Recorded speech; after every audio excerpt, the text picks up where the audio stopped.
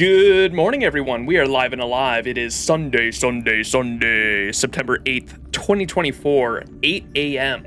We're starting a little later today. Normally, I start like either super early or late in the afternoon. This is a weird time for me to start, but regardless, I'm very excited to hop into Honkai Star Rail and finish up the XianZhou Luofu arc today.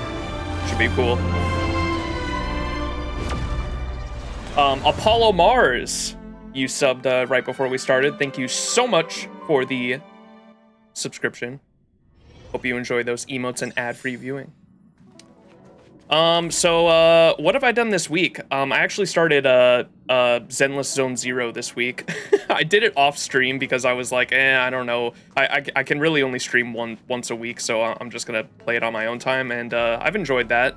I rolled for, spent, like, all the currency that the game gives you, because, like, I knew that at the start of gacha games, the game kind of just throws gacha currency your way, and so I was like, this is probably a good time to start, because I do really like the XianZhou, the rat character. The marketing for that character, dude.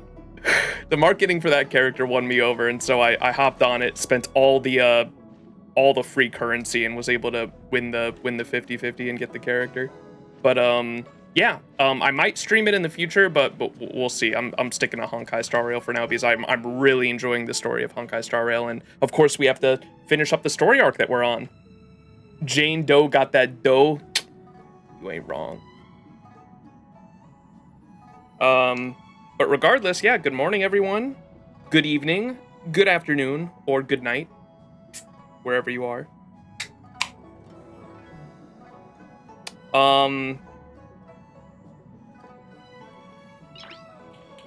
I'm trying to think of any, like, nice contextual, like, story stuff that I should mention. I don't think so. Like, I think I got all my thoughts and feelings out on, like, where I think the story's going at the end of last stream, because we did the side quests. We did the, I think chat informed me that the one side quest where you do the one side quest with the blind woman, I forgot her name already, I'm sorry, but the side quest with the blind woman is, like, mandatory. Or it's supposed to be mandatory, or it's something you can miss if you don't do it before going into the second arc, right? And some of the criticism I've heard some people say that some criticism is that should have been like one of the actual main story quests. It shouldn't have been a side quest, but regardless, I liked the quest. Regardless of how they did it, I really enjoyed the quest. I think that was my favorite side quest out of all the ones we did last stream, and it obviously sets up a lot for the second part of this arc, for part 2 of the arc. Danshu was her name, yeah. It was main quest. It's something that you can miss, if I'm not mistaken, or does it make you do it? But they changed it to be a side quest. Yeah, I don't know if I agree with that then. Huh, weird.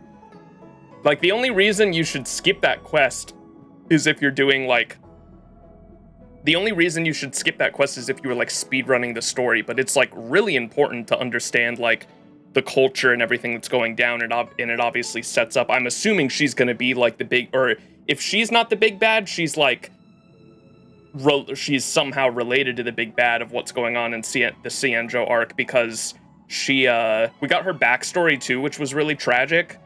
She had been praying to, who's the Hunt? I don't know his name, but the Hunt Eon, she had been praying to him, and her, I don't know if it's friend or roommate or lover or whoever, someone very close to her who had been with her since she was blind at a young age, went out to war to heal because they were both healers, and she got hit by collateral fire by the Hunt. Lan is his name, right? And it's definitely, like, you can understand. I love villains with an understandable backstory. Those are the best villains. Like, if you're just gonna make a villain that is just bad for the sake of being bad, it's not gonna be a really good story. That's why we call them, like, cartoon villains, for example. Like, if I ever use the phrase cartoon villain, I'm saying that they're just being bad for the sake of being bad, right? And there's no real substance to their character. The best villains are the ones that have an understandable backstory to where you can understand how they got to the point where they wanted to do bad things, right? Why they turned. that's why there's the internet meme of like someone going on their villain arc because something bad happened to them, right? And so you can see why she took the steps to she's like fully, I don't know what her full plan is. I don't know if that was detailed to us yet, but she is obviously trying to usher in another age of immortality on the XianZhou Luofu, and that happened like over 1,000 years ago or however long ago, and they rebutted it because of the disease and the sickness that the immortality brought with them. Sanctus Medicus, that is the group, right? And so she referred to herself as the master of the Sanctus Medicus, if I'm not mistaken. And so she referred to herself as the master of the Sanctus Medicus, and so I don't know if there's anyone else higher than her, what she's trying to achieve or what, but I imagine she's like the big bad pulling the strings, or has been this whole time. The hunt prevails.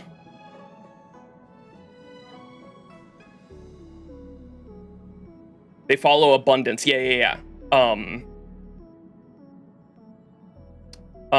So they follow Yoshi. We we make fun of him and call him Yoshi, but if I go to data bank here, eons.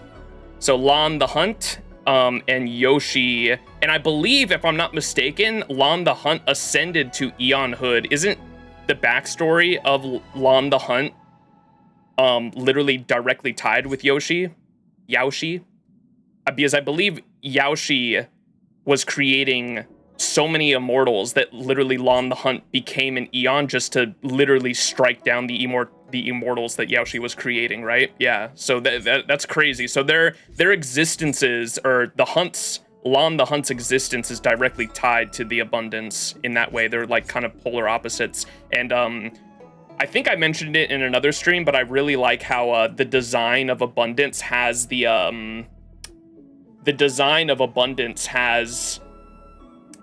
the wheat in her hand, right?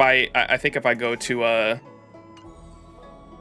simulated universe real quick, which I did just before stream finish that up, so I think I missed like the last 2 rewards on it last week, but made sure to get it this time. If we go to here, we can see their artwork.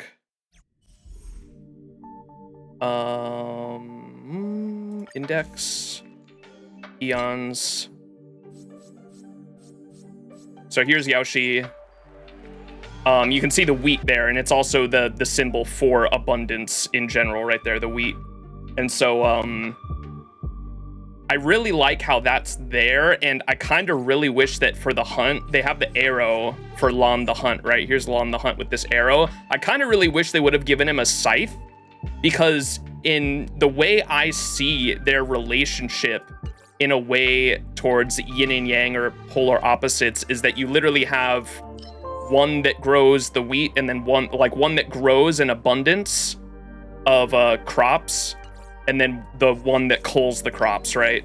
Is kind of their back and forth, is kind of how I understand their relationship. It's really cool.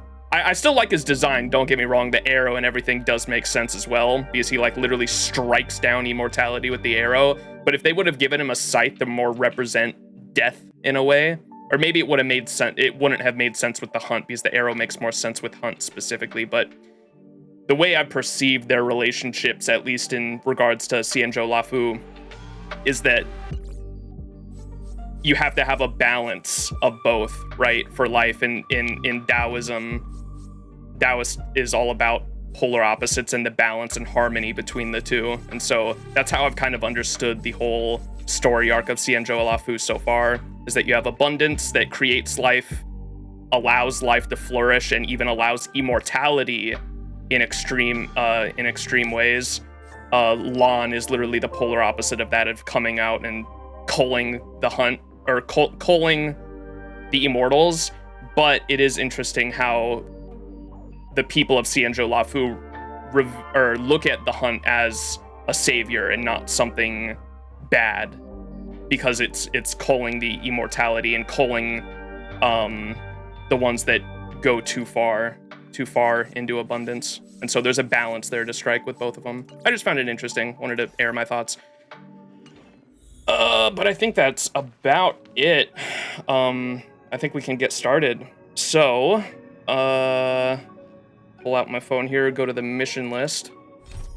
I have done pretty much everything. I did start Golden Gears and Swarm Disaster this week on my own time. Teacher and a Friend. This is part 2 of the the design for the what are they called? The vehicles in XianZhou Luofu. And then here's the main quest, Desolate and Despair. And I also did have messages. So we have Dunhung's message, which I still can't do. We have to get, I don't know why they give this to you early, because I can't even do it yet. We have to see what Dunhung was doing while I guess we were fighting the deer boss, I suppose, or retrace his footsteps with this quest, but we got it early and I can't even do it yet. But I did get another message from Luofu, who this was the Star Skiff, yeah, is what it's called. This is the Star Skiff accident quest that we did last stream. If you remember, Luofu was the employer, and then we had someone else who was like a servant, but she was in the late stages of the immortality disease. What is that called, by the way? The immortality disease? What do they call that? They have a word for it. I think there's like several words for it, even. Mara struck, yeah, the Mara. So it seemed like she was in her later years, the servant, and she was like having something similar to dementia, where her memories weren't that good, and she was like writing down everything that she had to do as a servant. And Luofu was like about ready to fire her, and I think we talked her out of it, or like convinced her not to, and convinced her that she was like family. She had taken her in for like 800 years or something like that, and she was more akin to family now than an actual servant or a employee. And we convinced her not to, and basically convinced her to take her in as some family. And this is what she messaged us a day after the quest. After some thought, I think I should tell you this. After all, you've helped us so much so far. I've renewed the contract with May. As far as the level of service is concerned, May is not quite there, but admittedly, I am not a perfect employer either. The important thing is that I'm not going to dwell on a fair price anymore. May showed my family a sincerity that can never be bought with money. I don't want to let her down. Thank you again, and I wish you all the best. Same to you too. So that's cool. Nice little conclusion to that quest. But I think we're ready. Achievement: receive a text from Luofu after completing the mission fired. Oh, and I guess I should also mention that I will be obviously rolling on Kafka is coming in how many hours? What, like less than a day and 4 hours, or a little more than a day. Yo, Diva Nax, thank you so much for the Prime Gaming sub. Appreciate it. If anyone else would like to subscribe for free, just link your Twitch Prime account with your Twitch account, or your Amazon Prime account with your Twitch account for Twitch Prime, and you can subscribe to your favorite streamer, and ain't that cool, for free. But enjoy those emotes and ad-free viewing. Thank you so much for choosing me to use your Prime sub on. New patch incoming. Don't watch for spoilers. Yeah. I haven't looked at anything. I just know that my Discord community has been informing me, and Kafka is obviously coming back, and Black Swan as well. You can't see because my webcam is blocking it. But there's the that's how much I have saved up right now, 130 tickets, and that's mainly because of Sparkle. Because of Sparkle, we got Sparkle super early in 3 multis, if y'all remember, and then got her light cone in 2 multis. That was a ridiculously lucky polling session, and now that I know Kafka is coming back, all of this is basically saved for Kafka. We're gonna try to get Kafka, and then probably Black Swan after that.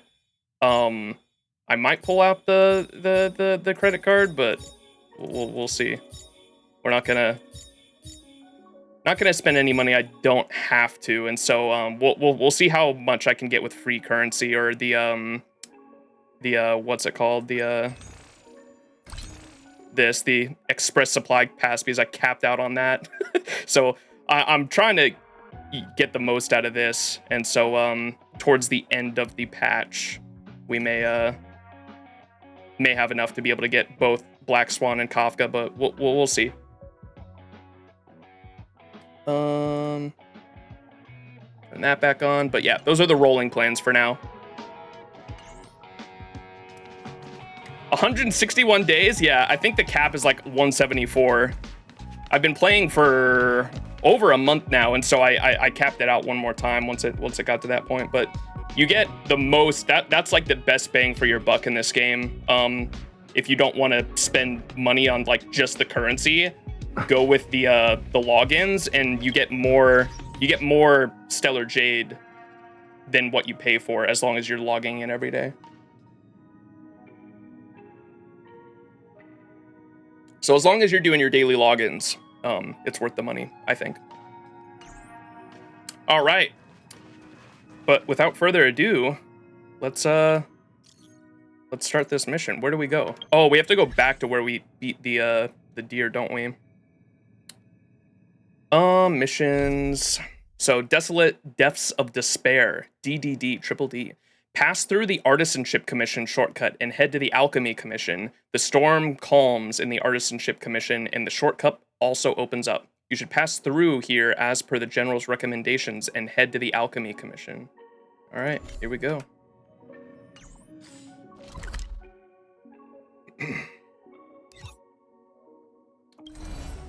To the XianZhou Luofu.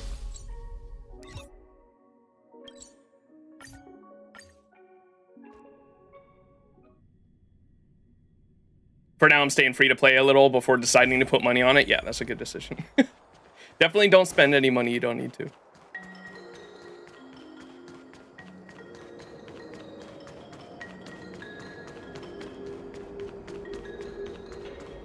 Oh, there's a thing over here I never even activated. It's been like 2 weeks since we beat the deer, about. Or feels like it's been like 2 weeks.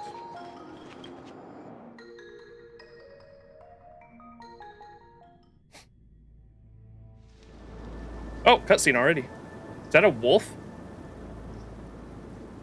I saw a wolf on the ground. Yeah. Whoa. Looks like the battle here was intense. The Master Diviner must have launched the campaign while we were delayed in the Artisanship Commission. Oh, I didn't mention it. I should go back and read those messages, but it seemed like Ting Yun was going to have a like character moment this arc too, because she kept freaking out on like whether or not she should, because the Foxian people in general, like their culture comes from abundance, and so they worship abundance big time. The Foxian people, I believe, is what chat was telling me. And Ting Yun had a very big moment where at the end of last stream after we beat the deer, where she messaged us and was like conflicted on like what we were doing and whether or not it was right to go against abundance. And I thought that, I was like, okay, Ting Yun's gonna have like a pretty big like character moment or like character arc this in part 2 of XianZhou Luofu. So we'll see. So Ting Yun says, the Master Diviner must have launched the campaign while we were delayed in the Artisanship Commission. She must have divined it was the right time. I can't imagine Fu Xuan obeying orders to the word. Time is of the essence. The most important task for the XianZhou Luofu is suppressing the Stellaron. He said Ting Yun was freaking out about the tree, seeing that was like catnip for Foxians. Tiny gun. General Jing Yuan tasked the Master Diviner with commanding the Cloud Knights. He would have known she'd act on the results of her divination. Thank goodness the General didn't make us go with the Knights. Fighting is totally different from adventuring. All these people, it's tough to bear. I'm afraid this is nothing, Benefactor. What? Centuries ago, an emanator of abundance besieged the Luofu with the aim of taking the Ambrosial Arbor.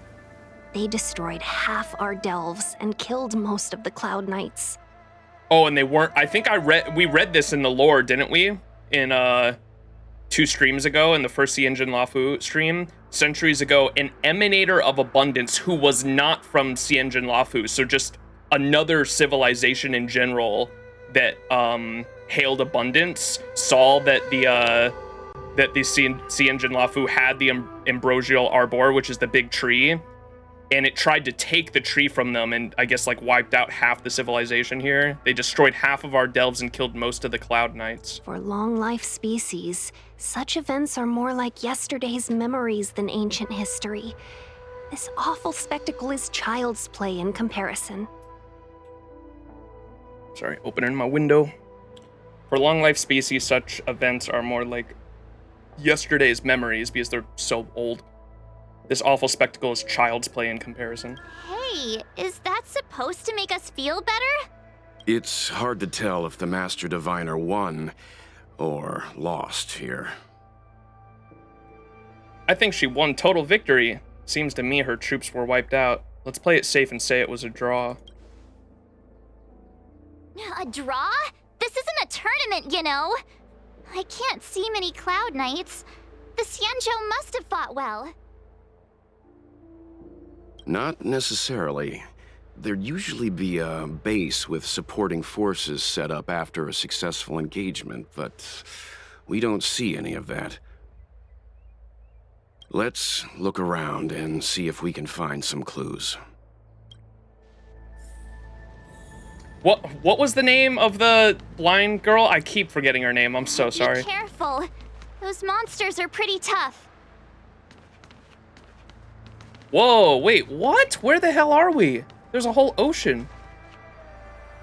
This is all on a ship, too. This is whoa, wait. Did that thing get bigger? Is that the same tree? Wait, what? That thing's way bigger. Danshu, yes, thank you. And these are all, so now we know Danshu's behind the one behind these, the Mara struck. That's the ambrosial, that's wait, how did it get so much bigger? So it's growing. It was not that big last stream, dude. What the fuck? On the monster's rigid body, several conspicuous wounds are shrinking at the speed discernible to the naked eye. Despite the absence of any vital signs, you sense that the monster in front of you is not completely dead. Ooh. So it's like regenerating. The poor doggy. Ooh.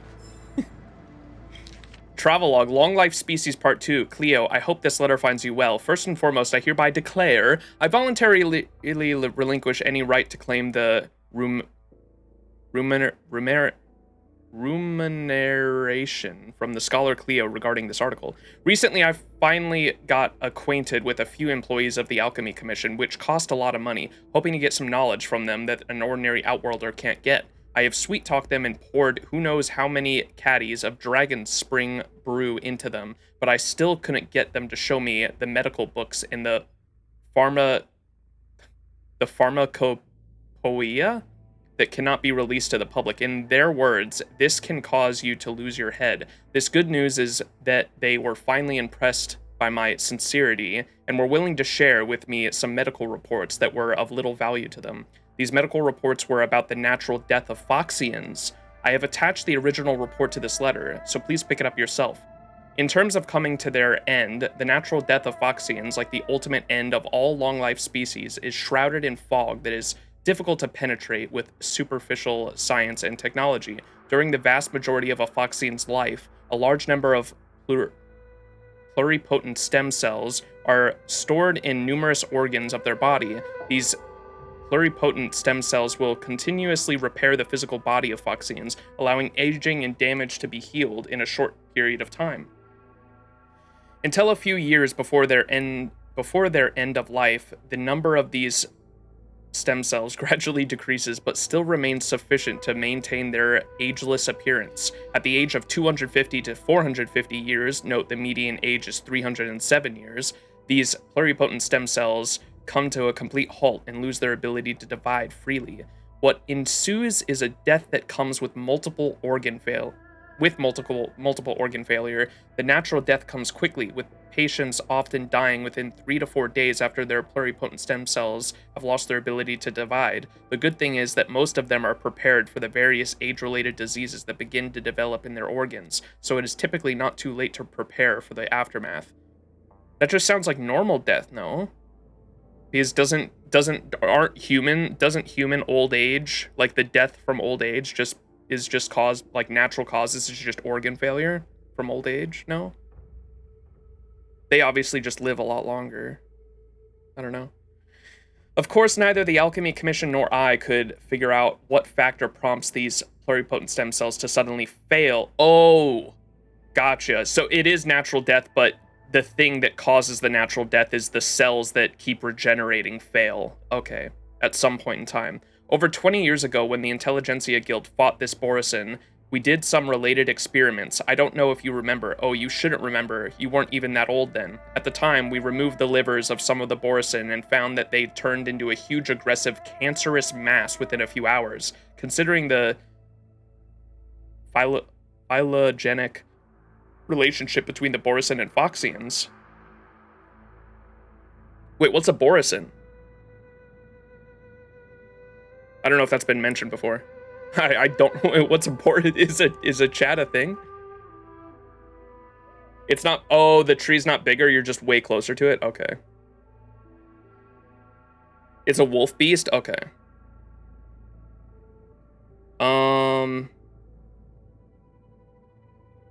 We fought the Borisin. We did some related experiments. I don't know if you remember, or you shouldn't remember. You weren't even that old then. At the time, we removed the livers of some of the Borisin and found that they turned into a huge, aggressive, cancerous mass within a few hours. Considering the phylogenetic relationship between the Borisin and Foxians, I think the principles involved are probably similar. There is something else that is unexplainable. There have been many case studies where the entire liver of a Foxian patient is completely removed, but there has never been a record of a Foxian turning into a cancerous mass. In fact, most Foxians grow a new liver after such a procedure and are discharged from the hospital with a normal recovery. Although the records do show that losing a liver results in a much slower to regenerate compared to the loss of other organs. The whole concept they've done here with the immortality is like crazy interesting too, because we learned from the blind woman, keep forgetting her name, I'm sorry, Dan Shu. We learned from Dan Shu in her quest last stream that however you are born and whatever deficiencies your body has as an immortal, when you're born blessed by the blessed with the immortality cells that the abundance gives, your body will constantly try to regenerate whatever your original state was. And so, for example, a normal mortal, if they're born blind, they can do surgery to get normal eyes back or working eyes back, or if you have some kind of some kind of disease you're born with that you have to live with for life, there are medicine and things that can be done to help that or completely erase it entirely. The immortals can't have that because their body is constantly trying to regenerate their original state. And so, for example, Dan Shu did surgery on her eyes to get normal working vision, and her body literally regenerated the blind eyes back, and it was extremely painful for her when it happened. And so, interesting concept for what they've done for the immortals here. You'll see the Borisin later on. Okay. I was just yeah, we don't have to go too in depth with it. I know someone in chat said it might have been spoilers. If you just wanted to give me a brief description on what it was, so I just can understand the context of the story, that's all I need. So it's a wolf thing. Gotcha. That's all I need to know. It's like super coded in their DNA. Yeah. So I currently believe that, and they called them. What did they call them too in the culture? They call them like not. There's like a stigma against people that have that too. They call them like the unpure or something like that. Like the immortals that are born blind or with diseases, or with one of them we knew had like a limb deficiency, so like they could never walk in life, and if they ever tried to do anything to their legs, their body would just refuse it. Incomplete ones, yeah.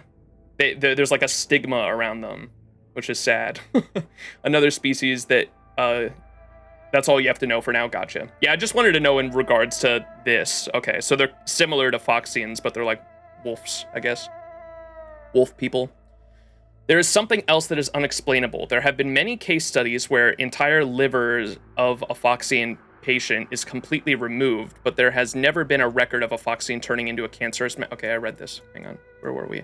Although the records do show that losing a liver results in a much slower to regenerate compared to the loss of other organs. Ooh, why the liver? Interesting. I currently believe that there are two explanations for this. One, Foxian pluripotent stem cells aren't generated at the liver, but just gather there for some reason. Oh, which explains why the regeneration rate becomes slower after losing an entire liver. What does your liver do, chat? I'm sorry, I'm not too versed in biology, but what do our livers do? Because I know that your liver like processes food and or things that you consume, right? Am I mistaken? Filters your blood, cleans blood, I think. Okay. That's why you have like liver failure if you like drink too much alcohol, right? It filters. Gotcha. Interesting. So Foxian pluripotent stem cells aren't generated at the liver, but just gather there for some reason, which explains why the regeneration rate becomes slower after losing an entire liver. Foxians have some kind of biological difference with the Borisin, and this subtle but huge difference determines the difference between the XianZhou natives and the abominations of abundance. Ooh. Okay, we're gonna delve deep into some lore in this arc when we go into the Alchemy Commission, huh? Let me read that again. Foxians have some kind of biological difference with the Borisin, the wolf people, and this subtle but huge difference determines the difference between the XianZhou natives and the abominations of abundance. Obviously, the incomplete immortality of Foxians is not accessible to us, but I find that there is still a considerable degree of commercial value in it. Oh boy. While these pluripotent stem cells aren't actually all-powerful, they can still enable Foxians to maintain their youthful appearance until their demise. That's why they are beautiful. Cleo, before I set out, you said to me, Teacher Riordan, I do not want to live forever. In living so long, even the more interesting things in life become meaningless, but I'm afraid of getting old. Aging is terrifying. That's a bar. I didn't pay much heed to you at the time, and probably was even a little cold to you. But now I have to say that you are probably right. Most of the potential customers we find in the cosmos probably hold the same thought as I do, or as you do.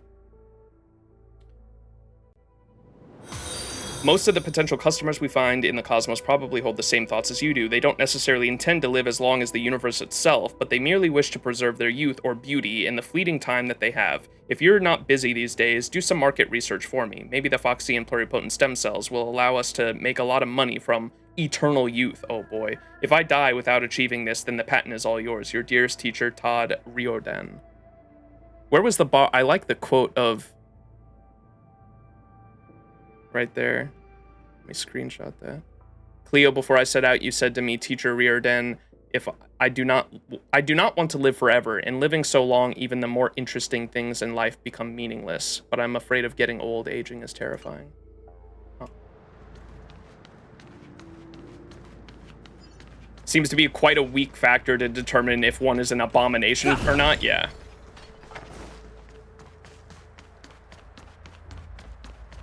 Well, they also call, I didn't like how they call the people born with like disabilities and shit, they call them Look, incomplete there's someone ones. over It's there. wild. Oh, I see a doggo. Here! There are still survivors here! You're not the Knights. What is your purpose here? It's dangerous. Ooh, woman in healer dress. Wait a second. We're reinforcements sent by the General. Where's everyone else? Resorting to short-lived species as reinforcements. Jingyuan is truly running out of options. She's with the Alchemy Commission. They're okay, theory time. She's like literally turning them into the Mara-strucken. Maybe they beat the soldiers and then they like force feed them the pellets or whatever. Run! She's a disciple of Sanctus Medicus! Silence. If my healing worked, you'll become one of us. Monka. And then it's not just me they'll be running from. One of us. One of us. Oh, we actually gotta fight him. Hurry! Leave here! I can't control myself anymore! My oath is to a solitary Thousand rose. wonders to fight as one! Sorry, buddy, get I Argentine. will protect all beauty. Time for a shot. Lance at the ready. Seize the moment.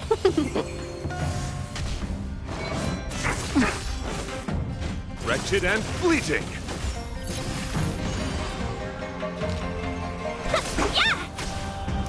Nap time.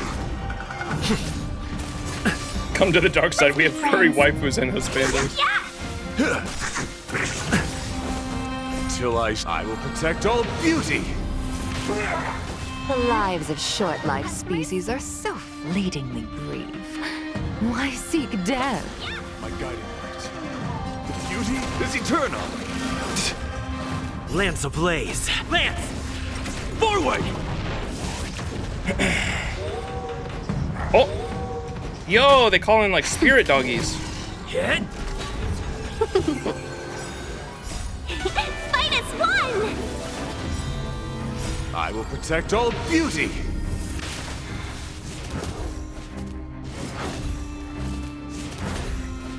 Wretched and fleeting.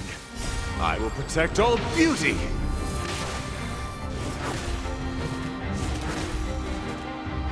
Yeah! Nap time. Lance! Forward! Why did you come to the XianZhou? To seek immortality? You don't have to appease Jingyuan. The disciples of Sanctus Medicus can provide all that you desire. All beauty.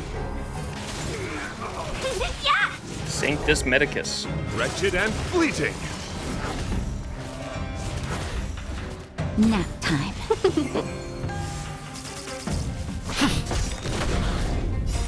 Lance! Forward! The beauty is eternal. I will protect all beauty.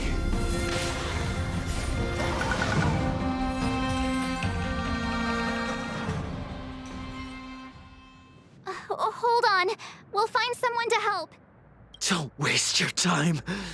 They've converted me. I don't have much longer. Go! The Master Diviner's troops are ahead. He stops talking. It could be because he is exhausted, or he's waiting for you to leave him be. Let's go.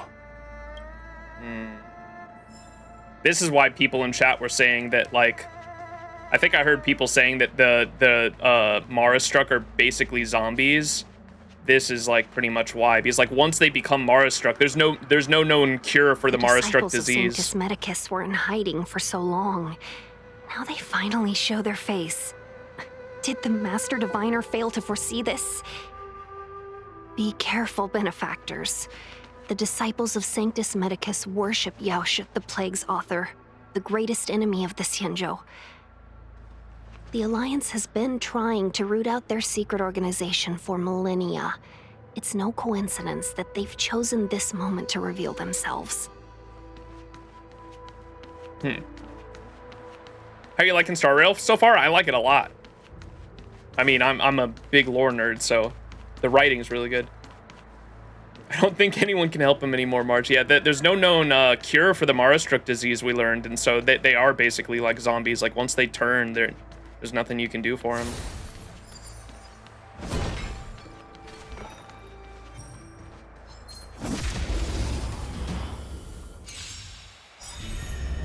We doing main quest? Yes, sir. Fight as one! Hopefully finishing up all of, the plan is to finish up all of, the, Arc 2 of XianZhou Luofu today. Just a little something. Think nothing of it. XianZhou Luofu. Wretched and fleeting. I will protect all beauty. Nap time. Yeah!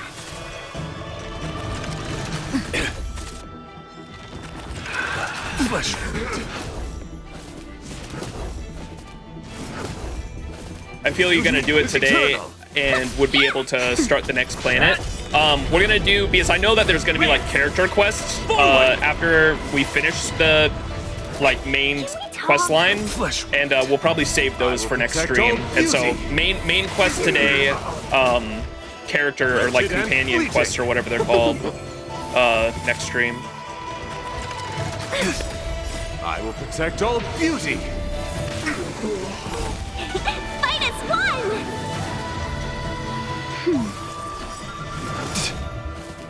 I will protect all beauty.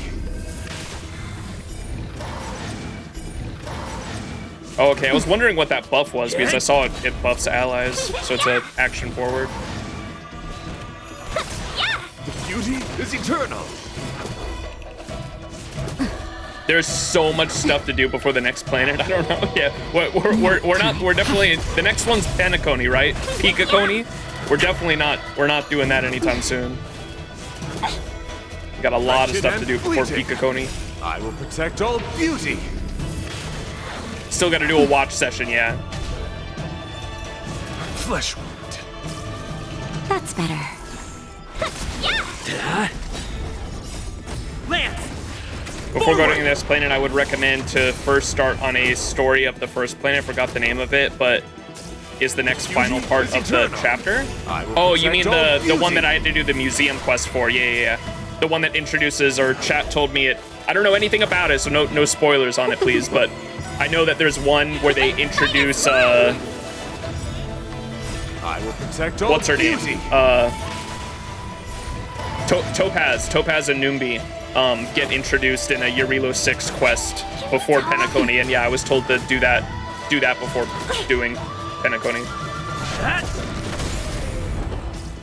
Wretched and fleeting. The museum's fun, yeah. I did the full quest, it was good. I enjoyed learning about all the old culture of Eurilo 6 and all that. Topaz and Numbi. Numpy. Dumpy. Topaz and Dumpy. Beauty is eternal. I will protect all beauty. What have I missed so far? Not much. We're still in the very first area of the second arc. Forward! So, but I don't really like Penacony that much. Don't get me wrong, it's great, but it's hyped up so much and it didn't live up to my expectations, sadly. Gotcha. I've liked people said I was gonna hate XianZhou, and I like it so far, so it'll probably be like similar. I also tempered my expectations for XianZhou though, because like everyone was talking shit on XianZhou, and I don't know, I like it. I really like, there's so much lore, and I feel like Eurilo 6 was a great first chapter to get you into the game because it was a solid story and it was self-contained. And then XianZhou Luofu just expands like the world building and the universe of Honkai Star Rail, and that's why I like it, because you have an ongoing battle essentially between two eons and a civilization on these boats, the XianZhou Alliance, that is like literally like multiple, that like what, 8,000 years old, I think they said, which is crazy. And the lore and the world building expansion of XianZhou, the XianZhou arc so far is amazing. I like it a lot.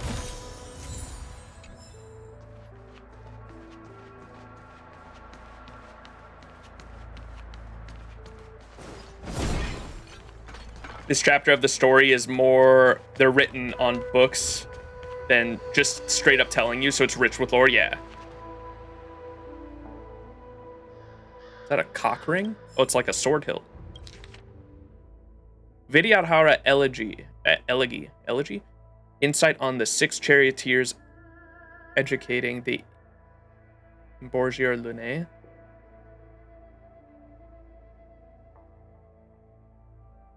After the sedation of Imber Lune was quelled, the Vidyadhara individual still worshipped Dan Feng in secrecy. We also know so our boy Dan Heng seems to definitely be like related to the dragons in some way, because he had a in the last time we caught up with him in the first XianZhou Luofu stream, we had him talking to Locha and Sushi, I forgot her name, Sushang. He was talking to them in one of his catching up quests, or like following in the footsteps of Dan Heng. He talked about how he knew a lot about how the dragons like stay immortal, and he gave us like a whole like monologue on the dragon rebirthing cycle, and it made him sound like we definitely know he has ties to XianZhou Luofu somehow, because he was banished. He's not allowed to set foot on the XianZhou Luofu. He said he can step foot on other boats, which is interesting, but specifically the Luofu he is banished from, if I remember correctly. And so maybe he's related to this somehow. After sedition, Imbibitor Lunae, am I saying that right, was quelled, some Vidyadhara individuals still worship Dan Feng in secrecy, creating various literary works and dramas remixing the whole narrative of the sedition from the perspective of supporters. So, sounds like there was worship that was outlawed. The Luofu's 6 charioteers let most of these plays go, but the 6 charioteers advocating the Imbibitor Lunae. Am I saying that? That is such a weird word. Is this translated to something? Does that mean something in Chinese by chance? Imbibitor Lunae? That sounds like it's like XianZhou Luofu, how XianZhou is like immortal boat, right? Was very influential at the time, even prompting some Vidyadhara individuals to form groups against the alliance. The seat of divine foresight was forced to ban performances of this play. Oh, it's a play, and strictly prohibited publication of its libretto. So it was like a story?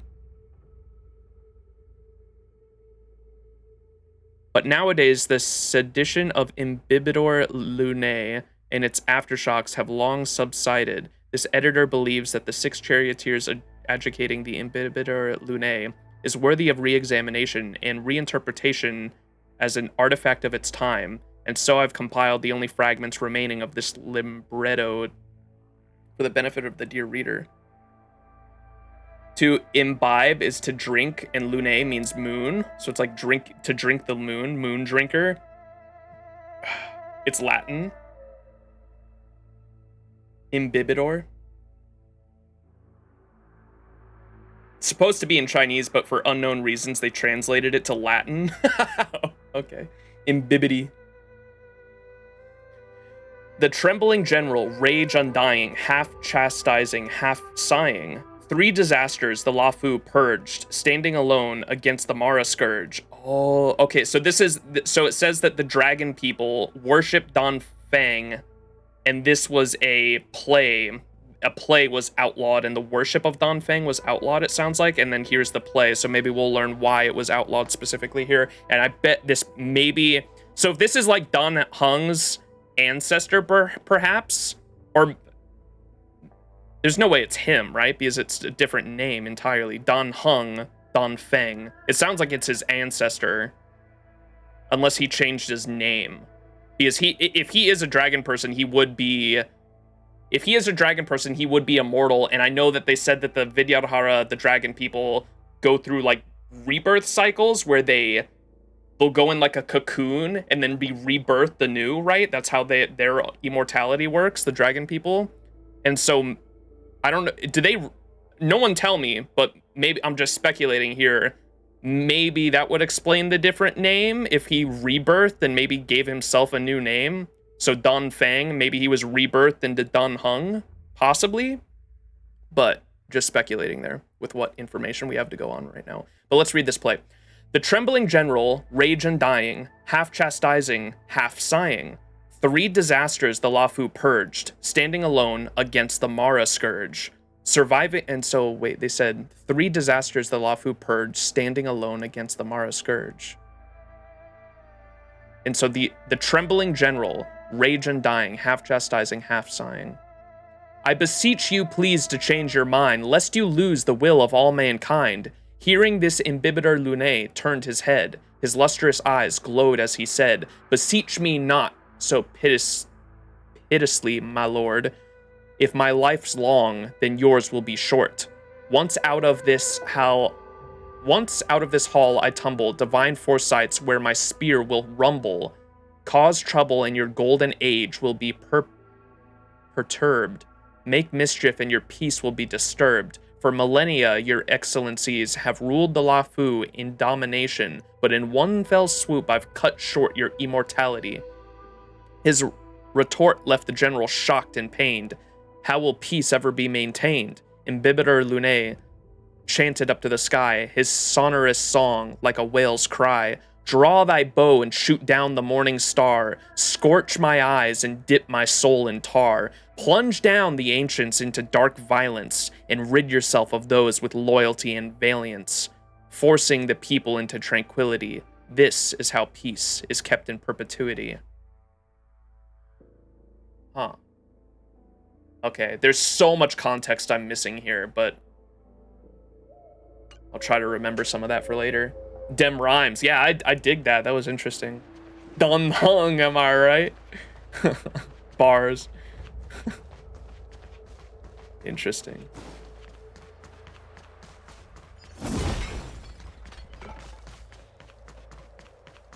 Hey, what are y'all doing with that bird?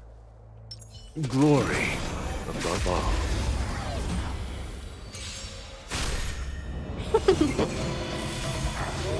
Love that you actually take your time going through these. Very appreciated. Of course, I do it because I enjoy it too. Like, I genuinely enjoy world building in video games. Makes them more enjoyable for me. So I'm mainly glad you guys as an audience enjoy it, because I've always enjoyed it in video games. Like, I think like the first game that I really enjoyed that in was like Dark Souls, like reading the item descriptions on weapons and stuff to try to figure out like what's going on in the world, and the world building is all done on readables for the most part, and visual storytelling in the world. And so understanding the context of like what you're fighting especially like makes video games so much more enjoyable for me. Been playing since 1.0 and there are still things that I learned from the first time watching you. No way. Nap time.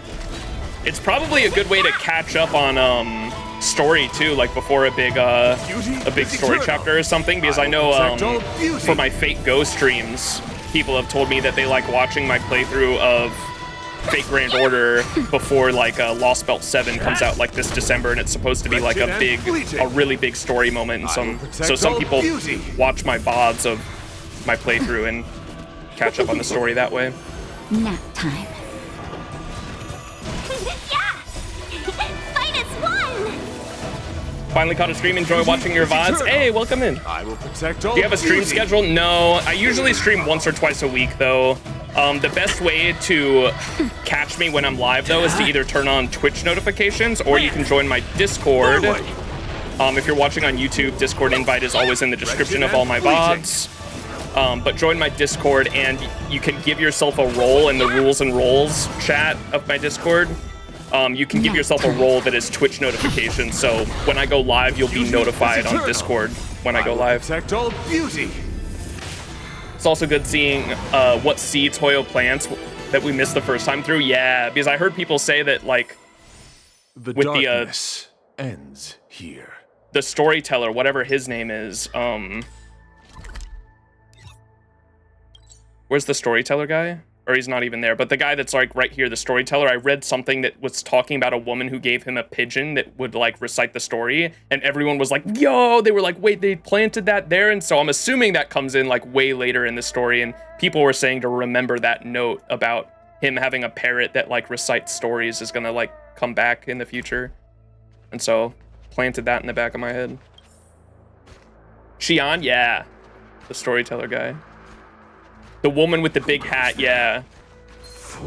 Who I assume when the description of it, no one tell me who it is, but the description of it made it sound like Jade to me, because like, what mysterious woman has a big hat? I was like, I don't know anything about Jade other than her character design, and she's with the IPC. That's all I know about her, because when I first started playing, she was on the banner, or she was on Raid Up, or she had her banner. And yeah, she was the only one that matched that description in my head. I will protect all beauty.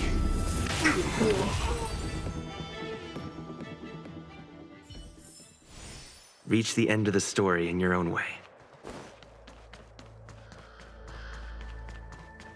Is this the right way? No, we're going that way. Let me keep... See where this bird goes.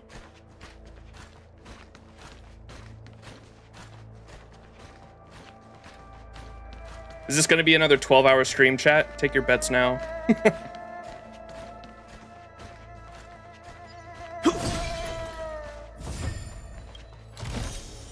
Looks good. Glory. Definitely 10 and a half. Burb. It better be.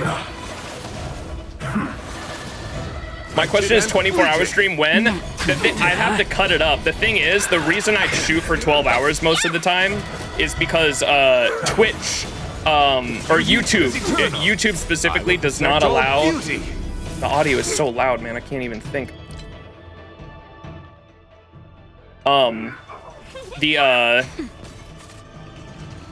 YouTube does not allow uploads longer than 12 hours. And so the reason I shoot for 12 hours most of the time is because if I go over 12 hours, I literally have to download the VOD and cut it down, which is annoying. Maximum YouTube duration is 12 hours. Yeah, it's very annoying, which some people get around it, and I have no idea how. I've literally seen recently, because that was a rule YouTube put in place back in like 2022, I think. 2021 or 2022, YouTube made that rule that I guess their servers were getting so packed with like people making like 24-hour videos or like 48-hour videos that they were uploading, and so YouTube put a cap on a certain size that you can upload and a length that you can upload. And now I don't know what the size is. It's pretty big. It's like 500 gigabytes or something like that. Like a YouTube upload cannot exceed 500 gigabytes, and it cannot be longer than 12 hours, I think. But some people get around it somehow. I've seen people upload 24-hour videos recently, and I have no idea how they get around it. How about live streams? It will, if it's a live stream, it will cut it up into multiple videos.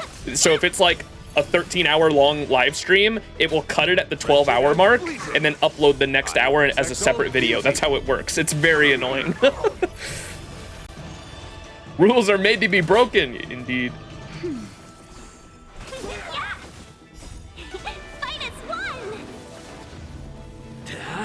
24-hour video, 480p, easy clap. I will protect all beauty.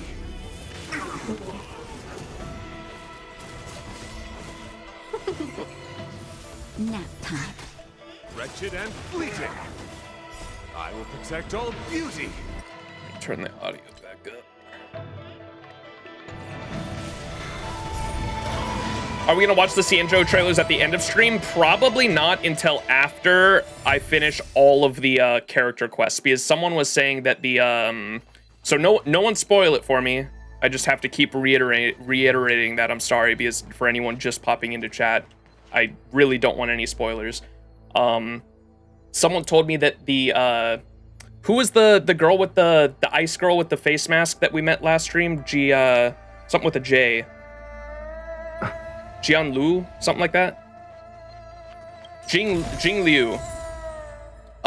Someone said that Jing Liu's quest, similar to Serval's, is like a really good stopping point for XianZhou's like story arc as a whole. And so they said, Discord was telling me, do all the character quests or do any side quests that I want to, but leave Jing Liu's for last, because whatever her side quest is or her companion quest is, similar to Serval's with Yurilo 6, is like a really good like conclusion to the full story arc. And so I'm planning on doing that. And then also people said the Flash trailer that everyone was trying to get me to watch after she was introduced last stream, they said a lot of stuff in the Flash will make more sense contextually after I do that quest, the Jing Liu. Sorry. So I'm probably gonna save all the Flash and like character trailers and everything like that for like literally once we're absolutely done with XianZhou. What is here? Oh, I guess I can't go here.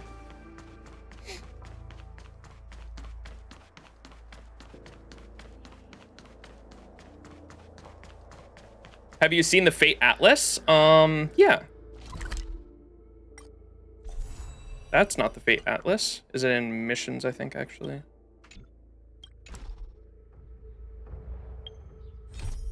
Here it is. This thing? Yeah. There's still... we still haven't done the moles quest back here, but we've done, like, literally everything else. Equilibrium. Excuse me. But yeah. Whoa, wait, there's a third arc? Or is that the newer stuff? Because I know we come back. People said that we literally go to Penacony, and then like the current stuff with like March, we come back. Is that what that is? I was like, wait, what the fuck? There's a third arc there? Equilibrium.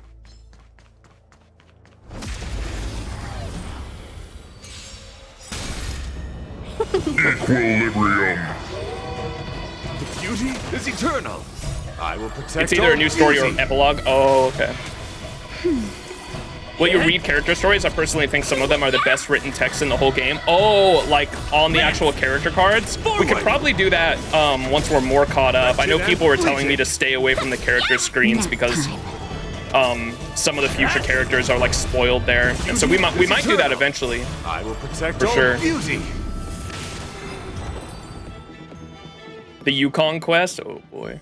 I like her splash Reach art. the end of the story in your own way. Official announcement. Official announcement on the origins of the Disciples of Sanctus Medicus. Ooh, this might be interesting. In recent times, the organization calling themselves the Disciples of Sanctus Medicus has grown and caused trouble within the XianZhou Alliance. Although the so-called Master Primus, we met her, that's Dan Shu that we met last stream, of the Disciples of Sanctus Medicus has already been incarcerated. Wait, what? In recent times, the organization calling themselves Disciples of Sanctus Medicus has grown and caused trouble within the XianZhou Alliance. Although the so-called Master Primus of the Disciples of Sanctus Medicus has already been incarcerated, there are still many diehard followers who stubbornly pursue revenge or revival. In this context, the Ten Lords Commission believes it is necessary to publish a manual that succintly helps officials of various departments and spirit fathers to recognize the true natures of the Disciples of Sanctus Medicus and make it easier for everyone to help turn back those who have gone astray. Is this an old leader then? Is this an old Master Primus that was incarcerated? Maybe I'm not supposed to know that yet. That makes it seem like there was an old Master Primus and Dan Shu is like a new Master Primus maybe. She referred to herself as Master. I don't know if Primus was in there. Succubus Lady Avalon, where? What is the Disciples of Sanctus Medicus? In short, the Disciples of Sanctus Medicus who are currently acting indecorously in the XianZhou Alliance are a criminal organization that uses an ancient name and has been established for less than 30 years. Because we know that they were around 1,000 years ago. They were the ones that were like fully into abundance and trying to go all in there. And the new Sanctus Medicus, who is Dan Shu, or the new leader and organizer of the Sanctus Medicus, saw them and saw their failures and wanted to rebirth them again. And thought that the reason why the Sanctus Medicus of old didn't succeed or failed and were abolished, I guess, were because they didn't go into the Mara Struck. And so I think the whole philosophy of Dan Shu's Sanctus Medicus now is that they should embrace the Mara Struck and like give it to everyone early, which is what they're doing. And that's why like she has an army of zombies now, supposedly, who are currently acting indecorously in the XianZhou Alliance, are a criminal organization that uses an ancient name and has been established for less than 30 years. Everyone should remember this and not be deceived by their wild claims of thousands of years of history. Gotcha. After the Three Sufferings era, the XianZhou Alliance completely banned the belief in the Plagueis author and strictly prohibited the spread of the calamity of eternal life. Those who nostalgically longed for the traces of abundance of the Theophany era founded a retrogressive religious group called the Disciples of Sanctus Medicus. Excuse me. The followers of Disciples of Sanctus Medicus believe that they have inherited the knowledge and legacy of the Theophany era, and with doubts about the goals of the Alliance, they seek spiritual answers and continue to believe in the abundance. In the development following that, the Disciples of Sanctus Medicus gradually crossed the line, following the emanators of the Plagueis Author. Is the Plagueis Author, is that what they call, is that what the Luofu leaders in authority call the, abundance? Oh, that's Nanook, Plagueis Author, because the cancer of all worlds. Gotcha. Wait, it is Yaoshi? Anti-land movement, yeah. That's why I find it so interesting. I guess I can understand why some people criticize XianZhou Luofu. I find this so interesting because the thing that really got me into the lore, if you go back and watch my first stream of my very first stream playing Honkai Star Rail, the thing that got me really into the lore was the concept of the eons. I have not been this interested in a fictional, what's the word for like a bunch of gods? I'm spacing. Why are words so hard, chat? What's like a plethora of gods? What is that word? Pantheon. I don't know why I was spacing on that. Pantheon. Yeah. Thank you, chat. I have not been this interested in a pantheon of fictional gods since like Skyrim. Like Skyrim's like Daedric gods are so interesting too, and I remember like going so into it, and I think it's because of the followers and the fact that they have like each god represents like different beliefs and philosophies, and then on top of that they have followers, and there's different splinter groups of followers that also have different outlooks on that specific philosophy. Like you have the nihilism one was so interesting to me. What's the giant black hole? It's so cute, the little sad black hole. That one has like two groups of followers that I was reading in the data bank, that it has two groups of followers, and like it's like literally two different takes on nihilism. Like you can look at nihilism as like a terrible thing where there's no point to life and there's no point to living, so like why don't we just like give up and die, like life sucks. And then there's another view you can have on nihilism where if nothing matters, that means life is a very rare experience that should be cherished, and the whole point to life is like literally just to experience it and find your own reason for living. And so there's like different views of nihilism you can have on that, and you find that in the nihilistic path. And so I thought that was so interesting. And now in the XianZhou arc, the reason why I love this arc so much so far is that you have like literal two eons and their followers like battling it out, and they're two like complete opposites. You have immortality and the hunt was created to directly go against the abundance and immortality. And so I'm sorry, I'm just I'm yapping right now about how much I love this arc and the concept of Honkai Star Rail, but the writers go so hard, man. It's very cool.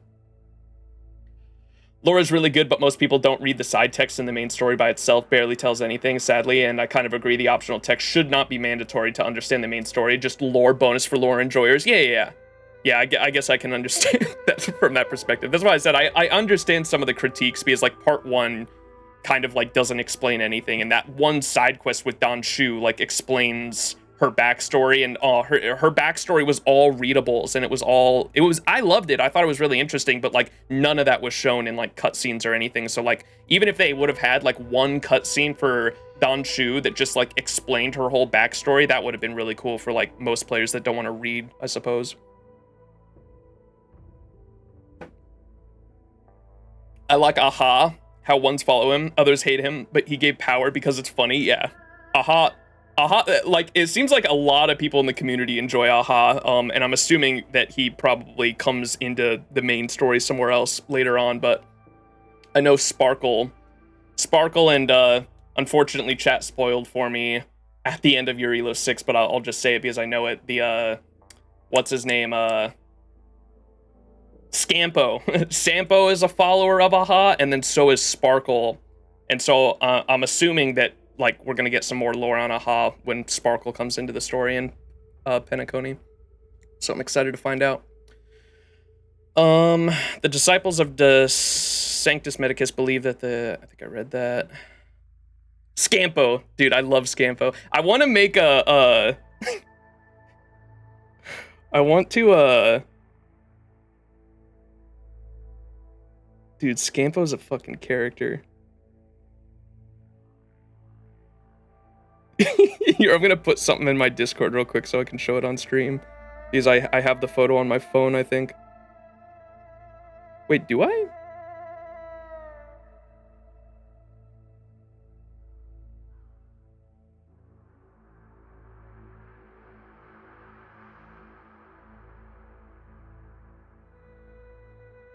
I have a really creepy photo of Scampo. Or is it a GIF? Maybe it's a GIF.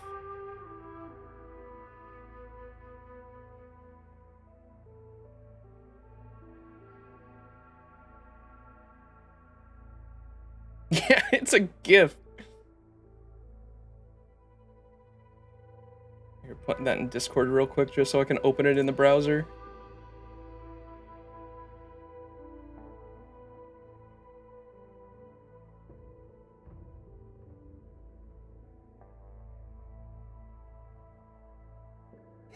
Dude, this shit's so terrifying.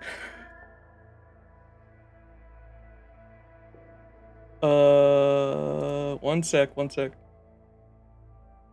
Bam. Here, look at this Scampo, dude. It's so creepy.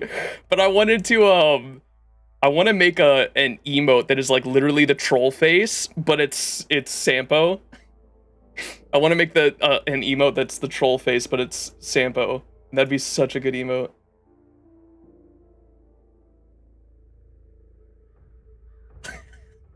It's kind of been played at the end of Billowog's story because he mentioned the tavern, and the tavern usually refers to Aha. I would have assumed just because he kind of does a fourth wall break in that cutscene at the end of Yurilo 6 too. So I didn't really view it as like a big spoiler either, because like I think someone in chat said he is a follower of Aha, and we had like recently read the Aha or no, it was it's in Simulated Universe. In Simulated Universe, Aha like breaks the fourth wall by knowing it's in a simulation, and that's like really interesting, right? And so the Eon understands it's in a simulation and is like mad and angry about that, and it kind of breaks the fourth wall in a way. And then in Sampo's cutscene at the end of Yurilo 6, he kind of breaks the fourth wall by like looking into the camera, and I think he says something to the audience, and I thought that was interesting. And so it makes sense to me why he's a follower of Aha for sure.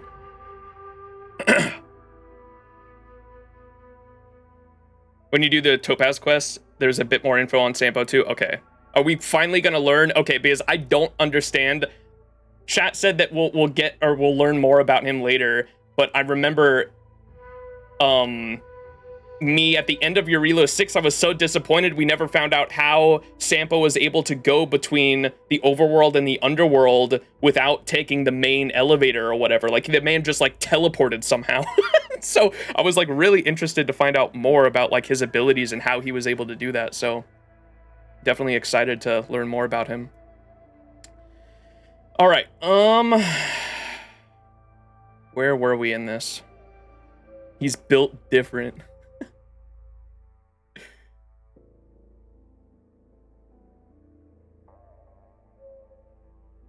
Okay, right here. The followers of disciples of Sanctus Medicus believe that they have inherited the knowledge and legacy of the Theophany era, and with doubts about the goals of the Alliance, they seek spiritual answers and continue to believe in the abundance.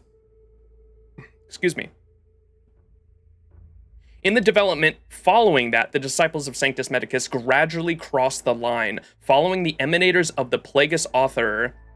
Following the emanators of the Plagueis author, you guys said that's Nanook, right? Plagueis author is Nanook? Or that's what the XianZhou Alliance calls Nanook?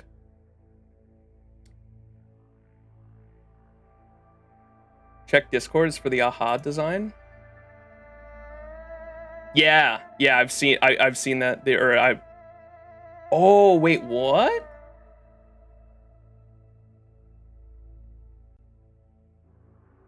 That's crazy.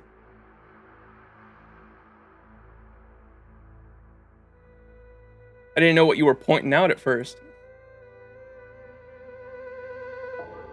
That's cool. What the fuck? Is that... There's no way that's intentional, though, right? That's insane, if so. For anyone wondering that's not... Or that might be watching this on YouTube in the future, they put a, Gerald put a, the Eon of Knowledge, I forgot the name of it, but it's like the giant like robot with the one big eye, and it's like from the side, and it's the eye is actually the side of the head, and it kind of looks like it fits into one of the masks or in the background of Aha's character, or Aha's Eon design. Interesting. Nos. The plague is Yaoshi, ruin is Nanook. Okay, gotcha. Thank you. So that is that they are talking about Yaoshi there. Okay. So in the development following that, the disciples of Sanctus Medicus gradually crossed the line following the emanators of the plague's author, Yaoshi, and widening their influences by accepting unsavory characters into their ranks. Among them were not only individuals with the political dissent and religious fanatics, but also traitors turned by denizens of abundance and overzealous outworlders with the intent of obtaining elixirs of immortality. God, the fucking... How did the writers... The writers are so fucking... They even got... Like, the fact that they even go so far as to, like, explain the world building and the dissent and the background of all the different factions, like, at war with each other here is just... above and beyond. So wait, what did they say about emanators? So, following the emanators of the plague's author. So, oh wait, is that the one that came to the ship? Possibly? Remember how they said they tried the emanators of the abundance tried to take the big tree? Is that what they're referring to here? In the development following that, the disciples of Sanctus Medicus gradually crossed the line following the emanators of the plague's author and widening their influences by accepting unsavory characters into their ranks. Are they referring to the ones that tried to take the tree?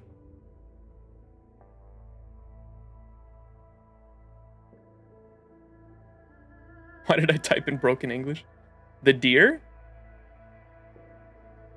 I don't know. I don't know what emanators they're referring to here. Anyways, among them, okay, denizens, abundance of overzealous outworlders with the intent of obtaining elixirs of immortality.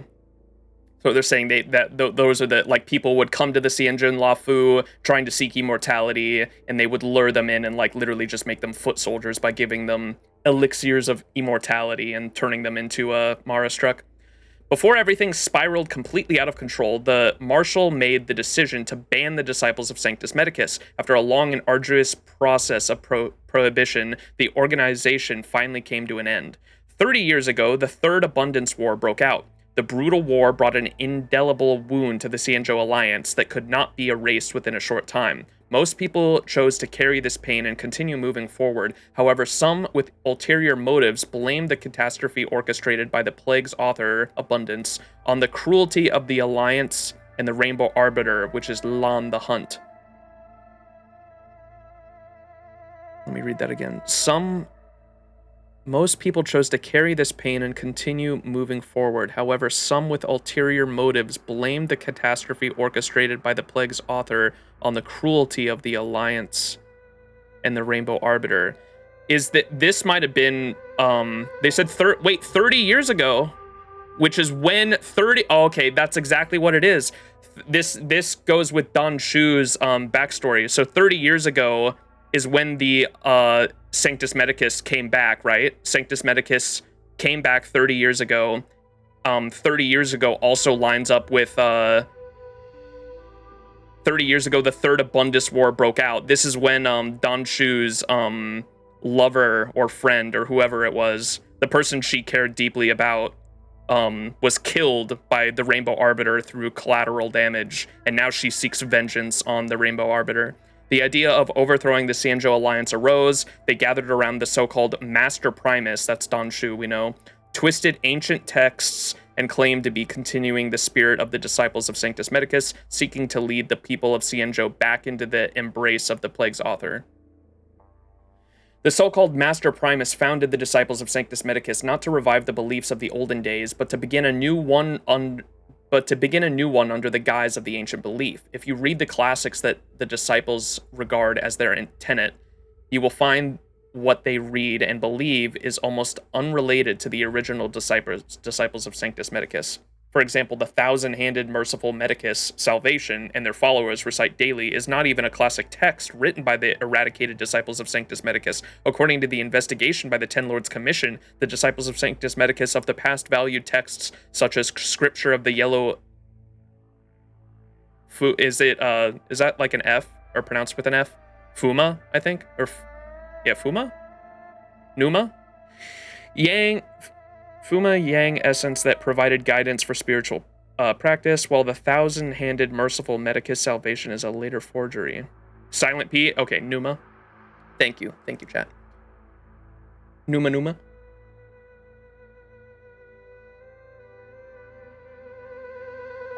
Okay. 2.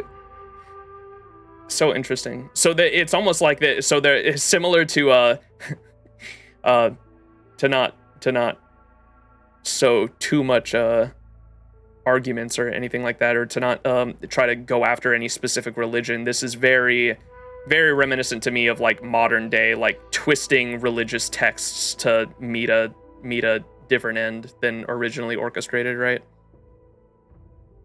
Is the confrontation between the XianZhou Alliance and the Disciples of Sanctus Medicus a conflict of beliefs? Yes and no. Yes, the XianZhou Alliance is acting in accordance with the Rainbow Arbiter's edict, placing the destruction of the Plagueis author and their abominations as the prime priority. However, the conflict between the XianZhou Alliance and the Disciples of Sanctus Medicus is not merely a conflict of beliefs. Yo, what's up, Cam? We're lore diving, baby.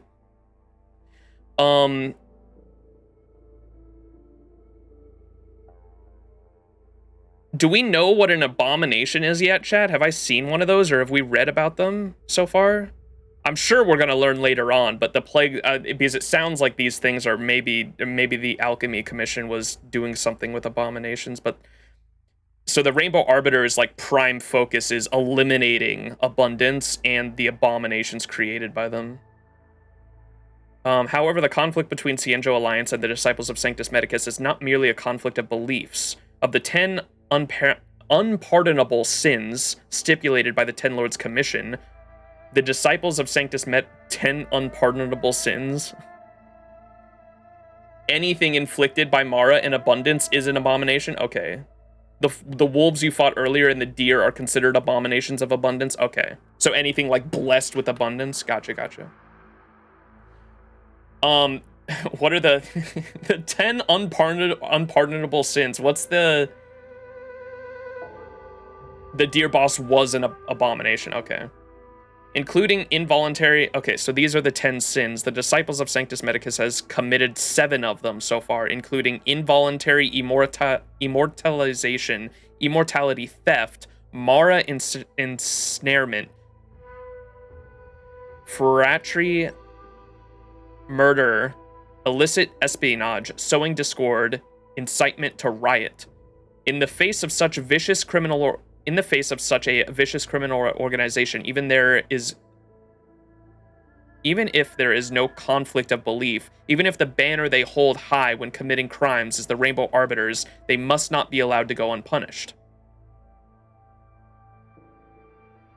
Additionally, the XianZhou Alliance is an open and inclusive civilization. Any outworlders, as long as they can abide by XianZhou laws, respect the XianZhou customs and traditions, and not hurt the feelings of the XianZhou people, regardless of their beliefs, is welcome through the doors of the Alliance. In fact, among the short-life species residing within the XianZhou Alliance, some came from civilizations where the plague's author is worshipped as a positive deity.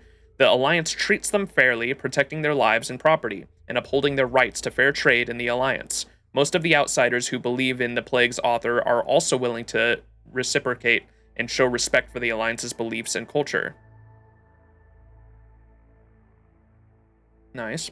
Despite having such a sharp and irreconcilable conflicts, the XianZhou Alliance can still set aside disputes with these outworlders in progress together. This is the manifestation of the open and inclusive spirit of the XianZhou Alliance. However, at the same time, the Ten Lords Commission also hopes that some outworlders will understand that the openness and inclusiveness that the XianZhou Alliance displays does not mean it is weak and easy to bully. Regardless of the purpose, the Ten Lords Commission will severely punish anyone who colludes with, funds, shelters, or harbors followers of the disciples of Sanctus Medicus. 3. What do I do when I meet a... what was this titled? Official announcement on the origins. Okay, so this is like an official announcement from the Ten Lords Commission.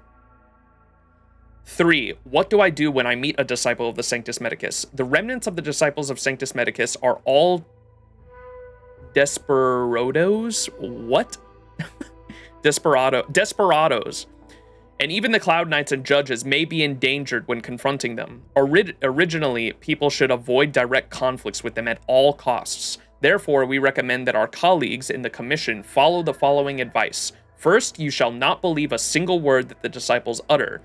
Every single sentence they spout are plain lies. Second, when necessary, you can deceive them and pretend to have the intention to join them. When they let their guard down, you can seize the opportunity to escape or report them to the authorities. Third, if a situation arises where a direct confrontation is unavoidable, one should gather the courage to fight back. Statistics from the Realm Keeping Commission show that in such a life or death situation, those who actively resist have a greater chance of survival. Fourth, immediately contact the nearby Realm Keeping Commission office or Cloud Knights and Spiritfarers stationed in the area after escaping. Do not go home directly, as it may attract unnecessary trouble. All right. That was a good read. I like that one.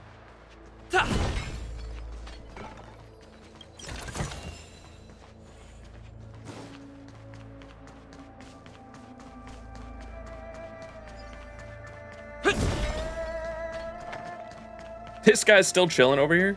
The disciples of Sanctus Medicus were in hiding for so long. Now they finally show their face. Did the Master Diviner fail to foresee this? Be careful, benefactors. The disciples of Sanctus Medicus worship Yaoshi, the Plague's author, the greatest enemy of the XianZhou. The Alliance has been trying to root out their secret organization for millennia. It's no coincidence that they've chosen this moment to reveal themselves. Oh, I think she already said that. So the Master Diviner, that's Fu Xuan, right? And she can like see the future or predict the future and shit. Yeah, it is kind of weird how was she not able to see this? Or maybe she did and didn't mention it? Have you predicted what Fate Stay Night servants, elements, and paths would be if they joined Honkai Star Rail? I have not. I don't know. Emiya or Archer would definitely be a what's Himiko and like the AoE path, like Argenti and all them. His has definitely got to be that. And then like the, oh my god, I cannot wait to see what his erudition, yeah, I cannot wait to see what his ultimate looks like, man, because I swear it better change the entire field. You know how cool that's gonna be if they make the reality marble like an actual, like, for like the next like 3 turns or something like that. Like he activates his ultimate, makes the entire field unlimited blade works, and then like does a bunch of damage, and then like the field stays unlimited blade works for like 3 turns. That would be so fucking cool. I've wanted them to do that because in Fate Grand Order, there's a character that can change the entire field and like the background and everything. It's Arquid from Tsukihime. They can change the entire field's background, but Archers doesn't do that in Fate Grand Order, and it makes me so mad. I wish they would update that and make that a thing. But yeah, I can't wait to see what the ultimate animations look like. A huge wolf-like beast lies on the ground. Its corpse shows no signs of life, but tiny saplings are sprouting from underneath it. Ooh. Removing the helmet, you look straight into the face of the fallen Cloud Knight. What? That's creepy. An expression of agony is frozen on the face of the XianZhou man of indiscernible age. You find a cluster of mutated branches at the temples of his hair. He seems to have been subjugated to purgatory like torture before his death. Ooh. Oh, so his body rejected it, it sounds like. They tried to turn him into a Marastruck, and maybe his body, like, rejected it and he died. Is that a treasure box? Did I miss one? Did I miss a treasure box, chat? Oh, yes, I did. Thank you. Literally walked right past it.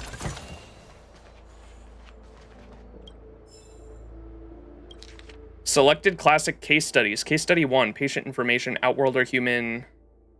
Chief complaint. 2 patients complained of using neural implants to connect their senses to each other for a long time since birth. Severe identity confusion has now developed, resulting in the patient's inability to correctly identify themselves. What the fuck?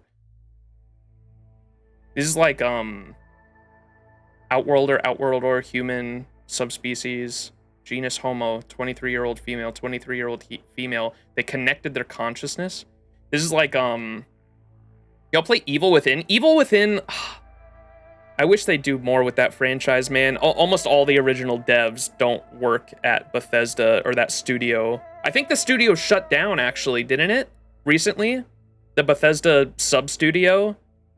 I think Microsoft, like, completely shut the studio down, unfortunately. But the creators of the Evil Within, the concept for that shit was so interesting. It was just like this. They connected 2 different consciousnesses to each other, and like that's what the setting of the game is. Are you talking about the stem? Yes, you know about it. Oh my god, Evil Within, the concepts in Evil Within are so interesting to me. Hoping the collab will have Hoyoverse remixes of Fate Stay Night OST. That would be cool. Yeah, because Hoyoverse's soundtracks go hard. That would be interesting. All right, so treatment plan: undergo surgical removal of the neural implants and take 3 doses of Spirit Soothe powder. Note, the Spirit Soothe powder medicine is extremely yin-natured and cooling, so it should not be taken in excess. Follow up: the treatment effect is good. Both patients have returned to normal conditions. Case study 2, patient information. Outworlder, Homo sapiens, subspecies of the genus Homo, 47-year-old male. Chief complaint: spacecraft accident resulted in irreversible damage to 80% of the patient's brain tissue. Treatment plan: injection of neural stem cells and electrical stimulation therapy and activate the compository mechanisms of the remaining brain tissue. Use autologous tissue culture to reconstruct the missing cranial bone. Post-operate intravenous injection of the Dragon King Nirvana broth to prevent infection and promote recovery. Dragon King Nirvana broth. What the fuck? Nirvana is the state in Buddhism you reach in its enlightenment, I think is what it like directly translates to, right? Dragon King Nirvana broth. Enlightenment in Buddhism to prevent infection and promote recovery. Follow-up treatment is working well. The patient is now able to continue completing his literary work. What the? What kind of broth is that? May I have some? Vidyadhara, oh, okay, new patient, Vidyadhara, 307-year-old female. Chief complaint: patient entered a comatose state, a coma, for 100 to 150 years after hatching rebirth. The diagnosis is Everdream Syndrome, which has caused an inefficient energy conversing during the hatching rebirth period. Treatment plan is patient requires lifelong intake of Qi supplementing medication. Follow-up: unavailable. Need to wait until the next hatching rebirth for the patient to confirm. Case study 4, patient information. Outworlder, Homo sapien of the genus Homo, 21-year-old male. Chief complaint: patient complained of cyberumcinity syndrome, which was diagnosed outside XianZhou but could not be treated locally. The patient does not like to engage in conflict with people in daily life, but cannot suppress his strong impulse to verbally abuse and provoke others and to stir the pot in cyberspace. Oh my god. It's literally a permanently online syndrome. That's exactly what it is. That's so fucking funny, chat.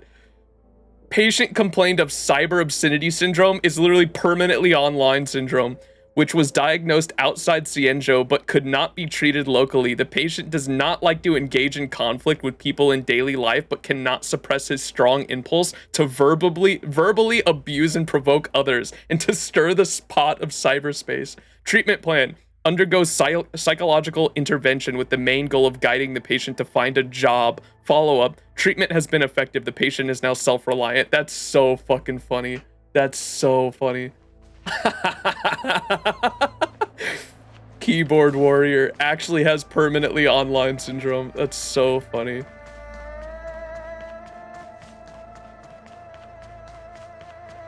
Oh, did I activate this over here? Oh, yes, I did. Okay, we're going in circles. Treatment, get a job.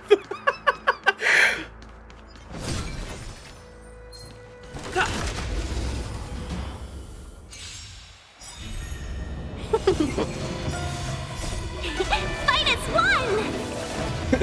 Yeah, the average Twitter user. Beauty? Twitter, Reddit, YouTube comments. Protect all They're all beauty. pretty bad. Nap time.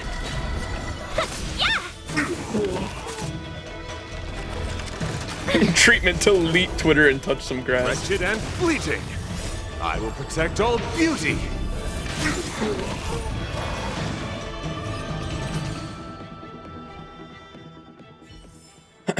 Reach the end of the story in your own way. Poor doggo. I feel so bad for the doggo. They're so pretty too. So pretty. Oh, puzzle. Y'all know how we do this. We randomly do it until it... Oh, this one's on the other side this time.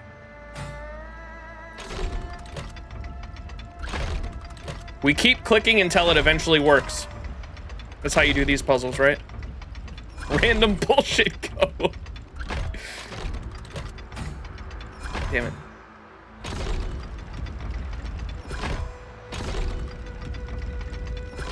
Oh, these have the same one.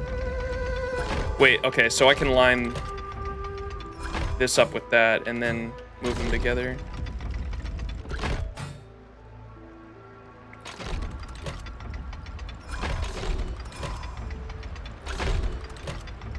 Oh, wait, am I going? I am going to the wrong one. Whoops. I thought this was on the right side just because I saw this thing, but no, it's definitely over here.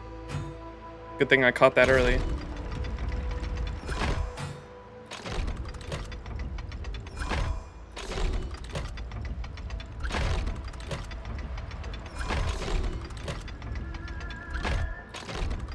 That should do it. Had to leave now. Love from Billy. Billy,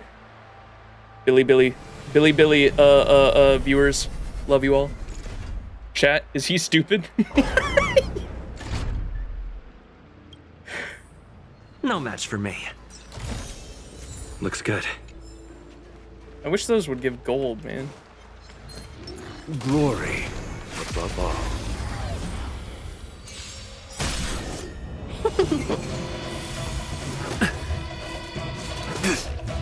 The beauty is eternal. I will protect all beauty. Get Lance! Ooh, wait, is this new music? This is new music. Yeah! Arc 2 battle music. Wretched and fleeting. He got the shiny box in the end. That's all that matters, indeed. Fight us one! I will protect all beauty.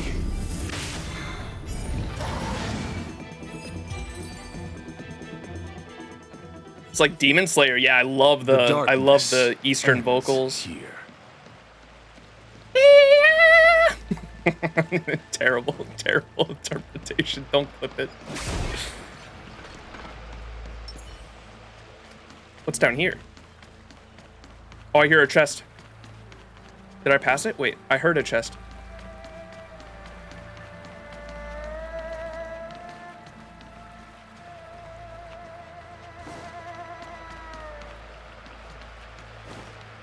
Thought I heard a chest. That was beautiful, thank you. I hear a chest. Where is it? It's like on the other side of this wall, I think.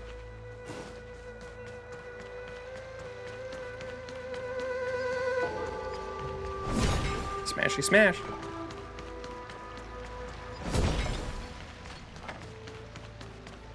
Yeah, we're still at, this is still the first area of the second arc. How long are we? Oh, Jesus, we're almost 2 hours into this already. And we're still at the very fucking beginning of the second arc.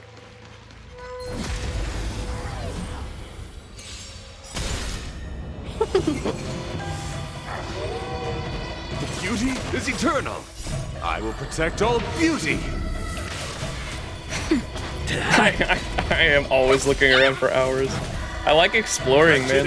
That was like I might get back into Genshin too. We'll see. Because I know the I've got so much story to do. I think I only did the first area of Genshin back when I played. I got to the Chinese area, the second area, but I never started the story there. But I know I fought the big dragon. The end of the story in your own in the way. Venti arc or whatever. But I never progressed any further than that. And but I remember the main thing I loved about Genshin was the world exploration. Like in the Chinese area at the very beginning of the game, or like when the game first came out, when you go over to the Chinese area, there's a huge mountain, and I remember thinking to myself, I want to climb that thing just to see what's up there, like no other reason. And you get to the top and there's like a huge puzzle you can do, and then you platform all the way up to this giant shrine at the top of the mountain that literally goes past the clouds, and you get this huge view with like 3 chests up there. And I remember that's like the highlight of my Genshin experience was going all the way up there, because I didn't know it was up there. I just saw a big mountain, was like, I want to climb that, and got all the way up there and was rewarded for that exploration. And so I remember that being like the highlight of my Genshin. The 3 mountain puzzle, yeah, that shit was fun. The grinding is so annoying. I remember Cam telling me about what is the spiral abyss, I think, right? He complained so much about that.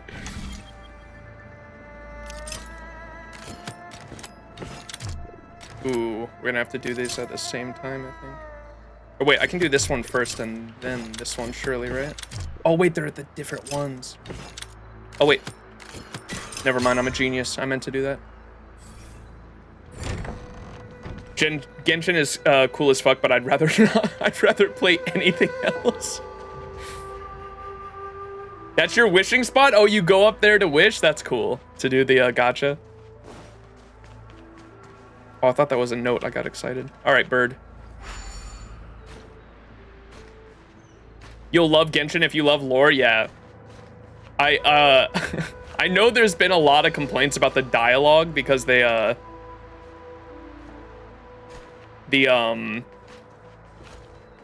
remember back when I played, like, so many people complained about the dialogue, but there is a secret trick. I think I tweeted at someone on Twitter yesterday about it too. There's a secret trick to Genshin dialogue where if you just skip every time Paimon talks, if you skip every single time Paimon talks, you'll enjoy and get so much more out of the dialogue. Because every time Paimon speaks, they never add anything of substance whatsoever. No, yeah, dialogue complaints, not just Paimon. Yeah, that's literally what I remember back when I played that. I got that hint from someone and I did it and I was like, oh my god, they're right.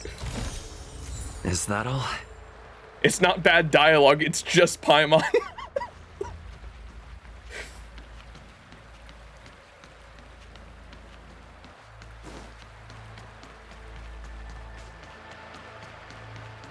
All right. Wait, that's the chest I was hearing, huh? The chest I was hearing was that invisible chest. That's crazy, you can hear it even when it's not there. I'm assuming I can't go over here. There are Sanctus Medicus sorcerers hiding out there. It's too dangerous to roam.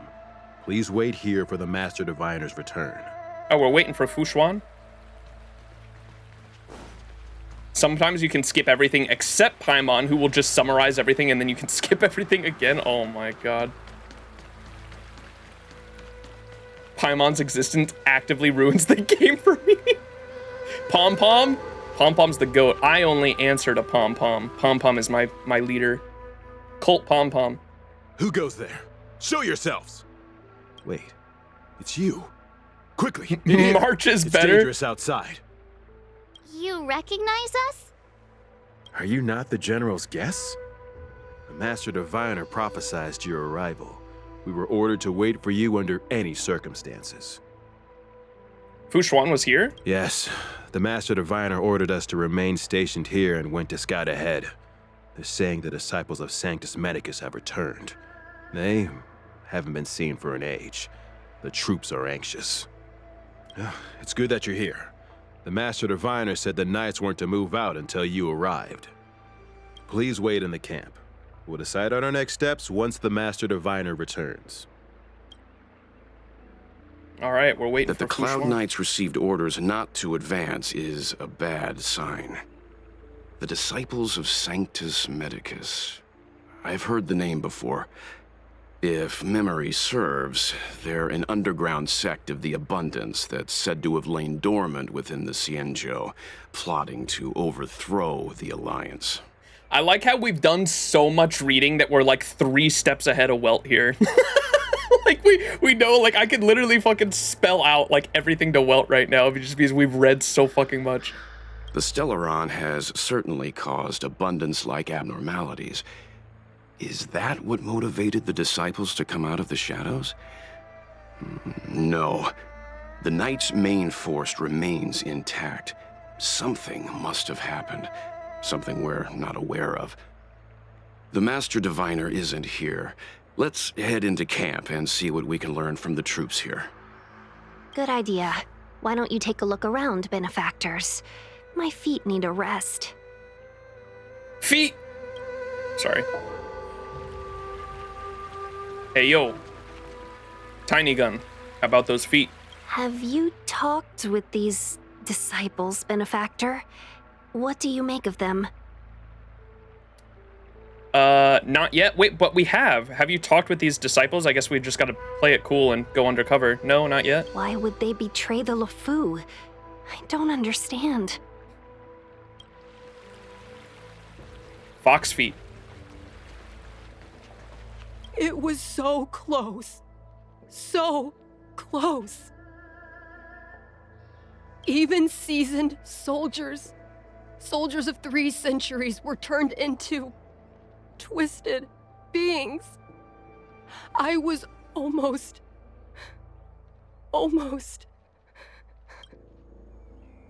Damn. Dewey? Dewey. The Cloud Knights are on duty here. Please refrain from wandering around. If it isn't the mighty Max who rounded up the rebels with the Cloud Knights, I've long heard of your reputation after being transferred to the Scale Gorge waterscape. I wondered if I'd get the chance to meet you, and well, here you are. It's a shame that it's a bad time. I'm on duty right now. Just look at all these people going about their business peacefully. Who knows how many dark undercurrents still ripple beneath the Scale Gorge waterscape, hidden just under the calm surface. Why are you being so poetic? Are there still remnants of the disciples of Sanctus Medicus nearby? Yes, there's still a few disciples of Sanctus Medicus lurking around here. So long as the Arbor and its legend exists, the disciples will never truly be eradicated. I'm stationed here to give the people remaining here a sense of security. Seeing as you are in such high spirits, I can't help but think of my own child, but let's not go there. I've got my post to uphold, so I can't chit-chat. Is there anything else on your mind? Can we chat for a bit? I may be on duty, but who am I to refuse you? It should be just fine to have a chat about something appropriate. Did you volunteer to be transferred to the Scalgord waterscape? You have a fantastic memory, sir. That's right, I volunteered for this Scalgord waterscape assignment. My son, he lost his life in combat against the disciples of Sanctus Medicus. Wait, did we meet this guy before? Dewey. Will you show me Dewey? Dewey? I couldn't sleep for many nights when I heard the news. I wanted to do something for him. He was still so young and was gifted a weapon of the Cloud Knights after he'd completed the ritual of the first hunt. He was in Jingyuan's place. Okay, so this is just a soldier we saved earlier, I guess. I was always against him enlisting me, and it took its toll on our relationship. What's he saying about his son?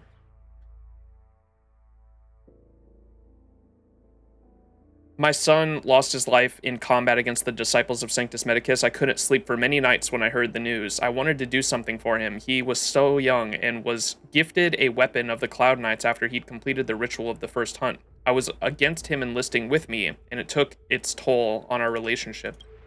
Thinking back over it, I still didn't understand him well enough, so I volunteered to transfer over to the Scale-Gored Waterscape. I want to be here. I want to be where he once fought and do something for him, even though it's already too late. Aw. Are there remnants of the disciples of Sanctus Medic? Are the remnants of Sanctus... Are the remnants of the Sanctus Medicus problematic? They lay dormant for so long, only to inflict such vicious damage. Of course they're problematic. In my opinion, all of these passerby-buyers here, with their ordinary faces and their ordinary clothes, any of them could be surviving remnants of the disciples of Sanctus Medicus, but we can't just interrogate them all one by one. After all, this delve is under Vidyadhara rule, at least on paper. Oh, so this area is under the Dragon People's rule. The general must have stationed us Cloud Knights here to keep an eye on the enemy's remnant forces. Speaking of which, I've heard there are some Vidyadhara who refuse to comply. There sure are. Vidyadhara lunarescent depths are near Scale Gorge Waterscape. That's where they undergo their hatching rebirth, and it's a sacred place. Okay, this is all leading to some shit with Dun Hung. I'm excited.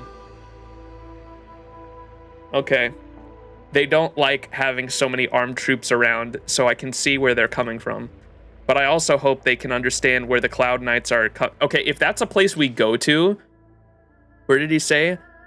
The lunarescent depths. And what did they call what was the drinking moon phrase they said, right? The lunarescent depths. And there was that poem we read about the moon drinker are near Scale Gorge Waterscape. Scale Gorge Waterscape. If we go there, if we go here, this is where it's going to be like the climax for sure with Dun Hung and Blade, because we know Blade is hunting. We know Jing Liu is hunting Blade, and Blade is hunting Dun Hung, and Dun Hung is trying to get to us before Blade does. And it seems like Blade doesn't even care about us. He met us, but he's specifically going after Dun Hung, but Dun Hung doesn't know that. He just knows Blade's dangerous. And so I'm assuming this right here is like where everything is going to go down, it sounds like. That's where they undergo their hatching rebirth, and it's a sacred place. They don't like having so many armed troops around, so I can see where they're coming from. But I also hope they can understand where the Cloud Knights are coming from, too. As long as the devils were not completely quelled, the Alchemy Commission delve will never see peace. Sometimes I even envy these Vidyadhara, you know? Why did you get all emotional all of a sudden, Captain? Because the Vidyadhara can wash away all their troubles and get to start again with their hatching rebirth, but I have to keep on living with this burden of pain I bear. Because they lose their memory, I think, right? When they go through the hatching rebirth, because there was a dragon person who left after they went through their hatching rebirth. They had a note that said to go to a box that was going to have something very, very valuable in it. And when they opened the box, they were hoping it was going to be treasure or something like that, but it was actually just a photo of them with their past lover who had passed away in their previous life, and she had forgotten all about it because I guess in the hatching rebirth they lose their memories, right? They become an entirely new person. Okay, that's totally what happened with Dun Hung then. Because the foreshadowing that we've gotten so far with Dun Hung, he went through a hatching rebirth and was for whatever, we don't know why he was expelled. I think that's exactly what happened with Dun Hung though, because he like basically foreshadowed that he was a dragon person, because he had so much information on the dragon people, the Vidyadhara. We just don't know why he was expelled or why he was banished from the Luofu specifically, because it's interesting how he said he can set foot on any other ship, but the Luofu specifically he cannot go to. He was banished from, and so we don't have the context to what happened there, but it definitely sounds like this is what his past is. But I have to keep on living with this burden of pain I bear. A few days back, I got a letter from the military affairs office asking me to undergo a test to check if I have signs of Mara, but even if I do, so what? I'm determined to keep on standing here to the bitter end. All in all, this situation won't last forever, I can promise you that.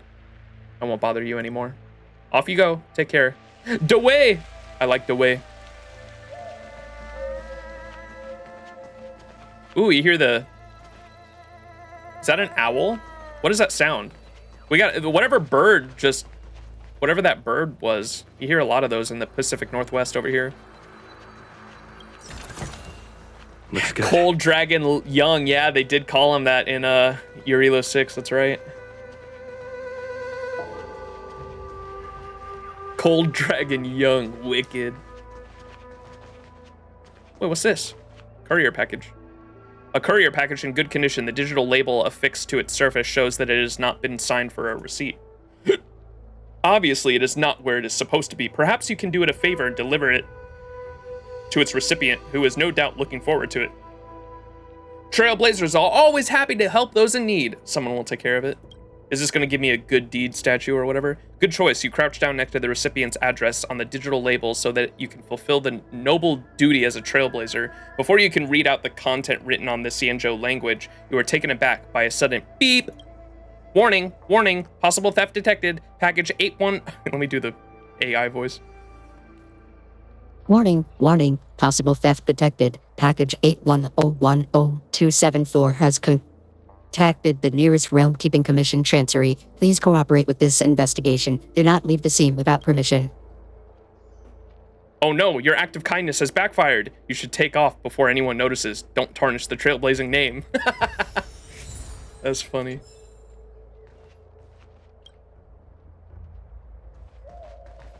Beep, beep, beep.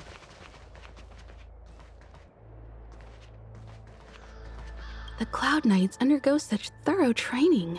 How could they lose control like this? It's one thing for humans to be stricken with Mara, but Foxians and Vidyadhara? The Cloud Knights undergo... It's one thing... Is that... Oh, the voice? Is that Himiko's voice? The Cloud Knights undergo such thorough training. It's one thing for... I'm gonna be honest, I completely forgot what Himiko sounds like because she has been, like, not in the main story for so long. Like, I haven't talked to Himiko in, like, weeks at this point. Disciples of Sanctus Medicus? Who'd have thought our enemies would turn out to be the disciples of Sanctus Medicus? The Master Diviner must have kept it quiet to avoid alerting them. Yeah, we need to know. Fu Xuan should have, like, seen this coming. So why did she stay quiet about it if she did?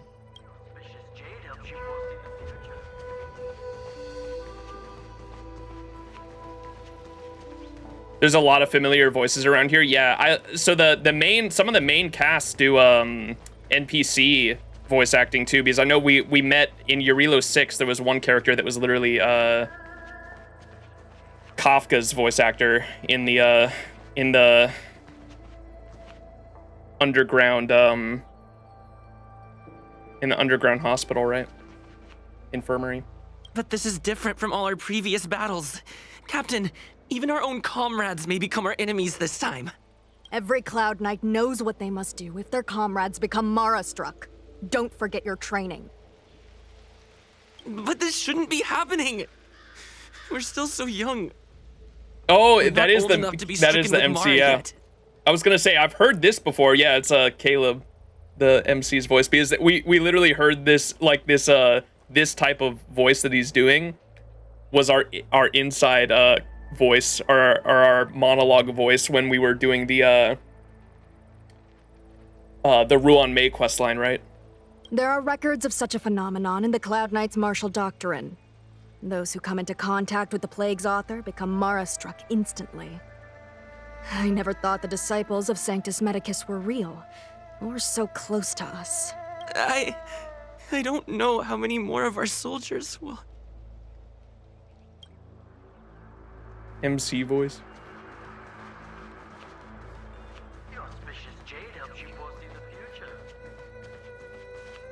And someone in chat said that Fu Xuan's predictions are more like a weather forecast. Yeah, I think so as well, because I think they described the prediction engine that they had. What do they call it? I called it a prediction engine because that's basically what it is, and I think I've heard, or I think in Destiny they have concepts like the prediction engine where they use, like, Vex technology in Destiny 2, right? To simulate future. It's like essentially the same thing. It simulates future timelines, and through that simulation they try to predict what's going to happen, right? It's a fancy computer. Yeah, matrix of prescience is what they call it. The Jade Abascus. Yeah. And so I call it a prediction engine because that's, like, basically what it is, but that's what I'm referring to. And so yeah, like, the it is kind of like a weather forecast where they use technology to try to see what's going to happen, and like they can narrow down certain events or certain like what's going to happen in the future based on the things that it simulates in the future, right? It's what should happen until someone like you comes along. All right, bro, you didn't have to say it like that. We're the what did I loved what Svarog called us. What did he call us? The variable. Like he continues to refer to us like that too, which I love. Hello, variable. Yeah. Command talisman required for operation. What does it mean? We probably need to present it with a command for it to act. Criminal. I see a box. The Master Diviner has gone ahead with the scouts. No! Please wait here for her. There's a chest right there. No! My chest, chat. No! Oh, readable. Medical research collection. Luofu. Okay. How do you pronounce Ho-Ho's name? Is it Ho-Ho, right? I think. Ho-Ho, the character with the green hair, the Bochi the Rock reference in a character. I was watching who's the streamer? Mr. Pokey. Mr. Pokey calls Ho-Ho Hua Hua. And is it just supposed to be a silly name for because like she's crying all the time because she's like a Hua Hua? Does he? Oh, I thought that was just supposed to be like a joke name because like she's crying all the time. It is? Okay. Am I right in assuming that? Okay. Hua Hua. It's just a silly name. Gotcha. I was watching his roles for his recent video he put up. He was doing roles for in XianZhou. He did roles for Jane Doe. I was like trying to say her full name. He was doing roles for Jane Doe, and there's what's the girl? He got triple handpiece. Yeah, it was a funny video. Who is is it Corin? Is there the one with the C? There's a green-haired girl though that looks like Ho-Ho kinda, or did I say Ho-Ho? Hua Hua? Ho-Ho? Dude, these fucking names. Oh my god. Corin, is that supposed to be like the same character, like the Hoyoverse character in, what do they call them, XBs? Is that supposed to be an XB in XianZhou? Because I did not pick up on that until he called her Hua Hua in XianZhou, and I was like, wait a second, is that the same character? Because she kind of has like the same hair and kind of seems like the personality is similar. We don't know. Okay. No idea for sure. Womp womp. Hua Hua. I like that. Hua Hua. This book, written by the medical scientist Lu Hao, is widely recognized as the foundation of XianZhou Alliance's modern medicine. Lu Hao was a Vidyadhara from the XianZhou Fenghu, one of the other boats. He was a pearl keeper that supported the Fenghu High Elder for the first 300 years of his life, and became the head healer that closely served the Fenghu High Elder for the last 400. Through his long years of clinical practice and research, Lu Hao had acutely realized the XianZhou medical sciences problem at the time. XianZhou's tradition of preserving the past meant significant amounts of medical practice relied on experience instead of science. For the XianZhou natives of the time, their millennia of medical experience was far more reliable than scientific theories written on paper. Lu Hao therefore authored this Lu Hao's medical compendium in the hopes of reorganizing and better explaining the principles of XianZhou medical science using more scientific methods of inquiry. This is not the first time I think this has been referenced. I'm pretty sure in a previous stream I recognize this Lu Hao's medical compendium. The book did not gain much attention at the time in its publication. It was not until 93 years after Lu Hao's hatching rebirth that a group of young Alchemy Commission members of the Luofu formed an innovative organization in the Cold Springs Delve.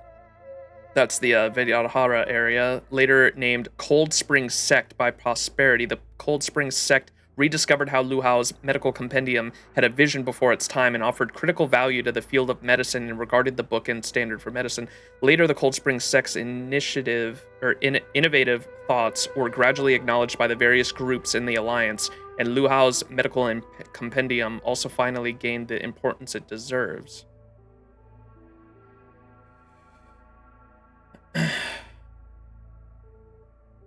Not an XP exactly, it's just similar. Gotcha. They had different names, which is why I didn't think so either, but the similarities are definitely there. That he called when Mr. Pokey called Corin a hue hue, I was like, wait a second, you're onto something. Because I didn't put that together. Key tenets of long life. As the earliest contact point of the ambrosial arbor, the healers of the Luofu Alchemy Commission have a deeper understanding of the core principles, biology, anatomy, and process of conversion of long-life species than healers of the XianZhou ships do. Everyone knows the author of Key Tenets of Long Life is a famous healer Cheng Seng from the Theophany era. Some medical historians share the belief that this book was based on Cheng Seng's writings and only emerged in the current form after repeated modifications and edits by those who came after. For example, many records and civilizations of long-life species were only discovered... Alright, this isn't giving me anything contextually for what's going on right now, I don't think. Is basically just talking about more study and the different factions and how they relate to one another in terms of studying the long life species, I think. Nutritional sciences. Okay, yeah, I don't know if I want to read all this. It is cool world building, but I'm trying to like read shit that will help me better understand what's going on right now.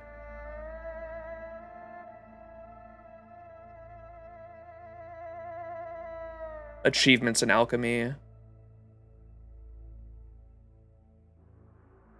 Oh, Compendium of Remedies. This book is compiled by Dan Shu. She is currently the master. We know she's the secret master of the, whatever they're called, the faction that we're going against right now. Dan Shu's team extensively researched almost all of the materia medica from the Theophany era to the present. That's probably where I heard that other book I was talking about. Carefully selecting and summarizing a total of 39,500 medical prescriptions. About 3,726 of them were invented by Dan Shu and her team through medical practice. The Compendium of Remedies, yeah, okay, maybe that's where I was hearing that phrase, the Compendium. The Compendium of Remedies is widely recognized as the pinnacle of pharmacological achievements in XianZhou's 8,000-year history. The book categorizes all the prescriptions into 28 sections based on the ailments they treat. Among them, the volumes, okay, that's why she's such a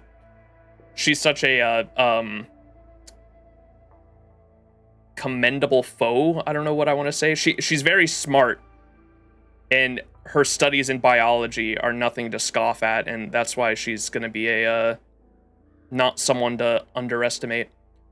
The book categorizes all the prescriptions into 28 sections based on the ailments they treat. Among them, the volumes of the vasculature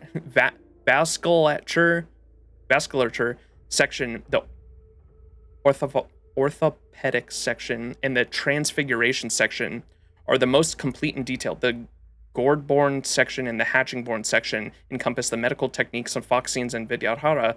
The Mara section is the most impressive, as it compiles the latest research findings on the study of Mara-struck conditions over the past few centuries.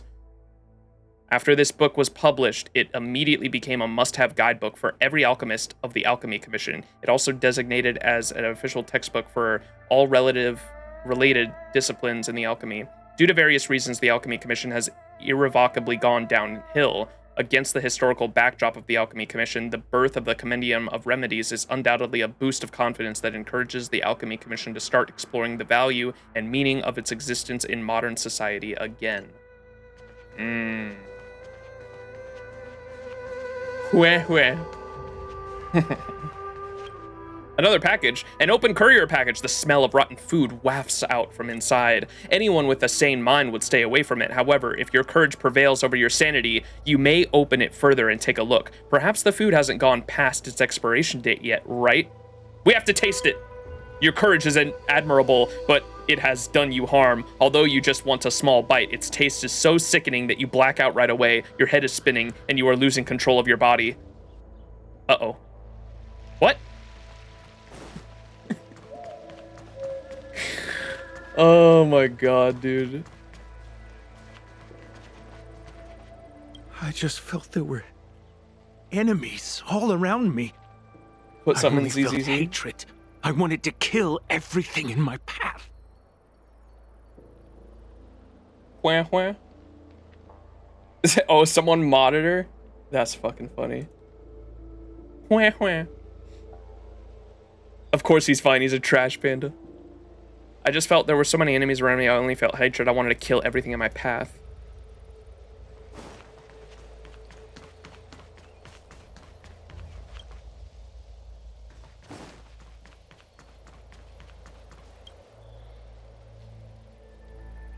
A Cloud Knight is standing next to the captive. He steps aside after you explain your identity and show him the general's order. You want to ask questions?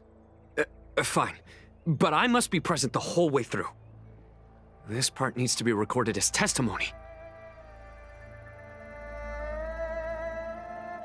Finally, someone to talk to. These Cloud Knights are so serious, so boring. About Stellarons. That shining seed? I've seen it. So beautiful. If you gaze into it, there's a voice inside that speaks to you. Do you still remember Cocolia? The Master said we could inject new life into the ambrosial arbor with it. I didn't believe it at first. We tried many methods, spending multiple lifetimes of short-life species, yet the arbor showed no signs of resurrection. But look upon it now. Only the power of an eon can recreate the miracle. Yes, yes, the mighty Sanctus Medicus, the abundance. So are we a shining seed? Indeed. And people hear voices when they're near the Stellaron, because that's why March just said, do you remember Cocolia? Because Cocolia was influenced by the voice of the Stellaron on Eurilo 6. Seems like a similar thing may have happened here with the people on the XianZhou Luofu. And I think people were saying that the voices you would sometimes hear in the abandoned town in the underworld of Eurilo 6 had to do with like the Stellaron inside of us. Like we were hearing the voices of dead people, which is yikes. Interesting. About the ambrosial arbor. So you witnessed it too? The ambrosial arbor's resurrection. Magnificent. In the Befall era, so far in the past that even long-life species cannot recall, Sanctus Medicus the Abundance gifted the ambrosial arbor to the XianZhou Luofu. With that sacred tree, humanity realized many miracles. The fallow earth, the western soapberry, the altered flesh. Ugh. But that devilish archer ruined everything. Archer! They twisted right and wrong and erased Sanctus Medicus's achievements. But soon we will return to the glory of the Befall era. Monka. You've seen the fantastic creatures that fought with us. They are only minor gifts of the ambrosial arbor. Shut it, rambling rodent. The Cloud Knights will root all of you out soon. What did you do to the Cloud Knights? What did we do? We cured our kin. It must hurt to be trapped in such weak flesh and blood. You scum! If the Order allowed, I would cut you down now. Oh, you don't understand. A short-life species couldn't understand. Mara struck? Bah! It's a second life gifted by Sanctus Medicus to eliminate the self, to achieve transcendence, a life of true freedom. I see a desire for power in your eyes. This life is too short for you, isn't it? I can help you. Don't listen. His words are poison. We're just having fun, sir. Without the blessing of the abundance, you short-life species would never be able to endure the transformation. I don't have any more questions. Did I miss something? Whoa, did you just teleport? Did I miss something, Chad? Is that what you were talking about? Was there a note I passed that I was supposed to read or something? Tiny gun. Have you talked with these disciples, Benefactor? What do you make of them? They're mad. I feel sorry for them. I can understand their desire for knowledge. I feel sorry for them. They brought this upon themselves. The XianZhou Alliance forbids anyone from accessing forbidden knowledge regarding immortality. They should have thought about whether they were capable of paying the price when seeking the power of an eon. XianZhou natives are more afraid of immortality than they are of the days coming to an end. They received eternal life as they had desired, but are doomed to a fate more terrifying than death. The abundance played a cruel trick on them. I want to read Ting Yun's message from last time too. Messages. Where's Tiny Gun? Hello? There you are. Why is she so low? Alright, this was kind of Monka-S. So say, did you see that, Benefactor? When the deer stomped the ground. This was right after the deer boss fight at the end of the first XianZhou Luofu stream. When the deer stomped the ground, branches sprouted out of nowhere. Those must be the Ambrosial Arbor's roots. The celestial traces of abundance are indeed marvelous to behold. This is the first time I've seen something so miraculous among my travels. The fruits of those bows are sparkling gold, just like the XianZhou legends say. It is said that in ancient times the forebears of XianZhou received immortal fruits like this of the Ambrosial Arbor and turned into long-life species. If I were to eat this fruit, would I obtain endless life just like the XianZhou natives? Are you not tempted by such a chance, Benefactor? Miss Ting Yun, wouldn't you be breaching the XianZhou ban? Please pardon me for my rudeness and my little test. As I thought, you are an honest and righteous person, Benefactor, but I thank you for the thought, Benefactor. Unfortunately, the deer is now dust, and no fruit of the Ambrosial Arbor is left behind. Such opportunities are extremely rare, but they slip away in the blink of an eye, just like life itself. Monka. So it seemed like she was going to be tested in this arc. I remember reading that and being like, okay, there's going to be like some Ting Yun character arc coming up.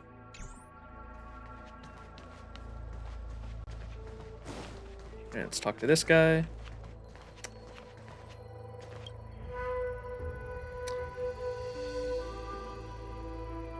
Max can just progress the story and we'll naturally learn more about the Cloud Quintet. Yeah, I don't know what that is. Fourth answer, they want seeds. Can I bonk them?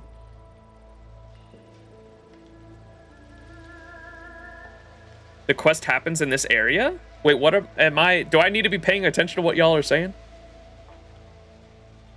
There is a ghastly paleness in the face of this resident Cloud Knight as you approach him. He nods his head as a salute. No? Forgive me Okay. for being brief. Warfare is a dangerous business. There's no time for idle chat. Don't pay attention, just something that was mentioned in an old text? Okay. Just making sure. We took over this place a few hours ago under the Master Diviner's command. It was only afterwards that we learned our enemies were none other than the disciples of Sanctus Medicus, those who worship the Plague's author. Everything was going as planned. The sorcerers of the disciples and the fantastic creatures they commanded were no match for us.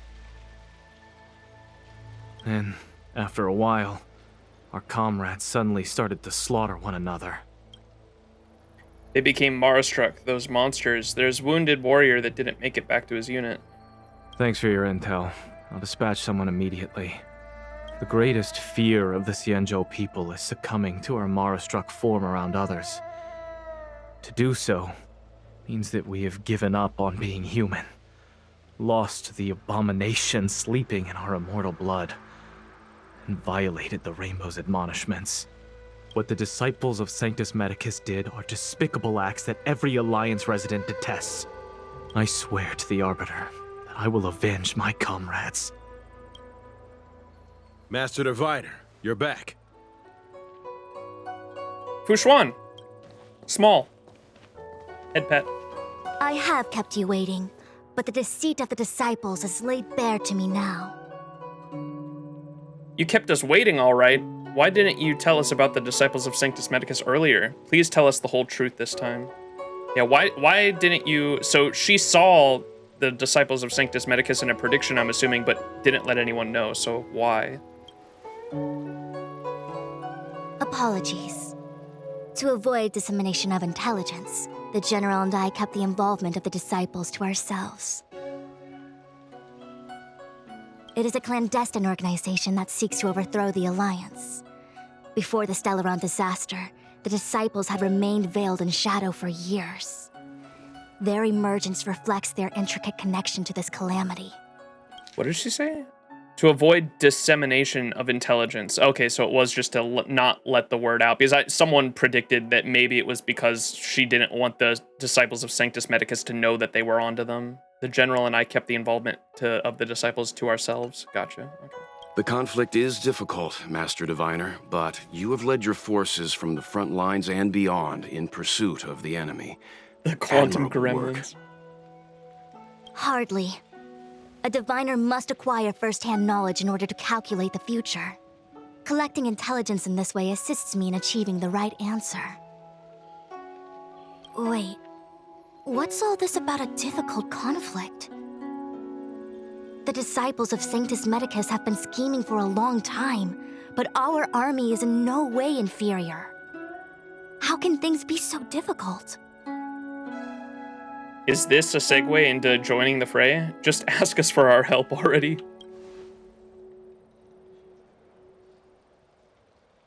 It would seem you came prepared.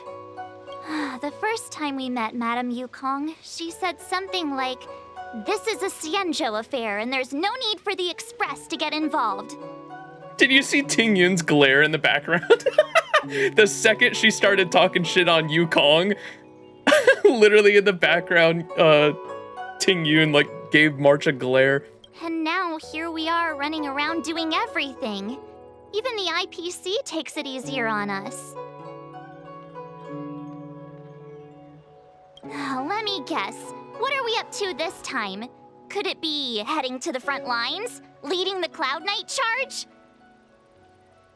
Well, try this on for size. Nope! I can't stand any more of this fighting. So there. Damn, March. Who said you'd be heading to the battlefield? You don't have your free Yukong yet? I don't no, her event is still in the events tab, so no, I do not. March has had enough. We're not? Jing Yuan's orders. He said that the value of unexpected guests lies in the unexpected. The Cloud Knight's assault was to demonstrate our power to the enemy head-on. Now it is time for the unexpected. Please, come with me.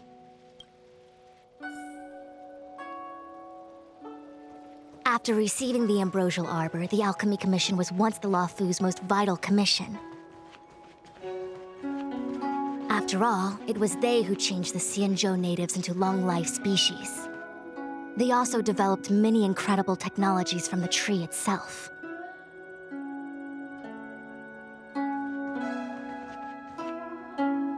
Sorry, I'm going slow to let her dialogue But in the end, finish. The alchemists grew discontented and began to obsess over the manipulation of life. Research into the Arbor poisoned their minds.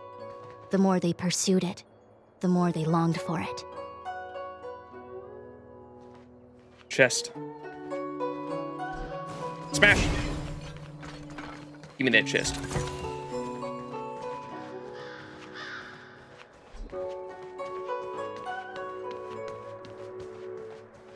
Smash. Where the tree? Oh, that's the tree.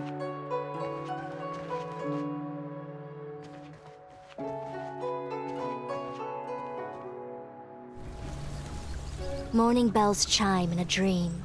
Evening mist gathers around me. Do you see that? I see another puzzle area is what I see. What huge elixir crucibles. There's still smoke coming out of them. Elixir crucibles? This is where the alchemists practiced the way of immortality in ancient times. They erected elixir crucibles here to absorb the power of the arbor, turning fantasy into reality.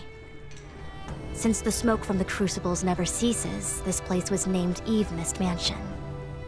An elegant name, but as far as the art of war is concerned, it's a death trap. As long as the crucibles are lit and the smoke continues to linger, we cannot get any closer. This is why the Cloud Knights lost control and became Mara-struck? Indeed. The disciples of Sanctus Medicus infuse the smoke that permeates this delve with medicinal pellets that elicit Mara. Unless the Cloud Knights were able to march with their breath held, they would be doomed to fall into disarray. Moreover, no one can know whether their comrade was about to be stricken with Mara. But I'm immune to that shit, right? Is there anything better than fear for destroying the morale of an army? Gotcha. I already see where this is going. Because I have a Stellaron inside me, I'm immune to this shit. Remember, because Don Shu gave us one of the pellets that turn everyone Mara when consumed, and we ate that shit without hesitation. Remember? Chat was like, "You ate it?" She gives us the pellet. We ate that shit without hesitation, and like it surged through our body, but we didn't turn Mara struck, and it almost did. Remember, we went back to the main general area and like almost fought off a bunch of guards, but they were able to subdue us, and we came back to reality. And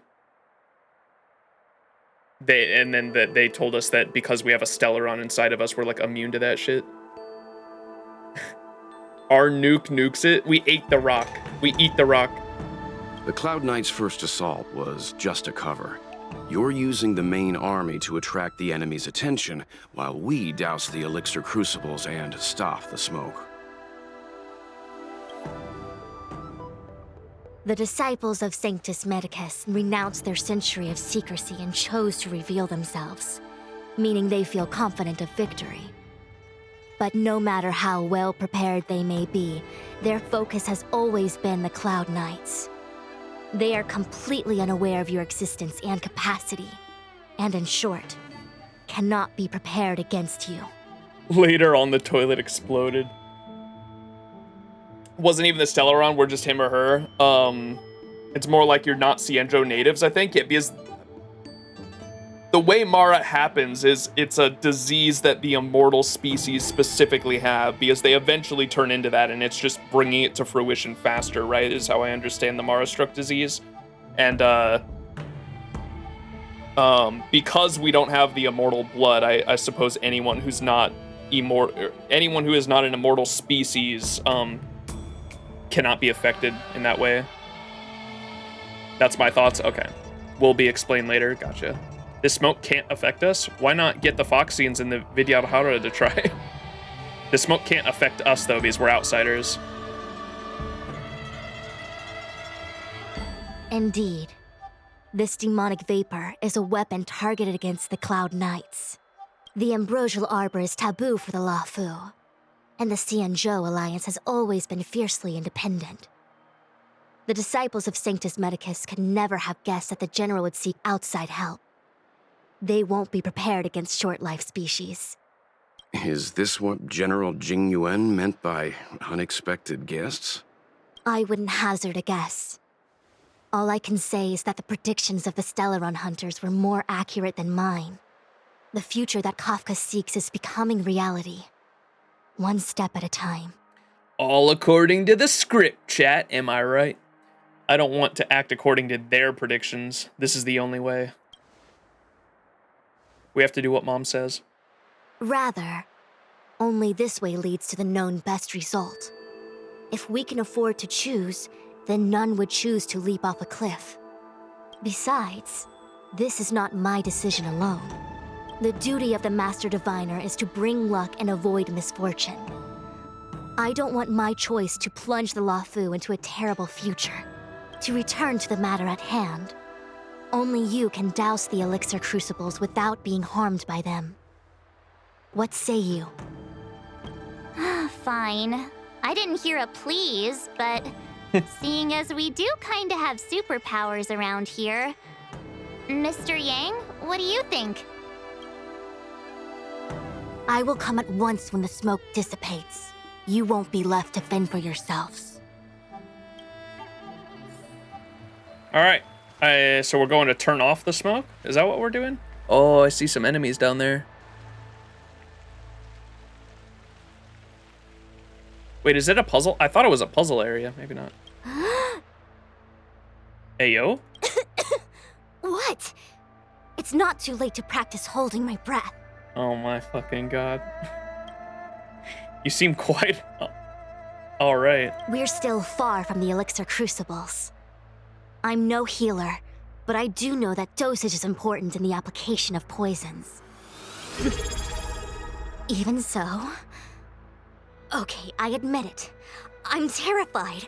I'm still young. I don't want to become Mara-struck so soon. Aw. Hezret, thank you so much for the subscription. Appreciate it. Thank you so much. If anyone else would like to subscribe to enjoy some emotes or ad-free viewing, all you simply need to do is subscribe for $6 a month or for free with a Twitch Prime by linking your Amazon Prime account with your Twitch account. You can subscribe to your favorite streamer. And yeah, thank you. Isn't she like a grandma? Wait, what'd she say? I'm still young? Yeah, aren't you a grandma? I don't want to become Mara-struck so soon. For us, she's a grandma. Then you'd better return to the home front. But if your condition worsens, you better return to the home front. Out of the question! Jingyuan gave me authority over the Cloud Knights. If I can't stand on the front lines, then how can I succeed him as a general? How can I win the hearts of the people? Moe's right, it's September, 30% off all subs. Yeah, I think the best part of subbing is definitely the ad-free viewing, but you can also get an ad blocker, by the way. I don't, what would the right phrasing be? I think it's okay if you install an ad blocker. Definitely okay. If it were up to me, I wouldn't put ads on my streams, but I kind of have no choice, so you can subscribe for ad-free viewing or just install an ad blocker. Fuchuan Laura's crazy. She ain't as old as the general, for example. Oh. With this I pledge, all for the Amber Lord. What now? I didn't hear anything.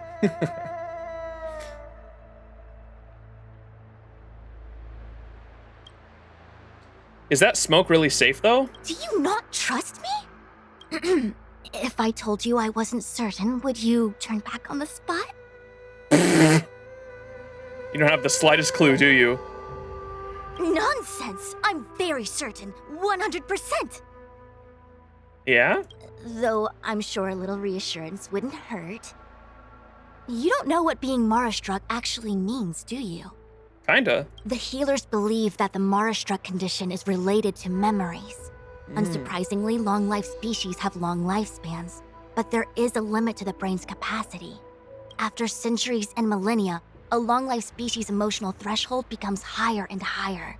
Simultaneously, their memories fade and become dull under the erosion of time, leaving behind only the most extreme and vivid recollections, which are almost guaranteed to be memories full of anguish and regret. Do you understand now? The fate of all long-life species is to no longer feel joy and happiness, left only with hatred and regret etched into the heart. Under such extreme conditions, a person's ego starts to crumble. And that is the beginning of the Mara-struck condition. What's the Eon of Memories? The one that is in, like, Memory of Chaos or Memory of, that whole game mode? What's that Eon's called? The one that looks like glass? Fuli? Dude, it'd be interesting if Fuli got in on this action, too. Because of this. Short-life species don't need to worry about this. Remembrance, yeah. Feel better? Phew, I do. I never had memories to begin with. Poor March. No, you still don't understand. The condition isn't caused by memories, but by the emotional threshold having been... Never mind. You can regard it as a memory issue. Fucking March. How large are the disciples of Sanctus Medicus' forces? Only a handful of converted alchemists and healers. They can drive fantastic creatures into battle and strengthen their bodies with medicinal pellets. But they are no match for the Cloud Knights. That's why they decided to spread this demonic vapor. March remembers what bubble tea she likes, that's all she needs. There is a gulf in strength between us, yet they still emerged into the open and rebelled. Something isn't right. They must be waiting for some shift in fortune.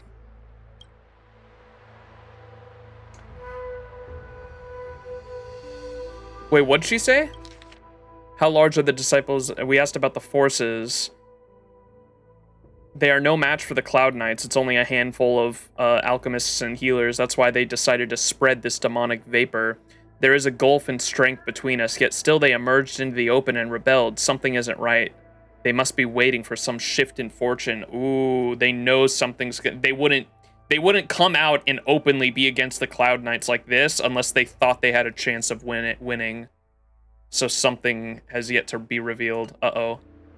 I'll leave you to it. I will come at once when the crucibles are doused and the smoke dissipates. She goes back to fucking holding her breath. That's so funny. What? It's not too late to practice holding my breath. Look, and then when you say, I'll leave you to it, she goes back to holding her breath. I will come at once when the crucibles are doused and the smoke dissipates. That's so cute. Alright. Huh. I feel like even though long life species get to live forever, Looks good. they aren't so different from us short life species when it comes to worries and suffering. Well, yeah, they're intelligent life forms. I feel like anything that we know conceptually that has an intelligence or an intelligent creature has a conscience, and so of course they're gonna have emotions that we can relate to, right? There's a bunch of enemies down here.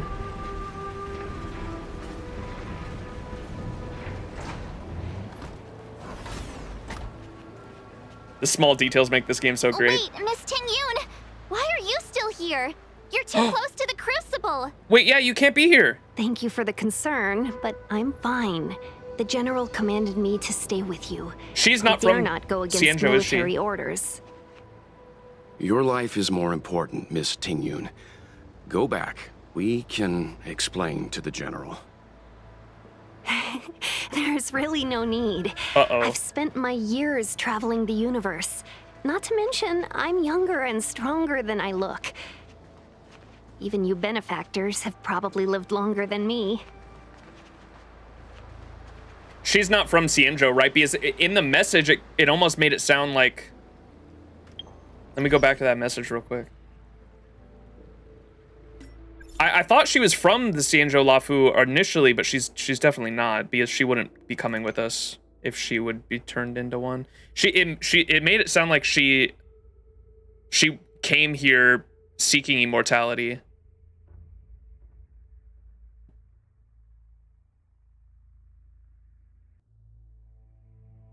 If I were to eat this fruit, would I obtain endless life just like the XianZhou natives? So she's not a XianZhou native. She's not, even though she is a Foxian, she's not of the immortal race, right?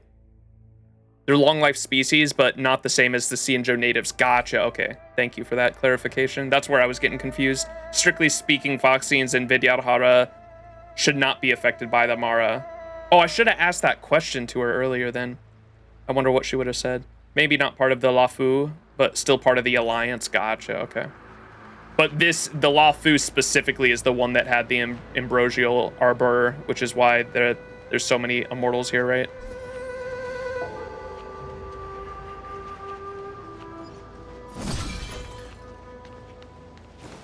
All right, let's get to it. What's this? Oh, this is one of the things we're turning off. The smoke slowly ceases to Seems pour like out. the smoke is getting thinner. Not thin enough. We need to hurry.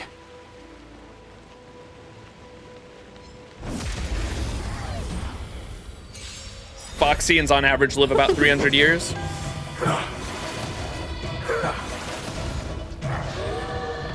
Wretched and fleeting. I will protect all beauty. Nap time. Is there actually true immortality in this game? Even eons aren't truly immortal, to be honest. Yep. Is eternal. True. Wait. I will protect all beauty. Jason, it's like the Lance! Forward! The Wretched and fleeting. the black barrel, dude. Like if we Reach talk the about end of the story in your own way.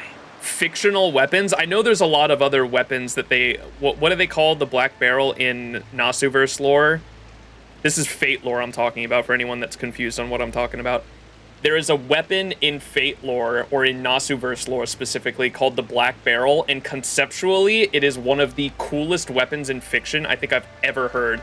It measures, Holmes describes it so interestingly in one of the, I don't want to say what chapter because I don't want to spoil anyone who's wanting to read Fate Go, but in one of the chapters, Holmes describes it so fucking interestingly. He says specifically, as long as we know the universe has a finite lifespan, there's nothing within it that can live forever. This weapon measures that lifespan and brings it to fruition. So even something like a god can be killed by this weapon. It's so fucking cool, dude. It's so crazy. It's such a crazy weapon. But I suppose if you're going under the like that concept of like, if the universe has as long as the universe has a finite lifespan, nothing within it will live forever. So is anything truly immortal? That is wild. It's such a cool fucking concept for a weapon. And it doesn't come without will protect all beauty. it doesn't come without like negatives, obviously. Like firing that thing takes a lot. Like there's a lot of things that need to be set in place before you can fire the thing, obviously, but it is such a cool weapon. The Black Barrel measures the lifespan of its target and matches it by eliminating its existence based on how long it's lived. Yeah, it's so crazy. It's originally from Reach the Notes, end of the yeah. story in your own way. Notes is such a good read for anyone who doesn't know what Notes is. Notes was, I think, one of Nasu's very first like stories he ever wrote back in the 90s. So we're talking like over 20 years ago.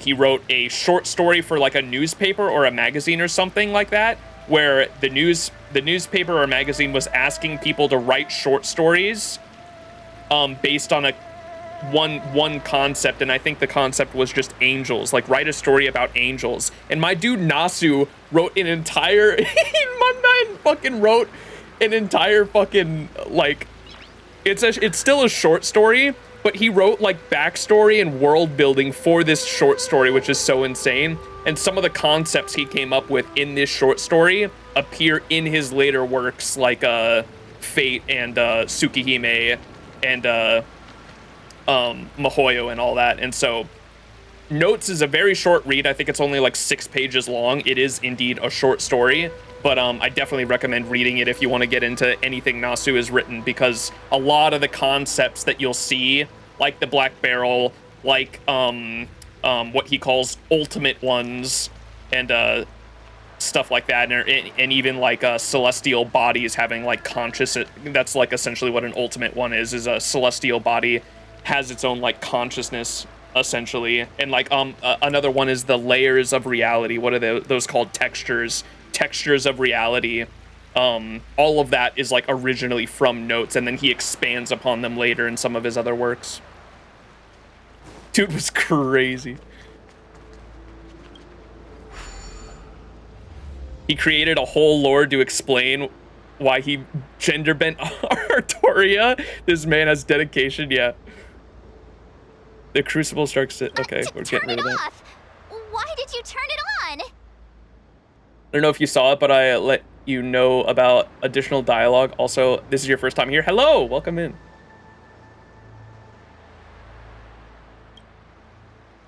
Wait, did they say this one won't turn off? Oh, did March just say we turned... What'd she say? Sorry, I wasn't listening.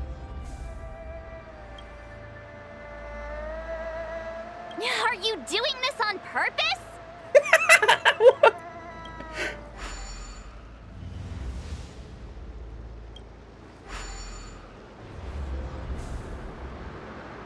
Oh, no more dialogue? March got angry.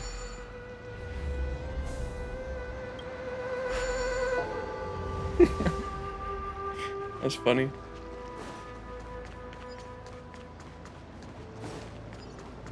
There it is.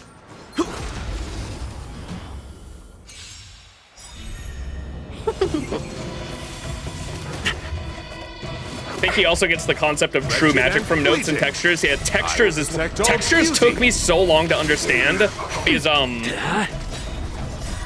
where did I finally understand them? I think the Cosmos and the Lost Belt, that whole the concept of the Lost Belts and understanding what the fuck a Lost Belt was and the bleached earth phenomenon and all that. I think that's where I finally understood. But the textures of reality in Nasuverse is really interesting too. Nap time. They tricked so many people with that one. So many people just automatically interacted with that closed one instead of open. Okay, so I thought I had closed it and then I interacted with it again. So it was just already closed and we opened it. The story in your own way. That's funny. Will of preservation. Glory above all. This is why I'm grateful for Honkai Star Rail is only collabing with FSN and not FGO. The lore mixing would be so confusing.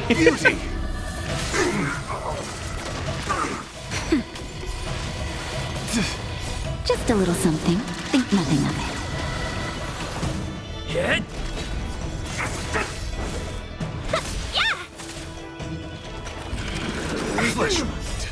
Lance. Forward.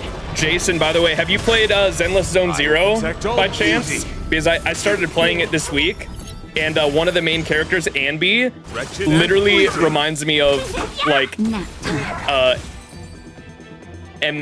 mysterious heroine X Alter, like specifically, like she acts like an android and she's just like hungry all the time and loves burgers. And I was like, wait, this is she's literally mysterious heroine.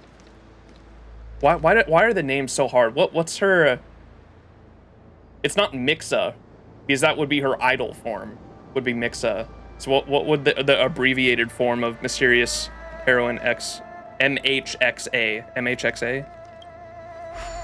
FGO would have way more collab unit choices. Yeah.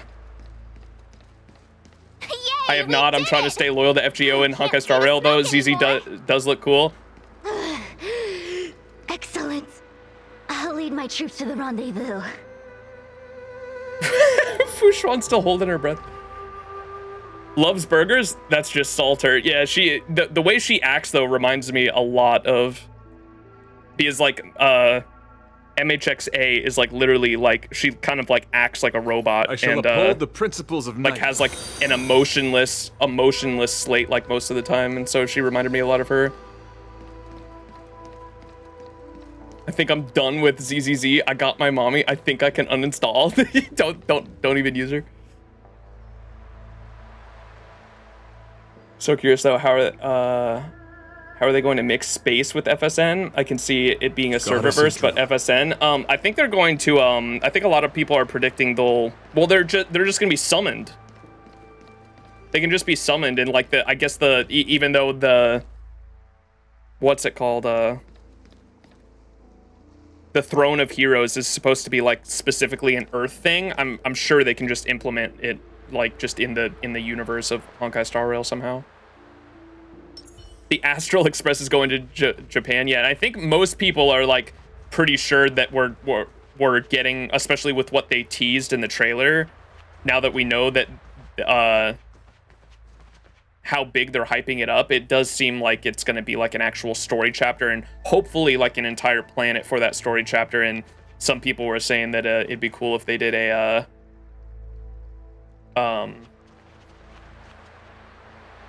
like an entire, because like, yeah, every planet kind of has a theme or like a cultural theming to it, and they could do a Japanese style planet and have it be like literally Planet Fiyuki essentially. Or even, I know some people were saying that the lore of Gwenifin is she comes from a planet called Planet Camelot, and on that home planet she's not Gwenifin, she's Guinevere. And I was like, okay, dude, that we totally gotta have some shit there. You can't just drop Planet Camelot and Guinevere on me in Honkai Star Rail and not get me excited to go there.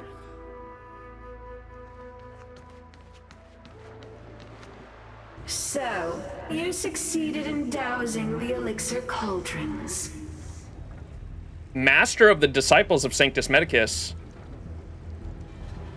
Wait, is this not, what's her name? Unimportant. The inevitable is already upon us. Danshu. It's you. Wait, that's Danshu? What happened to her? I have met you before in my capacity as Chief Alchemist, Master Diviner. You don't seem surprised. Indeed. The General and I knew that the disciples of Sanctus Medicus must be hiding in the Alchemy Commission. However, without evidence, we couldn't bring charges before the commissions. We had to wait for you to show yourselves.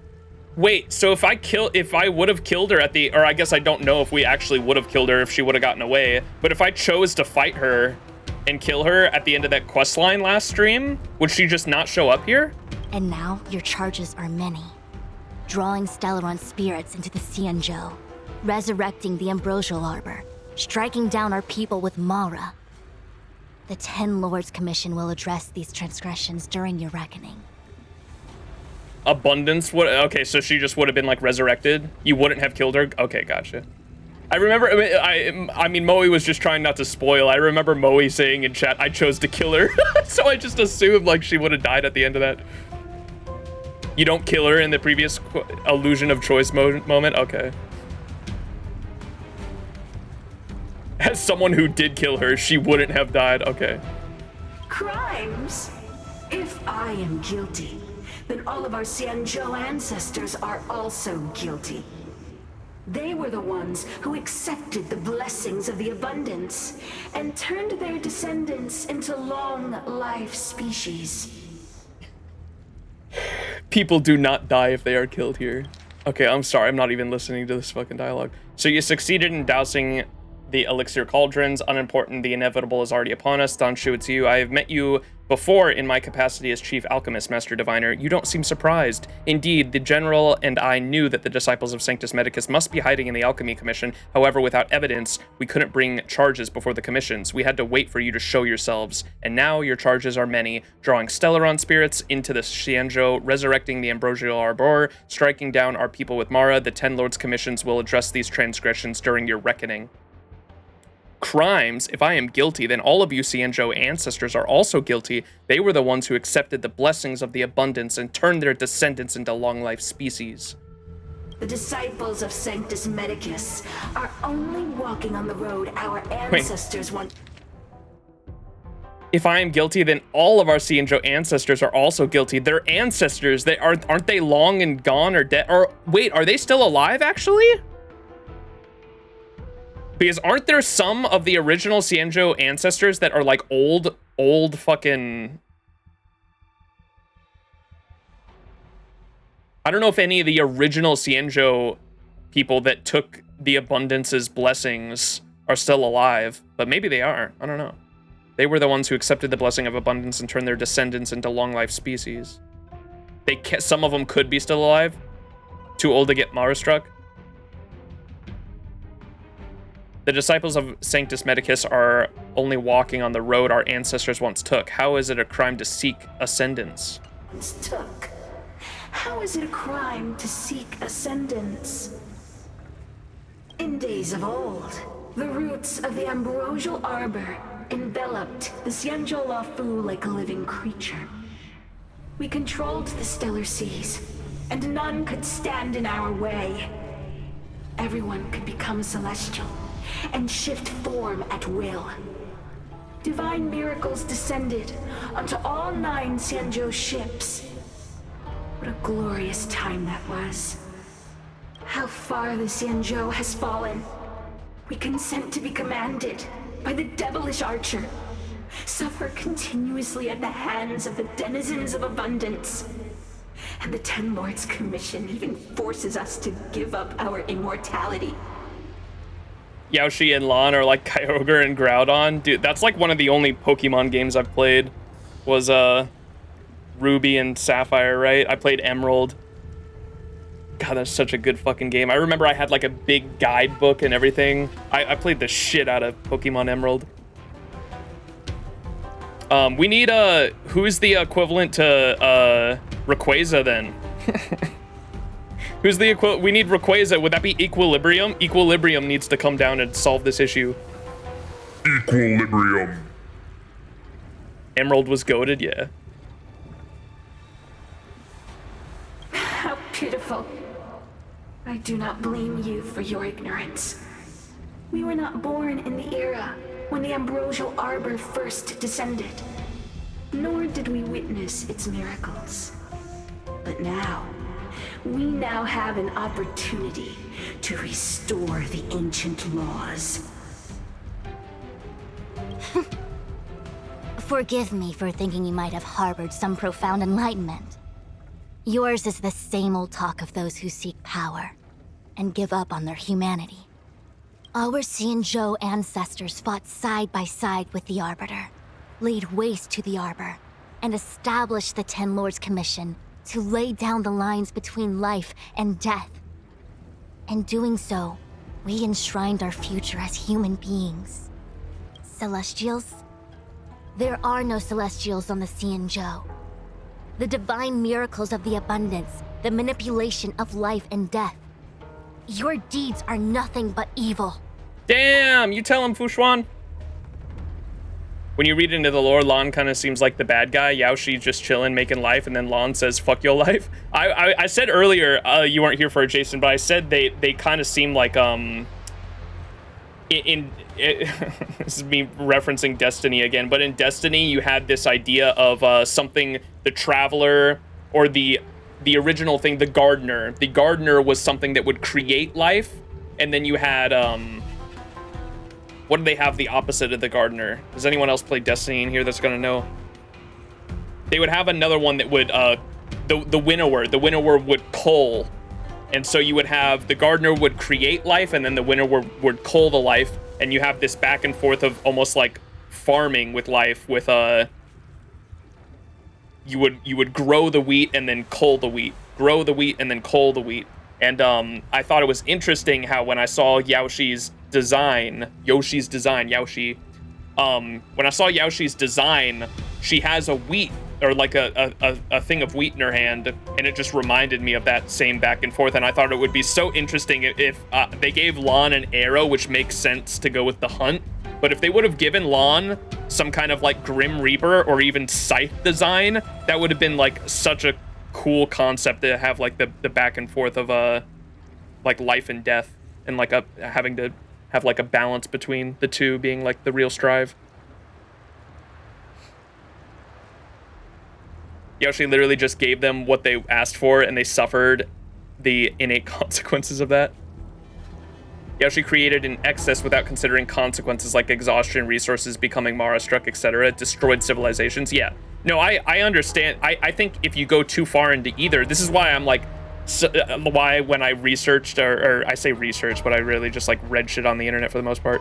When I looked into Taoism, I'm not a religious person, but if I had to choose any religion, it would probably be Taoism, because I find the beauty in not going too far into like any extreme, and that's why I fuck with Equilibrium too, because like he like embodies that, or they embody that, and I find that like pretty relevant here in this back and forth between abundance and the hunt. And the hunt was created like strictly just to go against abundance too. LB3 again, but the aftermath. No Eon would reflect and not do what they were born to do. Yeah, they embody the entire concept, right? Fuck balance.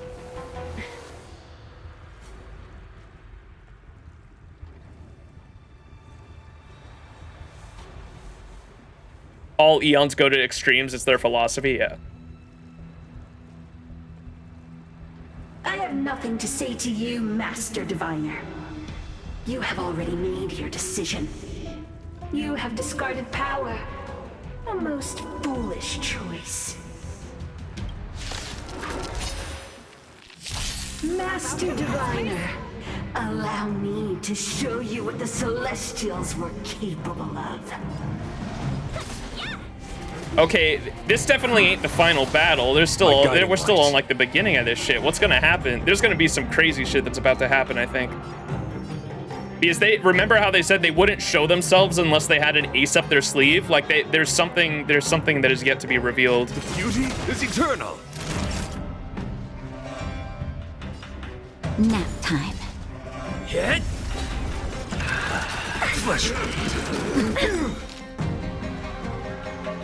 1,000 wonders to raise your finest one!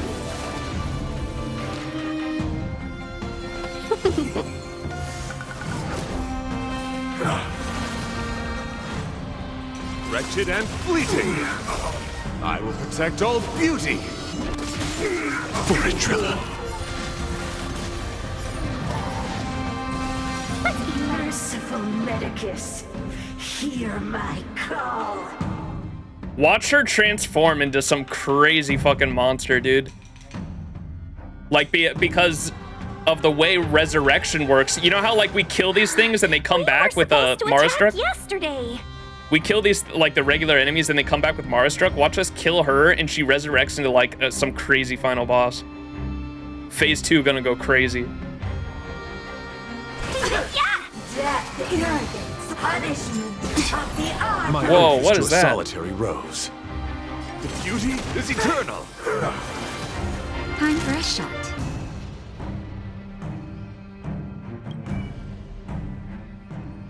What is that debuff she just gave us? Decreases maximum restorable HP. Oh, it's just a... oh, there it is on the health bar. I see. Max HP debuff. I'm on guard. Flesh. Welcome, customers. Grasp of nature, mastery of immortality. My guiding light. Lance ablaze. Lance! Forward!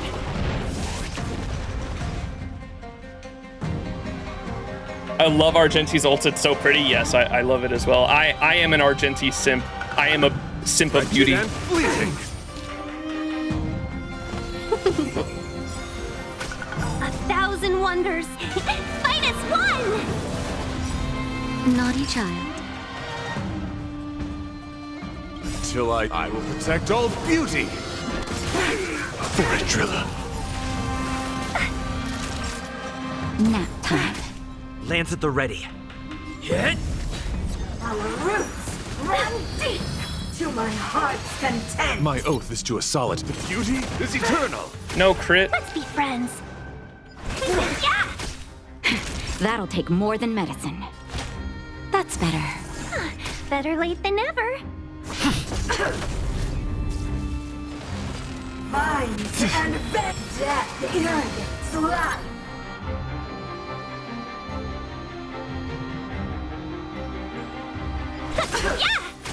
My guiding light. I'm gonna use this just in case. Just a little something. Think nothing of it. My gratitude is yours. Wretched and fleeting. Welcome, customers. Your lifespan ends in grasp of nature.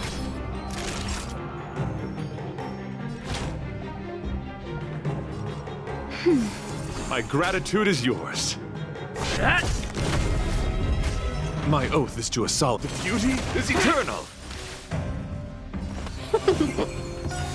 Minds and veins. 1,000 wonders to finest one!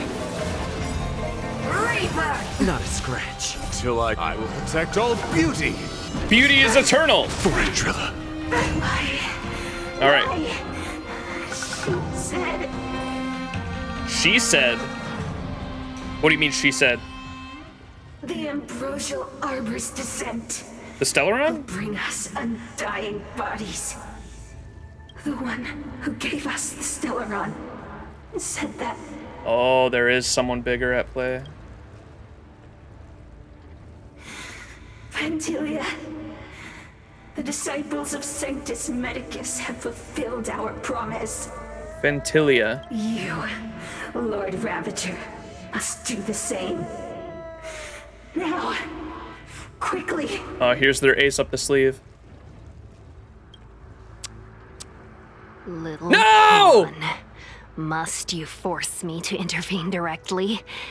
I'm loath to flout my philosophy of destruction. Ting Yun betrayed us. Never mind. It would seem the time has come for other means of dismantling the XianZhou from within. Tiny gun, why? What a shame. I would have fell for it too. I mean, look at that tail. It would have been nice to observe for a little longer. You received the gift of abundance. What the fuck? Surely you can withstand the blessing. What? Of destruction. Miss Ting Yun! Wait, what's happening? Benefactors, allow me to reintroduce myself. I am Lord Ravager Vantilia. I have come with a single purpose. Don't worry, Tiny Gun's fine. To set in motion the self-destruction. Wait, she ripped Foxmoney. Miss Ting Yun, is the Lord Ravager of the Antimatter Legion? But how can that Destruction? Wait, what's going on? Wait. Keep calm, all of you. This is a formidable enemy. We have to stay together. What is happening? Wait, I just realized that we got fucking forward. The antimatter legions here. My grandson is yours. Nanook's up to something. Seize the moment.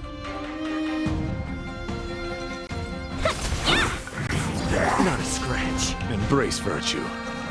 Wretched and fleeting. Seize the moment. Until I will protect all beauty. Lord Ravagers are emanators of destruction? Oh, shit. And what, okay, I assume they're gonna explain it. What was going on with Ting Yun? Was she like possessed, it looked like? We were supposed to attack yesterday. Yeah! Naughty child. Nap time. Just keep going, they'll explain it, okay. Friends. I was so fucking lost. I thought Ting Yun betrayed us for a sec. I was like, Ting Yun played us like fools, but if Ting Yun played us like fools and betrayed us, I would have fell for it too. I mean, Foxy and Princess, man. The beauty is eternal. That'll take more than protect all beauty. Tiny gone? No way, bro. You are fortunate that Zephyro and Selenova never set their gaze upon the XianZhou. What are these names? They have no qualms about dealing out destruction by their own hand. Oh. But since that stubborn general of yours has forced me to take center stage, I'll make sure I steal the show. My apologies for leaving so soon, but I have an appointment to keep. I'm sure my friends here will be happy to entertain you. Wait, so this is a crazy plot twist then. So I thought the big baddies this whole time were gonna be the what was the group called? I already forgot the group Don Shu was leading. They were just a pawn to get destruction they were just a pawn to get the Antimatter Legion inside the XianZhou to literally bring down this civilization, because destruction wants to destroy all civilization, right? So they were literally just a pawn. The disciples of Sanctus Medicus were literally just a pawn used by an emanator of destruction to get inside and destroy the XianZhou Luofu from within, huh? Wow. I'm okay. 1,000 wonders. Did not see that. I thought this entire story was just going to be about the balance of whether or not immortality is right or wrong, or how far into life should you go before it becomes a bad thing, and like death isn't something you should look forward to, but it is something that shouldn't be admonished either, if I think is the right word. Not a scratch. I thought that's what the whole story and like the moral of the story was going to be about, and then out of nowhere, I was like at the start of this battle, wait, the antimatter's here, the antimatter legion's here. What the fuck are they doing? The beauty is eternal. I'm on guard. Hit. Lance ablaze. Lance! Forward!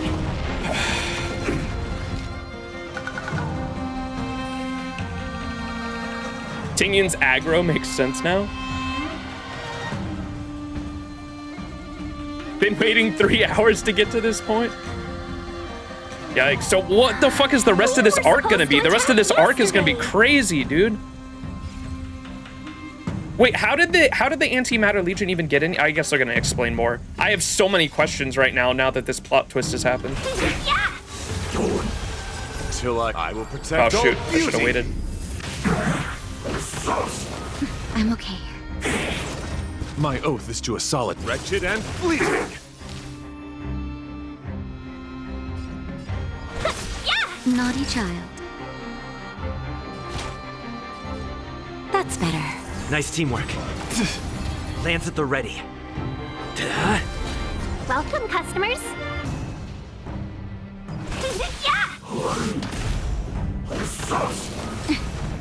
My guiding light. The beauty is eternal. I will protect all beauty. That'll take more than medicine. Oh, that's what she did when she touched it. She transformed all the Mara struck into Legion. Okay, I didn't catch that. Progress the story, most things will be explained in detail. Seems I've been waiting a while. You fell for it with Koyon already, so it ain't surprising that you'd fall for this as well. Listen, foxy tails, man, when I see that fluffy tail, when you see the floof, you got the woof. Bark, bark, am I right? My gratitude is yours. I don't know what I'm saying, sorry. My oath is to a solitary road. Pardon my ignorance, is this your best team? Maybe? I don't know. This is the story team I'm going with, though. Hit.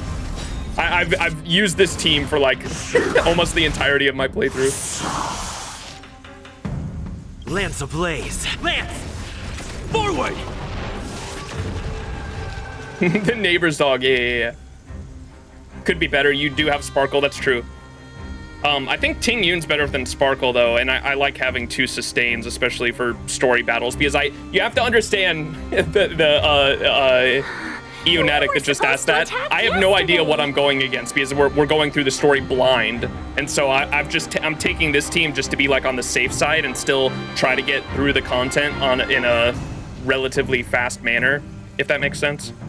So this is a team that's like both safe, but I have Argenti that can obviously wave clear as well. 1,000 wonders. Fight as one! Nap time. My guiding light. Wretched and fleeting. Let's be friends.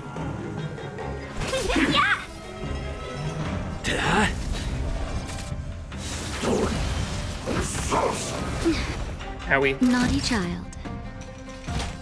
That's better. Nice teamwork. The beauty is eternal. Not a scratch. Time for a shot. Welcome, customers. My oath is to a solitary road. Till I will protect all beauty. For Atrilla. There we go. Wait, hold on a second. Are you Me really too. saying that Miss Ting Yun was a member of the Antimatter Legion all along? And what was that fire that came out of her? And her body? Where did it go? Wait, her body's gone? Mr. Yang, You're smart. What happened just now? Mr. Yang.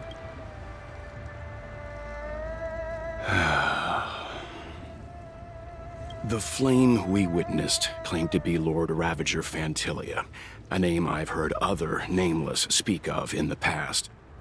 She's one of 7 Lord Ravagers who serve Nanook, and finds pleasure in witnessing the self-destruction of mortals.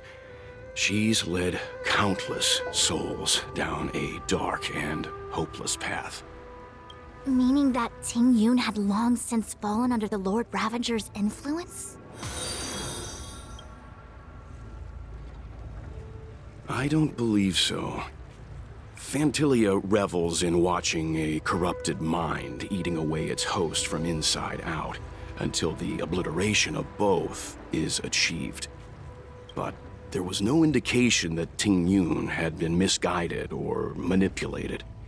It's possible that the Ting Yun we knew wasn't her true self, but an image Fantilia devised to serve her own purposes. Wait, what?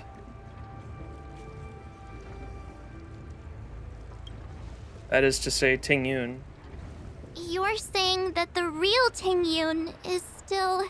So it was like an imitation? Was that not even the real Ting Yun? I'm sorry, March. I can't say with any certainty where the real Ting Yun may be, or at what point she was replaced by the imposter.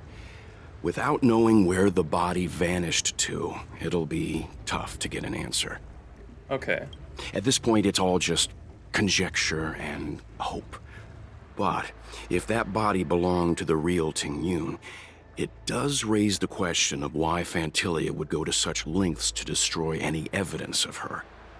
Wouldn't it be more in line with her destructive nature to leave Ting Yun's remains behind as a display of power? What is who's the girl with the nail from the hammer and nail from JJK? AKA, we probably never met the real Ting Yun. You have never met the real Ting Yun. Yeah. Okay, yeah, it was an imitation. I got that now. He's suggesting that Ting Yun was replaced. Huh. Nanook is truly a genius. He brings furry waifus for you and you fell for it. God damn you, Nanook.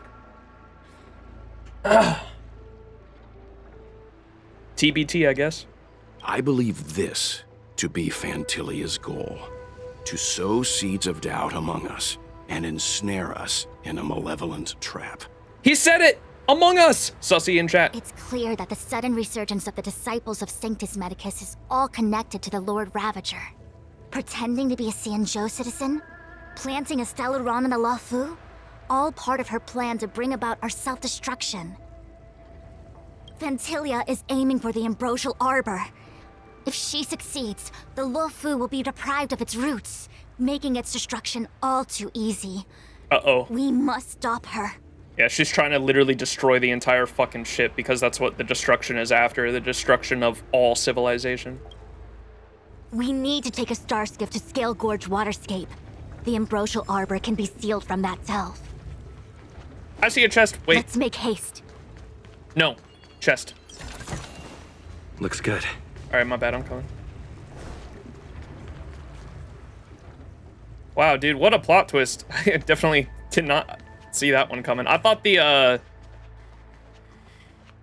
thought Don Shu and her whole posse was gonna be the main baddies.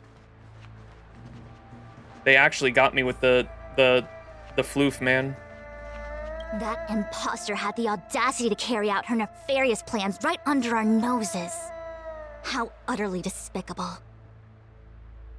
What worries me more is just how many more antimatter saboteurs are at large.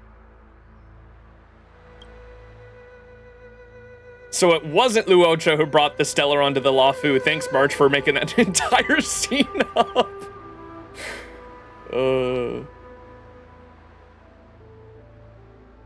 So yeah, was that just Who brought the Stellaron? Was it Ting Yun or the supposed Ting Yun that did, or was it Dan Shu? Or it sounds like Ting Yun brought it aboard and gave it to Ting Yun, or possessed Ting Yun, brought it aboard and gave it to Dan Shu. Spoiler territory? Okay, yeah, don't answer it then, if it has yet to be determined who did. What worries me more now is that many more antimatter saboteurs are at large. About Ting Yun. It all happened so suddenly. But looking back, I think Mr. Yang was right. Ting Yun was behaving strangely. She was fascinated with the Abundance's creations. I remember you saying you saw a meme with Ting Yun in a neck brace, and I thought you got spoiled. Wait, what does that mean? Wait, did her neck twist? Is that what happened there? I'm so confused. Because she broke her neck? She twisted her neck?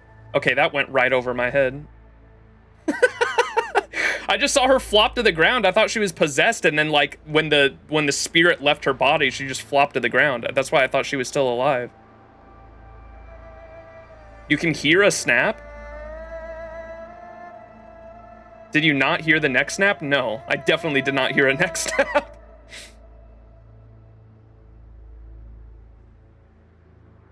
F.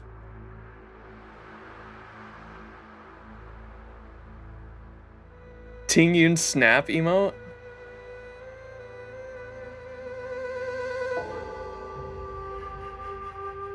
I was gonna Google it to get or YouTube it to watch the scene again, but I don't wanna spoil anything that we haven't seen so far. Maybe I'll wait.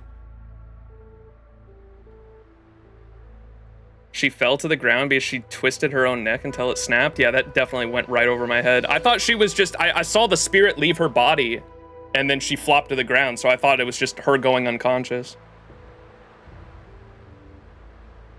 It all happened so quickly, but looking back, I think Mr. Yang was right. Ting Yun was behaving strangely. She was fascinated with the Abundance's creations. But then they pulled that whole thing where they said this was like a copy of Ting Yun. It wasn't even really Ting Yun. I'm so fucking confused. They made it seem like it was like a ghost or an imitation, like not even a real thing, or a real like it was a hologram of Ting Yun or some shit. It all happened so suddenly, but looking back, I think Mr. Yang was right. Ting Yun was behaving strangely. She was fascinated with the Abundance's creations. Yeah, I caught on to that. Since she was an Amicastor dispatched by the Skyfaring Commission, it's evident that there must indeed be a person with her name in the commission. We'll have to let the Cloud Knights get to the bottom of what happened to the real Ting Yun. I'm confused. Well, that's Luofu in a nutshell. Well, in that moment, I was more focused on the fact that, like, it seemed like Ting Yun, like, straight up duped us. That Ting Yun was, like, the mastermind the whole time. And so when she started talking differently and, like, approached and, like, touched the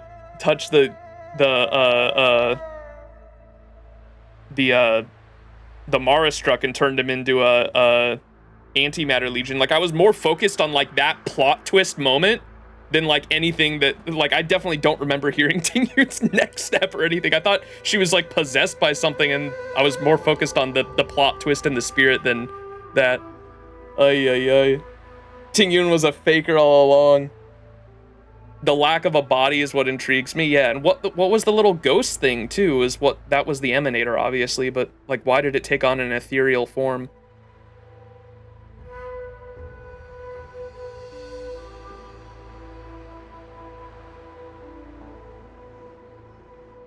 We'll have to let the Cloud Knights get to the bottom of what happened to the real Ting Yun. Okay. As for the Ting Yun who accompanied us all that way, it's like what Mr. Yang said. Her appearance was designed to sow seeds of doubt among us. Among us! We cannot allow ourselves to fall into her trap. Oh, okay. Wait, did we ever meet the real Ting Yun or no? Dude, y'all are confusing me with this shit. Okay, let's just keep going. About Scale Gorge Waterscape. It is a delve governed by the Videodara. supposedly an ancient oceanic region transferred from the Vidyadhara home planet. This is where it's all go. I read this earlier and I was like, this is where the shit with Dun Hung is definitely going down, I think. After the ambrosial arbor was broken in two during the war, its roots were left gnarled and broken. Yet it never died. The Alliance decided to seal the arbor within Scale Gorge Waterscape, entrust it to the High Elders of the Vidyadhara, and rely on the power of long scions to constrain it. Okay, that's totally where it's going down. So that's where the arbor is. That's where the roots are over there, where the tree is at this Scale Gorge Waterscape.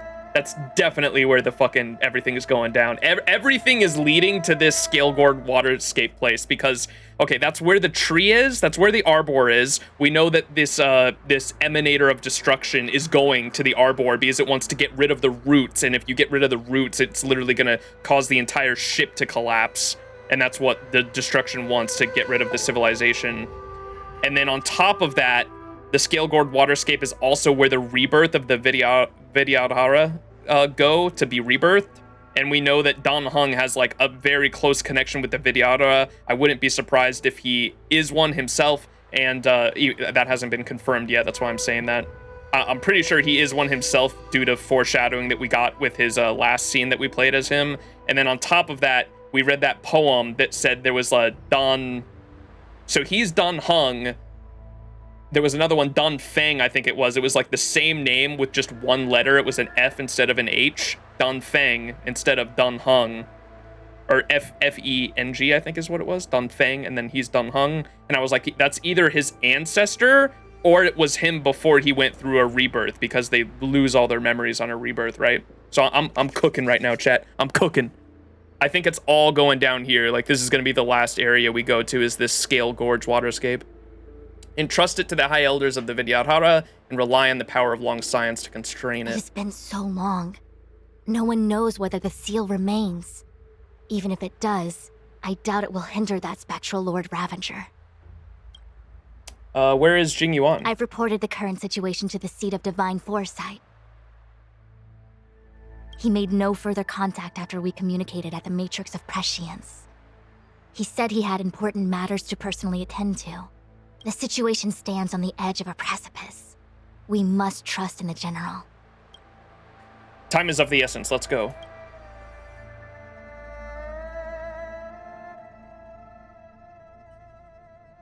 A little while ago. Oh, Dun Hung. Yes. Finally. This is... Sushi. The Alchemy Commission. The delve bordering Scale Gorge Waterscape. Huh? See, his... You're pretty familiar with this place. His ears aren't pointy like the Vidyadhara, though, so he's either, like, hiding that somehow. Like, he's still got a very familiar, or a very, hidden past, I mean. Yep, it's the Alchemy Commission. No wonder we Green were getting those Wodan. military broadcasts on the way over. Something about the Cloud Knights gathering here, right? They're probably coming to fix the Stellaron problem. Oh god, they have no idea how dire things have just gotten. It's been such a long journey, but now we're finally gonna meet some Cloud Knights. I'll be back with my unit. I didn't lie to you, right? I told you I'd bring you somewhere safe, and I did. Though, we did take a bit of a detour. Before I arrived in Starskiff Haven, I had a diviner read my fortune for the journey ahead. He told me not to be concerned with the destination, but to seize my chances and travel with the current to reap the greatest harvest. Meaning?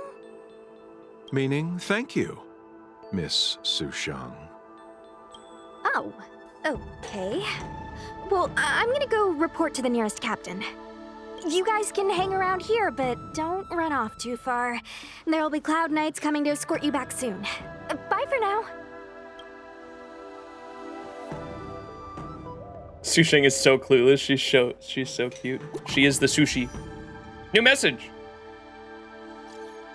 The Cloud Knights invited us to go with them. Your homeland's got some really big crucibles. Oh, we took a picture there for him. Cloud Knights. The Ari Elixir Furnace. Message failed to send. Oh, we still can't send him messages? What the fuck? The messages never get sent. I wonder what's happening with those three. It's gotta be Hacker Girl, Silver Wolf. The Cloud Knights seem to be gathering for the Stellaron disaster. But why did Kafka want us to come here? What happened to them? And what happened to Blade? I've delayed for too long. I need more information. So planning on finishing the XianZhou main storyline today? Yes, that is the main plan, is getting to the end of the main quest line. We'll do the character quest lines next stream. Sushi! What's up? Nothing? I need to go? Go? Go where? The Luofu is under lockdown. The Cloud Knight's operation isn't over yet. Relax. When the Bald? fight is over, I'll personally escort you and Mr. Locha home. Bald?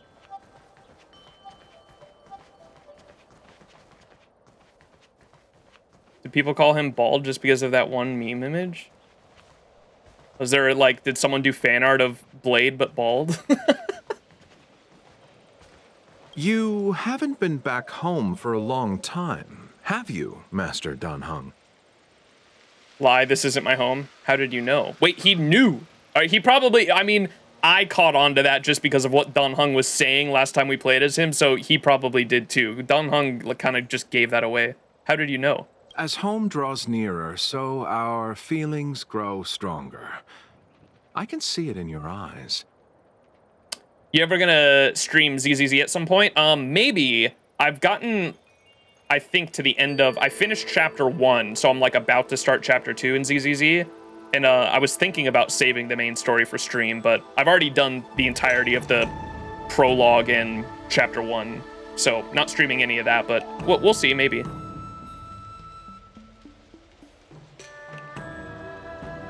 Is ZZZ his sort of game? I like the gameplay a lot. The story's kind of eh. I do like the presentation of it, though, I will say. The cutscenes are obviously very flashy and cool. And I really like the comic book cutscenes, like the way they do, like it's a graphic novel and it's voiced. I find that really cool. And so I dig that part of it. But the story, other than that, is kind of eh. It was kind of hard to wrap my head around the concept of like what the fuck was going on. But I dig it overall. I definitely like Honkai Star Rail's storyline and like the overall world building a lot more though. ZZZ's been all right though. The bouncy animation goes crazy. Yeah, they definitely have like a type of animation they're going for. Very cartoony, and the emotions definitely come out in the animation for sure. Tried it and honestly it wasn't for me. Yeah, I think that what Hoyo is going for is they're trying to they're trying to make a bunch of different games so that like one of their games can get like everyone at some point, it seems like. Story has like a post-apocalyptic undertone mixed with some cyberpunk oppression minus the neon. Storyline is like a slice of life but post-apocalyptic world, covering all their bases. Yeah.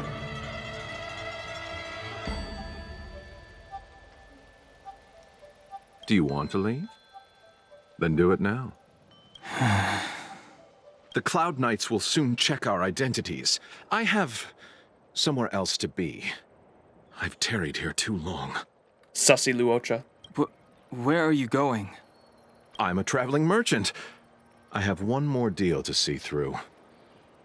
Jane Doe, though, I will... Caught, chat. I will admit, the reason I started playing ZZZ was for Jane Doe. I literally saw, I think, her initial character trailer, and I was like, holy shit, I gotta play this game.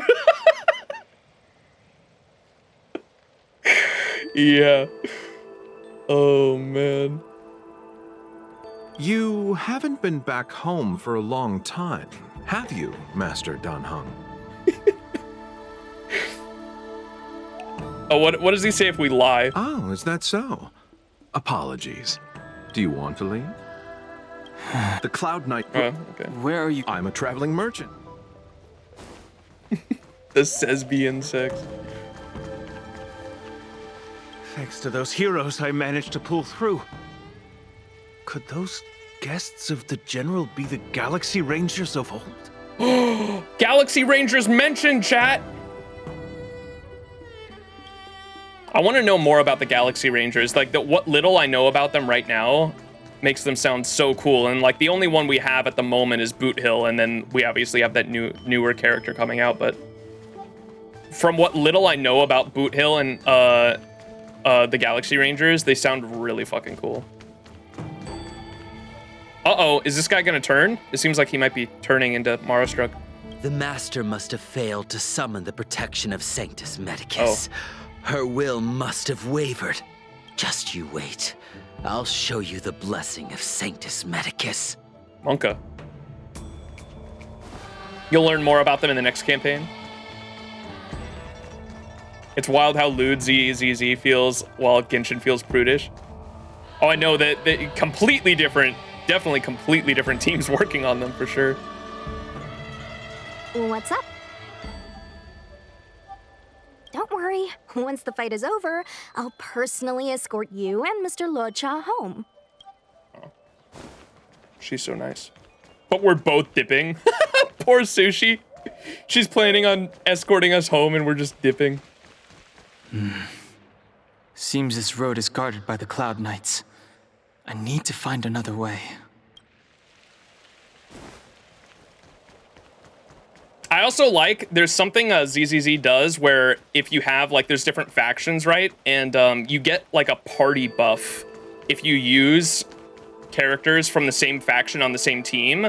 And I kind of wish other games did that because, like, I was telling y'all how I really wanted to make, in my team comp, I wanted to make, like, a Wildfire team because I loved Wildfire so much in the Eurilo 6 story. And so if I did, like, a team like Fire MC,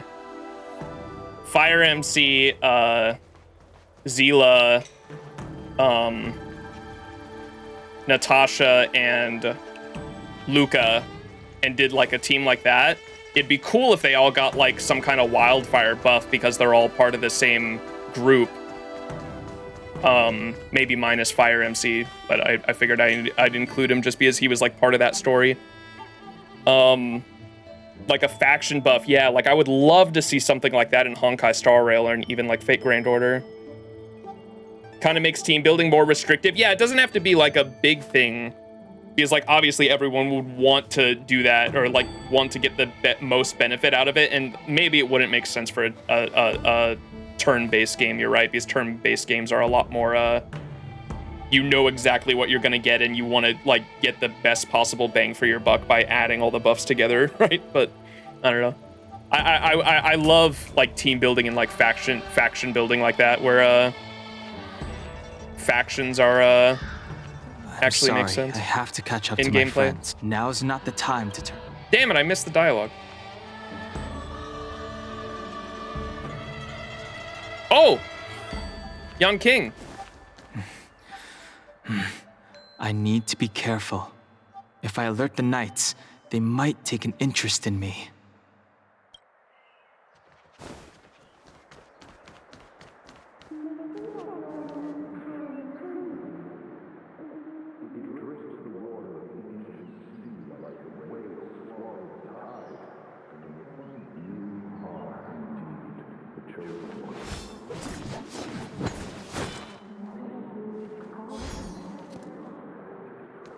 Dunhung is going through it. What a huge cauldron. An echo. This aureate cauldron is driven by the cloud hymn magic of our people, the Vidyadhara. It drinks the water of the ancient sea like a whale swallows the tide and refines it into medicinal pellets.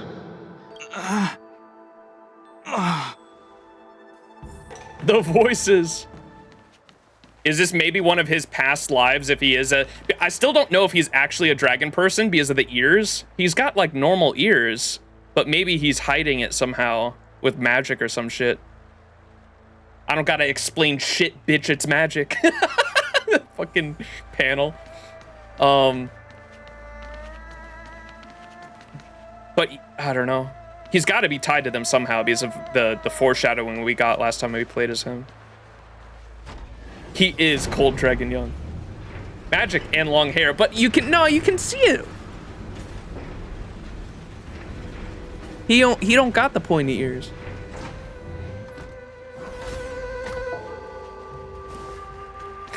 The voices. Ooh, look.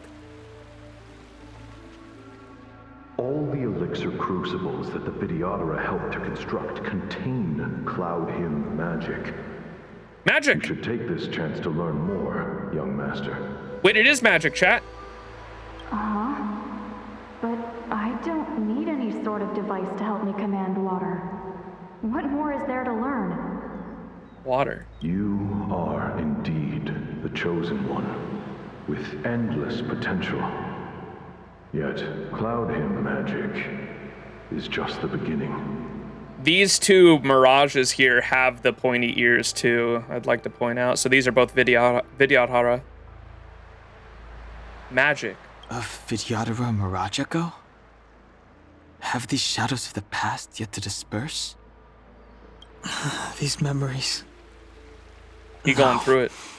They have nothing to do with me anymore. Oh, shit. All the elixir crucibles that the Videodora helped to construct contain Cloud Hymn magic. Uh-huh.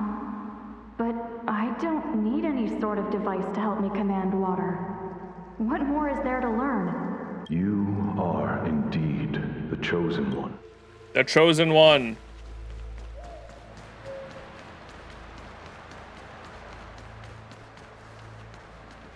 Oh, we can go up there later. They say that you're Lung's power incarnate. Is that true? Long.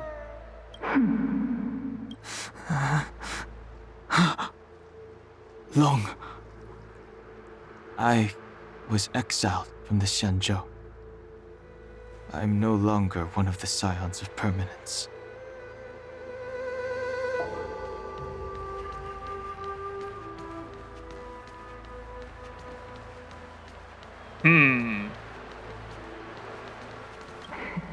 I doubt I will be here to see you take charge. No need to feel aggrieved. Videodora go through cycles of life and death, existing forever in this world. By the time you are the High Elder, my hatching rebirth will be complete, and I will be a child once again. Please take care of me.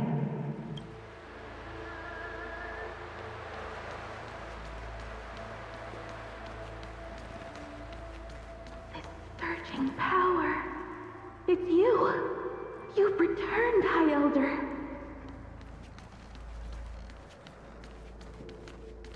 Something terrible is happening in Scale Gorge Waterscape. Please, don't go any further. Your enemies are waiting for you. Wait, isn't this supposed to be the past? Why is it talking like it's actually right here in the present?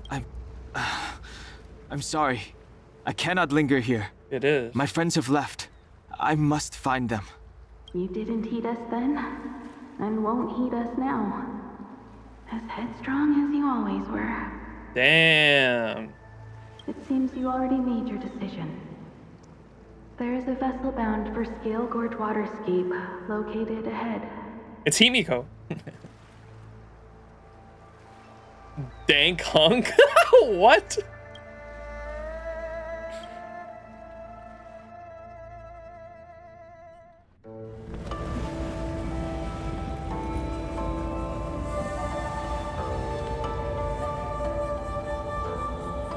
Oh shit. All right. It's actually going down at that place that I was talking about, the tree, right? Wait, is he heading to the base of the tree? What? This is not the base of the tree.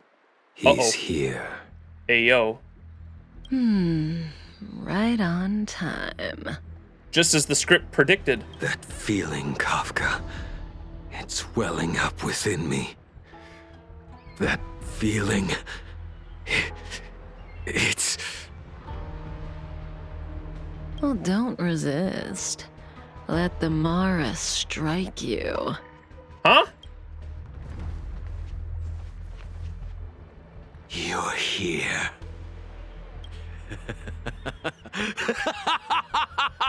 It's time to pay the price! It's time!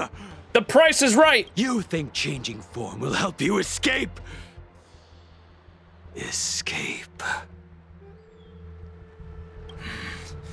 I've told you and that woman many times. I am Dan Heng. I have nothing to do with your past. Dan Heng. You think another name and face can blot out the sin of your past? You didn't even experience death. I will force this suffering upon you, Dan Heng.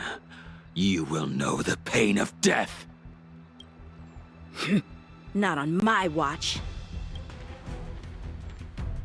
Young King! You're not murdering anyone today, fugitive. You're coming with me. Jing Yuan's lapdog.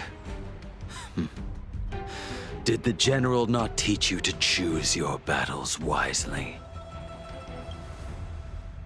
Hey, move back. Things are about to... Huh? Oh, does he recognize him? You look so familiar. Yep. Look out! Quit hiding. Your true self revealed. Stop! Damn! All right. Anime time. Unlimited blade works. You. I have news for you, boy. Behind you is none other than the traitor of the XianZhou. A criminal forever banished. The High Elder of the Vidyadhara, Imbibitor Lunae.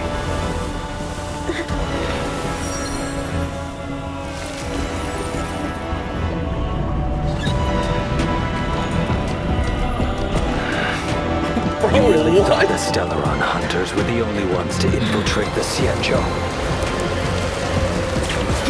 In that case, I'll bring both of you to justice. Ain't no way we got a three-way going on right now, bro. I've heard of you and Imbibitor Lunae.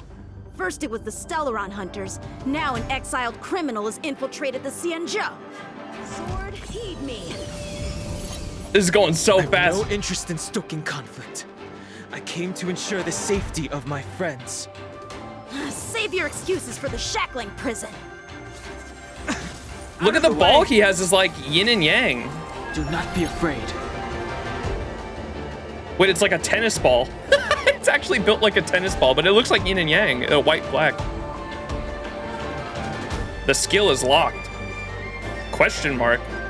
Dude, that was such a sick cutscene, though. Hang on, you're throwing me straight into a battle. That cutscene was so sick, though.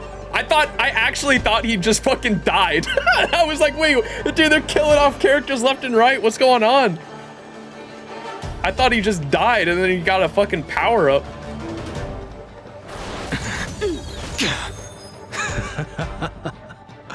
Better, but I'm afraid you won't be seeing your friends. They're caught in their own bitter struggle.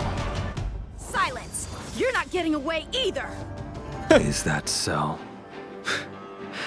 Let's heat things up then. Kafka? Lady, listen to me. Unleash the Mara. So it begins. Huh?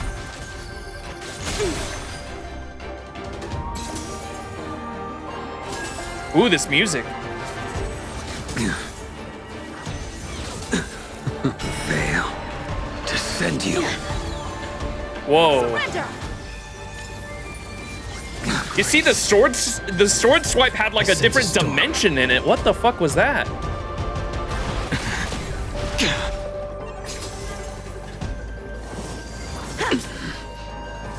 What's wrong?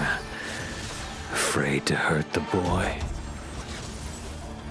Punish evil! Too little. Veil. To send you. Look at that. Ooh, it's so pretty. I wonder if the others are okay. Gotta make this quick.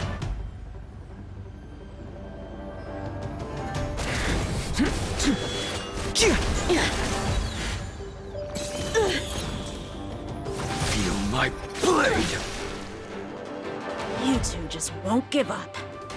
I only have one choice. What the fuck? Is that his ult?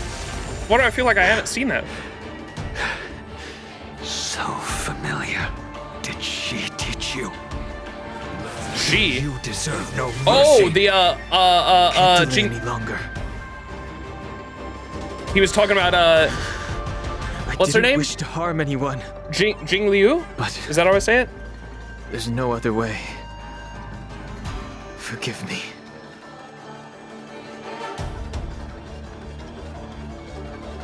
Jing Liu's final move, yeah. Is that what he like just imitated there? That's so sick.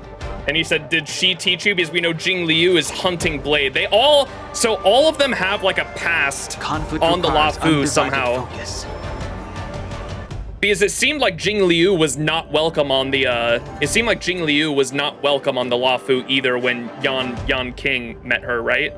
It kind of seemed that way. And so we know Blade was hunting Dan Heng. He's got the pointy ears now too, and horns.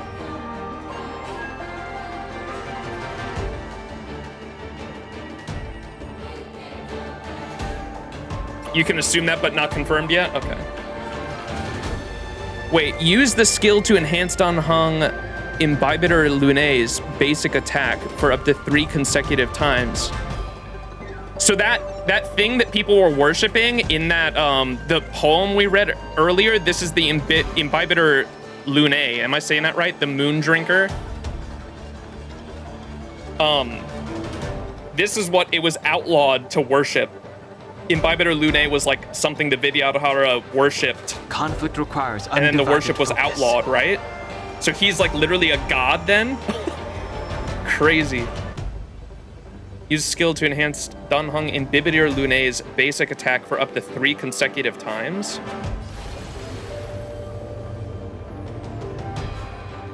What? Heaven's Surge.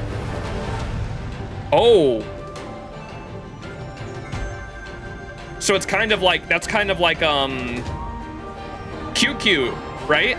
So you use the skill multiple times to make your basic attack stronger, like QQ? Forgive me. I failed. Holy shit. This isn't over. Non-gotcha QQ? All of you listen to me. Stop. What the? Yes, mommy.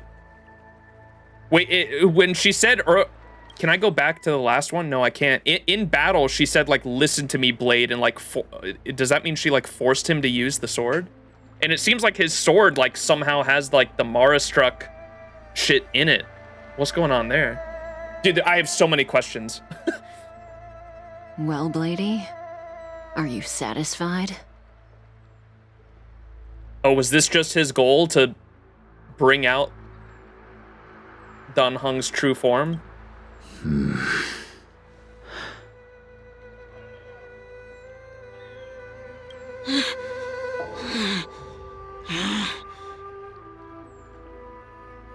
He's so cool looking. What the fuck? Look at him.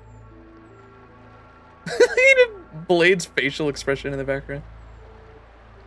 Holy shit.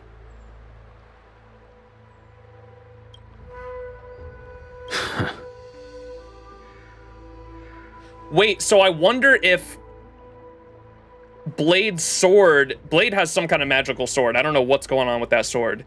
But because that specific sword punctured Dan Heng, that's what awoke the fucking thing inside of him, I think, right? Like, not any sword would have done. It was because specifically it was like a Mara-struck sword, maybe. What did you do? We're gonna explain here, I hope. I'm just clearing the stage for the grand entrance. Can't have you 3 misbehaving in front of the Luofu's hotshot general. She sounds a bit different, too. Oh, wait, the general's here? He was working with them the whole time. Qing Yuan. General!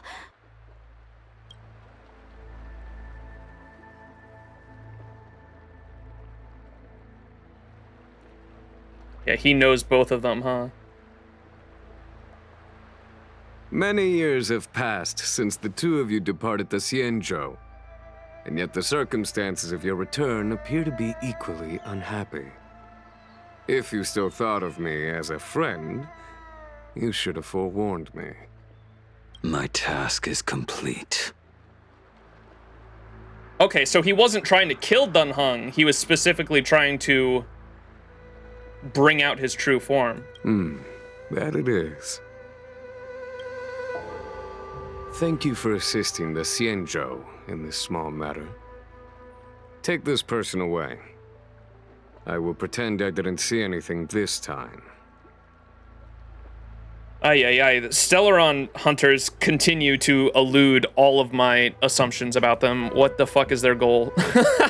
So, Kafka told us that their true motives were to try to get the Astral Express and the XianZhou Luofu, or the XianZhou Alliance in general, on the same terms to go against destruction. That might have been the truth, but it seems like she definitely wasn't telling the whole truth, because I guess it looks like Blade was working with Jing Yuan to get...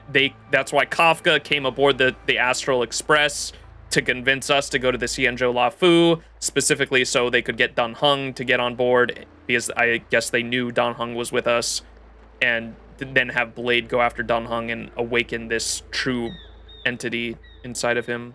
General, Now is not the time. Butterfly effect, everything for the script.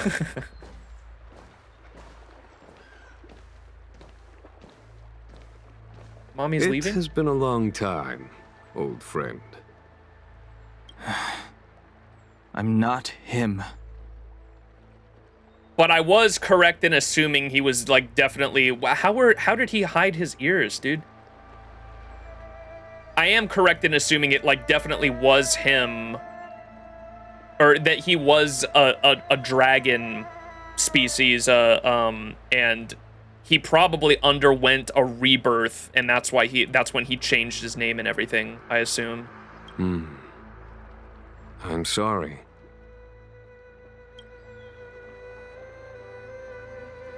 Magic. You cannot leave yet. Your Astral Express friends are waiting for you in Scale Gorge Waterscape. Shall we go and see them together? I mean, how did he hide the horns as well? You got a good point. Magic, bitch. I don't gotta explain shit. You cannot leave yet. Your Astral Express friends are waiting for you in the waterscape. It is going down there. Shall we go and see them together?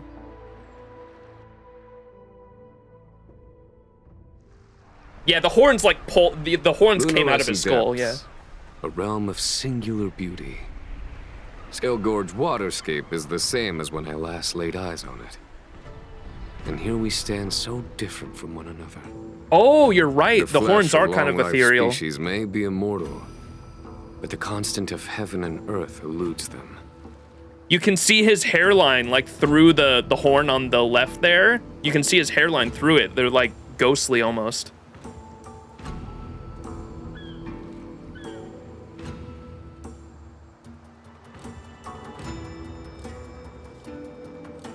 The flesh of long-life species may be immortal, but the constant of heaven and earth eludes them. You know the Vidyadhara hatching rebirth cycle, General. The waters of the ancient sea have cleansed Dan Feng of his past sin. Oh. The person that once stood here alongside you is no more. That is definitely inspired by Buddhism. That's really cool. Or possibly Hinduism, because Hinduism also has a cycle of rebirth where when you die, your karma, the karma that you accumulate in life, when you die, you have a short afterlife, or I say short, but you have an afterlife that you experience based on the karma you accumulate in life, and you will either like go to a sort of heaven, go to some sort of purgatory, or there are like multiple levels of hell in Hinduism. And I learned about this in Lost Belt 4 when I went into the, what's the name of Lost Belt 4? The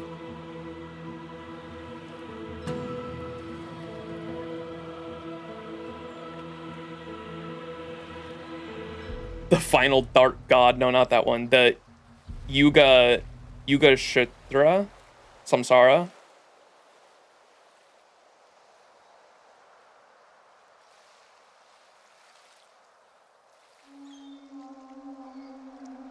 But the title of it, Yuga Kali, the Yuga cycles, or the Yuga cycle is like the reality we live in. That's not what it was. Maybe I'm thinking of Lost Belt 5.5 actually, because that one had like some Hinduism in the title. Lost Belt 5.5. What was that title? For Heian Kyo. Naraka Mandala. That's what it was. Naraka Mandala. One of those words means hell, and the other one means the cycle. Hell gathering is like the direct English translation, but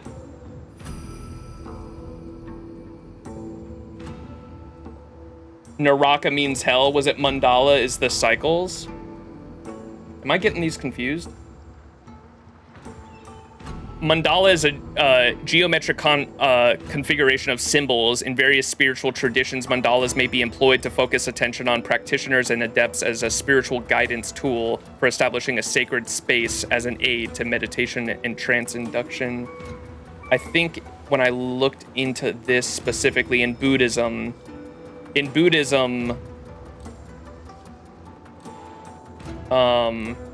mandalas are they're these kind of geometric paintings that kind of look like a kaleidoscope. You've like everyone's definitely seen them before. They're like rugs and posters and stuff like that of these geometric kaleidoscope like shapes and symbols that like kind of seem like they stretch on for infinity. And I believe the art style in Buddhism specifically is supposed to represent the cycles of life and death. Anyways, the reason I was going, I'm kind of getting sidetracked now. The reason I was talking about it was because it kind of seems like the Vidyadhara rebirth hatching cycle is definitely directly inspired by that, and how your sins and the karma you accumulate in life are kind of like wiped clean by the time you go through a reincarnation. That's definitely like what this was inspired by. I just wanted to mention it. I am Dan Heng. Whether Dan Feng was hero or villain has nothing to do with me. I bore his punishment, accepted my eternal banishment without complaint. But do not let his shadow cloud your estimation of me, General.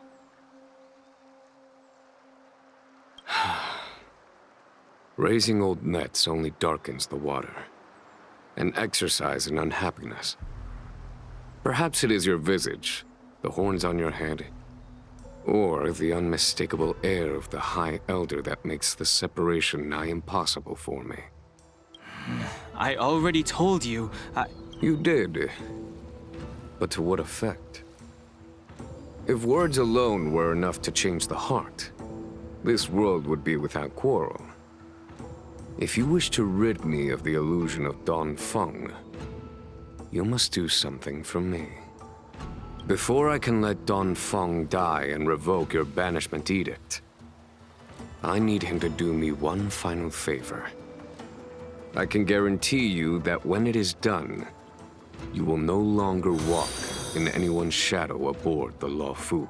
I wonder what he did, because we still have there's so much mystery behind his character still. We don't know what he did in his previous life. I may not be capable of the things that Dan Feng was capable of. You must do it, or my promise will count for naught. If you wish to blame someone, blame your previous incarnation. Had he not committed that terrible sin, had the power of dragon transmutation been passed on intact, I would have no need to compel you. What? Had the power of dragon transmutation been passed on intact? Oh. It is as I said. Here we stand so different from one another. Dan Feng is no more. Now, there is only Dan Heng. But I am the general of the Luofu. There are things that I wish I did not have to do, and yet I must. He made it sound like he made it sound like Dun Feng, in Dun Heng's previous life, he did something to the hatching rebirth cycle, maybe, or maybe gave that ability to someone he shouldn't have, or like, you know how the 10 commandments on the ship, that they talked about, or the unforgivable sins, a lot of it has to do with seeking immortality when seeking immortality as a mortal, because like you're not supposed to give that to anyone else. Maybe it had something to do with that. Is that a whale in the background? Let us talk of happier tidings. The friends you made on the Express are here. Unpardonable sins, yeah. It probably had something to do with that. That's why he was banished. You brought them here? Yes. They are waiting in the Dragon Vista Rain Hall. Go. Your friends are waiting for you. We still have that mission that we never played as a... Whoa, what the fuck?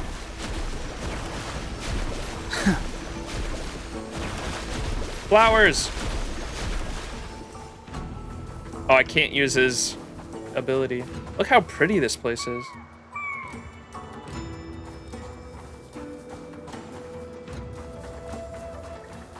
Oh, if you're idle here for a moment, you'll see a tail? Oh, wait. Oh, you mean him? I thought you meant a whale out in the distance.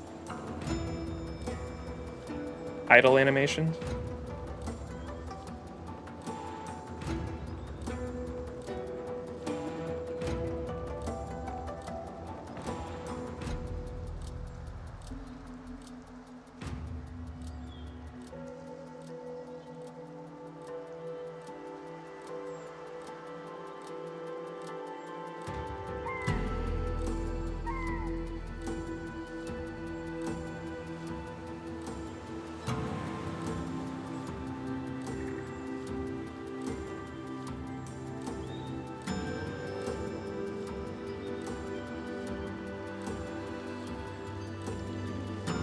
Whoa, it's raining. Old friends, meet yet again.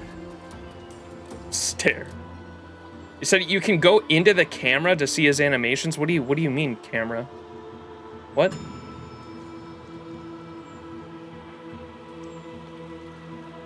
Oh, the actual, like, phone camera? I don't think I can do that in the mission we're in. I can't even pull out the phone. Menu camera? What? I don't think I can do that.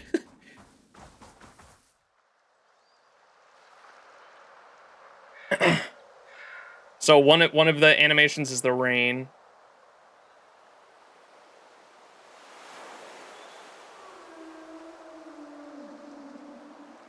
The ambience here is beautiful. I love. Was that like a whale or some shit in the background?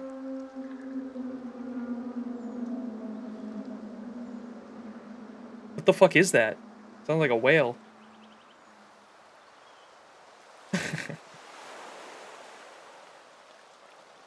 More rain, god damn it. Old friends, meet yet again. It's you. Chat, it's Pocky time. Look what I got. Y'all jealous? I got strawberry Pocky.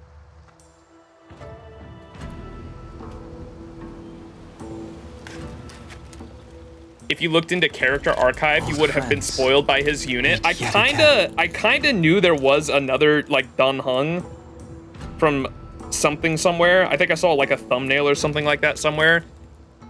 I didn't, and I definitely knew it was gonna have to do with like his backstory whenever that was revealed. I definitely did not see him like being a fucking god coming though. That's crazy. Oh, there it is. Whoa.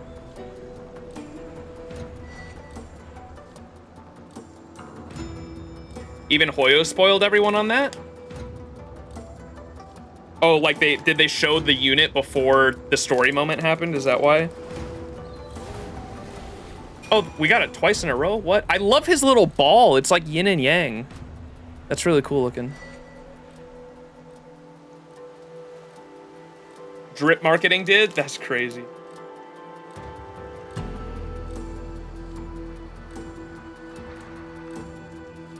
Yeah, I knew he had like a different unit, but I was obviously avoiding it at all costs. But I assumed it was going to be something like March, because I knew about March's second form, obviously, too.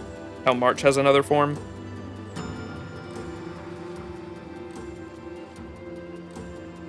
Why can I actually can't open this Pocky package.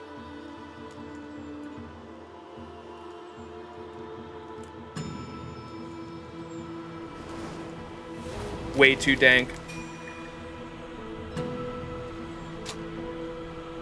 No one called Dan Heng a god? Well, he's, I don't know what the fuck he is. He's an ancestral fucking... I guess the reason why I called him a god was because of that poem we read about the, people, like, worshipped him. And then they, like, outlawed the worship, which was crazy to me. Old friends, meet yet again. I didn't mean he was on the same level as an Eon or anything. Just the fact that, like, people worshipped him. Or it seemed like they did from that poem we read.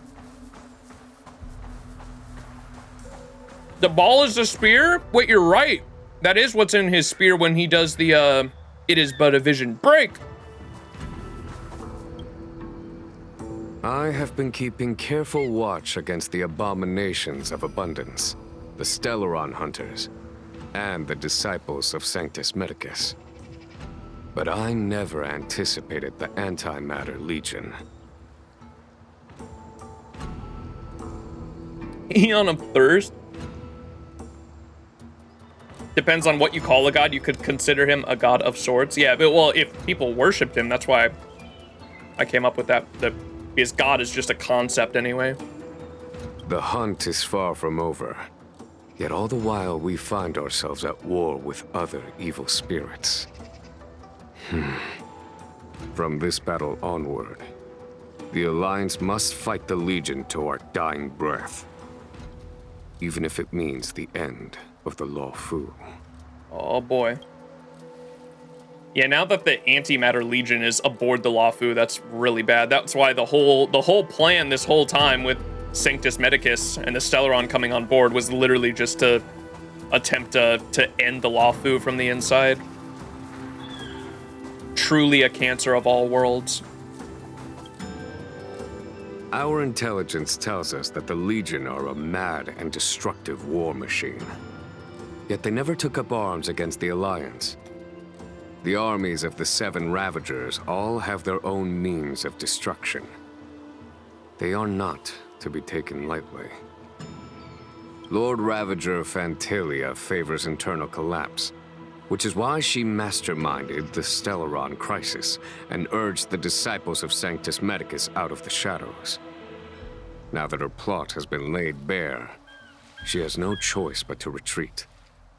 And yet that hardly suits her philosophy of destruction. There must be something more. Wait. Let me read this again. He talks so fucking slow, man. Lord Ravager Fantalia favors internal collapse. That's why she's trying to, like I said, bring down the Luofu from the inside. Which is why she masterminded the Stellaron crisis and urged the disciples of Sanctus Medicus out of the shadows. Now that her plot has been laid bare, the plot twist, she has no choice but to retreat. And yet that hardly suits her philosophy of destruction.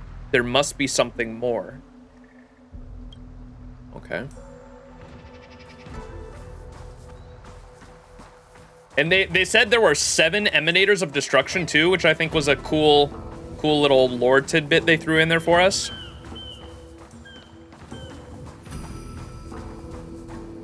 Her hatching rebirth is complete. She left me all alone. Still, I wait for the day of my rebirth. Endless waiting. Oh, wait, this is actually straight up Buddhism. So they go to like a purgatory state before they actually fully rebirth? Is this is what is he in a, or is this ethereal in a like rebirth state at the moment?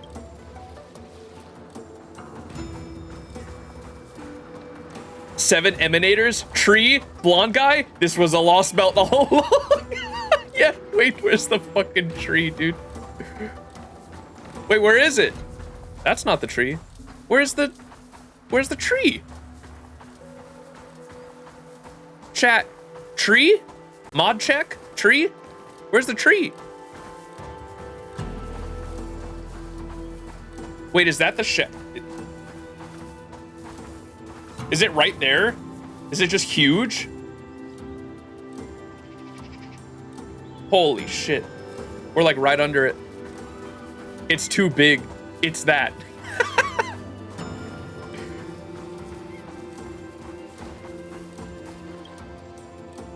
Do you know something? When Don Fong committed his great crime, the Ten Lords Commission advocated strongly for him to be destroyed. The Vidyadhara, on the other hand, were split evenly in their favor and disfavor of the motion. The dragon transmutation inheritance was not intact after all. The senior Vidyadhara hated you, yet did not dare to kill you. The dragon transmutation inheritance was not intact. The Vidyadhara were under great pressure. In order to placate the Ten Lords and Skyfaring Commissions, they performed an exuviation charm on Don Fong against his will. Still, they ensured that the charm contained a flaw, thinking that this would fool the Ten Lords Commission. The senior Vidyadhara were sure of their scheme. But you cannot hide fire with paper. Dude, stop talking in fucking riddles. Or he's not really, just that last part. The Vidyadhara were under great pressure in order to placate the Ten Lords and Skyfaring Commissions. They performed an exuviation charm on Don Fong against his will. Still, they ensured that the charm contained a flaw, thinking that this would fool the Ten Lords Commission.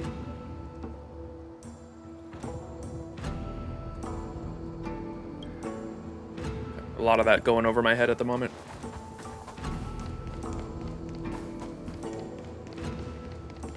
Waters of the ancient sea, cleanse me. Waters of the ancient sea, protect me.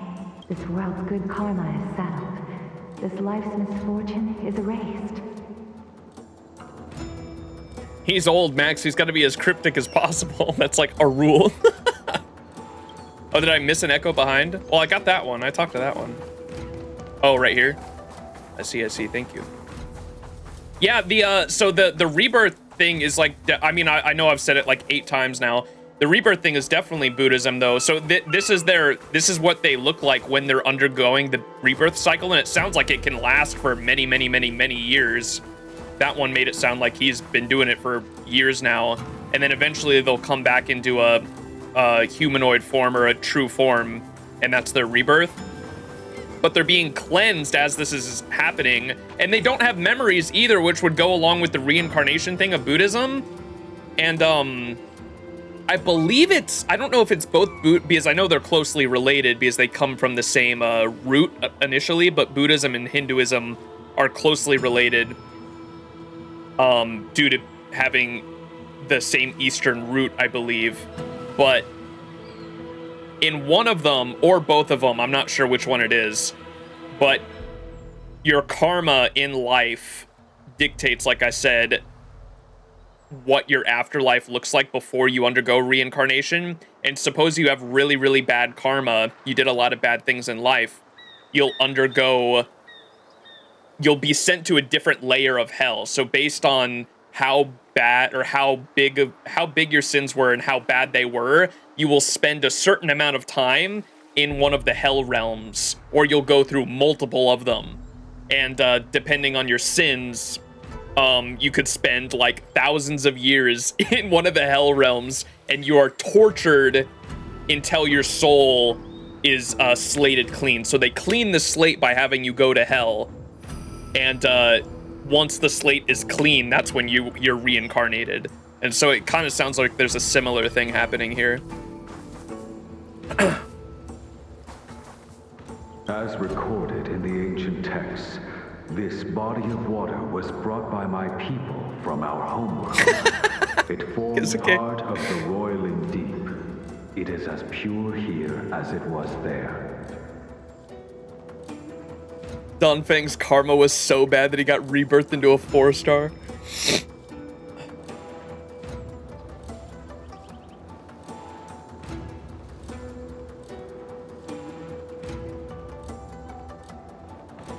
Our dragon ancestors nurtured us with the water of life, and bestowed us with the permanence of the Vidyadhara.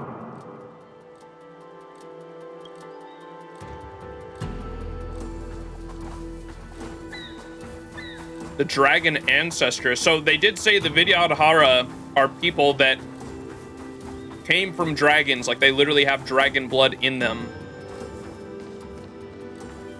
So is he one of the original dragons then, maybe? Is that what Dunfang was? Because he has, like, the ethereal form kind of came out in the cutscene when he got stabbed by Blade's blade. When he got stabbed by Blade's blade, you saw this, like, literally ethereal dragon, like, kind of appear. And I wonder if that's, like, his true form. It's, like, the spirit inside of him.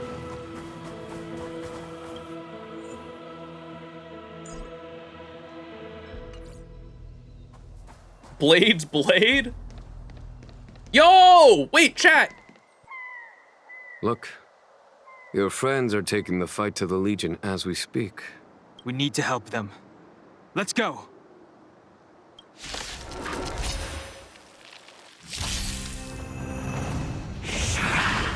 Oh, I get to play as the general, too. Heaven's Surge. Cloud-bearing dragon. Rise! Holy shit, the animations are so cool.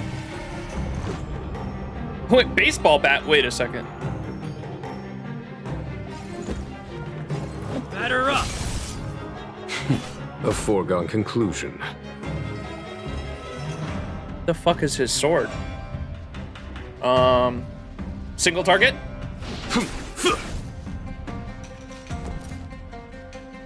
Watch this! Frickin' march.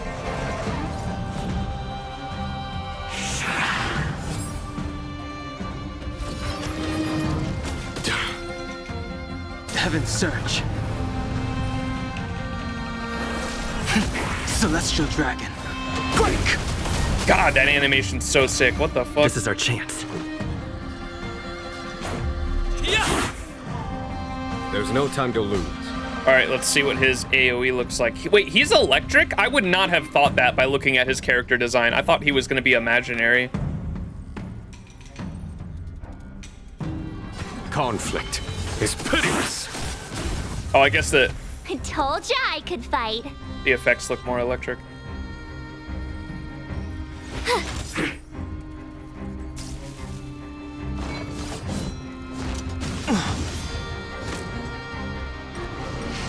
What the fuck is that? Was that a follow-up attack? What, wait, who was that? Cloud-bearing dragon. Rise! Let's go. Giga Chad, he has a stand? Wait, who? Dun Hung or the Jing Yuan? That's Jing Yuan? It's on the action bar? Yeah, so it was a follow-up attack? Dude, that's crazy. Here is thunder. My turn. Okay, here's ultimate. Time for the master stroke. The master stroke? Wait a minute. What's he mean by that, chat? What's he mean by that? It's a summon? We are the three kingdoms now?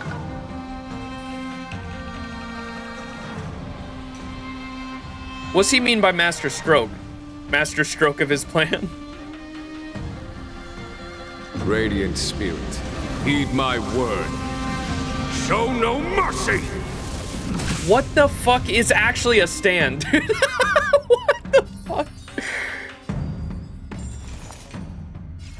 Watch this!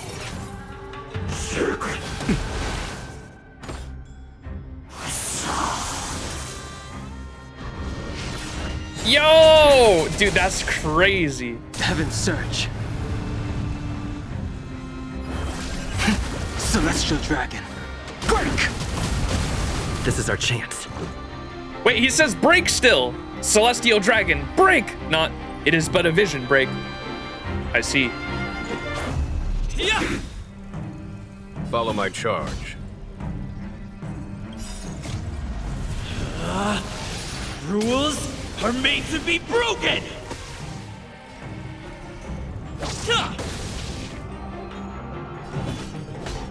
Conflict is pitiless. Who was targeted? Oh wait, we broke him, so it's not there anymore. Heaven's Search. Cloud-bearing dragon. Rise! God, that animation's so cool. Bonk. Jing Yuan, where have you been? Forgive my late arrival, Lady Fu. All according to we the are script. indebted to you and your forces. The Seat of Divine Foresight relayed the battle reports to me. As for Fantilia's plan... The Ambrosial Arbor. That's her focus. Lord Ravager Fantilia's strategy was to create civil strife, then let it consume the XianZhou from within. She wanted to use the Arbor to disseminate the power of the Plague's Author, and turn the Luofu into a hell of undying abominations. That is clear to me now. Friends of the Astral Express, I have brought someone with me whom I think you'll be eager to see. Yeah, sorry, wasn't reading his kit. His skill increases his follow-up's hit count by 2. The ult increases it by 3. The base amount he has on it is 3. Okay.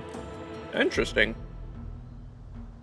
Their attack animations are so cool. I agree. They were very cool. I've never seen Jing Yuan's before either. That was crazy. What the fuck? I saw the follow-up attack. I knew it was a follow-up attack because of like where it was in the battle. But I thought it might have been Dan Heng's for a sec. I was like, wait, what the fuck? That's crazy.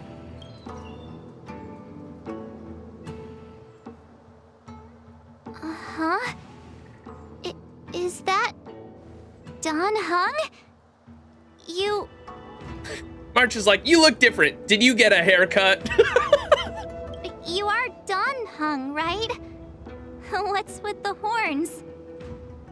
It's a long story, March. It's me. So, you do have secret strength. Don't worry, Max, that line is coming. No way. Let us save such reminiscence for later, shall we? Please let that be a dialogue option for me. My astral guess. When you first appeared on the Luofu, your stated aim was the resolution of the Stellaron crisis. I was concerned that the Stellaron hunters harbored ulterior motives and refused your offer. I see now that I was overly anxious. Oh! Did the Stellaron hunters... He waited for Fu Xuan to clear... Oh my god, what the... Their mind games are crazy. They waited... The Stellaron hunters specifically waited for Fu Xuan's... The Stellaron hunters specifically waited for Fu Xuan to essentially confirm that they were not behind the Stellaron crisis through the prediction engine, right? After that, they went and met up with Jing Yuan because they said when Kafka jumped off the building, right, with Blade, she said, we still have 2 more stops. One of them was probably meeting with Jing Yuan, right? To devise that plan that just went through. And then the second stop that they made was probably on the island to force Dan Heng's true form to come out. And we're probably gonna need Dan Heng's true form to fight this this emanator, right? That's crazy. They're playing 4D chess out here. Nevertheless, it is true that the motives of the Stellaron hunters were not what they appeared. In order that the Express and the XianZhou fight side by side, Kafka lured you here and broadened the scope of the crisis. In doing so, she succeeded in making it clear that your sincerity is beyond doubt. The Luofu is in your debt, and I have no right to seek further assistance from you. Also, Blade escaped accidentally. Yeah, sure. And so if Kafka had her mind read by Fushuan, all the doubt of their intentions would be eliminated. Yeah. And I caught on to that like immediately as it happened too. I understood what was going on there. I just didn't know like what was gonna happen later on down the line, and especially the line. I think she said 2 more stops, right? She said, "Come on, Blady. Come on, Blady. We still have 2 more stops left before we leave." And then they jump off the building. I think she said 2 more stops. And so one of those stops was meeting back up with Jing Yuan after their name was cleared. And then the second stop was against Dun Hung. I thought they were going to kill him, but it seems like their job was just to try to bring his true form out. And I assume we're going to need his true form to go against the Emanator, like I was saying. 2 more places left to visit is what she said specifically. Okay, yeah. So I was right too. Yeah, I think so. They're leaving now. I don't think we're gonna see Kafka for the rest of this story arc, unless they're sticking around for the show.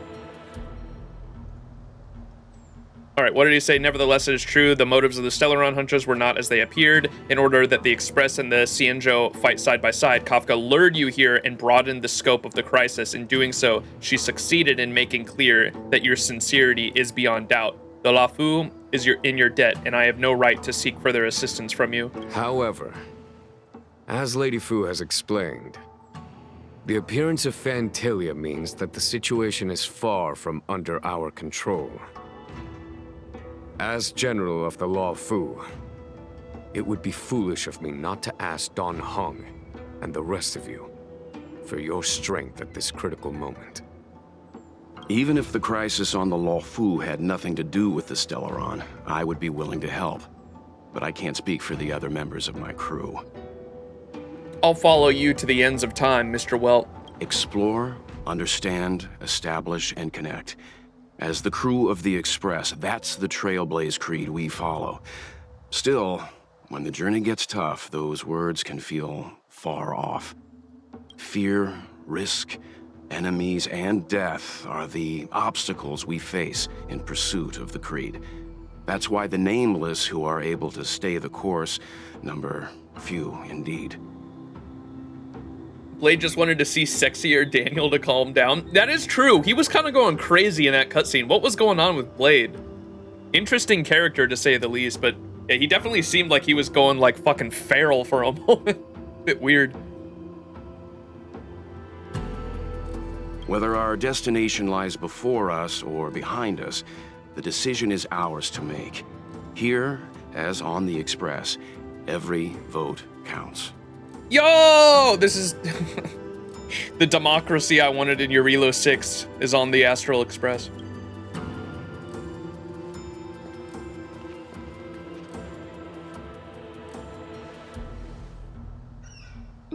Dun Hung?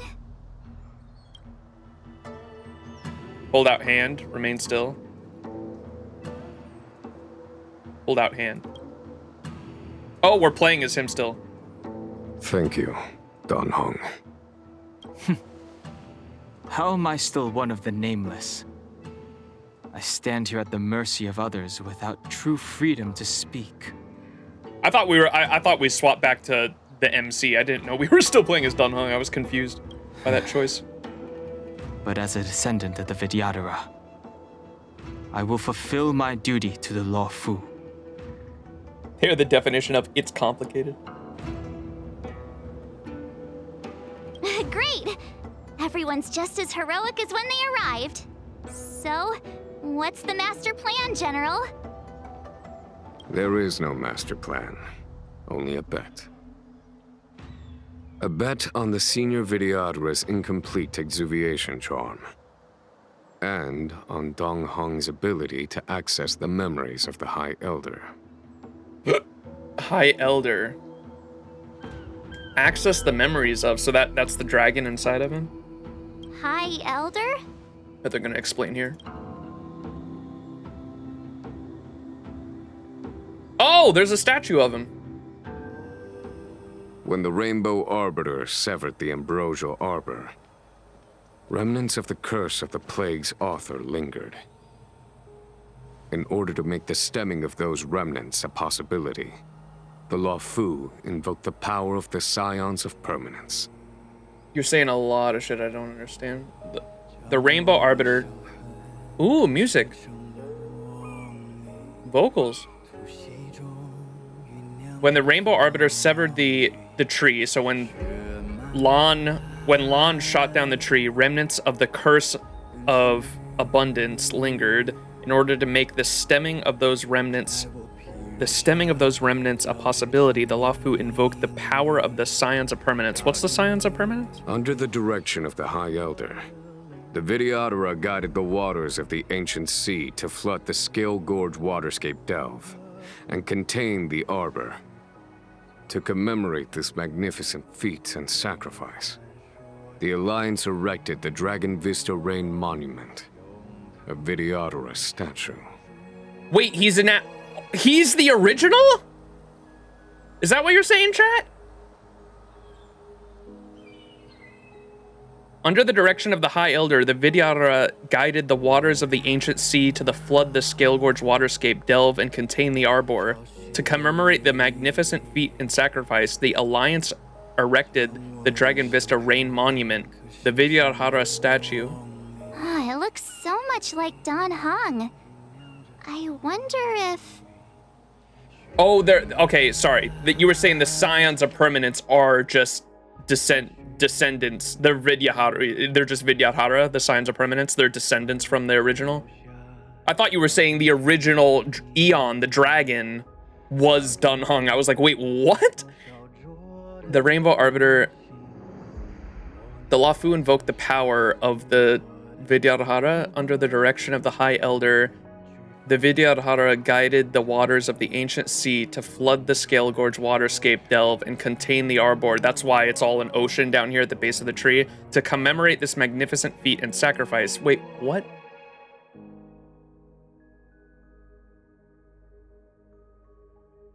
So they did it, so they flooded the base of the tree to make sure that no like saplings from the tree, like, or it stopped growing, or what? Like to stop it from growing? In order to make the stemming of those remnants a possibility. Wait. Oh, in order to make, oh, is this the sin? Okay, I'm sorry. I'm so confused on what the wording here is. In order to make the stemming of those remnants a possibility, to make it a possibility, the Luofu invoked the power of the Scions of Permanence, the Vidyadhara. So when Lan's arrow shot the tree, it seems like there was a split of people that agreed with the decision of the hunt to strike the tree down, and that there were some that disagreed with that action, and to make a possibility of the tree being resurrected, or the stemming of those remnants a possibility, the Luofu invoked the power of the Scions of Permanence. Am I this is not the sin? Oh, okay, okay. Never mind, I'm not cooking. Is that what happened though? It seems like that's what happened. Under the direction of the High Elder, the Vidyadhara guided the waters of the ancient sea to flood the Scale Gorge waterscape delve to contain the Arbor. To commemorate this magnificent feat and sacrifice, the Alliance erected this Dragon Vista Rain Monument, a Vidyadhara statue.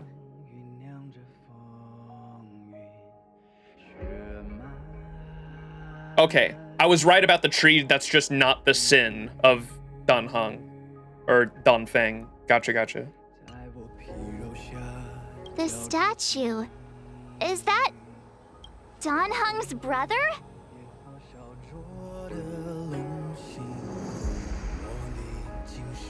Can we give her head pats? Ain't no way, March.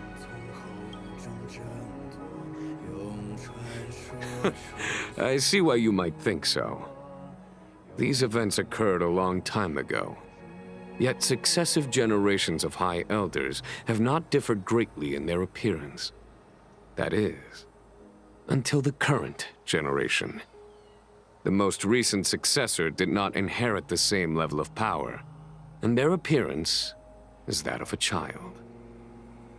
Do you understand, Dan Heng?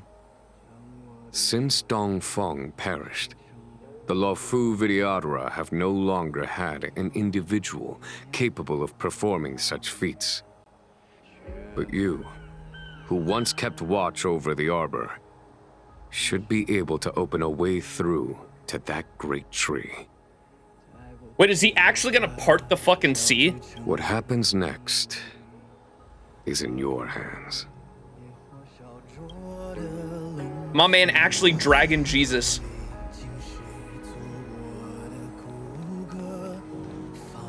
Bailu moment? Oh, Bailu's like the current successor. The that of general a... still has important matters to discuss. Alright, my bad. Bailu is the one he was talking about when he said the looks like the one of a child, so she's like the current successor for the Vidyadhara. Moses? Yeah. My bad. Imbibitor Lunay's reincarnation. Dong Hong, correct? I've heard your name before. How can that be? My name was erased. Why would the names of the banished be recorded? Your name was only erased from the public eye.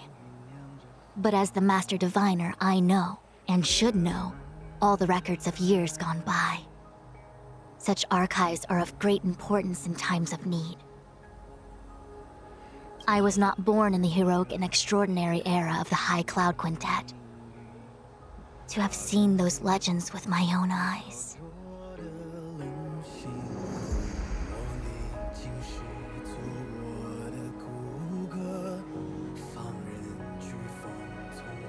The High Cloud Quintet, was that something he was a part of? That's not the first time they've mentioned that either. The High Cloud Quintet, was that like a group of guardians or something? Your appearance closely matches the depiction in the annals. Does Vidyadhara reincarnation really entail a complete transformation? A new life?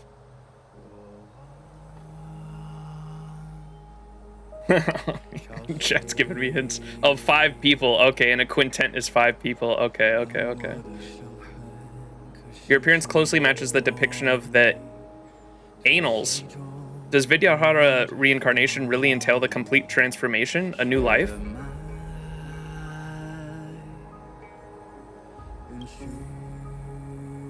Yeah? Perhaps it is a little inappropriate of me to pry into the secrets of the Vidyadhara. But your appearance... Interesting question. Does reincarnation really make new people? Love that. Yeah, it's kind of the age-old question of what's it called?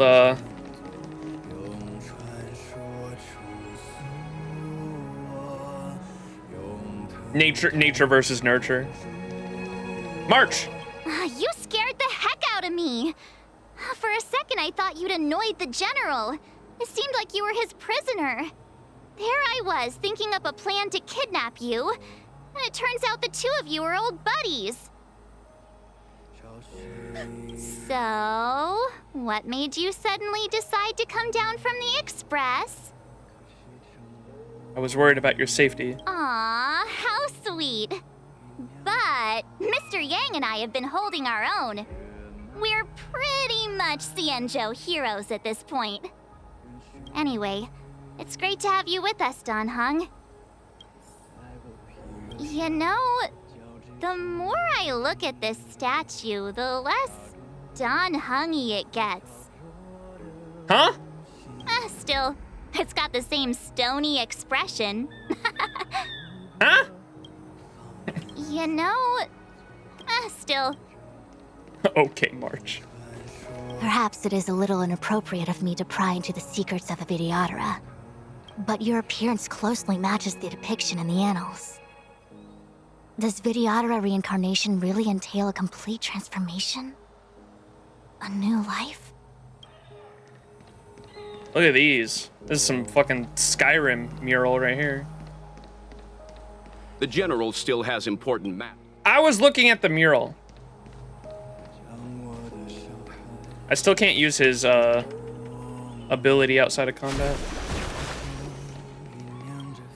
Has coming here triggered your memory? Release your full potential. The power you carry is the key to opening a way through to the Ambrosial Arbor. Has coming here triggered your memory? Release your full.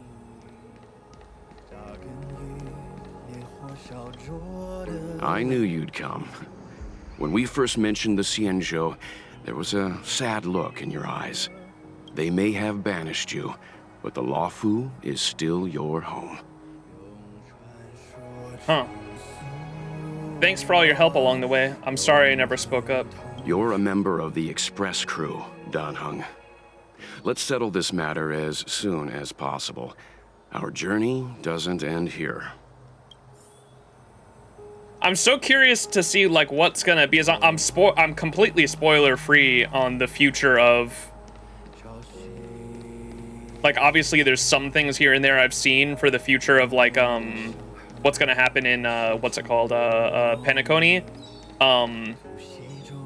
But from what I know, like I don't think I've seen anything of Dan Heng, and so I wonder if he stays here.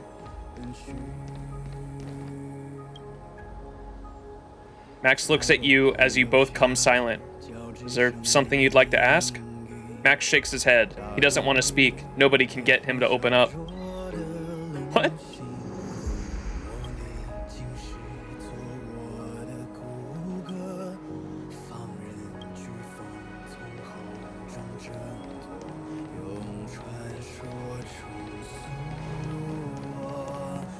Because you make him talk? Oh my fucking god. God, dude, this is so dumb. Ay, ay, ay. Alright. I think that was everything, right? Can we go? That's the tree, bro. That's a big ass tree.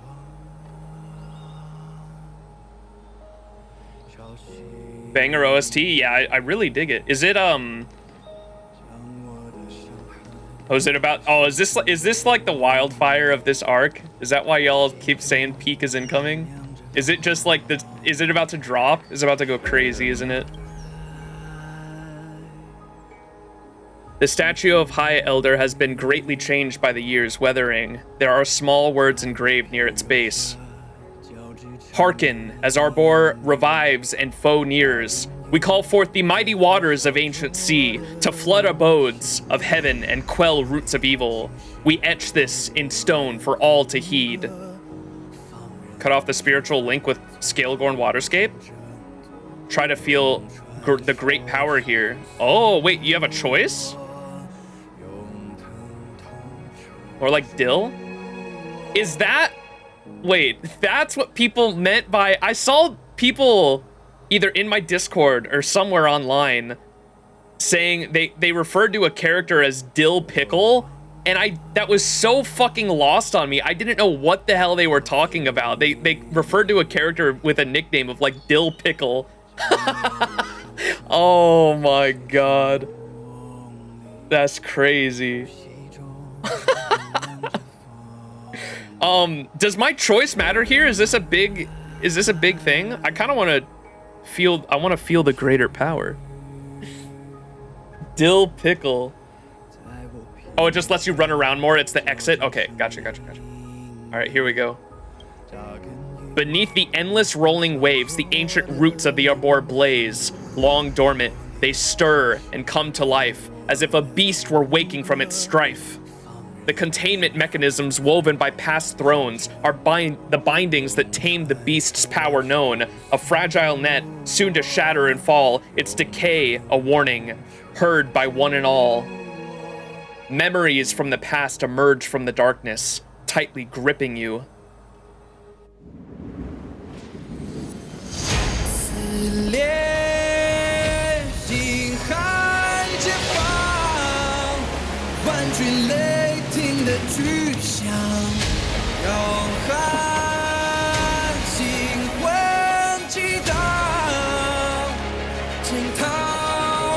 Dragon Moses. He actually parted the sea. That's crazy.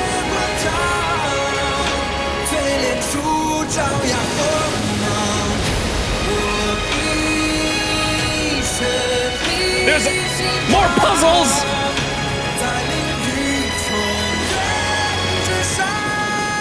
Whoa, That's a crazy shot. Holy shit. There's a dragon down there.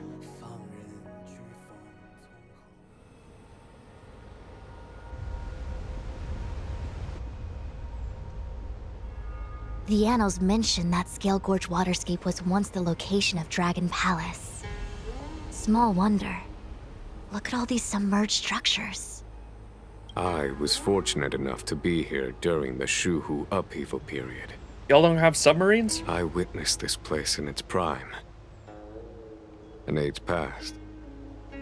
The palace was left in ruins, and the Vidyadhara used their sacred homeland to imprison the Arbor. The Luofu and the XianZhou are greatly indebted to them. Lady Fu. Here, General. She's so small. Remain here. Lead the Cloud Knights in defense of this passage. We must prevent further incidents. Jingyuan, General, are you planning to face Vantilia alone? Ooh, the music. I wouldn't say so. I'll be counting on a few friends for support. General, don't cast us aside. We're willing to go with you. Yes, General. We may not be the mightiest force, but it's our duty as Cloud Knights to protect the XianZhou. How can we let Outworlders face the danger while we stay behind the lines? With your permission, sir, allow me to lead the way. I understand your sentiments, soldiers. But the adversary ahead of us is not an abomination of abundance. They are a Lord Ravager of the Antimatter Legion. Crossing this line will bring you into the conflict between the Rainbow Arbiter and the Ruin Author. Lon and Nanook. You have a more important duty. Cloud Knights, attention! After I enter the Ambrosial Arbor, and if the seawater returns to its original state, you must withdraw immediately and seal off the delve once more. The Master Diviner will lead you. Yes, General! Yes, General. Lady Fu, if I am unable to return, I entrust you with the important task of relaying the full account to the other XianZhou ships. I trust you will be here to reissue the order in person. But whatever the outcome, I will do as you command and honor the mission. Spoken like a true general.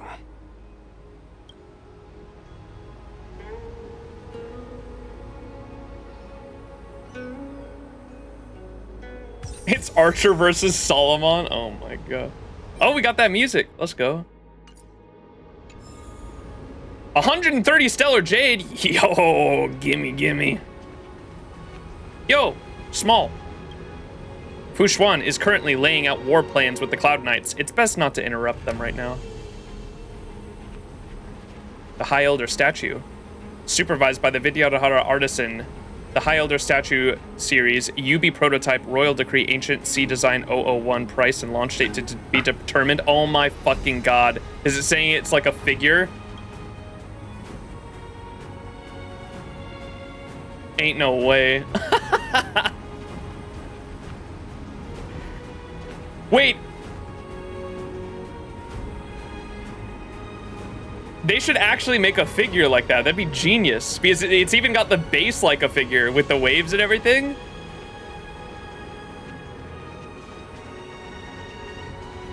Marketing.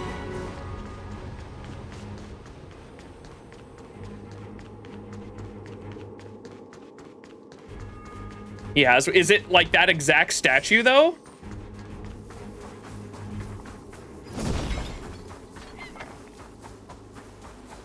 The spear.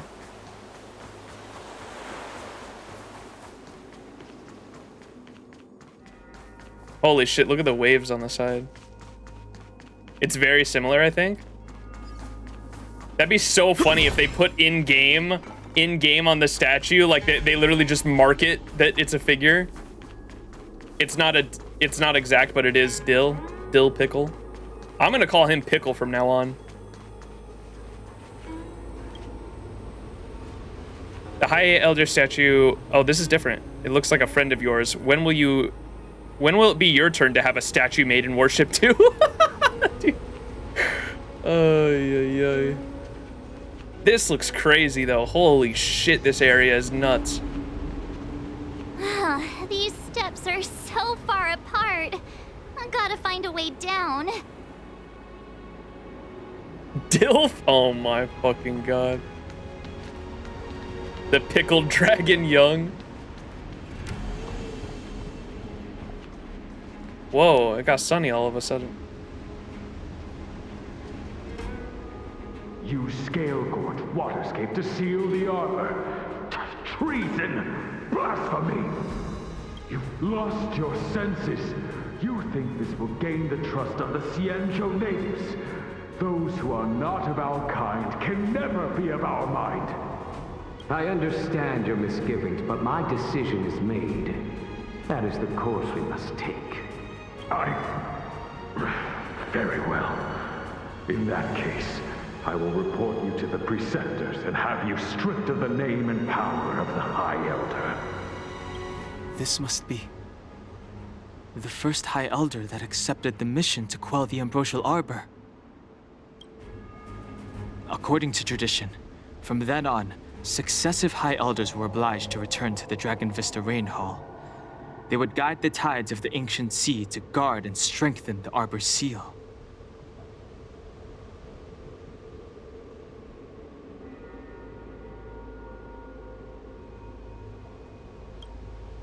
Do you remember now? Yes. Reverence to the three talents, the path to the great roots. It's the way to the root depths. Is that some kind of riddle? Reverence to the three talons. What the heck does that mean? Don't worry about it. Just follow me. He said the line! Don't worry about it. Oh, what a huge palace. Oh my. Completely abandoned. That must have been difficult for them. Imagine how upset you'd be if you had to abandon me. For the Vidyadhara, it must have been a necessary sacrifice. So pretty. You scale-gorge waterscape to seal the arbor. You've lost your senses. I understand your misgivings. Chest. I can't tell if Max has noticed the dragon and didn't mention it. The one way down there, yeah. No, I see it. And there's also ones on the side too. I was looking at the shadow of the ones on the side. I assume that's his power. That's how he parted the sea, no? Or is that like a dragon we're going to meet? I assume that's how he parted the sea, though. That's like the ethereal dragon within Dill Pickle. And that's like the power he's using actively to part the sea. How are there enemies down here? They didn't drown?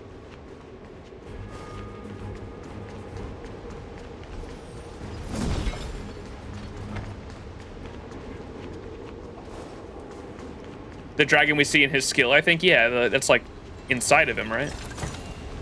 Surely. I don't know. There's so much that's... That's that whale I was talking about.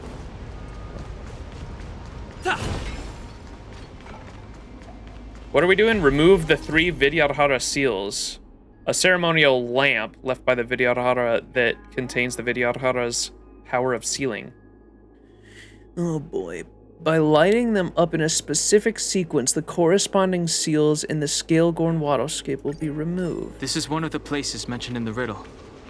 One of the 3 talents. If we can break the seal here, we'll be a step closer to the roots of the arbor. Those seals you mentioned, do you mean these weird-looking stone lanterns? That's right. From what I recall, we have to touch these stone lanterns in a particular sequence to unlock the seals in this area. In that case, then, I'll leave it to you. I'll do my best. Yo, this is Destiny 2 Season of the Deep down here. Look at this.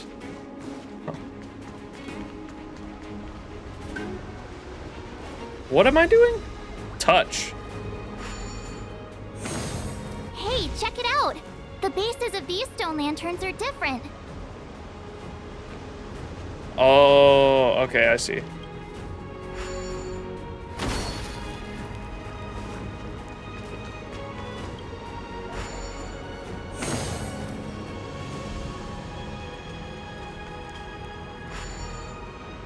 Don't ever say I'm not a fast learner, Chad. I'm quick on my feet. I can count to 4.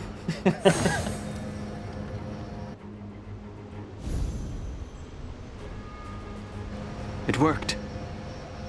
General, did you hear about Miss Tingyun? I received word from Lady Fu. The depth of Fentilia's infiltration, along with her meticulous planning, makes her extremely difficult to guard against. The Cloud Knights will carry out an investigation. But for now, our most pressing matter is to put a stop to Fentilia's scheme. Reserving judgment for the next puzzle? Oh no. There are about to be like 18 of these things.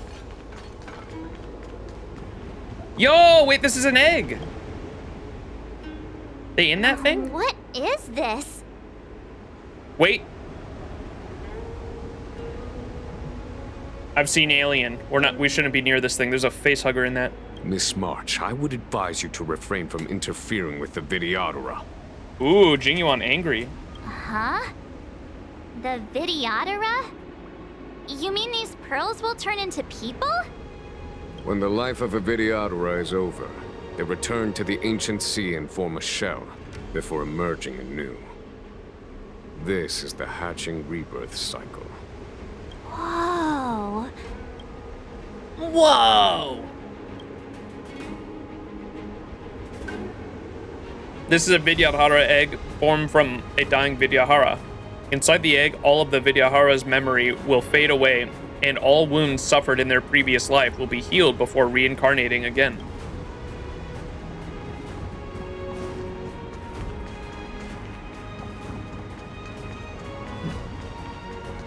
Take one home. Don't munch egg bad.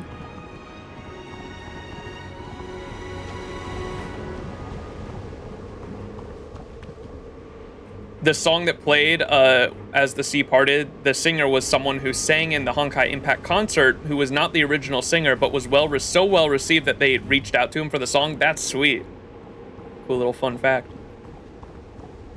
Time to make a dragon omelet? No! Wait, can I talk to all of them? Obviously not. I couldn't talk to that one. Oh, I can talk to this one. A glimmer crystal clear Vidyahara egg catches your eye. The egg is nested atop a hunk of shelf coral like a child dozing in its cradle. You gently place your hand on the crystal shell, and a dream bubble looms near the egg. In a moment, you understand that the child in the pearl desires to become a painter who creates brilliant paintings. How do you what? Is this an old dream from before its rebirth, or as a yet unfulfilled aspiration? You are unsure. Perhaps soon, this dream will fade away with flowing water. Oh, I can interact with this one. The glimmer of the crystal clear Vidyahara egg catches your eye. A small webbed hand can be found faintly inside. Lightly pressing against its pearlescent and translucent shell, you press your fingers up against the outline of the small hand, your touch only separated by the crystal shell. The ancient sea's waves sway. Someone whispers their vows to your ear. The light at the end of the starry sky shimmers, and you sink into the warm, intoxicating river of love. That is the memory of the Vidyahara's past life, soon to flow away as does the water down a river.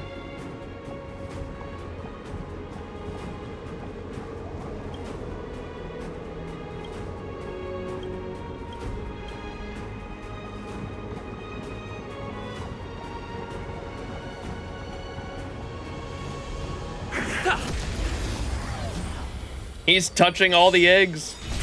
That's no yolk. Ooh.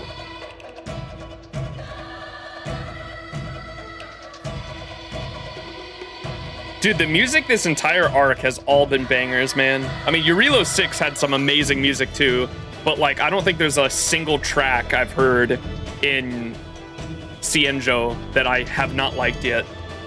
They've all been certified bangers.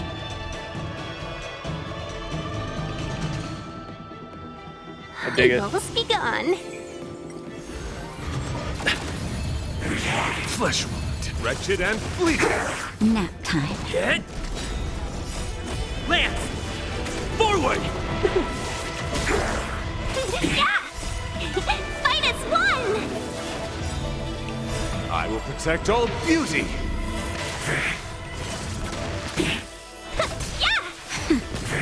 Hoyo's just a music company masquerading as a game company. Yup.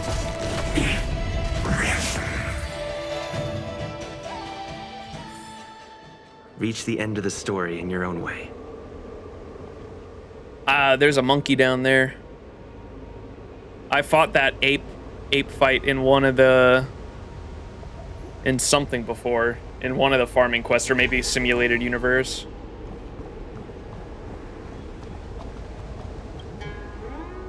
Beneath this crystal clear, a luminous egg. A glimmer catches your eye. You reach your hand out to see a tiny pearl so small and minuscule compared to the shimmering egg. The pearl reminds one of a tear shed from the eye of a heartbroken dreamer. Perhaps this Vidyahara once had something they couldn't bear to part with prior to their rebirth, but now has become an eternal sadness held to the palm of their hand. Aw. Pat the egg. The glimmer of the crystal clear Vidyahara egg catches your eye. You stroke the shimmering shell gently. While in trance, you transform into a valiant cloud knight wielding a spear. You train hard and never lose a match in training. Impressed by your talent, your instructor recommends you as a successor. Nevertheless, one careless move in a match changes everything. Your junior outshines and defeats you in the match. Surprisingly, the spear used for training pierces your chest. This was the guy! What? I wasn't sure until that was mentioned. This was the guy in the one quest line with Don Shu, where we went undercover and we learned about the one guy that that became Mara struck, or took the Mara struck pellet to become stronger. He said he had a Vidyahara underling that surpassed him, and he got really jealous, took the thing, and then killed his instructor. But obviously he didn't die. He just underwent this reincarnation cycle. That's crazy. They brought it back here. You sink in misery and self-doubt and dejection, yet it doesn't take long for you to move on as you find yourself turning into a youngster riding aboard the Express on a journey through the cosmos. It is nice to be able to travel around. Never saw a man that cares for eggs this much. Hoyo's still sneaky as ever. Yeah, this was literally, we heard this guy's story before from the, I keep forgetting their name, the Mara Struck. What's the name of the Mara Struck group? Don Shu's group?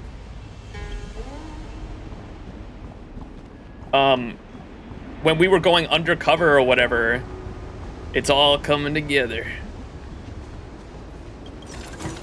The disciples of the Sanctus Medicus, yeah.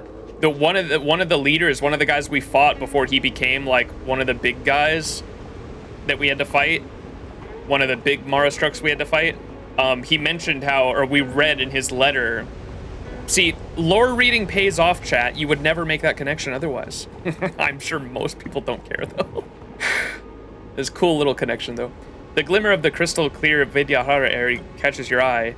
You edge closer to the pearl-scent shell and have a dream in which you are a pearl keeper who rides the waves and travels across the ancient sea with your true love. The time you have spent with your lover is full of happiness, but the time of hatching rebirth is determined by destiny. You secretly put jade pendant in your mouth so that you and your lover can recognize each other in the next life. Aww, that's cute.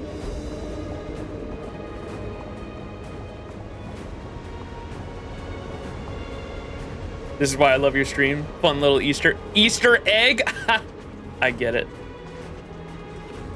You're one of the few people I've ever seen put that together. Let's go. I'm sure that those other ones might have been references to other shit that I just didn't put together too. Can we talk? Wretched and fleeting. I will protect all beauty. Like the jade pendant that was just mentioned. I can't remember the one Vidyahara that had the box at the bookstore. I remember she opened it up and there was a photo of her and her lover, but if there was like a jade pendant that went with it, that would have made more sense, but Or they said they both put it in their. They both put jade pendants in their mouths so they could recognize each other. They're gonna wake up and be like, "What the fuck is this shit?" Just a little something. Think nothing of it. Finus won! There's one character you met and talked to where I'd only ever gotten the other side of their story. Looking forward to seeing you find that one. Okay. There's many quests to do where you'll make connections. Okay. Yeah, because I'm sure I can come back here too, right? And interact with the eggs again. So there might be more that I haven't even interacted with yet. I'm sure they're all connections then.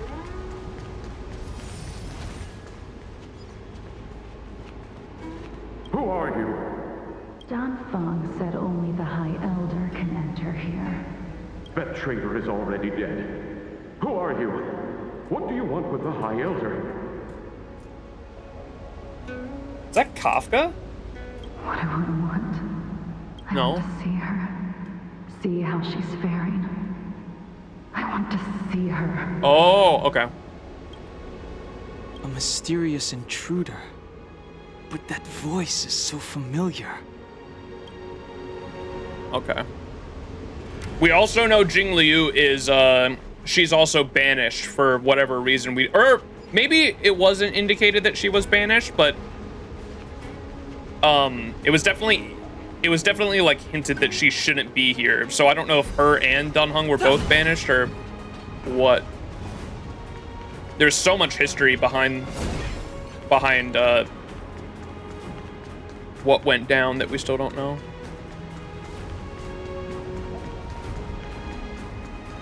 She's a criminal to the XianZhou, is what it, okay.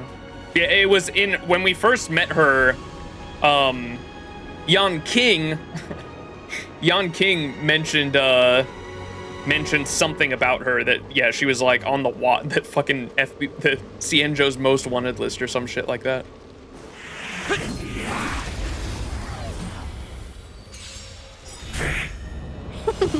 You definitely need to watch the animated short after you're done with the story. We probably will after we're completely done with all of XianZhou.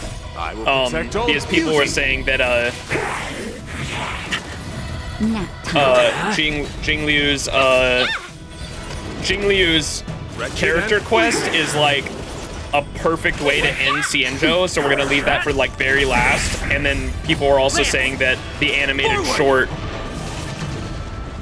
I said this at the start of the stream, but the animated short makes so much more sense contextually after you finish her quest, and so we'll probably save it for like the very, very end.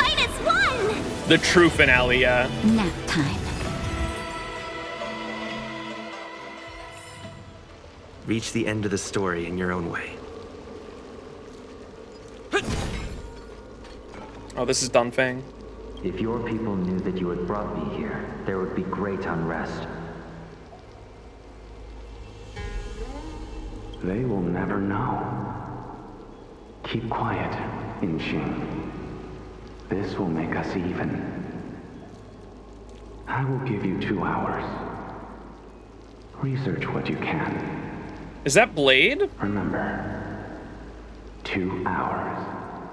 They will never know. Keep quiet, Yingxing. This will make us even. I will give you 2 hours. Research what you can. Remember, 2 hours.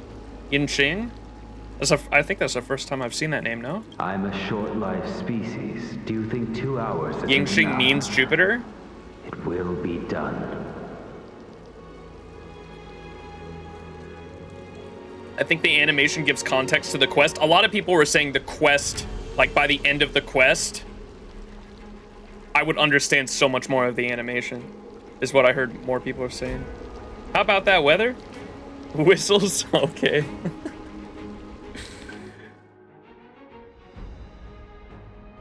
I'm a short-life species. Do you think 2 hours isn't enough? It will be done.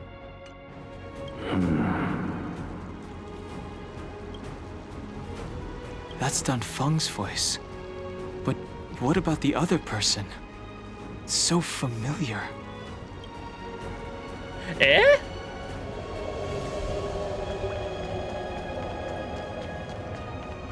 It sounded like Blade.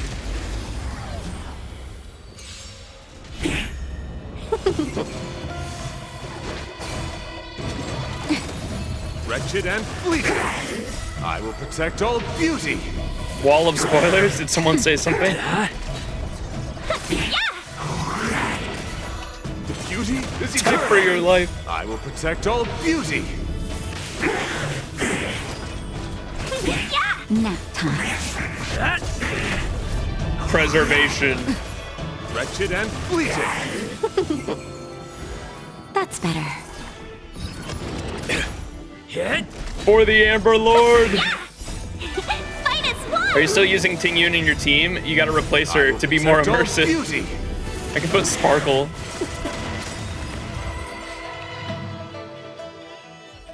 They need to make Reach the end of the story in your own way. I guess, ho ho. Hue hue. Fucking, I love hue hue. Hue hue. Ho ho gives energy on their ultimate, I think, right? How much, like, percentage-wise of an ultimate does hue hue give on their ultimate?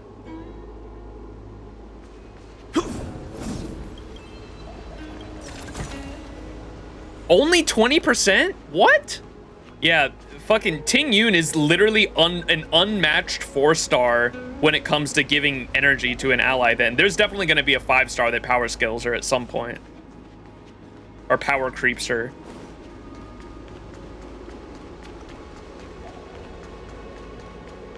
Oh, it's 20% for everyone. Okay, that makes more sense. Okay. 50% for one person only? Yeah. Yeah, there will be a support character at some point that is for hyper carries that like straight up just gives them their full ultimate or some shit. or it's on a skill and it's like 50% energy on a skill or some shit for one unit. Or it'll be their ultimate and it gives them like their full ultimate. So you could just like do back-to-back ultimates if you wanted to. Do not disrespect Hue Hue again.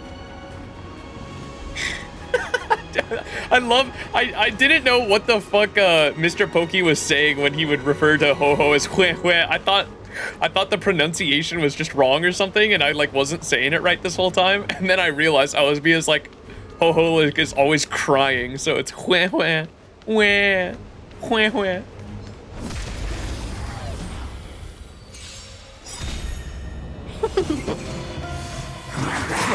The thing with energy buffers is that they can't release too many of them or things will get out of control since they can stack. Let me introduce you to Fate Grand Order. Nap time.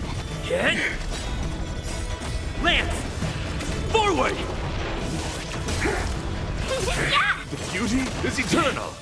I will protect all beauty.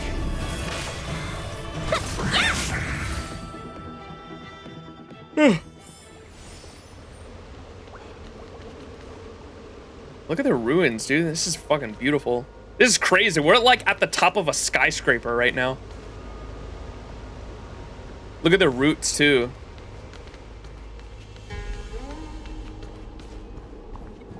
Look at all those eggs. This seal was already on the verge of breaking before the Ambrosial Arbor's resurrection.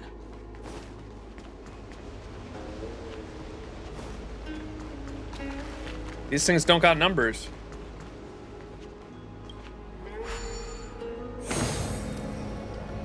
Oh, I got it right. Wait, numbers? Mod check? There's got to be another tell.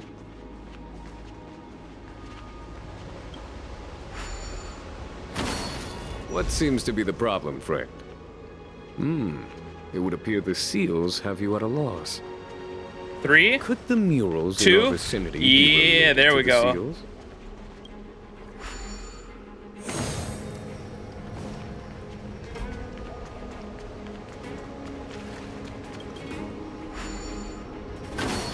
What seems to be the problem, friend?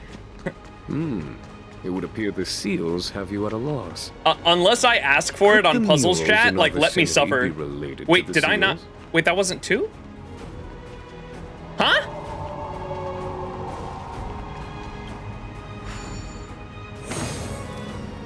unless I ask for it, chat, don't give me any hints on puzzles.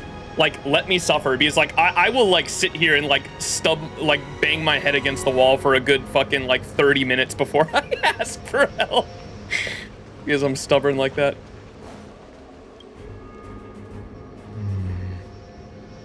And as the day is almost gone, return alone to water's song.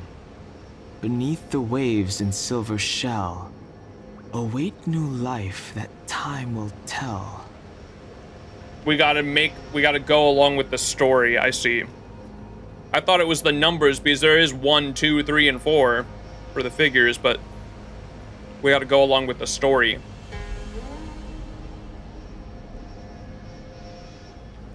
So 1 would be as the day is almost gone, return alone, the water's song, beneath the waves in silver shell, await new life, time will tell.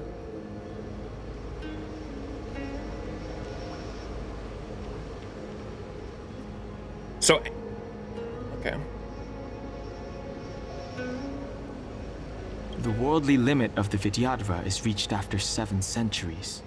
They return to the ancient sea and form a shell, awaiting the next hatching rebirth. This mural is pretty interesting. It looks like time hasn't had any effect on it. This mural must be related to the others here. It tells the story of the Vidyadhara self-reincarnation, from hatching rebirth in the ancient sea, to the return to that same sea as the cycle begins again. Hey, do you think this could be related to the seals? Perhaps. Perhaps? Fair enough. It's tough racking your brains all the time. I'm struggling to keep track. That's true. March's brain is constantly in overdrive. Alright, so we have to do the story of the, Beneath the lunar glow adorned, Vidyadhara eggs begin to form, and from the ancient sea rebirth, to walk again on solid earth. This mural describes the Vidyadhara hatching rebirth in the lunarescent depths, the beginning of self-reincarnation. That's why it's number 1, okay. And I tried, this one's gotta be number 2. It was the only one I didn't try. Yeah. Look at how, okay, look, there's 1 figure there, 2 figures there, 3 figures there, 4 figure, oh, there's not 4 figures there, never mind. I thought there was 4 figures on this one, and I thought that was gonna be the numbers.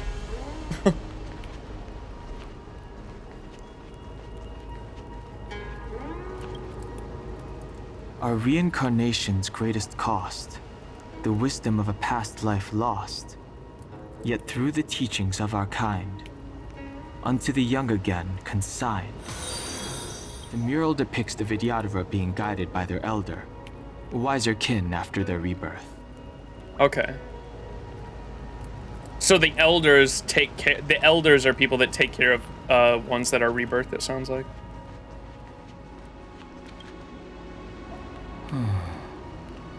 Our people sing the hymn of clouds, and dance to water's cherished sounds. And high above the dragon flies, to each is destined different skies. This mural portrays the Vidyadhara young. They acquire knowledge and depart for different places on the XianZhou, thereby dedicating themselves to serving the Alliance. Okay, this is the 3rd one. And then this last one, the first one we looked at was the old going back into the ocean to become eggs again.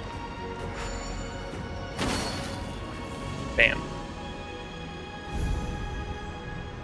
1 more. Okay, let's head to the 3rd seal. Beep.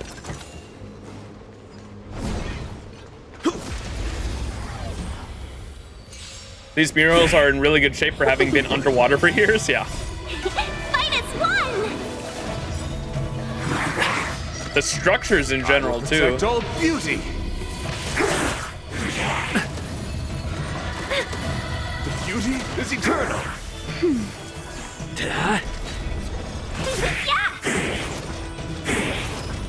wretched and fleeting. I will protect all beauty.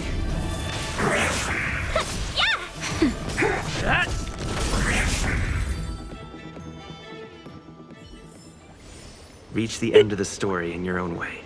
What's this? Observation monument. This monument is erected in 8000 SC at the bottom of the luminescent depths for the Pearl Keepers to record the changes in the ambrosial arbor roots. Unauthorized contact is strictly forbidden.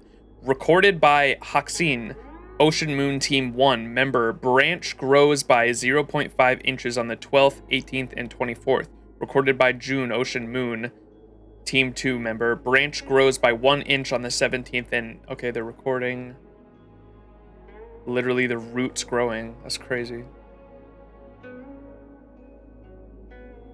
Recorded by Hetian, Ocean Moon Team 1 leader. The garrison work has been suspended for 1 cycle as instructed by the preceptor Xiao Ying to collect samples of the ambrosial arbor for examination of its status. Recorded by Hetian, Ocean Team leader. The abnormal condition of the ambrosial arbor reported earlier has been checked. It should be normal growth fluctuation, which is not a serious issue.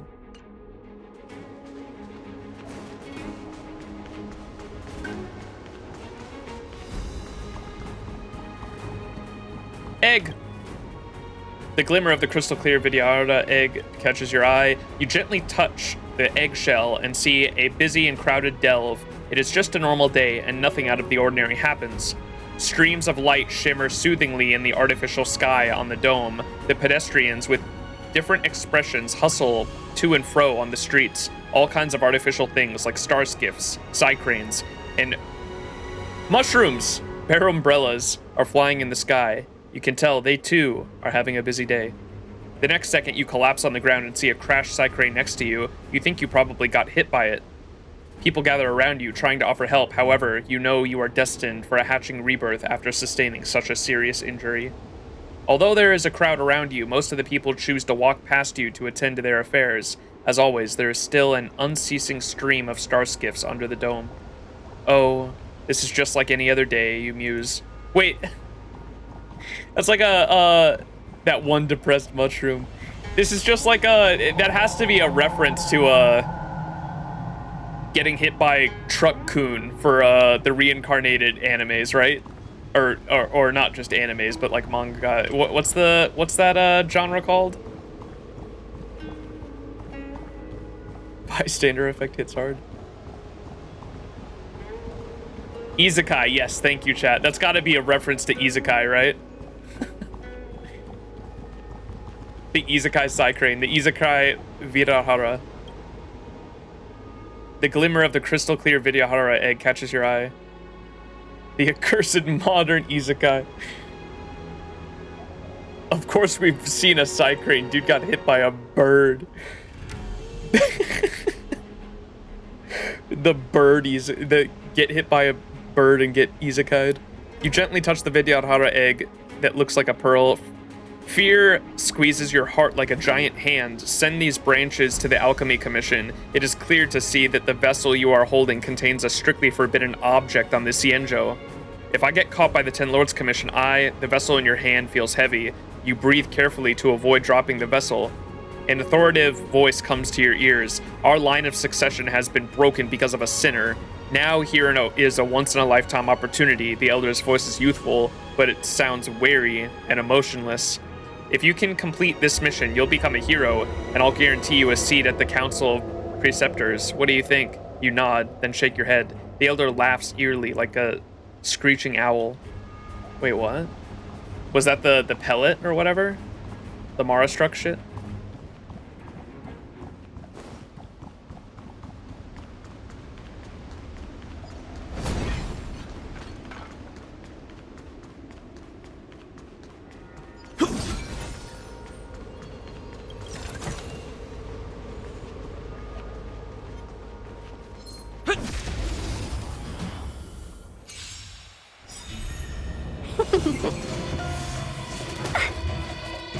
Not a scratch. Beauty is eternal. I will protect all beauty. Hit! Lance! Forward! Yeah! Fight is won! Wretched and fleeting! I will protect all beauty!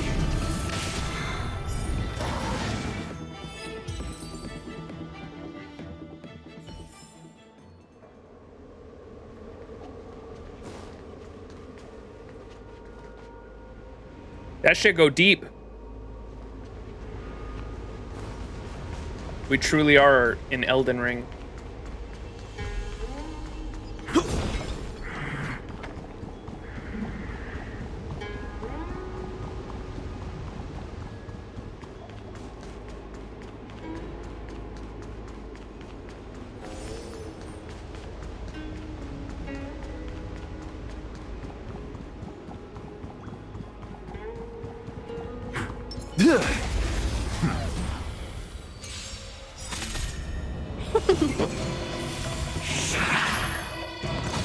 Can we talk? The beauty is eternal!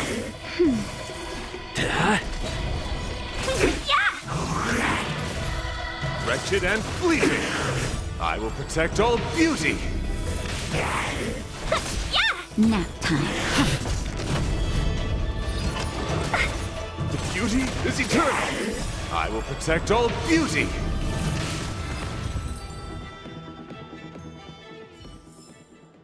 The darkness ends here. Wah wah. Oh, there are two here? Ooh, there is. The glimmer of the crystal clear catches your eye. You gently tap on the shell of the Vidyadhara egg. It shakes nervously, and the scales on the shell open and close slightly to warn and drive you away. It used to be one of the guards in charge of watching the ambrosial arbor in Scale Gorge Waterscape. For centuries, the ancient tree had been quiet, as though it was in deep slumber, taking measurements of the tree every day, with its comrades bored it to death. Who would have thought that the ambrosial arbor would wake up on that fateful day? Gigantic waves have swept Gigantic waves have swept it and its comrades away. In an urgent voice, it asks you about its comrades, but you have no answer. Aww.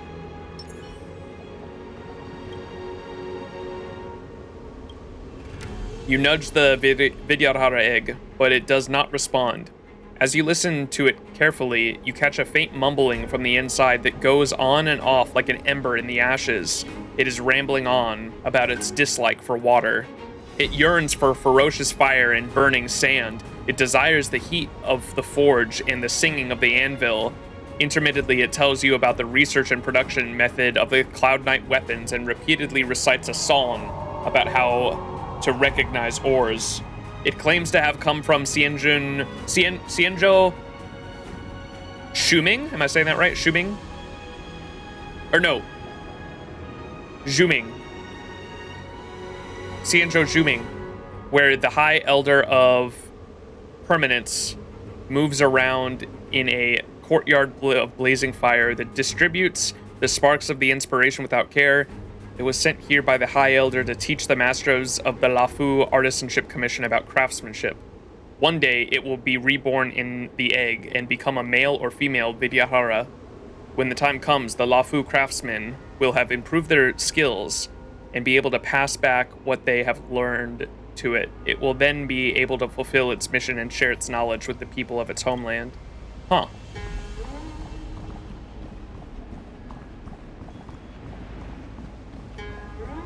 What do you mean you didn't like water?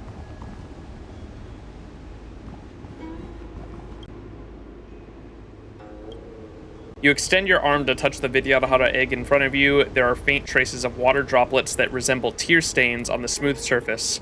The icy sensation leaves you in a daze. A dense fog inches closer and slowly engulfs you. You try hard to escape, but you can't find your way. Meanwhile, you can hear scathing comments next to your ears. You hear a woman crying. It's a heart-wrenching scream she lets out when forced to part ways with the person she loves. In the background, the winner's desolate laughter can be heard. You start to wonder, what is love called before it was love? While you are absorbed in your thoughts, a pair of gentle arms brush away the dense fog, allowing light to come through and dispel the gloom. A slender finger taps on your forehead and awakens you. What the? What do you think of Honkai Star Rail so far? I like it a lot. The world building and storytelling are really good. Dialogue is really good. Writers did a fantastic job. I'm usually not a fan of turn-based games, but I like this one a lot.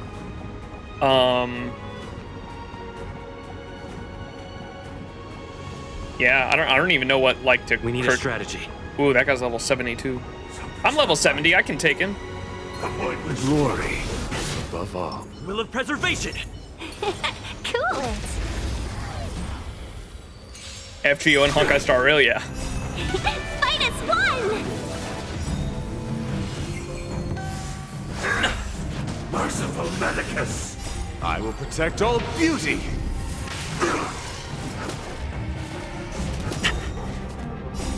Lance! Forward! The beauty is eternal! Nap time. A miracle!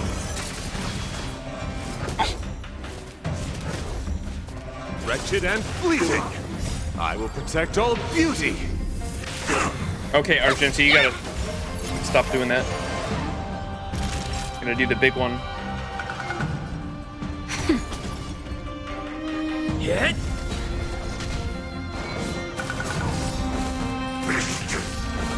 Lance ablaze! Lance! Forward!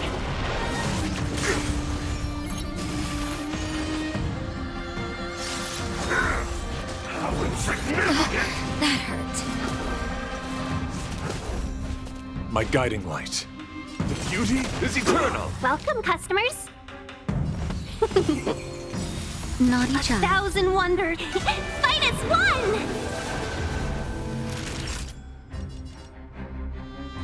Nap time.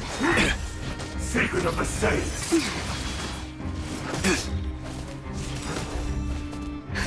Just a little something. Think nothing of it. My gratitude is till I see. I will protect all beauty! For Trilla. Oh, this is gonna take forever, dude.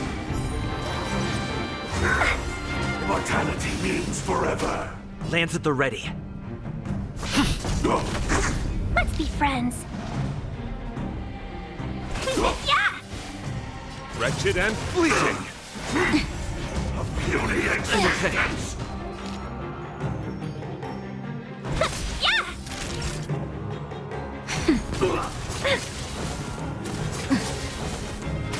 I'm on guard. The beauty is eternal. Till I will protect all beauty. Lance ablaze. Lance! Forward! A miracle.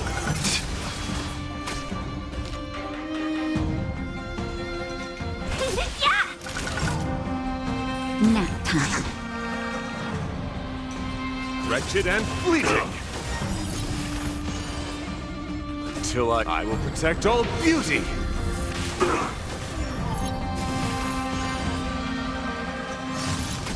Lance at the ready. Wait, he healed! When did that happen? Welcome, customers.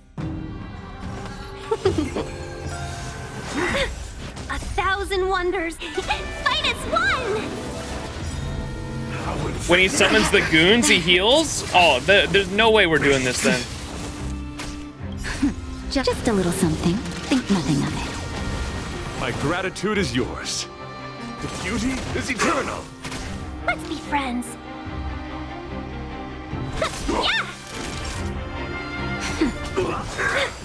Secret of the saints.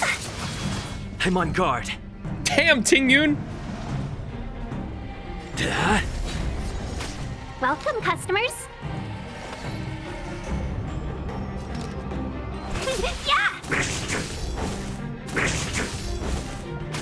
My guiding light. Wretched and fleeting. Till I will protect all beauty. For Trilla.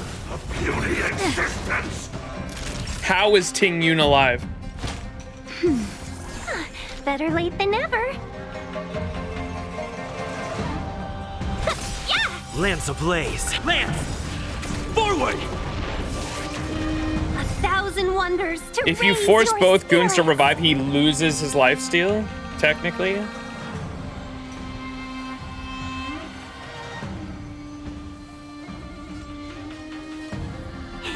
Fight as one!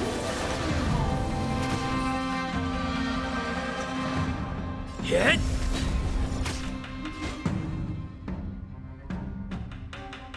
The beauty is eternal! A miracle! Let's be friends.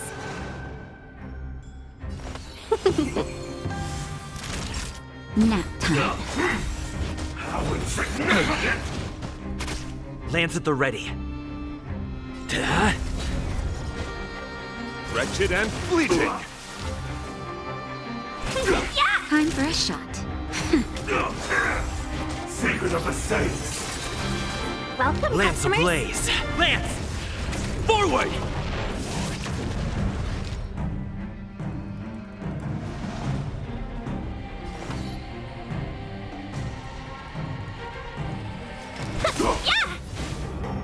The beauty is eternal! I will protect all beauty! For a driller. I'm on guard. Hit! A puny existence! Let's be friends. Nap time. My oath is to a solitude. Wretched and fleeting!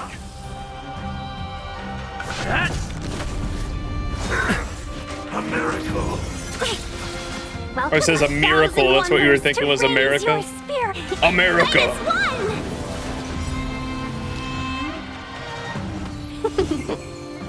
Naughty The child. true final boss. My guiding light. The beauty is eternal! Let's be friends. Flesh wound. How insignificant! Ooh. Just a little something. Think nothing of it. Nice teamwork. Welcome, customers. Lance ablaze. Lance! Forward!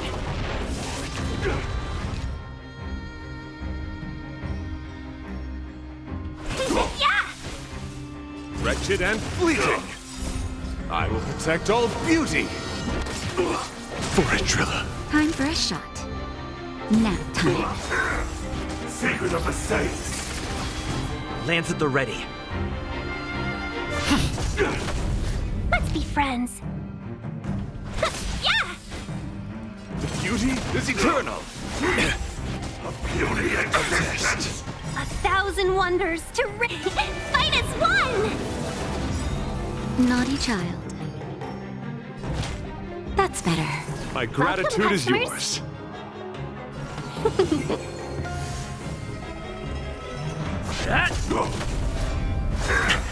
A miracle!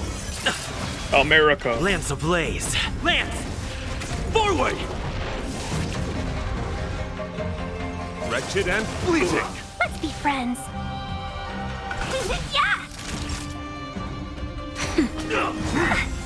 How insignificant! The beauty is eternal! I will protect all beauty! For a driller. Welcome, customers. I'm on guard. Hit! Time for a shot. Nap time. Secret of the Saints! Let's be friends. My oath is to a solitary rose. Fight as one! Disciple of America. Wretched and fleeting! A puny existence! Welcome, customers. Just a little something. Think nothing of it. Better late than never.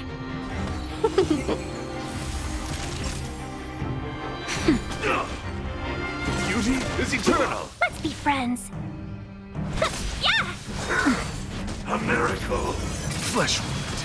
Lance at the ready. Flesh wound. Naughty child. Lance ablaze. Lance! Forward!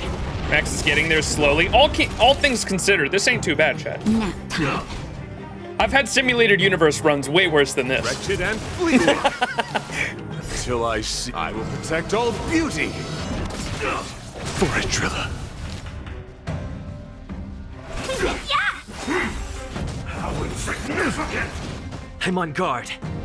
Hit! Welcome, customers. The beauty is eternal. Time for a shot. I swear to God, if he revives and has a second health bar, I'm gonna lose it though. My gratitude is yours. Secret of the Saints.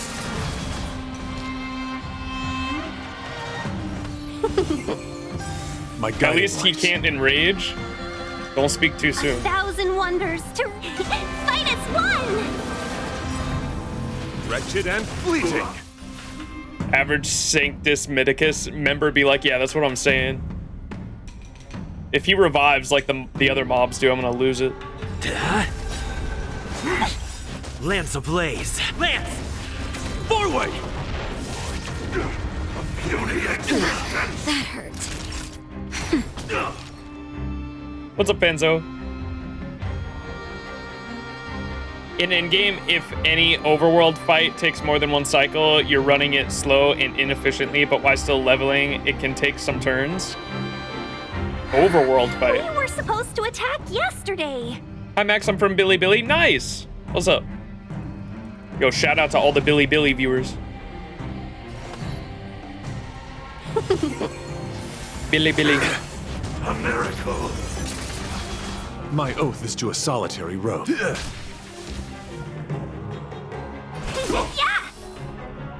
Hit! Time for a shot. Nap time. How insignificant! Let's be friends. The beauty is eternal. I will protect all beauty. For a driller. Lance ablaze. Lance! Forward! When in doubt, use DOT. Yeah, because DOT doesn't give a fuck about weakness either, huh? Because it just chunks away at their health bar. Secret of the Saints.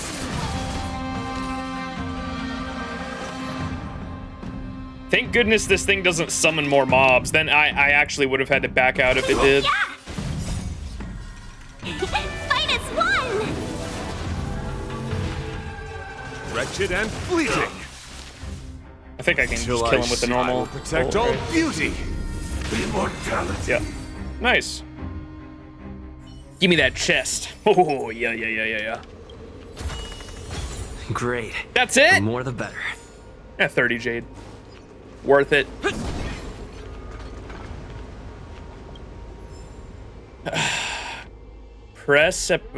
Precipiter Assembly Chronicle Fragment. The inscribed text has been damaged. Above text is missing. Oh my gosh, it's like the Epic of Gilgamesh. Missing, presumably from the Preceptor Taran's speech. Preceptor missing. Ancestral law missing. Isn't that ridiculous? Missing. This is actually inspired by the Epic of Gilgamesh. After this edition, the Vidyadhara's reputation has been incredibly tarnished. Tarnished? Wait, we actually are in Elden Ring. No way. If we don't turn the other cheek and show friendship, it could damage our alliance with the XianZhou people, and that's undoubtedly what the Preceptors would hate to see. Therefore, I propose that the Luofu Vidyadhara should temporarily move away from the rule of the High Elder and instead submit to rule by the Council of the Preceptors to ensure missing. Preceptor Taran said, Lady Shupu, you've served as one of Danfeng's tutors during his development phase. The disasters he has waged are now inextricably linked to the indulgence of you, his teachers. Danfeng's imprisonment is his own fault and has nothing to do with the succession of the High Elders. I shall repeat, the ancestors have formulated laws, and these cannot be changed. Our solemn responsibility is to confiscate the transmutation arcanum and the orb of abysm from Danfeng, to uphold the continuation from the Ichor lines. Transmutation arcanum and the orb of abysm, is that the orb that he has? Your bold suggestion of preceptors entangled in political activity is the height of malice. Preceptor Fengland said, some people keep secret little scores within themselves. Few dare to expose them. Then allow me to clear the air here and now. The Preceptor Council is a stopgap measure for when the High Elder position is vacant of governance. The Preceptor Council is a stopgap measure for when the High Elder position is vacant or governance is untenable, but Shupu's message rings loud and clear. She wants to take advantage of missing being cut off to completely replace the High Elder position with Preceptor Council. Preceptor Shupu said, "I shall recommend that you do not slander me." Preceptor Fengwen said, "You have misunderstood. I am in agreement with you. The High Elder system is an outdated one, handing over power to a single chosen one. This has caused countless tragedies in the history of our kind."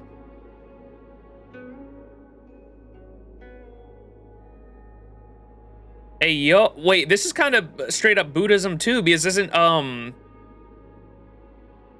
what do they call the, isn't there a specific person in Buddhism that is like straight up the chosen one that is reincarnated every generation that they have to find?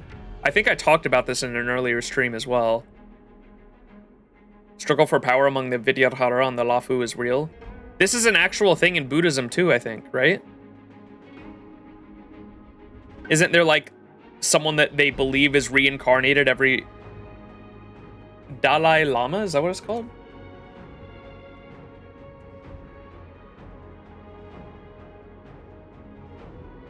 The spiritual leader of the Tibetan Buddhism and the international statesman. The title comes from the Tibetan word lama, teacher or leader, and the Mongolian word for Tale, ocean.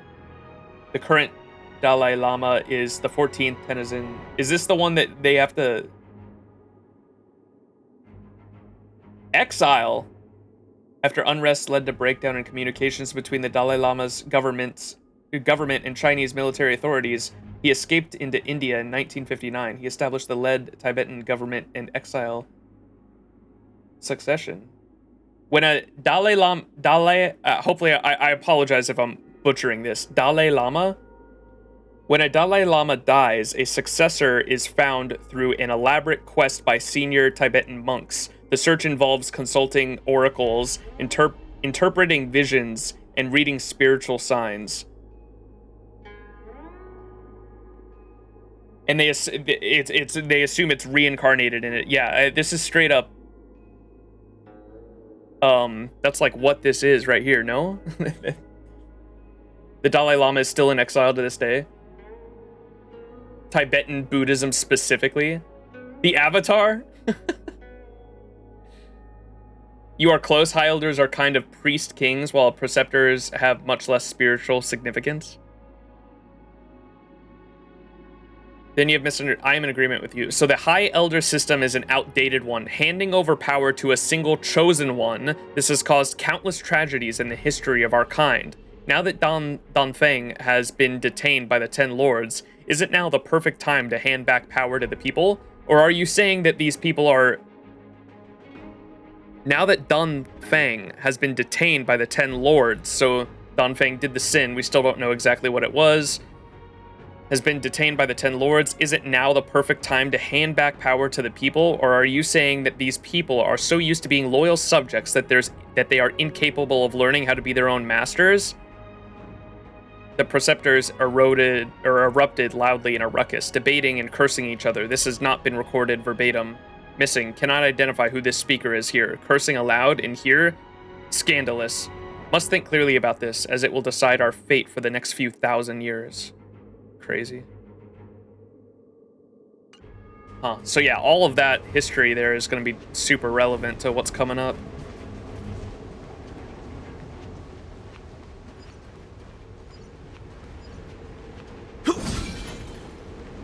That should do, General.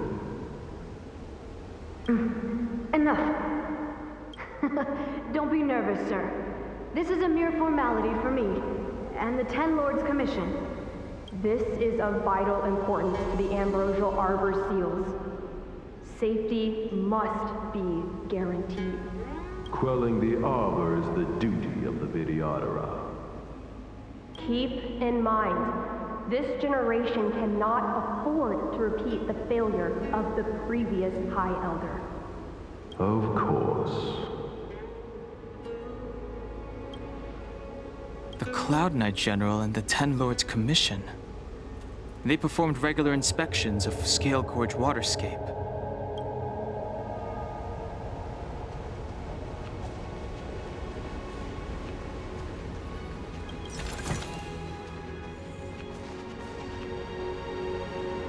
How crazy would it be if they knew all this shit was gonna happen? Like the Mara struck, why do I keep forgetting the followers of Danshu? What is her group's name? Fuck. I apologize. My mind is so bad with names, man.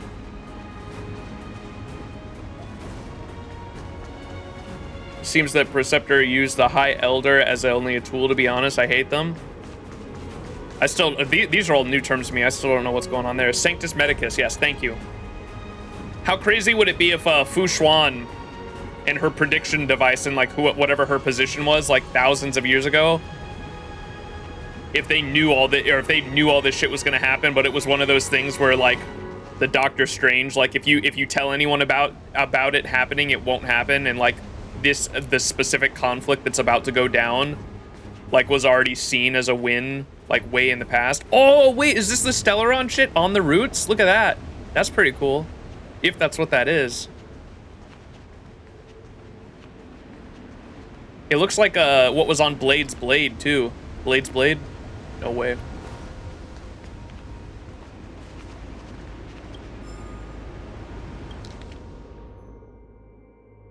Sanctus Medicus means holy healer. Interesting. This monument was erected to the bottom of the luminescent depths for the Pearl Keepers to leave message during the underwater investigations. Unauthorized contact is strictly forbidden. Bozy from Serpent Team 7. Serpent Team 7? No way. SEAL Team 6, Serpent Team 7 has left a message. Why do we have to engrave messages on a stone tablet? Don't you have a Jada Bascus? Agu, captain of Serpent Team 7, has left a message. Because this isn't used for instant messaging, but for the long-term and consistent retention of important information, remember long-term retention, so refrain from engraving idiotic nonsense here. Xiao Chan, deputy of Serpent Team 7, has left a message. We may have seen centuries of peace over here, but the Fenghu has been sending over inspectors recently. Make sure you've made all the necessary preparations on the surface. Fengyu is one of the other ships, right? Lingxi, head of the... Still.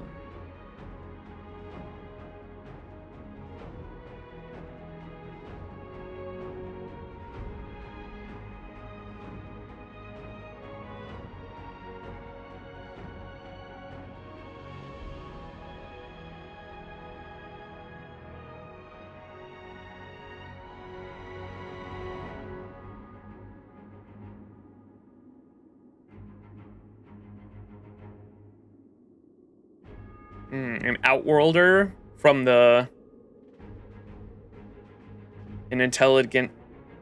certain Bernini from the Intelligentsia Guild and Vidyadhara archaeologists wanted to explore these depths. The preceptors agreed, and I could scarcely refuse.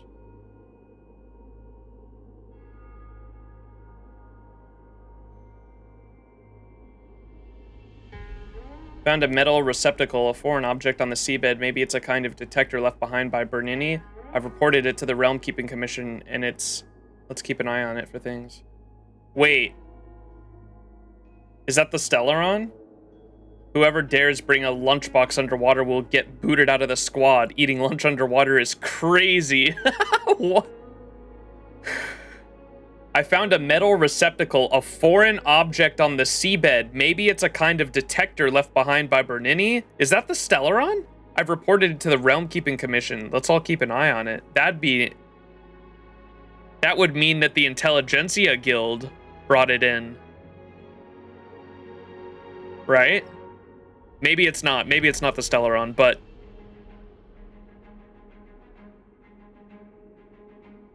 I don't know. Metal object.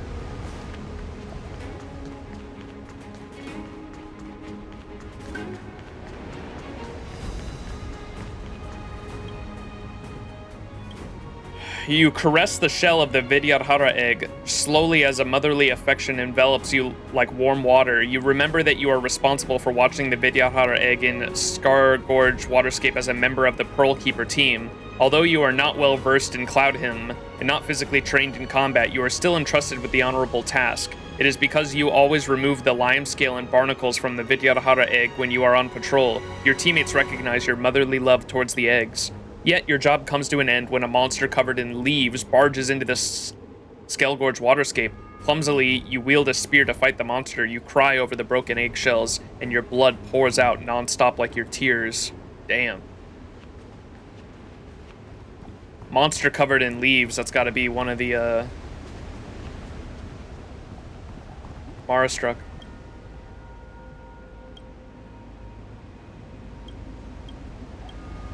That turned dark really fast.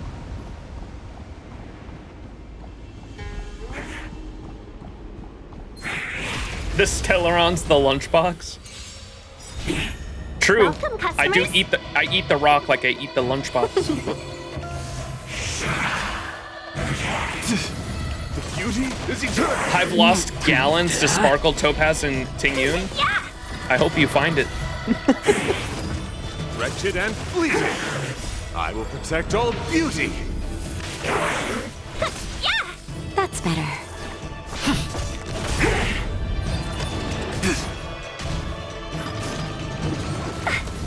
The beauty is eternal.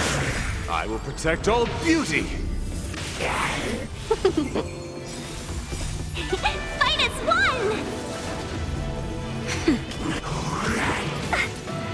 Just a little something. Think nothing of it. Hit! Lance! Forward!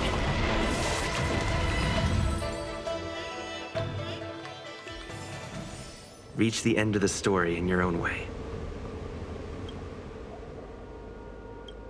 You touch the shell of the Vidyadhara egg lightly and experience a heartbreaking sensation. Resistant to your touch, the Vidyadhara egg is reluctant to leave his memory behind and refuses to believe that his highly respected master has committed the grave sin of rebellion.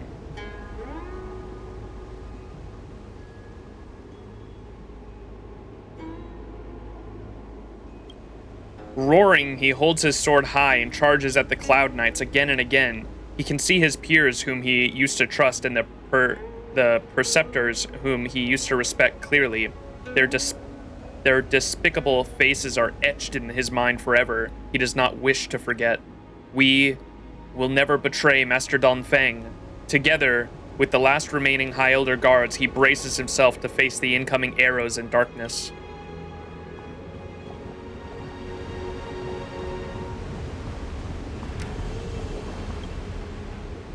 The glimmer of the crystal-clear Vidyadhara egg catches your eye.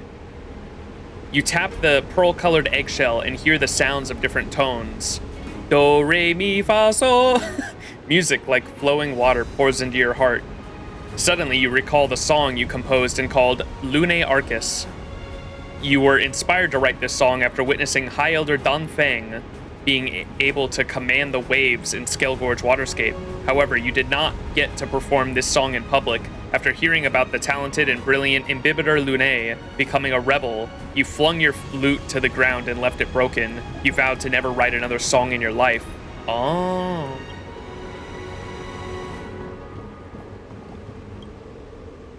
The glimmer of the crystal-clear Vidyadhara egg catches your eye. You hear furious roars coming from the Vidyadhara egg and move your ears closer to hear better. A thunderous sound explodes from the mouth of an abomination and fills up the Skelgorge Waterscape delve as if a thousand swords had clashed together. Every one of your bones rattle from the deafening sound. The abomination falls to the ground with a loud thud. You try your best to steady yourself before examining the abomination. Its semi-draconic head bears long whiskers and flowing beastly fur. You stare directly into its mercury-like eyes, sensing for a hint of fear within them. You think of running away, but there is nowhere to go. The temperature in the air drops all of a sudden as a shadow shifts past at a speed so fast that it only leaves a misty trail. A woman lands on top of the abominable dragon's head. Her palms hold a ray of frosty light that she stabs downward. That's gotta be Jing Liu, right? In a split second, you see the black veil covering her eyes fall off. Her lips move slightly, and you can faintly hear her utter the word, sorry. That is not your imagination, as she is also apologizing to you. The next second, ice waves as sharp as knives start spreading like transient flowers in the air, freezing everything that they come into contact with, including you. Huh. That's crazy. Main story stream? No, no, no. This is the egg lore stream. You're the first person I watch play this and click on every egg possible. Hey, we got to. The egg give lore. You softly touch the Vidyadhara egg, listening to its barely audible whisper. Borrowing your voice, it laments about being away from its homeland. This is not home. This is not home. It was born on the XianZhou Fengyu. 10 million light years away from the Luofu. As a preceptor of Glaciator Marum, High Elder of the Fengyu, you are one of integrity, unafraid of pointing out wrongdoings indirectly. You advise the High Elder to unleash her wrath and impose punishment on your peers who instructed the sedition of Imbibitor Lune on the Luofu. In that case, how about I send you to read the sentence? Just you alone. The High Elder's voice is as cold as her icy throne. Just like that, you are banished to a faraway land, left alone and shunned by others. Only a girl from the Alchemy Commission warms your heart with her comforting words before you go into hatching rebirth. We read this one? Yeah, it's the Do Re Mi Ro Ba Ba. High Elder mentioned. Yeah, there's a lot of those mentioned.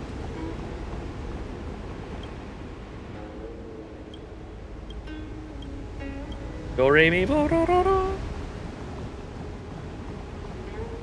I think I looked at all those, right? The last of the 3 talons is here. There are abominations up ahead. Careful, everyone. Strategy. Will of preservation. Glory. Cool it. Monkey.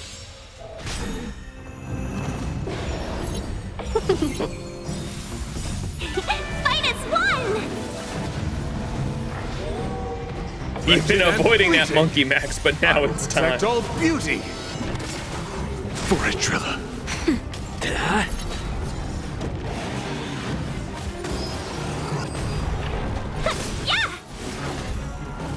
Beauty is eternal. If I remember correctly, I've only fought this thing once in like Simulated Universe or something, and I think it gets like a burst of speed and then it goes on like cooldown for a while, I think, right? Because it's attacking really quick, right? It has like a burst of speed and then it gets exhausted. Yeah, see, now it's exhausted. Nap time. Hit. Lance. Return to monkey. Beauty is eternal. At least the monkey can't heal. A test. Just a little something. Think nothing of it. Yeah! Finest one! I will protect all beauty. For Atrilla. It also attacks the last character that uses a skill. Oh, really? Oh, I can see the target focus there. I see it. Keeps moving. The beauty is eternal.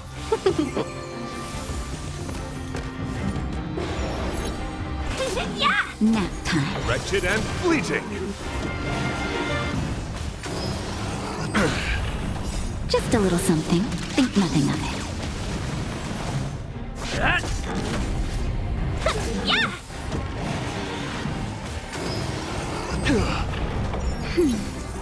The beauty is eternal.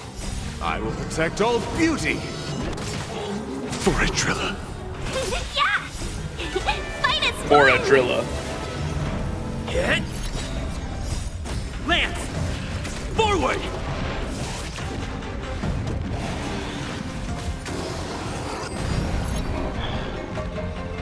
Wretched and fleeting. Yeah! I think his normal ult might kill, actually. I will protect all beauty. Oh my god, so close. There we go. Did you notice the flagstone the creature was stepping on? I wonder if it has any connection to the seal. Oh, there's a lot here. Revelation Slate, a special stone slate left by the Vidyadhara. There seems to be information about certain sequences hidden in its modeled markings. Follow the lights, as the stone describes. Can I not zoom in on this?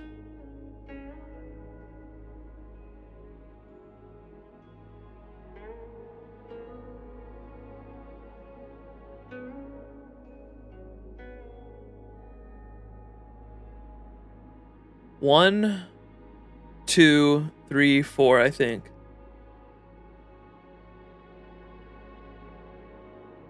They're all on the right side. So 1, 2, 3, 4. Let's see if I can get this first try.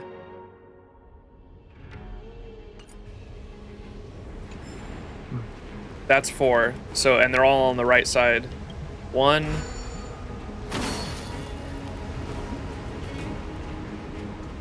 2.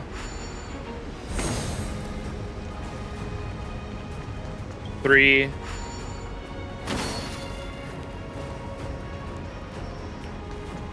4. I'm a fucking genius.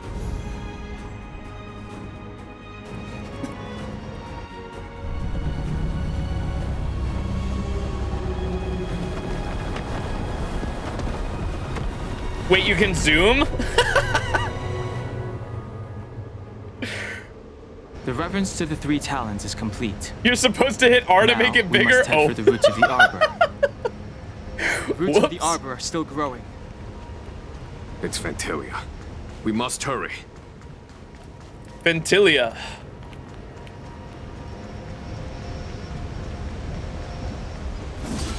Max is a real gamer. I squint my eyes to solve puzzles out here. Hard mode. Oh, there's a note on the ground. Okay, I have to kill this thing. Way too dank. Giga brain.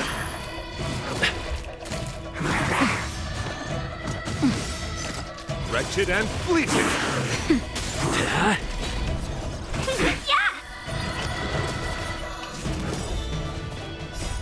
Lance! Forward! The beauty is eternal. Max said I don't use the bratty games guidebook. Nap time. I'm okay. Can we talk? Wretched and fleeting. Jingyuan said, hurry up. You've been reading egg lore and other stuff, taking your sweet damn time. The world's in danger. Real gamer about to run past until he spots a collectible. That's better. Hit!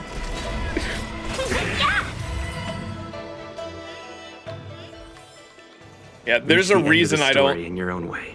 There's a reason I have never once been interested in speedrunning games. It's because I am definitely of the mind of like exploring and trying to learn everything I possibly can before going on moving forward.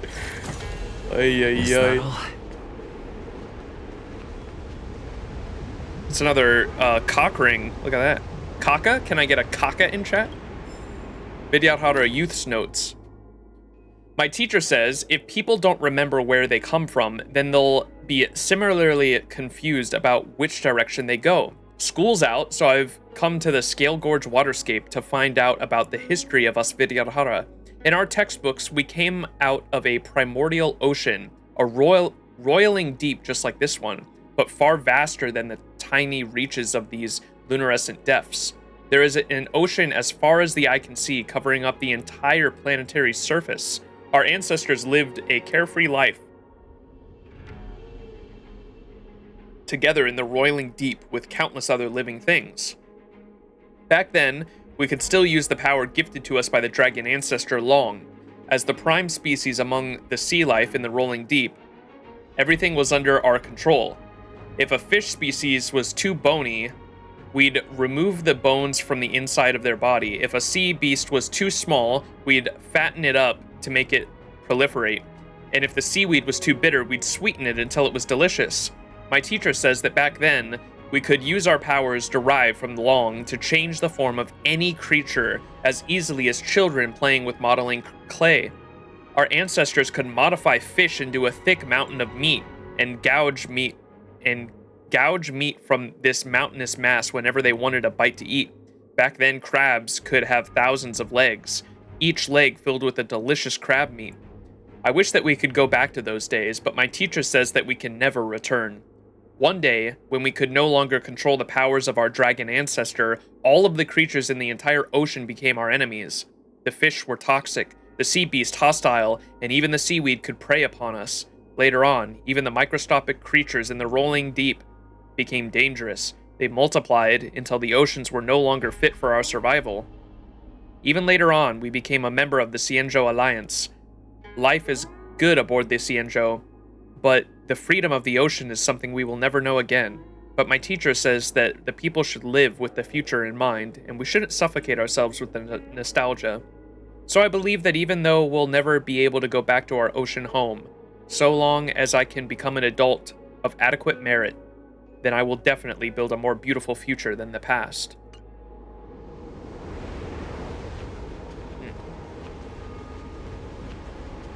Them being gods, you literally weren't that far from the truth? Huh. That's crazy. They're just not eons, right?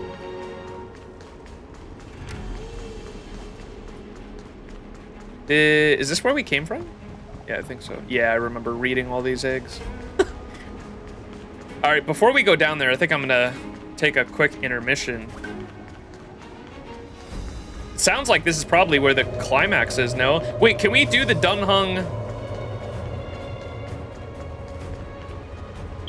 Can we do the Dunhung, this yet? Am I able to? I am. Dude, why? Oh, dude, I can do this so late. It's so weird how they pace this. All right, let me do this real quick.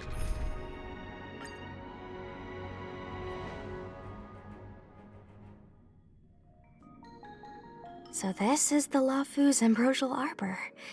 It's my first time seeing it. Aren't you a Cloud Knight? Cloud Knights don't visit the Ambrosial Arbor without a reason. Plus, why were you not able to do this one? It wouldn't let me at the point where I was at because I hadn't started Arc 2. It was so dumb. I've had this since Part 1, but it wouldn't let me do it, I think, until I started Arc 2 of XianZhou Luofu. Which is really dumb because that would mean I think the only time I could have played this before getting the Dunhung cutscene and all that when he transforms after meeting Blade. I think the only time I could have played this before that moment was when we were doing the mist and everything before confronting Danshu, which is really dumb. That's like a very small window where you could have played this before the Dunhung shit. The Luofu's plague mark is a tree, while the Yao Qing's is a moon. I think we got the better one. I heard that the Ambrosial Arbor shriveled and died a long time ago. How could it suddenly spring back to life and start growing again? The influence of the Stellaron. There's no time for explanations. We must return to the Ten Lords Commission. I'm wounded. I need your assistance in getting there. Once we get to Starskiff Jetty, you can go your separate ways. Well, there's nothing else for it. We're duty-bound to help the Ten Lords Commission. How do you say her name? Shui? Who did she meet that was like super sus? Was that which party was that with? Was that with our main party or Dunhung's?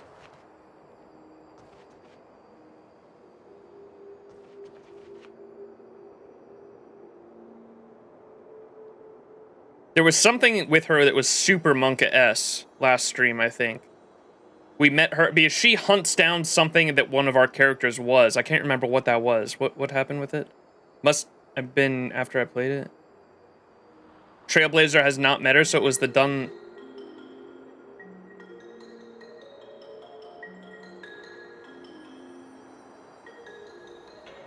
I'm trying to remember.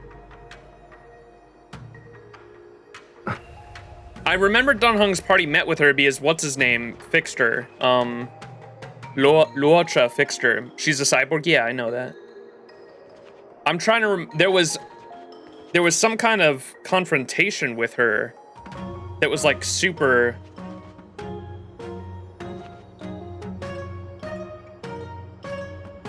She's hunting down Blade. Was that all it was?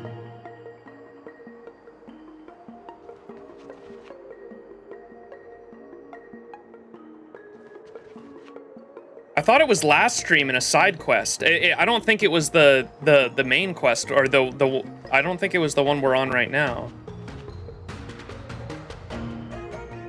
The Bailu quest, yes, that's it was the Bailu quest where because she was hunting Marastruck, and we had someone that was Marastruck with us. That's exactly what it was, because we had that one.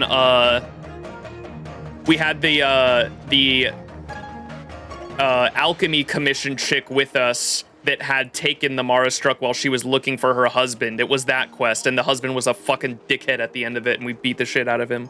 me and Bailu gave him the fucking 1-2 buckaroo, bro. We did the what do they call it? Jump Kaizen. We did the Jump Kaizen on his ass. But yeah, it was Shuyi was hunting down Marastruck, and we had someone in our party that was Marastruck, and it was like Super Monka-esque. That's what I was remembering.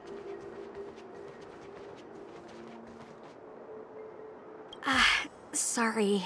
All Cloud Knights answer to the Ten Lords' commission. Duty calls.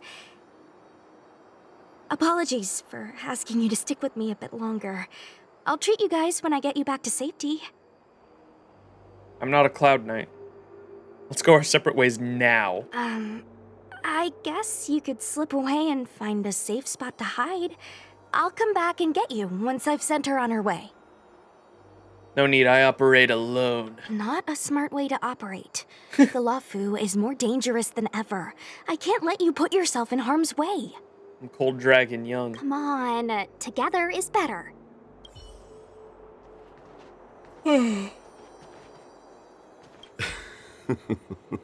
I did not expect such a short journey to be filled with so many twists and turns.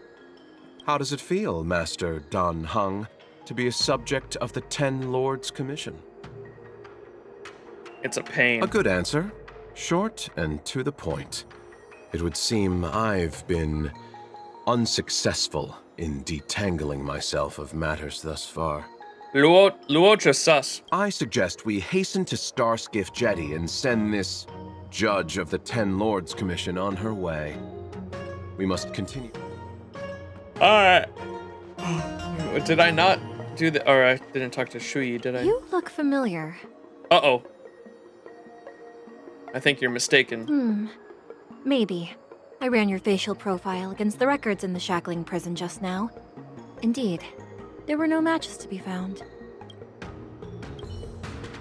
Monka. You look familiar.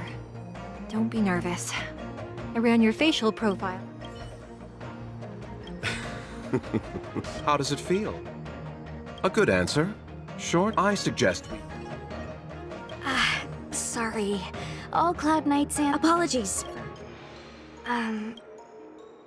Not a smart... Come on. Talk to your teammates and gain an understanding of the situation? What? I did that. Why is that still there? I don't think this is the way. Damn it!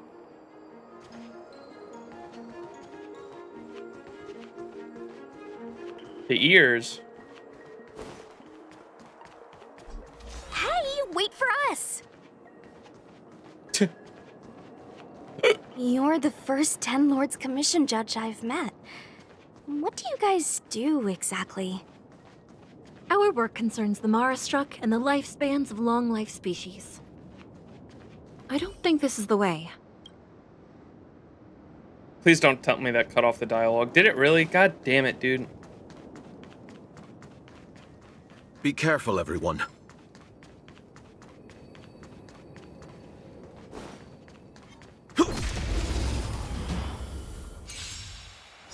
Dan Heng really just put some Clark Kent sunglasses on and went incognito. I will protect all beauty.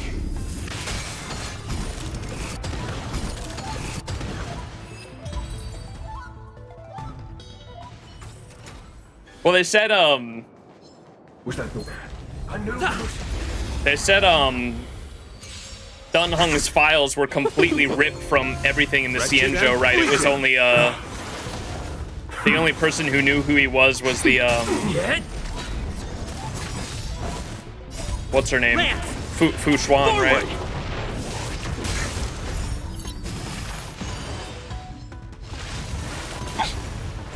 Yeah! Fight as one! I will protect all beauty.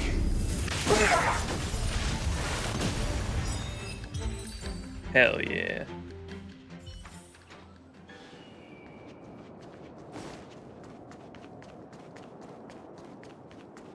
Ten Lords Commission would also have them. He just looks different enough. It's the ears. Bro used magic.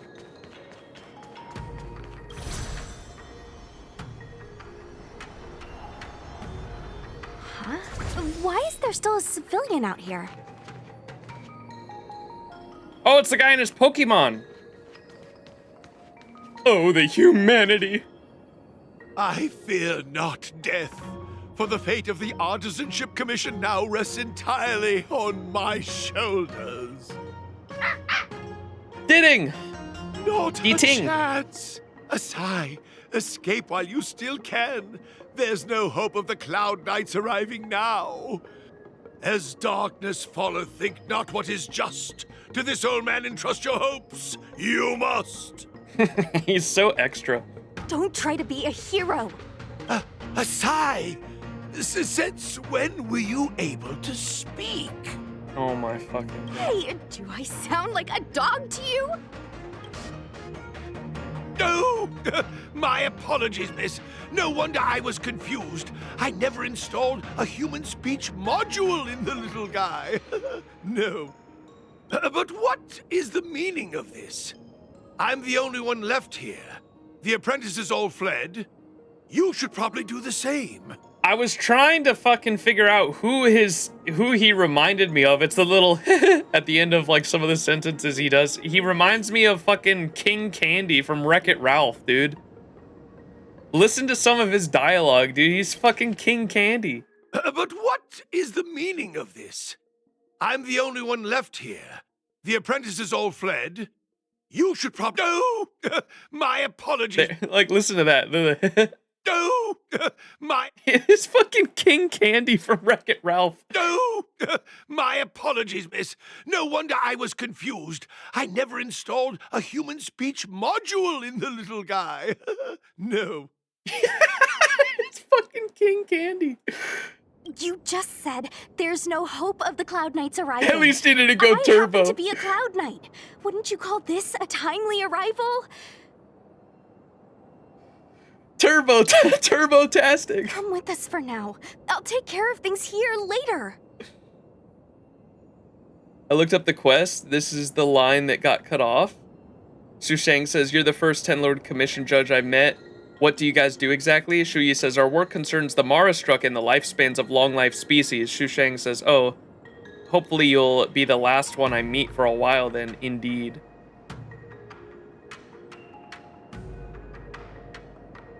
Huh. That won't do. As a senior artisan, I can't just abandon my post.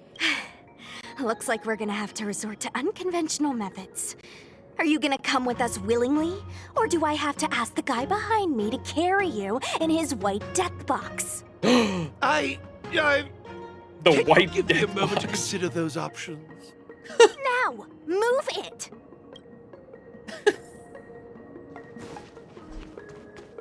My goat. Ting!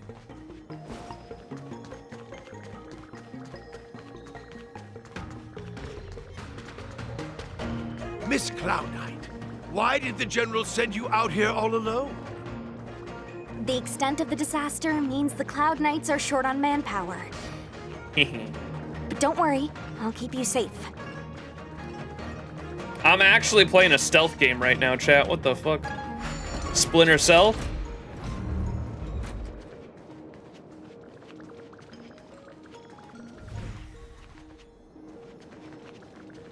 Why do I have D-Ting with me? I assume I'm just going this way, right? Towards the boss? This is as far as I go. A few more steps and we're at the main gate. Thank you for escorting me. We must go our separate ways. Have you heard of our Lord and Savior, Yan King? Yeah. Probably not. What? What do you mean? He was in the, we did his companion quest last stream. It's just a few steps away. Where You're Jing not Liu leaving was with us? introduced. Everyone has their duties and obligations. From the day I joined the Artisanship Commission, I've been taking care of the ins and outs of its operations without a day's rest. And today is no exception. The apprentices fled, as they should have. But I cannot let them see their master flee from peril. This is as far as I go with you. I must see what more I can do for the Artisanship Commission. Hello world, where are we at? We're doing the Dan Heng mission, which we're way past it now. We're about to, I think we're about to go to the final area, is what it seems like. Or like the climax of XianZhou Luofu Arc 2 is like about to happen, but I noticed we could still do this quest because you had a very small window to do this quest, and I kind of missed it because we already had the Dan Heng transformation shit happen. Master Gongshu. No use in trying to talk me out of it, young miss. This old man cherishes his life. He won't do anything rash. On your way now.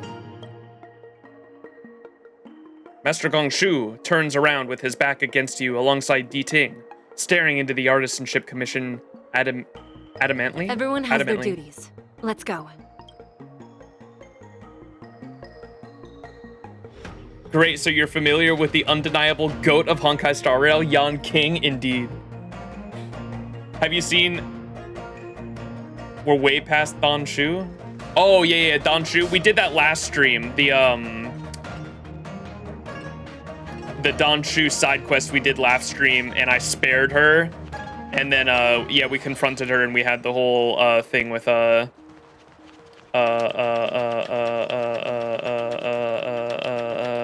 Tiny Gun. Ting Yun. Hmm?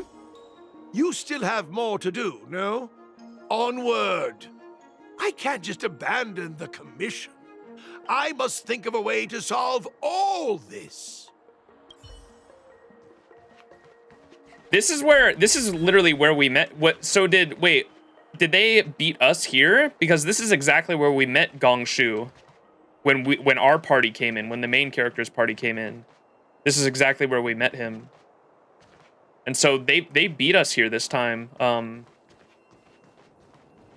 Oh wait, this is after? Okay, but this is exactly where we meet Gongshu, right? I'm not mistaken there, when our main character party comes in? Oh, this does happen before the MC character arrived? I just assumed that because we leave Gongshu, like literally where the main character party meets him.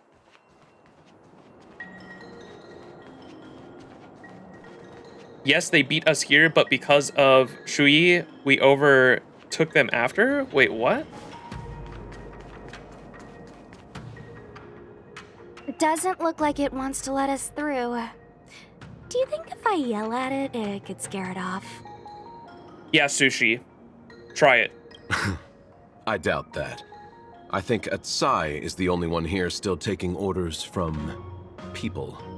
Any ideas? I've got one. Bring it down. You know, you're getting less silent and more deadly by the minute. Sounds good. Let's get it. Rise, Phoenix! The beauty is eternal. They have to escort her to the Ten Lords Commission in the time they do that. We go through here. Gotcha, okay. Wretched and fleeting. Criminal. I will protect all beauty. Don't recall this point in the story. It is optional, it seems. Like this I think this is optional, right, chat? Like I think the Dan Heng quest isn't something you have to do. Nap time. Because we almost skipped it, it looks like. That's why I went back and wanted to do it real quick. The beauty is eternal. Fight as one! Hit. Are we yet to arrive at the Alchemy Commission? Yeah, I don't think we're at the Alchemy Commission yet. We're in the area right now where Dun Hung parted the waves, where Dun Hung parted the ocean or whatever. We already got the cutscene where he did that. The beauty is eternal. I will protect all beauty. For a Trilla.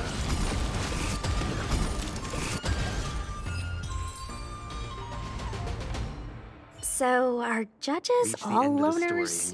You don't seem to have any backup. Judges of the Ten Lords Commission have always acted independently, each carrying out their duty in solitude. However, I have a younger sister. You remind me of her. I know that sister.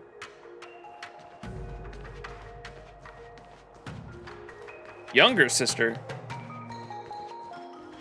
Master Gongshu, how could you stay inside? Why are you still here? I'm afraid that if I leave, I won't be able to graduate.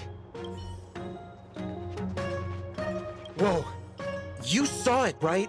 What happened to the Artisanship Commission? Is this the guy that we helped on the Star Skiff quest? Did someone overfeed their house plant or something? How could I desert the Artisanship Commission in its time of need? Oh, the Alchemy Commission was the one with the smoke and fog thingies? Oh, okay, we're past it then. Never mind. I thought they said the Artisanship Commission was going to be at the base of the tree, but that's where they hatch, right? Okay, so we're like literally at the climax then, I think. There's the Star Skiff.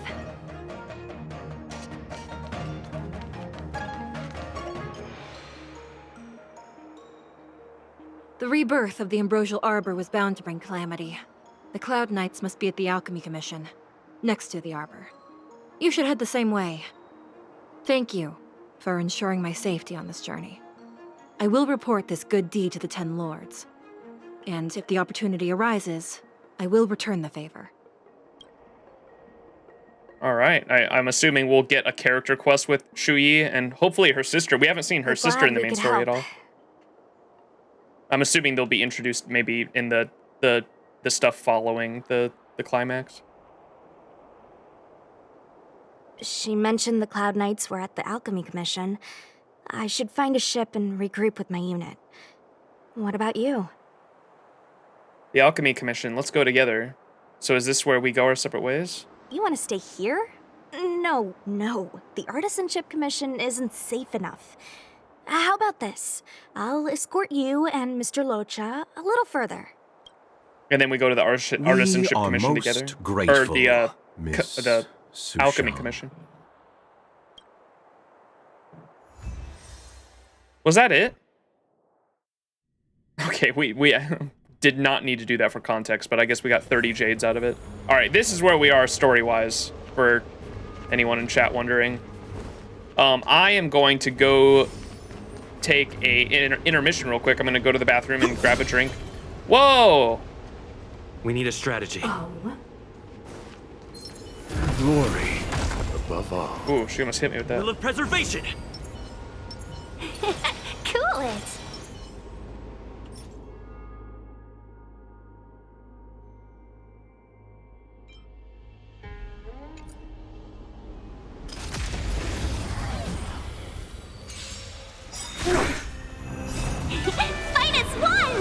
Auto this and go to the bathroom. Okay, I'll be back. Vines and Reaper! The beauty is eternal. Nap time. Lance! Forward! Yeah!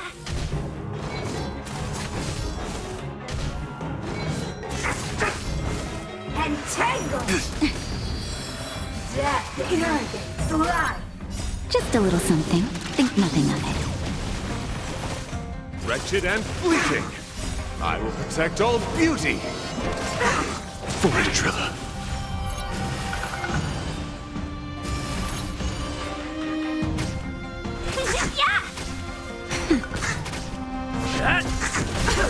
Punishment of the artgrasp of nature! The beauty is eternal. one! That's better. Vines and mastery of immortality. Lance! Forward! Yeah! Wretched and fleeting. Our roots run deep to my heart's content. Yeah!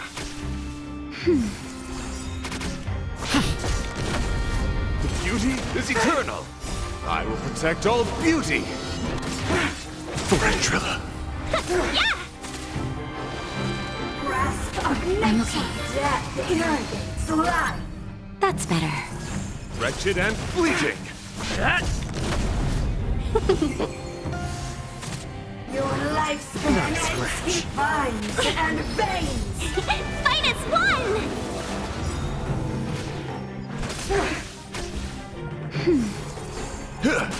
Grasp of nature. Reaper.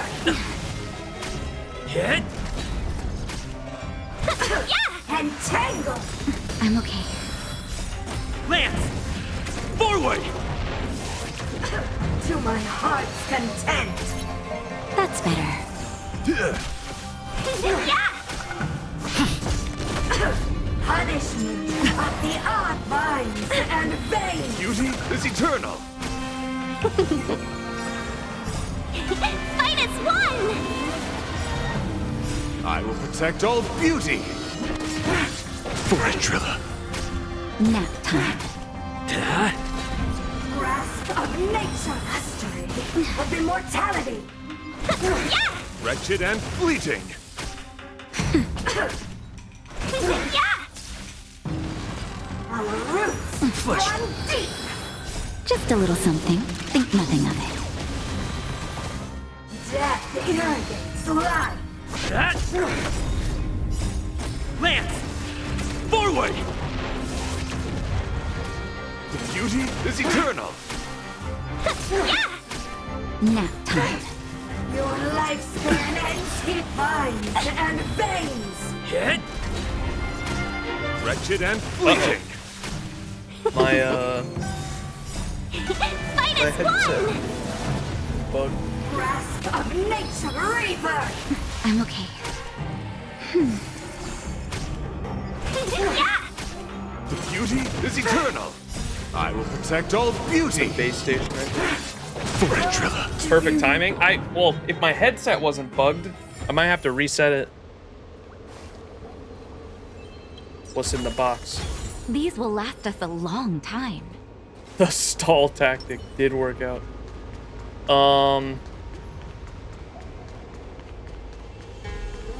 Yeah, I might have to mess with this real quick. Oh, I can do this.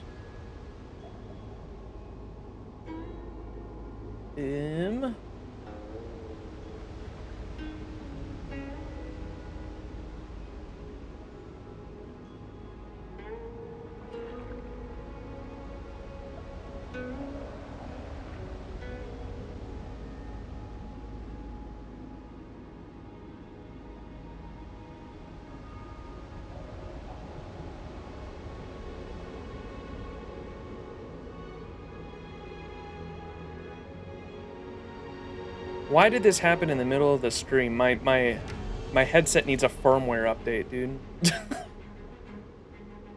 my audio is still coming through, right? Yeah, it should. I just can't hear anything.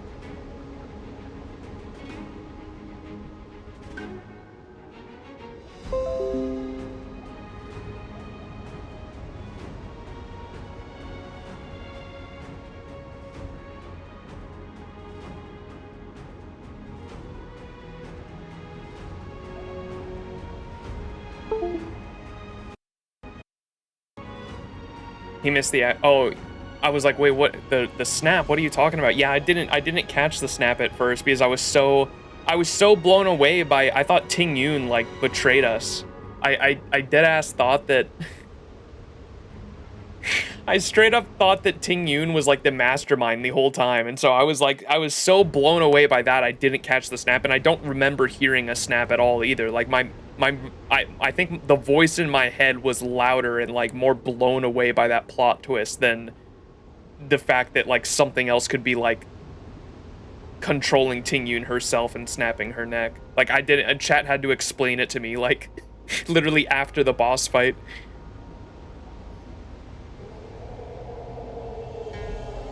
Technically she was, but she's just not Tingyun. Should rewatch that scene before you end stream. Okay.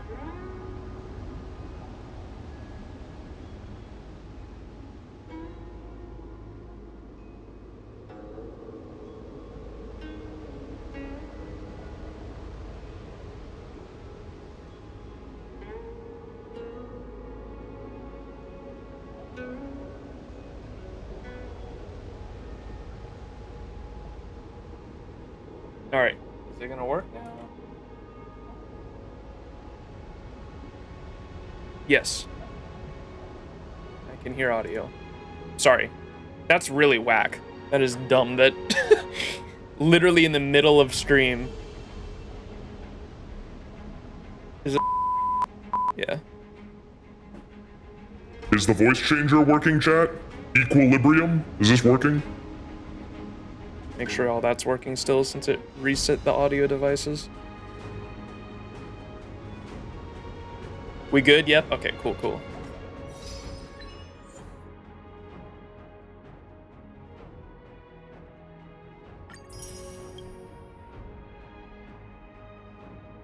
Witness Dun Hung part ways, or part the waters. That was sick. The Imbibitor Lunae arrives.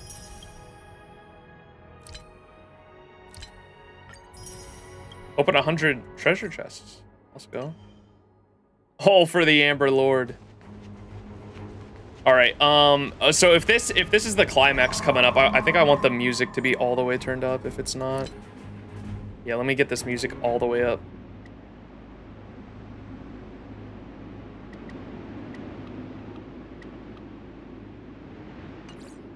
Yes, sir. About to be jamming. Who are you? Don Fong said only the High Elder can enter here. That traitor is already dead. What do I want? I want to see her. See how she's faring. I want to see her. A mysterious intruder. But that voice is so familiar.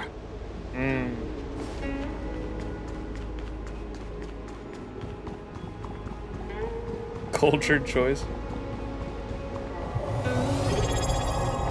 Yo, Tripod Scorpion, appreciate the subscription. Thank you so much.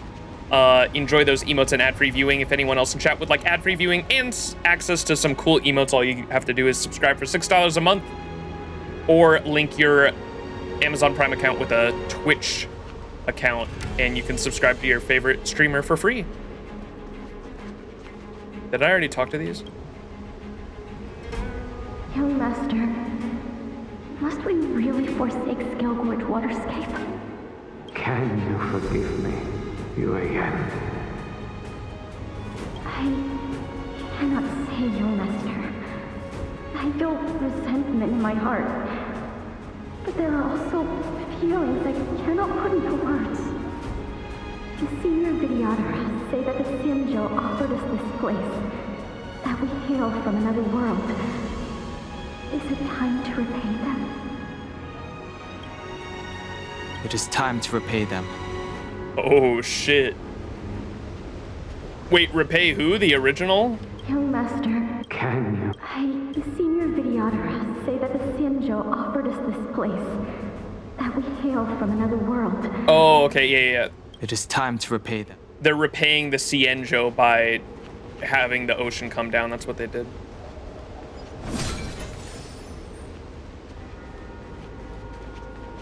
He knows who Bailu is? Yeah. We spent 2 hours reading eggs. Here we go. Is that a dragon? No, March. Can we all pretend we don't see it and have March think she's crazy?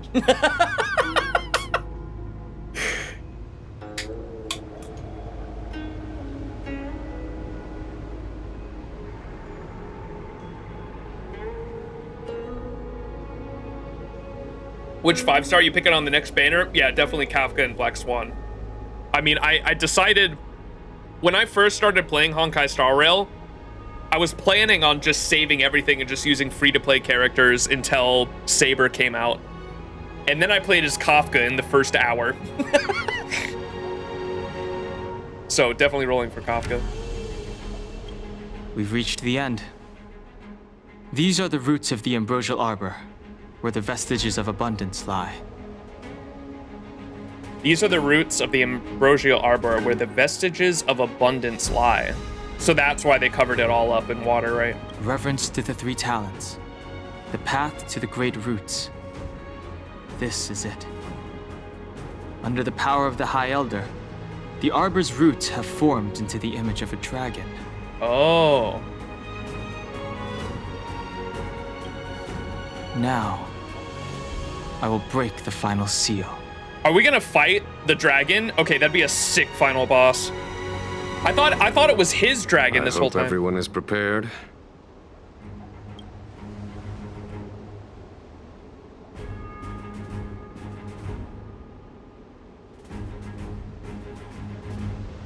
All right, here we go. Final. Wait, we're actually gonna fight the fucking dragon. Oh my god. Roots of the Arbor. Special mechanism. If Jing Yuan is knocked down, the battle will immediately end in defeat. Challenge conditions. Team must include Jing Yuan. May encounter. All right, here we go. Wind, imaginary, electricity. Yikes. Should I use OG Dan Heng? Enter the birthplace of the XianZhou's long-life species and destroy the Lord Ravager. The dogs are coming back for Kafka.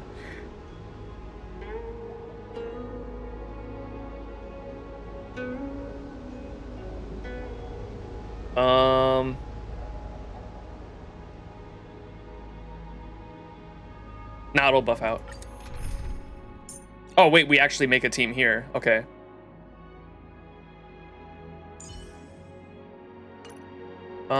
We'll have Fire MC for our anchor here.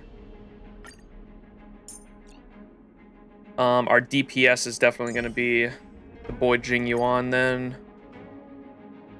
Why does he look so skinny from this angle? What the fuck? Wind and imaginary. Fuck, I wish they would let us play as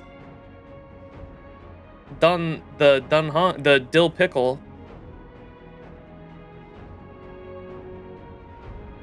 Wait, you pulled for Sparkle? Yeah, we did like a couple streams ago, a while ago. I got really lucky and got Sparkle in 3 multis and her light cone in 2. So I spent 50 tickets total for her and her light cone.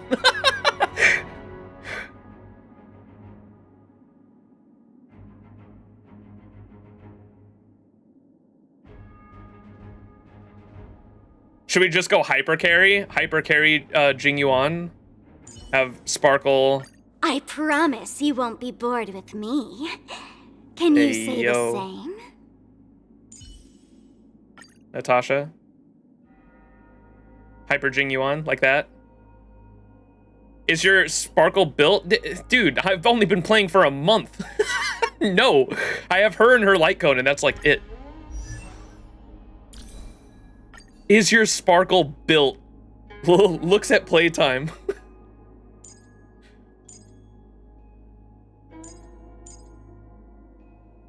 Okay, they give you a full gold relic set for him at least.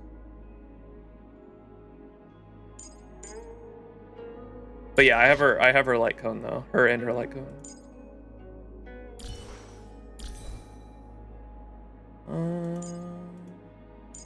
Alright. Time to kill a fucking dragon, bro.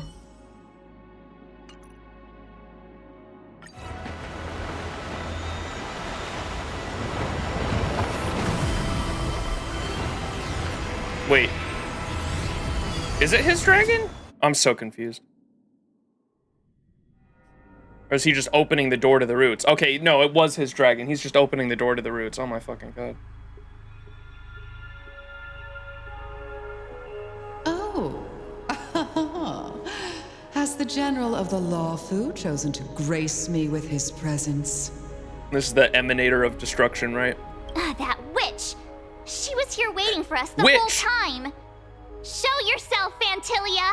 Witch! Witch! And the benefactors, too. Oh, patience, patience.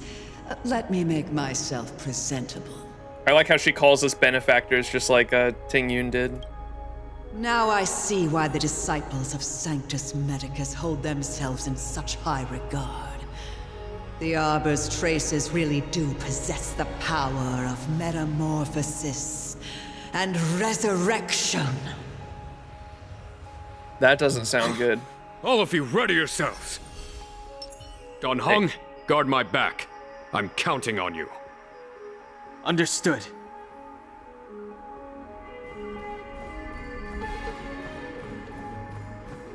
Resurrection. They kind of like highlighted resurrection there in the dialogue. They about to resurrect something? Fantilia! What is she doing? Uh-oh. What's the ace up their sleeve? Hey, yo, music. Holy shit.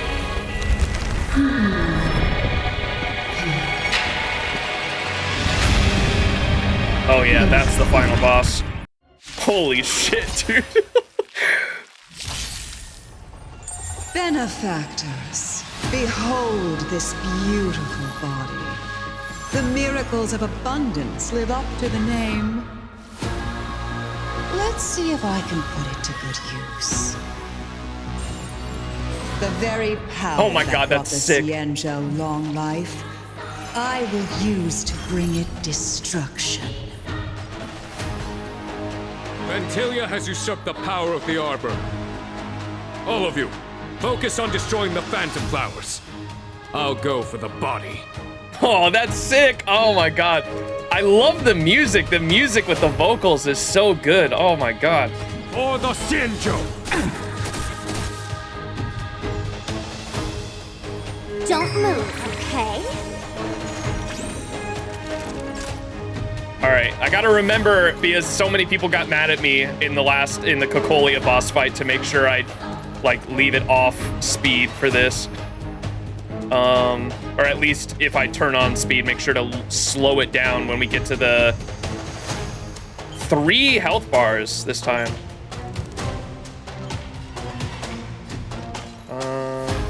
Focus on the flowers. What do the flowers do? Okay, they self-destruct. Every action, they restore 50% HP. Okay, yeah, those gotta go. 50%! Savor the vigor of life. Lance at the ready. Defend the weak. I like her. Okay, I gotta say, the animation for her attack where she flicks is super cool. Bark with so little bite. Your attacks are futile. Sorry, neighbor's dogs, man. This body was born of the Arbor. You are but ants. That's some strong wind. March, careful. On my command.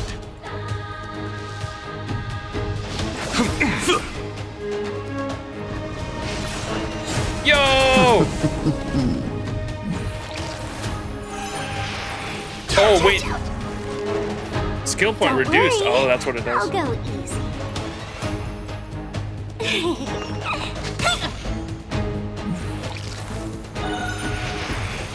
Is that it? Try untangling yourselves from this. The weeds in my garden give me more grief. Your arrogance betrays you.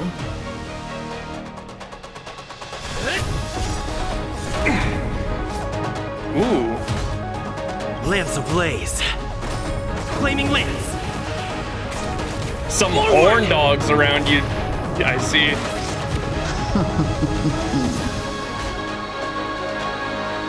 The fan of Fantilia, it has the same design pattern as Ting Yun's as well. Wait, really? Ting Yun's fan that she uses is like the same design as that? That's cool. Yeah, I did not see the Ting Yun thing coming at all. I thought she was gonna be like tested, and that's like what she was gonna have, like a little bit of a character arc with being tested with immortality, and we were gonna have to like convince her not to. But it ended up like not even being Ting Yun and being like the mastermind in disguise that whole time. I definitely did not but that's why I like when Ting Yun's like neck snapped or whatever, I didn't even register that in my brain because I was so blown away by like Ting Yun not being like who she appeared to be the whole time. To victory!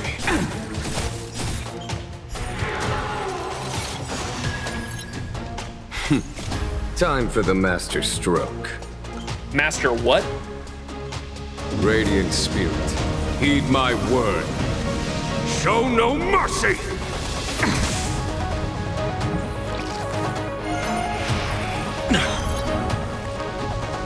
Blood insects. Life finds a way. Well, she spawned another one. What is that shit? Let's pick it up a notch. Let's play hide and seek. 1,000 faces in 1,000 places. Can you find the answer? Plunge your sword deep. For the XianZhou!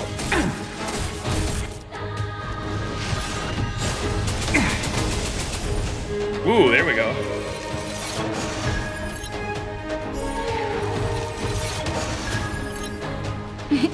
Time for a shot. Here comes the medicine. 1,000 thanks. I probably should have used my skill there. Gift of abundance. Gift of abundance.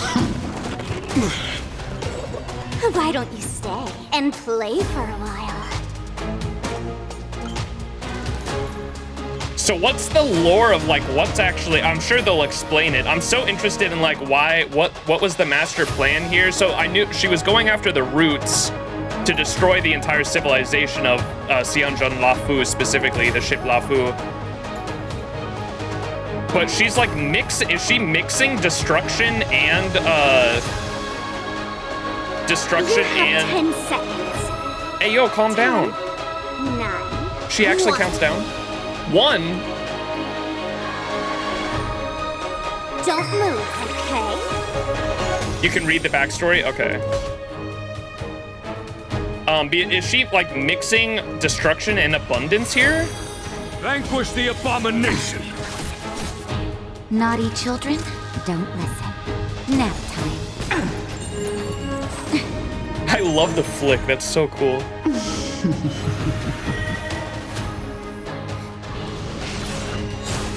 Oh, Jing Yuan's voice lines are different here than normal for the fight? That's cool. Defend the weak. I am the vanguard of the hunt. For the XianZhou! Time for the Master Stroke. Radiant what? Spirit, heed my word. Show no mercy!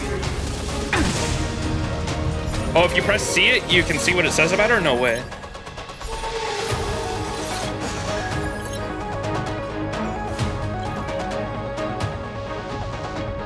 Wait, where? Do I have to... Oh, Z. Story. Oh, right here. The body born out of the Ambrosial Arbor by Fantalia, Lord Ravager of the Antimatter Legion.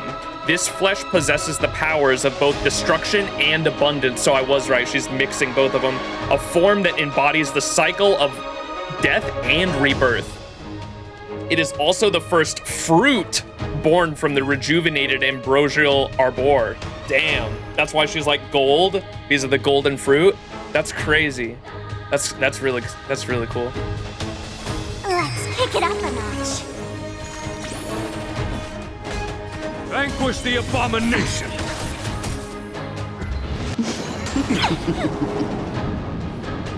A little more. Trifling. Time for a shot. You're in bad shape. That'll break. Nice. Time to go on the offensive. Wait, 1%? What is that shit? Indestructible. Don't worry. I'm gonna heal everyone before we break too, Just just a in little case. something. Think nothing of it. Destruction's also gold, you're right. So it's like a mix of them both. There's no power like team power. Don't move, okay? Fantilia, your scheme ends here. Oh, there it is. That's cool. Fantilia, your scheme ends here. For the XianZhou. All right, phase 2. Crushing an ant with the weight of a star. How indulgent. What the fuck? That's crazy. The universe will end in destruction, and with it, the abundance and the hunt will disappear. Dude, the music changed too? Naughty children, don't listen. That's insane, dude. That Lance animation was ablaze. nuts. Flaming Lance! Forward! Let's play hide and seek. Oh my god, what is this music? That's crazy. God, that's good. 1,000 faces in 1,000 places. Can you find the answer?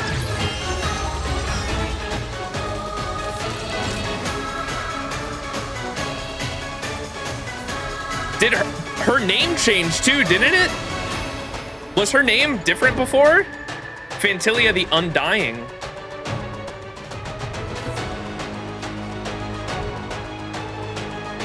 Nap time. General of the XianZhou, can your feeble strength survive this calamity? Don Hung, you take it from here. Did you think it was over, Fantilia? Yo! Use Cloud Him Roar to attack Fantilia. Oh, he's gonna be like the robot for this battle, isn't he? Like we had the creation engine in the Cocolia fight? No way.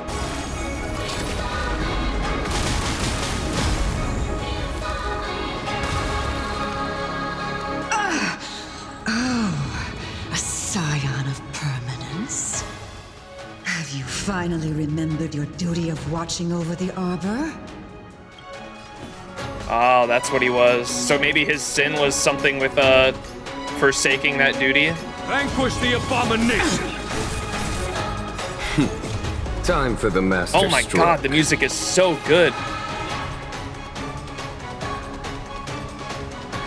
That's so Radiant fucking good. spirit, heed my word. The Show Hung no has entered mercy. the battle. Don't worry. I'll go with these. Let's kick it up a notch. Oh, we got the max HP debuff too. Indestructible.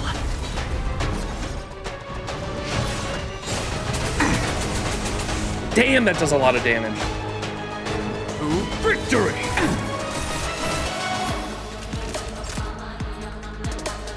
Dude, this music is so fucking good. What the? I have heard so many different like chorus is the wrong word. So many different Savor the vigor. what's the word? Why don't you stay and play for a while? Don't move, okay? I am the vanguard of the hunt. Styles? Yeah, styles are like bangers. For the XianZhou. Shine, celestial spheres. Uh-oh. That's a crazy animation, dude. Holy shit. Destruction. Just in time. Just a little something. Instrumentals, what are the notes called in a song? Nothing of it. I'm on There's guard. no power like team power.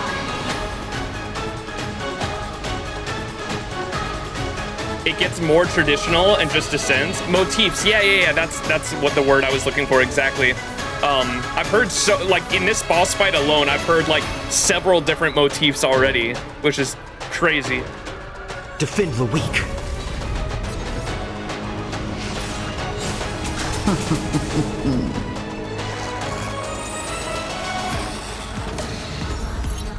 Fantilia, your scheme ends here. Vanquish the abomination. That should break, right? Oh, close. Nap time. Let's pick it up a notch.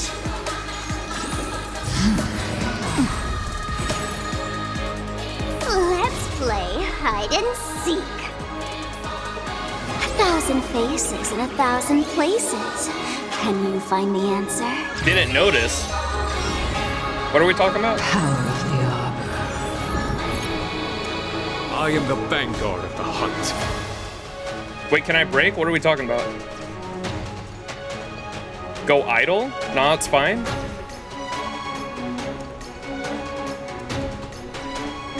There's a secret hidden in the music? It doesn't matter? What? Y'all are scaring me. Is there some lore piece I'm missing here?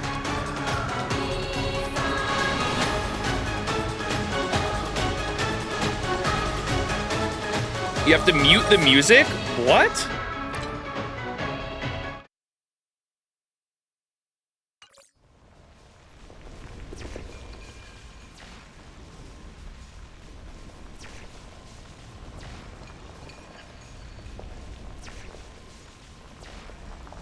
Mute the music and stay idle.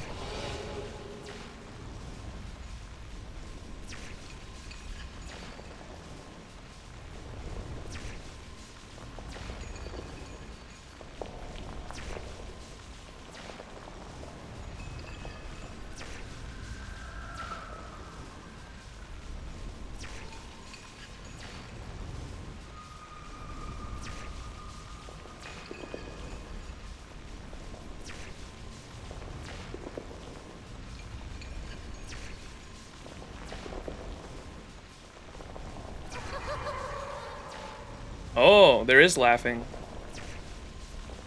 There's like a female laughing.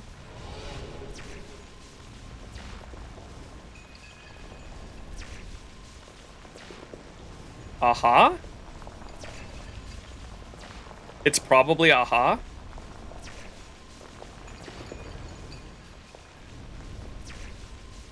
Is there more? Was that it? Just the wait, the small little laugh?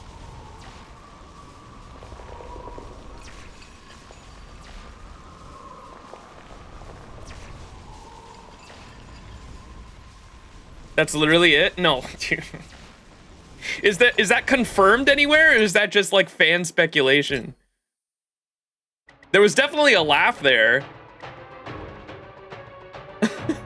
That was it? Back to smashing? It's just supposed to be eerie. They think it's funny. It's pure speculation. Okay, I think that might be a little bit of a reach to say it's aha. Unless it was confirmed somewhere else in the lore.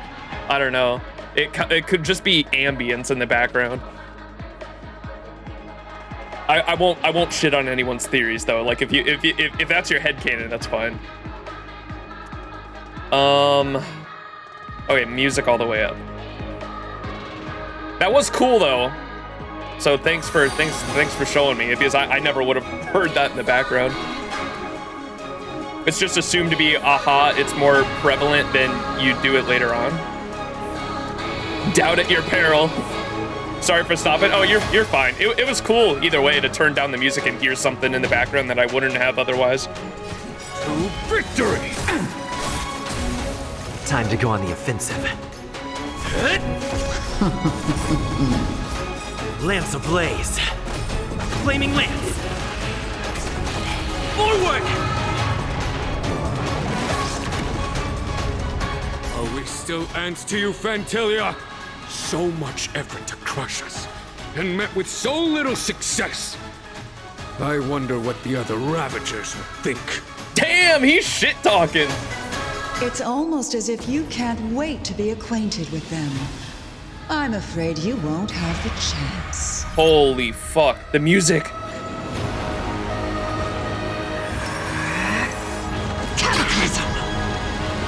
blossom. It is time to put an end to this. I'm okay.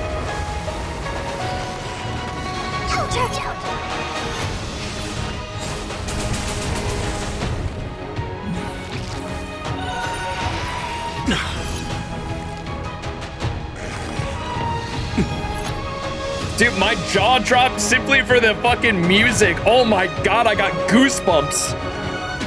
Holy shit. The vocals going, yeah, right there. I got goosebumps when that happened. Holy shit. Out of ideas, Fantilia! Radiant Spirit, heed my word. Show no mercy! Oh, wait, that's unique. Get a unique ult animation for this. Oh my god, the music.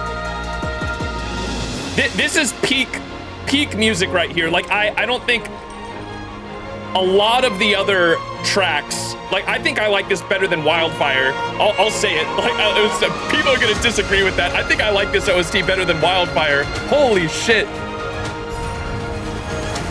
It's so fucking good.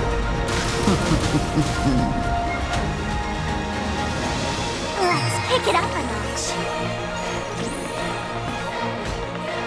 Vanquish the abomination! Naughty children, don't listen. Oh my god.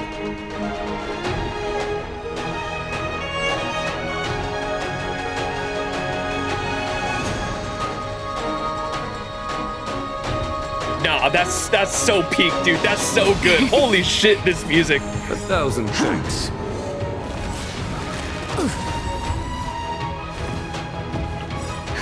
Just in time. Just a little something. Think nothing of it. 1,000 thanks. It is time to put an end to this.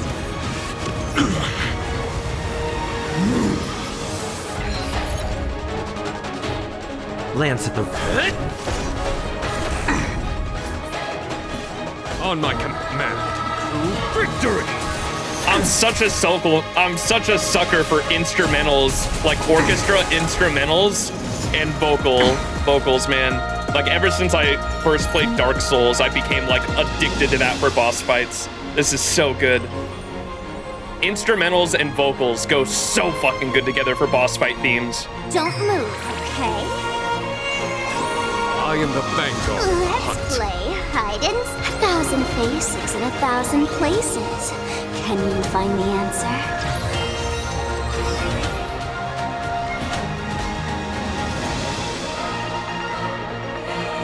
Vanquish the abomination! Time for the master stroke. Radiant Spirit, heed my word. Show no mercy! God, the impact frame there on that unique ult animation too, that's so sick. You're wasting my time. Oh, Sparkle might die. Lance ablaze. Flaming lance. Forward! Our general. Ooh, her voice is getting kind of gruntled in the... Here comes the medicine. I'm gonna have to heal everyone here. Just in time. Just a little something. Think nothing of it. 1,000. Oh, for the Rainbow Arbiter!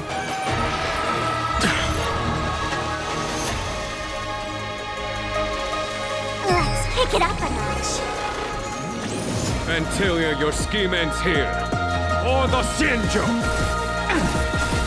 Oh, his extra attack might kill. Oh, 2%! Time to go on the offensive. Yo, MC kill? No! That's less than 1% HP, dude. Oh my god. Cataclysm. It is time to put an end Shoot to the this. radiant arrow. dive pile spawn of abundance. That's crazy. Forgive my indulgence. Your struggle in the face of certain death is... Oh wait, this is scripted. For my next trick, I shall turn each of you into my Void Rangers. The power of the destruction will eat away at your flesh and transform you into pawns of the great Nanook. Let's play hide and seek. 1,000 faces in 1,000 places. Can you find the answer? But she's at like 1% HP. What's going on? Let's start with this arrogant XianZhou general. Sparkle ult ruined the mood. Whoa!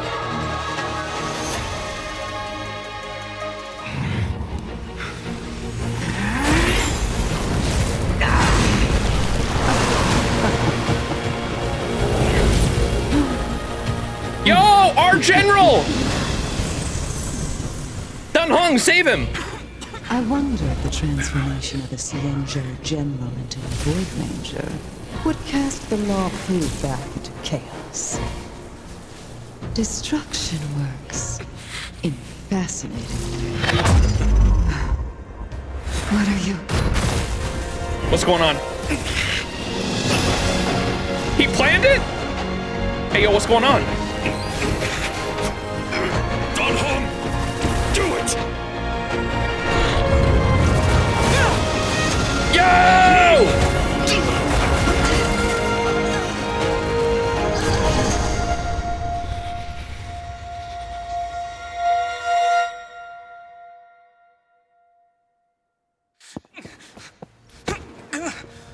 Husbando.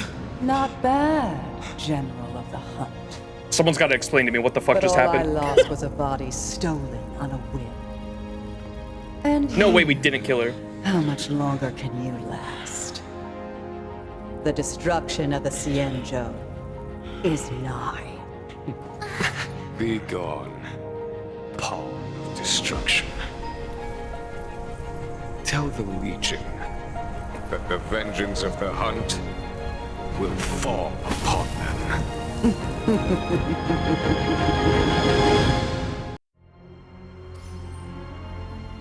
General, are you okay? Ain't no way that 7 emanators of destruction are still alive. I thought we were gonna cut one down to 6.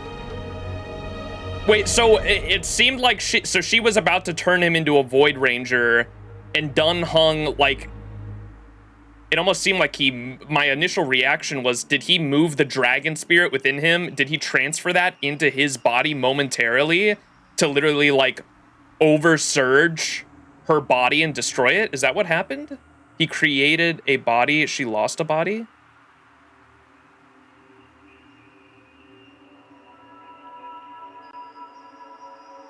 You'll learn more about Fantalia and why she is not dead in an event. She linked with him, and Dan Heng hitting Jing Yuan affected her also. Yeah, no, I got that. I'm just like wondering exactly what... Emanators are pretty much the only thing that can measure up to an Eon. Yeah, they're a step down from the hierarchy. I got that. They'll say it here? Okay, okay. I'm still alive. And it would seem the two of us can still coordinate our efforts.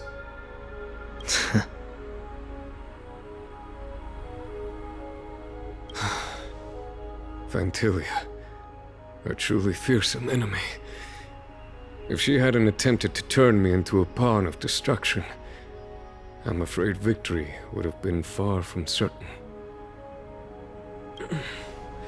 Fantalia had established a link between me and herself. Her well-timed strike gravely injured her. Thus, her connection to the Arbor was severed. Yeah, what exactly was the connection, though? Like, I imagine, in my head, the way I imagine it is she linked to Jing Yuan, trying to turn him into a Void Ranger, and whatever Dan Heng did, like literally overloaded Jing Yuan's body with like energy to a point where it was like a receptacle being filled with electricity so much that it just burns out, right? Is essentially what just happened there. But what was the energy that he filled him with?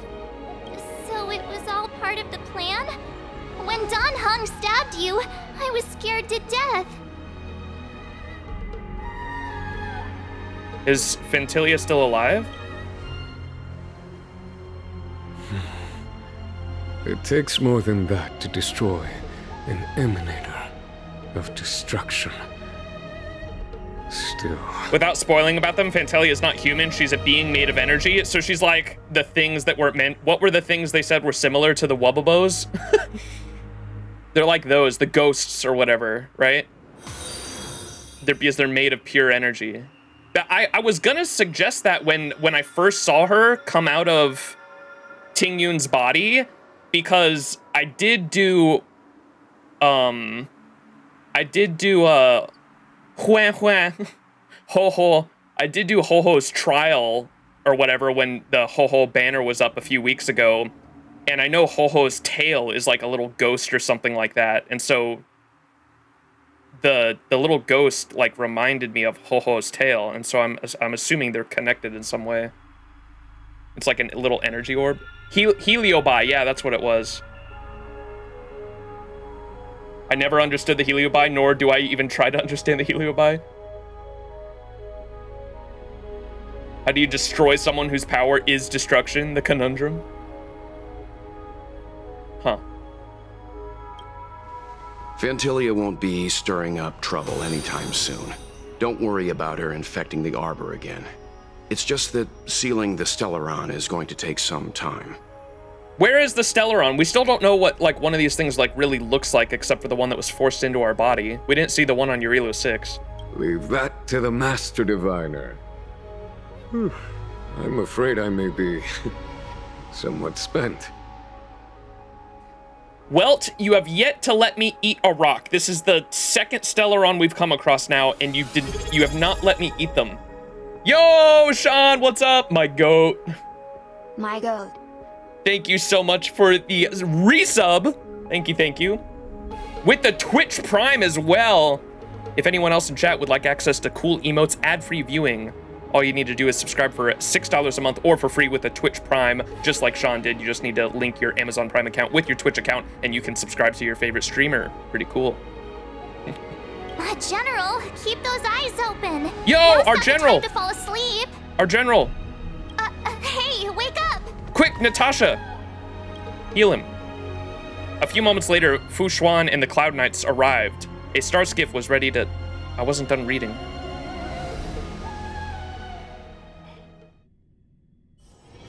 It's still early. Where to now?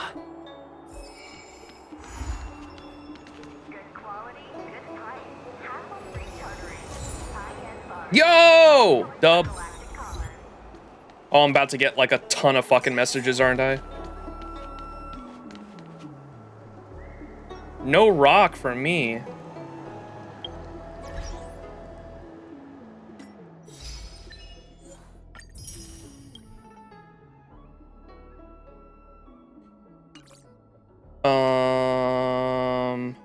What was I gonna do? Fate's Atlas. Where's that? Oh, Ting Yun's the face of that one. Wait, so are we doing this now? Is Karmic Clouds Faded, War Banners Folded? We're on this now, aren't we? Or is this the... Oh, there's Pikakoni. Oh my goodness, look at all this we have to do.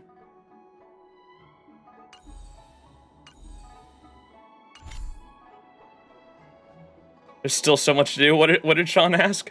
Time for Pikakoni? Yeah, we still have so much to do. I'm probably not starting Pikakoni until like another 2 weeks, to be honest. I ordered a you know the hat that the Harmony MC wears? I ordered one of those, and I have some silly ideas that I was gonna do for the the Pikakoni stream. I'm gonna wear the hat and then put a black and white filter over the webcam and then talk like this. It's gonna be comedy gold, trust me. Do you know how to fix a star skip? Max out here looking like a mod with that hat. The fucking fedora. All right, what do we have to do? What's the main quest? What do I have on the main quest?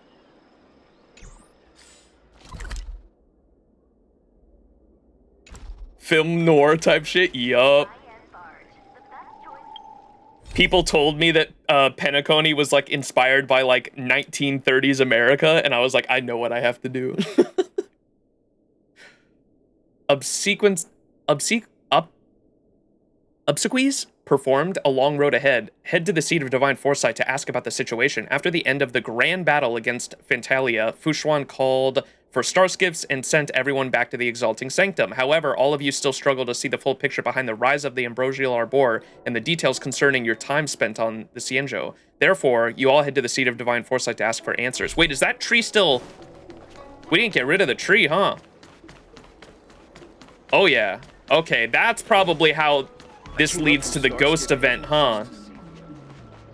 This leads into the ghost event, the fact that the tree's still there, and that's why the ghosts kind of look like the flames on the tree there, right? I assume. The tree is like a gift of an eon. Well, yeah, like 8,000 years ago, but then the hunt smited it down, right? And then it rose again due to the Stellaron.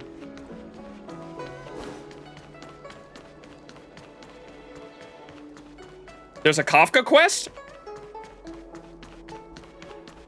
Would you like me to relay your message? Wait, why does he sound like a fucking robot? What is your purpose for entering the seat of divine force? Would you like me to relay your message? Would you like me to relay your message?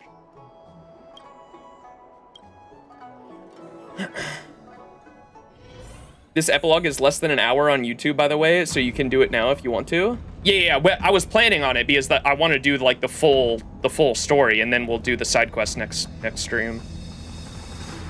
Sometime later, you arrive at the seat of divine foresight to check. Can you wait a little moment? The Master Diviner will be here soon. She's temporarily taken on the General's responsibilities. Before meeting you, she must make the current situation known and fortify public spirit. This is her first real test as a general. I hope she can get used to things quickly. Max, please, for the love of God, don't be like me and make the mistake for the Kafka quest. Chat will tell you what I mean. What?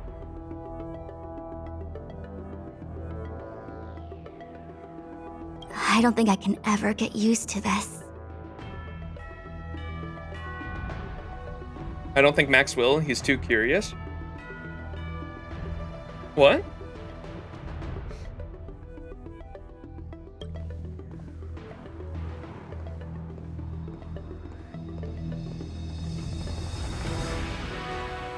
It's a pleasure to see you all here today.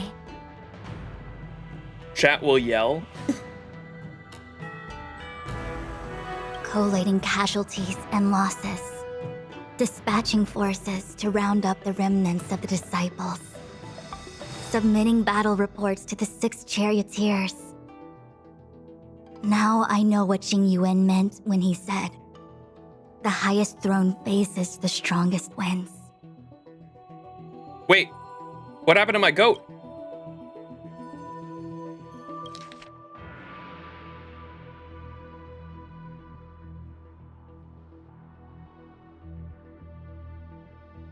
He dead.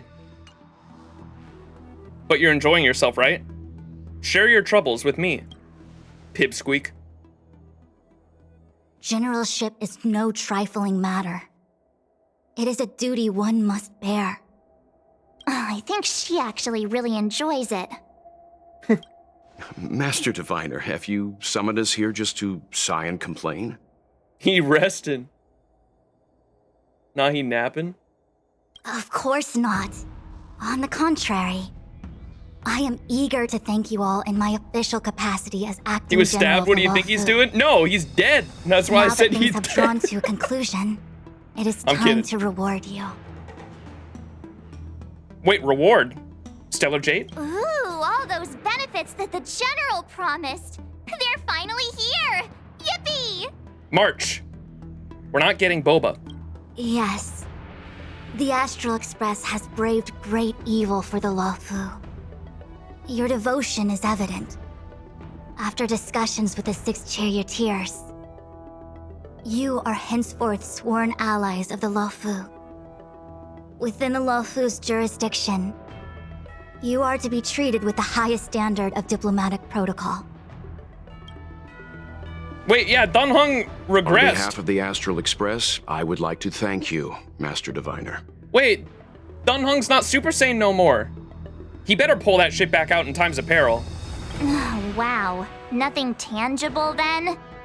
But at least it sounds pretty cool. Now that things have been expressed, I still have something to discuss with you. Please, this way. Why has she been so monotone this whole time? Where's our sexy pickle? Where's my dill pickle? The Ambrosial Arbor is dormant. Thanks to everyone's hard-fought battles, the Luofu is safe once more. Oh, there's still the exile thing going on, you're right. Before he left, the general told me to handle things at the seat of divine foresight. Fortunately, now that victory has been achieved, the plans we prepared will never see the light of day. However, the general did order that if he were unable to return to duty, then the Master Diviner would take over his duties temporarily. Is the general okay? Alas, I'm no healer. I'm afraid I couldn't say. He's dead! I ordered a military doctor to provide the most comprehensive emergency treatment they could. The Alchemy Commission was caught up in the Sanctus Medicus conspiracy. It took a lot of work to find someone trustworthy enough to heal the general. If we can help, don't hesitate to ask. I don't know much about medicine, but there are lots of ways to seal wounds and prevent injuries from worsening. Don't worry. Long-life species are resilient and strong. The general will pull through. He's faced down situations 100 times more dangerous than this. What do you plan on doing with the Ambrosial Arbor? What do we plan on doing? Thousands of years ago, the XianZhou Alliance was at its wit's end trying to deal with it. Today, nothing's changed. The Arbor was resurrected. Aside from the Arbiter's Lux arrow, I'm afraid that nothing can materially harm it. We might be able to suppress it with the help of the Vidyadhara, but with internal strife ravaging their ranks, I'm afraid it's a long shot. If you can locate exactly where the Stellaron is within the Arbor, then the Express might be able to help out. Ah. I'm gonna eat it. We still haven't found the rock. I still have a chance to eat the rock. Thank you for your kind offer, Mr. Yang.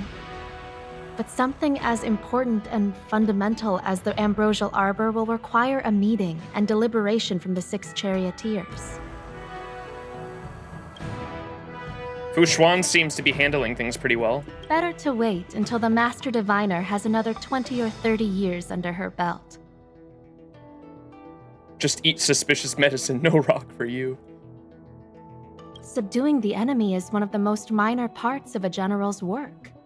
They have to meet with the Luofu's 6 charioteers and undergo 10 Lords' Commission inspections, all while dealing with the XianZhou Alliance's top brass. None of it is easy to navigate, but it's a daily responsibility. The crown of a general sits heavy on the head indeed. Ah, I almost forgot. I need to gather data for the Master Diviner's draft report. Bye for now. Stone Lion? Ayo. Every stone lion at the seat of divine foresight has a different name, abiding by the traditional XianZhou martial art ethics. They will greet their opponents by introducing themselves before the start of battle, but now, few living people know their names. Yo, Yaku Moshiro, 425, appreciate the Prime Gaming sub. If anyone else would like ad-free viewing, access to some cool emotes, all you need to do is subscribe for free with the Twitch Prime or for $6 a month. Thank you, thank you. What you mean, trust Welt? He was eating popcorn the whole time? Yudi? Ah, what a quiet day at the seat of divine foresight today. Are you talking to yourself? No, I'm not. I was feeling a little tired and was just muttering something.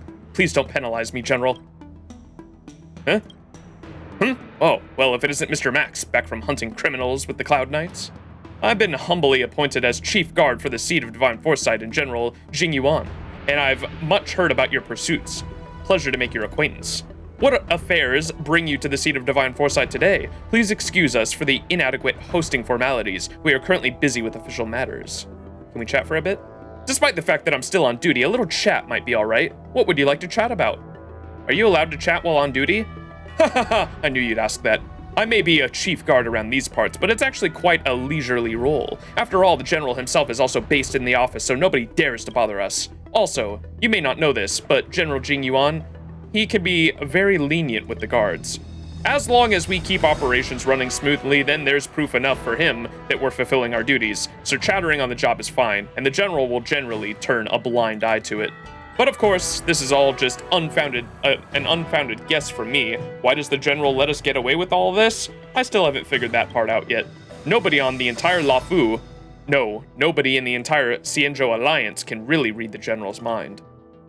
What do you get up to as the chief guard? How come you're on duty again? We'll end the talk here for now. Okay, let's keep going. Let's not make this another 12-hour stream. As I look around for any notes. Ooh, what's that? General's diary. Mimi! December 22nd. Mimi is getting bigger and bigger and becoming more and more attached. It is also very intelligent. Mimi's soft snow-like fur flows like the clouds, and its 9-ridged tail has a big ball of fuzz at the end. Mimi's round, full, and blue possesses radiating patterns like cracks over ice. Their colors are rich, charming, and dignified. However, Mimi's appetite is strangely large. Is it really a Grimalkin? I thought to myself that the name Mimi might not be appropriate at this point. XianZhou told me the other day that she had purchased 200 caddies worth of meat for the Seat of Divine Foresight's meals in the past week, but Mimi wiped it all clean. The story did not end there. She also said that this has become the gossip of the town, and the rumors have it that the general has been neglecting his duties and indulging in gluttony instead. This has gotten the people all riled up. XianZhou was worried that could be bad for me, but I didn't think too much of it and told her not to worry. In my opinion, the glutton general sounds more impressive than the dozing general. Motherfucker has a pet lion. Nobody knows what the general thinks. The general in question, Kitty. Mimi.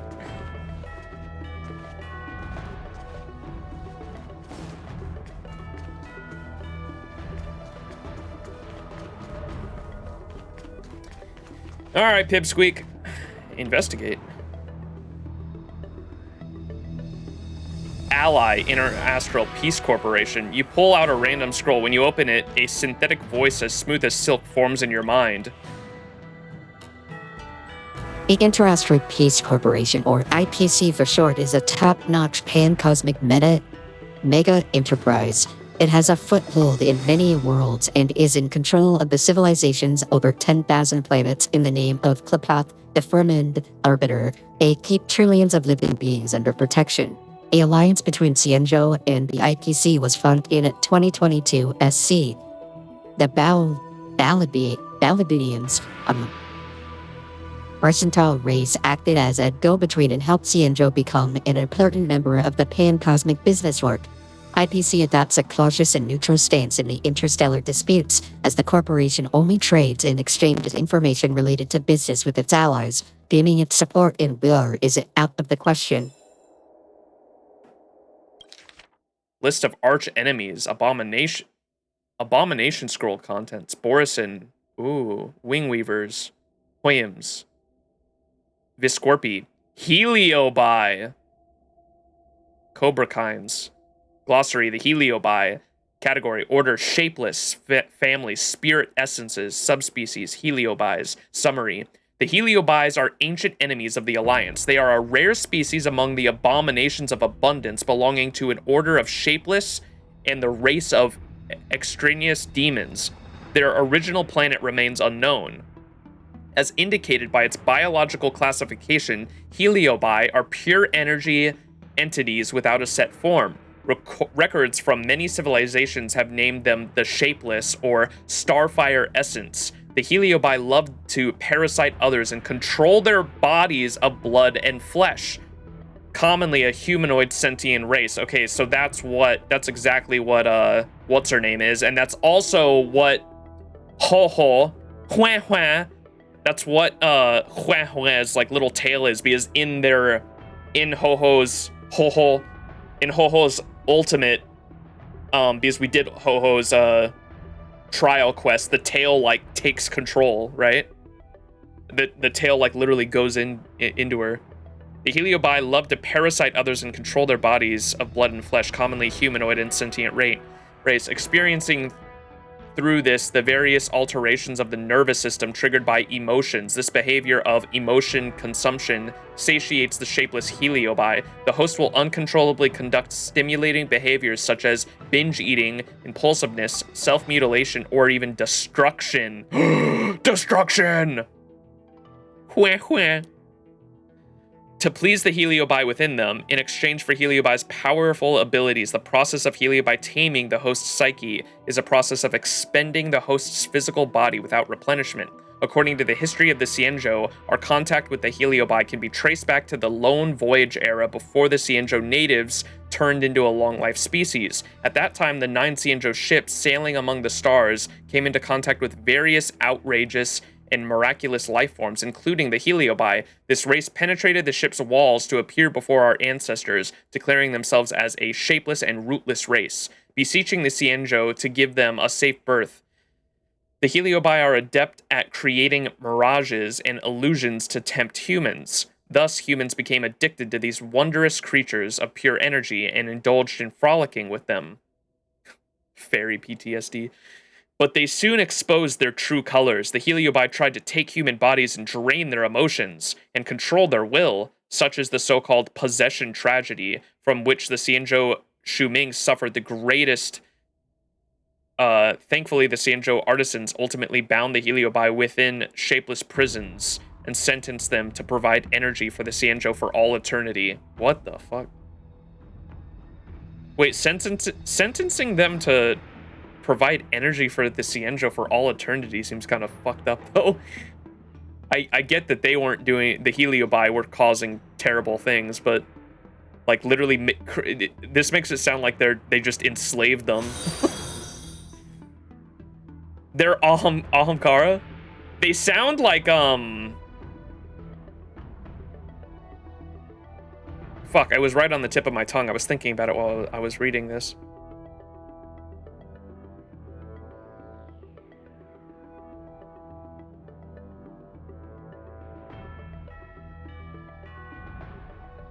Interns, where we fought the deer, there was a furnace with a Heliobi who escaped. Yeah, that's right. I do remember that. You will learn more about them during Ho-Ho's quest. Yeah, I assumed, that's why I was saying, like, I assume the Ghost Hunters quest is going to be all about the Heliobi because they're, like, literally ghosts. I like how they're, like, formless in the way they describe them because, like, it's fun to talk about, like, what aliens could be out there or what life on other planets would be. And a shape like a living sentient creature that is like literally made up of gas, like something. If you want to talk about like something truly alien, it has to be something unlike anything we've ever seen here on Earth, and like a shapeless creature that is like literally able to like sentient gas. It's essentially like so crazy to think about, but that's like something truly alien that like could exist on another planet. Energy, not gas. My bad.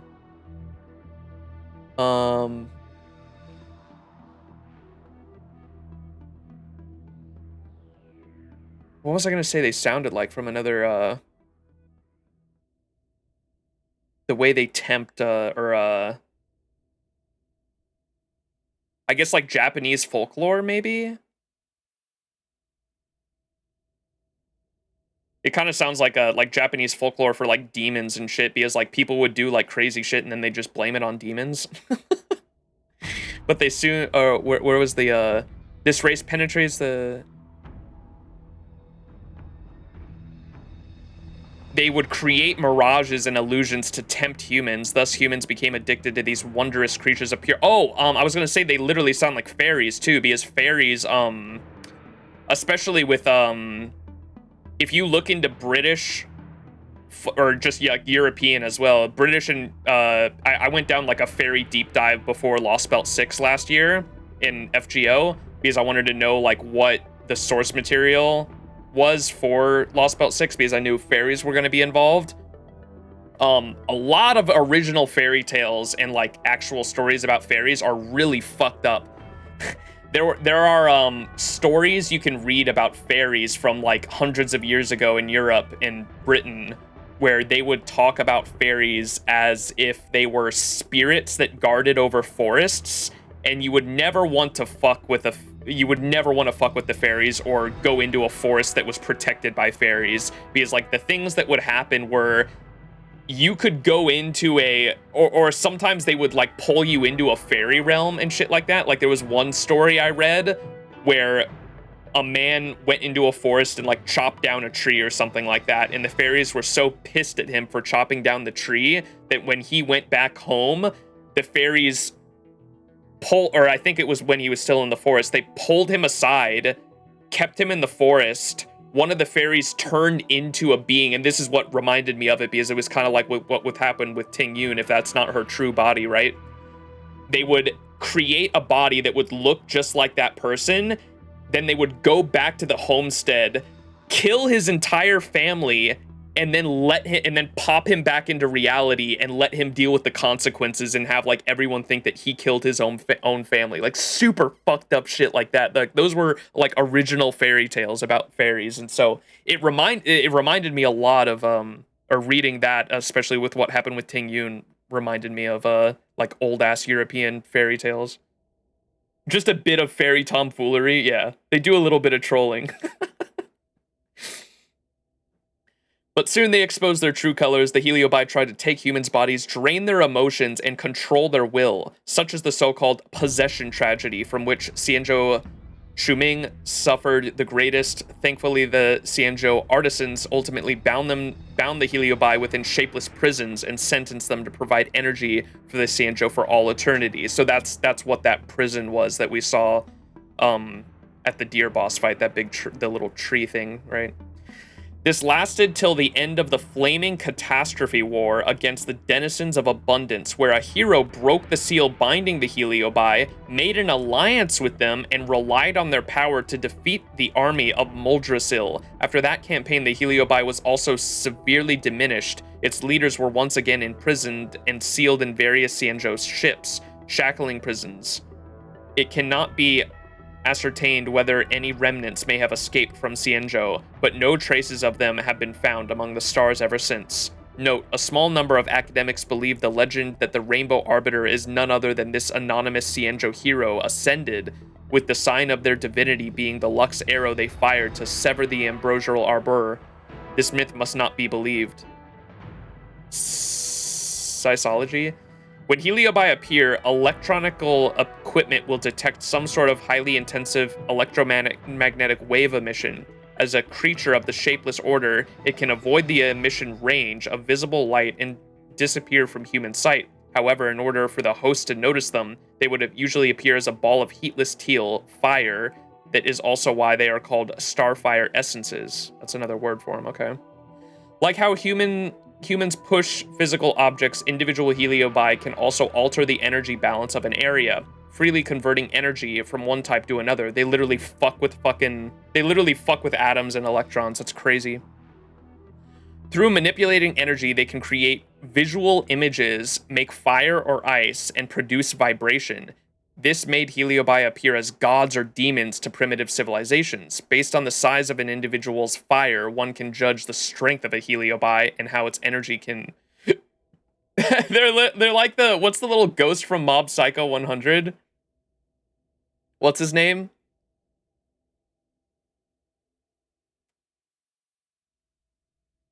Almost 8 hours, be careful. Ghost busting time? What's the little guy from Mob Psycho 100? The little green ghost. They're like that. Dimple, yes, thank you. Dimple, they're Dimple, dude. This made Heliobi appear as demons. Is Dimple based on something? This has got to be, because I said how it kind of reminded me of like Japanese folklore. I wonder if like Dimple's based on some Japanese folklore, and like that's what this comes from as well.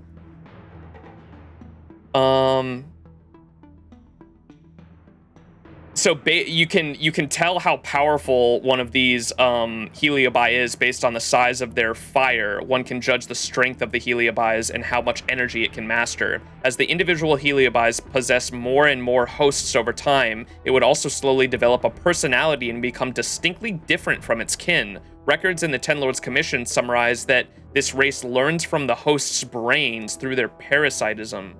That's crazy.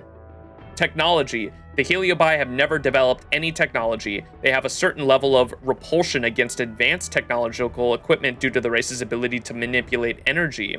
Politics. Though the Heliobi are recognized as an abomination of abundance, they rarely appeared as a part of the denizens of Abundance legions. On the contrary, they had once allied with XianZhou for a very short duration only, see above for the specific circumstances. It is only... Let me go back to that. So they thought that there's a theory. A small number of academics believe that this legend was the Rainbow Arbiter coming back, or the Rainbow Arbiter ascending to Eonhood.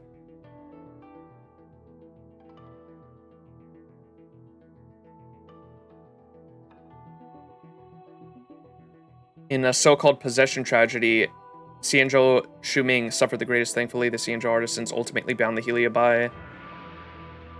This lasted until the end of the Flaming Catastrophe War against the denizens of Abundance. So in a war with the denizens of Abundance, a hero broke a seal binding the Heliobi, made an alliance with them, and relied on their power to defeat an army of Muldrasil. Don't know what that is. After that campaign, the Heliobi was also severely diminished. Its leaders were once again imprisoned and sealed in various XianZhou ships, shackling prisons. It cannot be ascertained whether any remnants may have escaped the XianZhou, but no trace. So wait, so the shackling prison we've heard all throughout this arc, are those individual ships, it sounds like? In the various XianZhou ships. Oh wait, no, it's saying plural.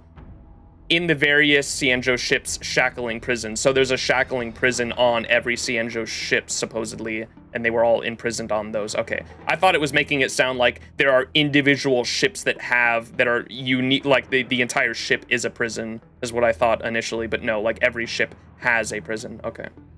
It cannot be ascertained whether any remnants may have escaped from XianZhou, but no traces of them have been found among the Starsons. Where were we? It has been at least 6,000 years since the Heliobi were subdued, making it virtually impossible to study its social organization. Some records indicate that individual Heliobis can fuse with each other to create bigger fire. A few lines of postscripts are recorded at the bottom of the dossier. I heard the XianZhou Shuming has one of these demons sealed inside. That's right, folks. From the Shuming, call it Flint Emperor. Actually, doesn't our Artisanship Commission still have prisons like that? That's pretty dangerous. Well, Shuming residents do love to play with fire. Huh.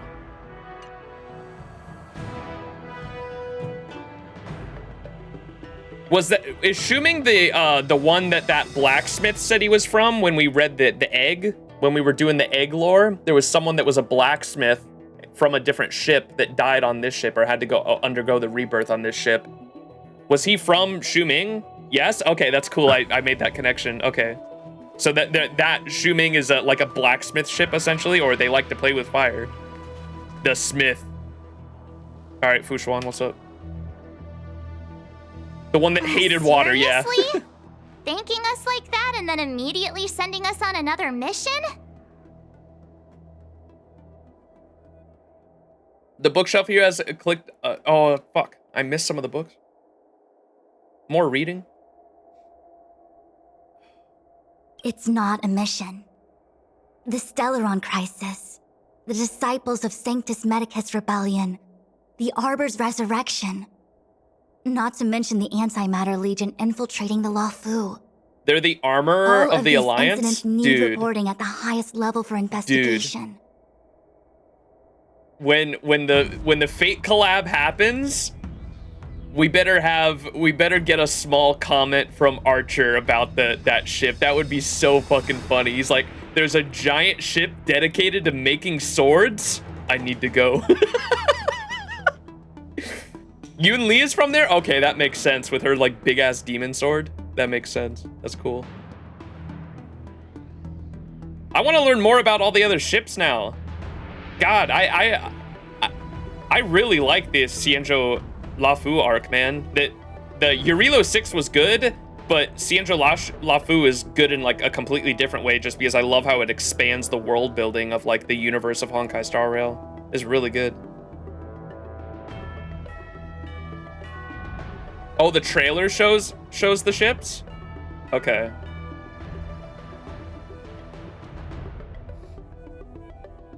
It's just that, having been in the middle of everything, I'm struggling to keep an accurate perspective. I would appreciate if you could go through it all with me, so that I can reacquaint myself with a finer detail. So, where should we begin? Let's discuss Fantalia first. It appears that Fantalia was the mastermind behind it all. The XianZhou warred with the Antimatter Legion in the past, and ever since we have kept a watchful eye on their movements. Bro, that was such a sick boss fight. God, it got better and better. Oh my gosh. I was kind of like blown away by her like being a giant thing and then like flicking us. I thought that was cool. But then it kept progressively getting cooler and the music kept getting progressive. I did not think it was going to get that crazy. Oh my gosh. The music in the final phase was so fucking sick. Actually gave me goosebumps. Few could have foreseen the insidious tactics employed in the execution of their assaults. The Lord Ravager slithered in unnoticed, clandestinely plotting and machinating, and surreptitiously bestowed a Stellaron upon the disciples of Sanctus Medicus. This heinous act instigated an uprising aimed at luring the Luofu into a perilous trap of self-destruction. Was gone for a while. What did I miss? Mostly reading. Mostly reading lore after the boss fight. Few could have foreseen the insidious tactics employed in the execution of their assaults. The Lord Ravager slithered in unnoticed, clandestinely plotting and machinating, and surreptitiously bestowed a Stellaron upon the disciples of Sanctus Medicus. Okay. So she was the one that gave it to them. This heinous act instigated an uprising aimed at luring the Luofu into a perilous trap of self-destruction. The present danger posed by the Legion clearly demands a re-evaluation. We should proceed cautiously. Oh, the Legion's still here, huh? Or all the... Wait, of course they're still here. All the Sanctus Medicus people got transformed into the Void Rangers, didn't they? Let's talk about the disciples of Sanctus Medicus. When the Ambrosial Arbor was severed by the Rainbow Arbiter thousands of years ago, the abundance became a taboo. Those within the Alchemy Commission, the original masters of the so-called Way of Immortality, were ruined at a stroke. The Commission became a shadow of its former self. Wait, are we gonna learn... They haven't said what exactly was Dunhung's sin yet, have they? And why he was banished? Presumably, from that moment on, the seeds of discord for the disciples of Sanctus Medicus had already been planted. Some of them were willing to work with the enemy, acquiring a Stellaron from the Antimatter Legion to try and revive the abundance. They merged two recordings together for that voice line, I think. Presumably, from that moment on, the seeds of discord for the disciples of Sanctus Medicus had Right there, you hear that? Right before the disciples of Sanctum, they like, all right, that's not like uncommon to merge two together. It just was not put together well. You can definitely hear where they merged two different voice recordings together. Presumably, from that moment on, the seeds of discord for the disciples of Sanctus Medicus. You're right there. They succeeded all right. But why would Fantilia's objective to be to realize their wishes? Those traitors gained nothing. They betrayed the XianZhou only to become sacrificial offerings in the Lord Ravager's grand scheme.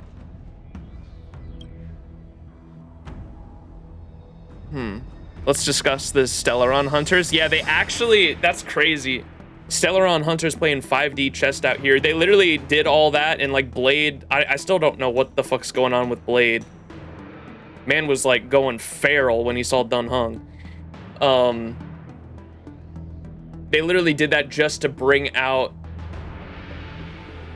Dill Pickle, because they knew Dill Pickle was going to be needed in that final confrontation, all according to the script. Let's discuss the Stellaron Hunters. The Stellaron Hunters. We know just as little. Pom-Pom. But in the Matrix of Prescience, I saw a prophecy that Kafka received from Destiny's slave. Elio foresaw all manner of possibilities for the Luofu.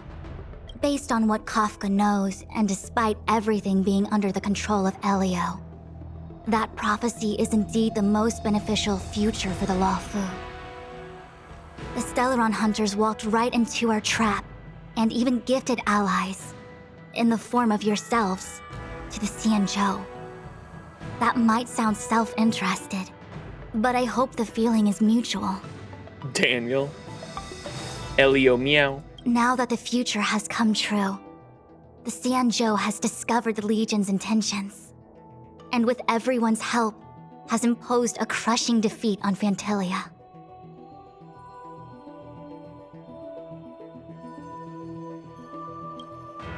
I think that's everything. That we may. But as logical as things might seem, there are still many details about which we're uncertain. For example, how was the Stellaron brought onto the XianZhou? And who sent it onto Scale Gorge Waterscape? How many disciples of Sanctus Medicus still remain at large? All of this is a mystery. Thus far, we've done our best. I'm submitting my report to the Alliance, and I've already got a plan in mind. All of you will feature in the report. But for the sake of Jingyuan, anything related to XianZhou internal affairs will have names redacted. I hope you can forgive me. I was about to make the same request, Master Diviner. Since the Arbor's resurrection, I'm sure the Alliance will be poring over every detail of the report. I fear that if the Astral Express gets dragged into matters, leaving will not be an easy task. Damn, well said. Let's hit the road, kiddos. We got Pikakoni to go to. Jingyuan has committed quite a few violations this time around, and I'll have to deal with them one by one. Cloud Knight generals are all such a hassle. Let's stay away from this? Wait, what? What are y'all talking about?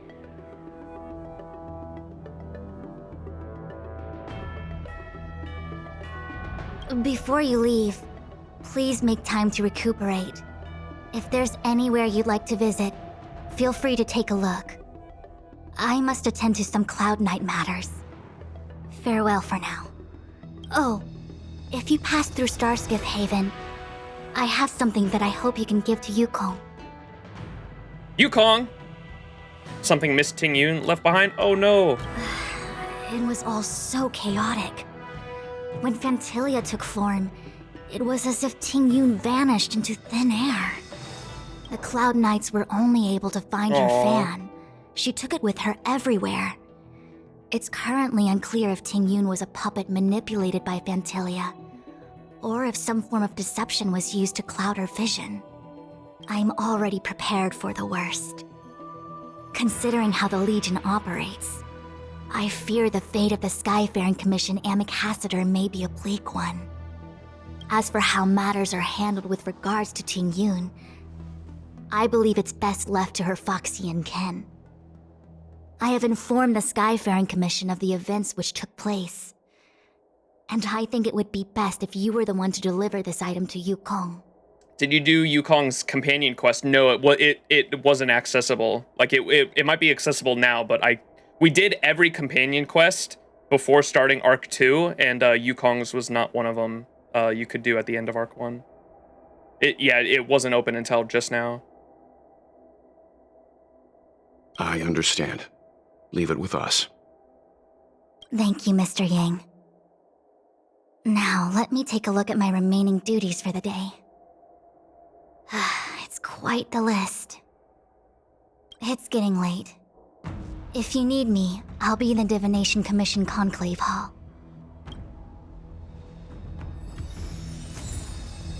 Fan with a plain carp print. The fan Ting Yun carried on her person. It used to be a pair, but one has gone missing. No. Well, things have come to a close for now. It's good that you came through unscathed. Thanks for looking out for me, Mr. Yang. What are we gonna do next? The Master Diviner asked us to pass on this item of Ting Yun's. I'll go to the Palace of Astrum and meet with Yukong. If neither of you has anything urgent, it'd be best if you came too. I got urgent stuff to do. I gotta read these books. How am I gonna break this to Madame Yukong? Maybe she's already heard the news.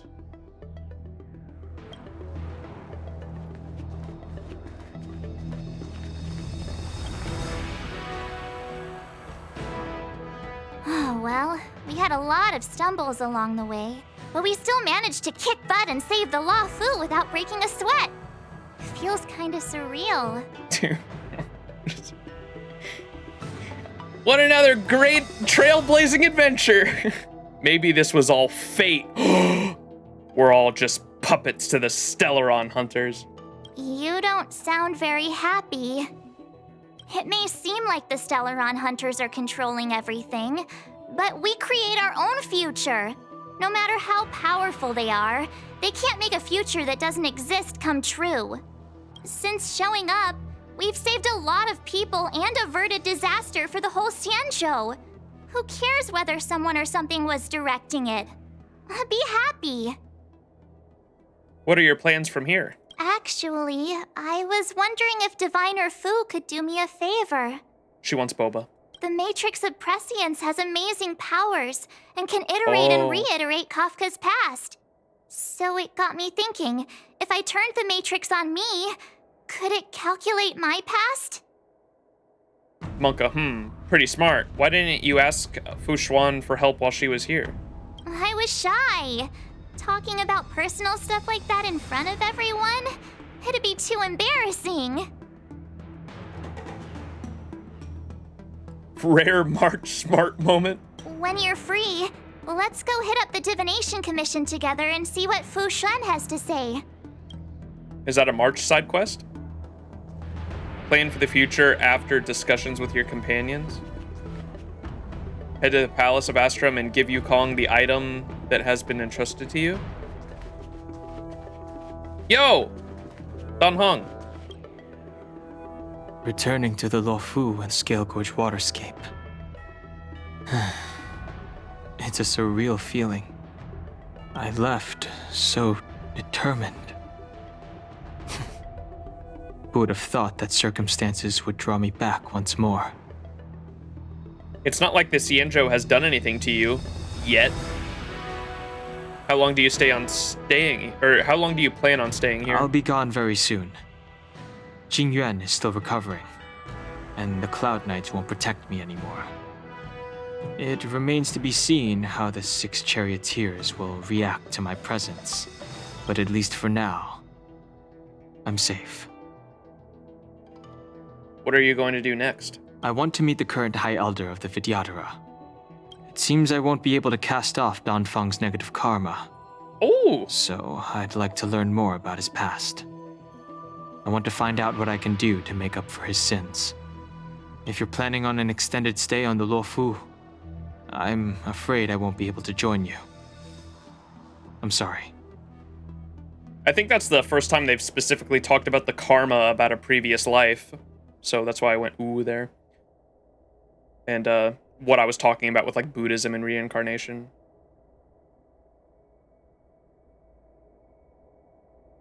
Okay, so he wants to leave soon, it sounds like.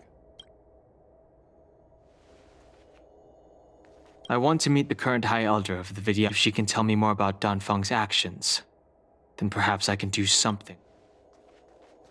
All right, was that everyone? The Luofu's troubles have only just begun. They're setting up all I the don't know companion if the quests. Master Diviner Gotcha. can take all this on.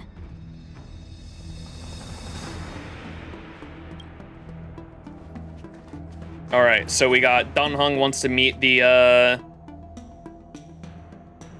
elder of the current elder of the Vidyadhara, so that's probably his side quest. March wants to use the Divination Commission's giant prediction engine to scan her to see if she can find anything out about her past. Did Welt want to do anything? How am I gonna break this to Madame Yukong? Maybe that's doing Yukong's questline? Let me look at how many messages we got. Oh, only 3? I thought we'd have way more. 2 from Mr. Xian, the storyteller. Since Kafka... Wait a second, chat. Kafka. We'll leave those for next stream. Welt did nothing. Yo. Why you gotta say it like that? That's the quest. Kafka selfie. Bark, bark. Be curious. Nah. Woof, woof. Wait, is the Kafka one super short or is it a full quest?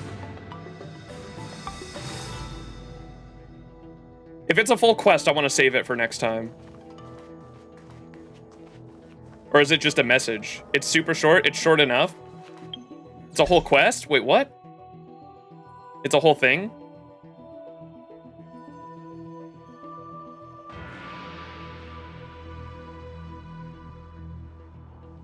It's a companion quest? Okay, we're saving it for next time because by the time I stream next time, Kafka's banner should be up, and so we can like literally do Kafka rolls and then do the quest at the same time in the same stream. Here's the thing, you can make it super short or it's a full quest. Gotcha. That's why people are saying the decision matters.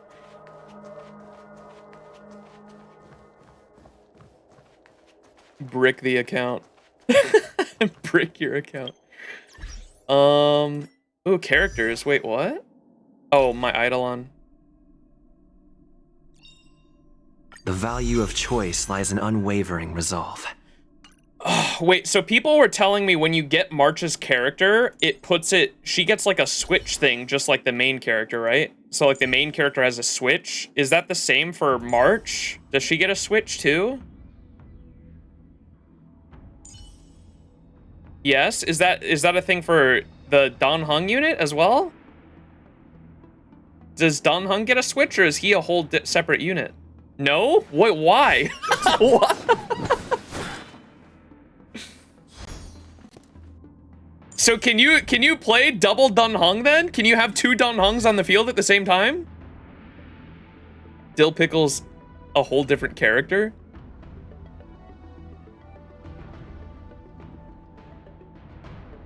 March is a switch? Because Dan Heng's gotta get glazed. They are the same height. They don't even have synergy, but you can. That's funny as fuck. What the fuck? You can have 2 Dan Hengs on the field at the same time. It makes no sense, though. Yeah, they should have... I think they probably didn't even think of it. That's funny, though. You have 2 Dan Hengs on the field at the same time. Dan Heng is just not a switch.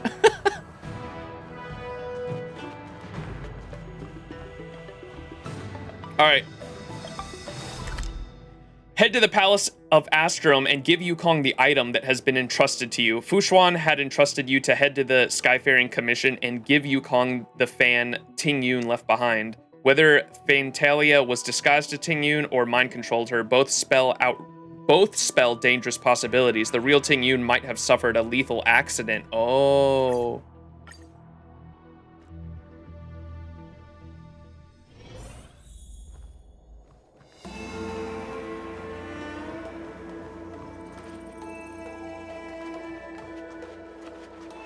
This is my other wife right here. She cute. Wait, where's the... Ooh, piece of candy. No! Little one, what are you doing here? Is there something you're not allowed to touch? I didn't take anything. Talking back? Even if you didn't take anything, touching is not allowed. Moreover, these are Madame Yukong's things. Good thing no one saw. Hurry up and put it down. Kids these days. Unruly. I am Yan Ming, a Celestial Guild envoy attached to the Skyfaring Commission. You can consider me half a maritime trade officer. Previously, I followed the Merchant Guild and was dispatched to other star systems for about 150 years. If there's something you want to know, feel free to ask me, and don't touch stuff without permission. Are you trying to lord your seniority over me? I've met people like you during my time in the guilds beyond the sky, straight to the point and can't read the room. But I don't mind people like you in business. Your kind is still better than the two-faced backstabbers. If you never heard of the Celestial Guild, you've at least heard of the Wilsting Flames? The Wilsting Flames Guild that Ting Yun works for got in bed with the trade delegations from 16 worlds and turned the Grand Fair into an intergalactic festival. I dare say that girl is next in line to succeed Madame Yukong. Awkward. I'm boring you with this rambling, however, long live your species when you get older to tend the lecture of a teacher. My attitude... But let me emphasize that there isn't anything you want to know, just ask me instead of touching things. Bro is yapping.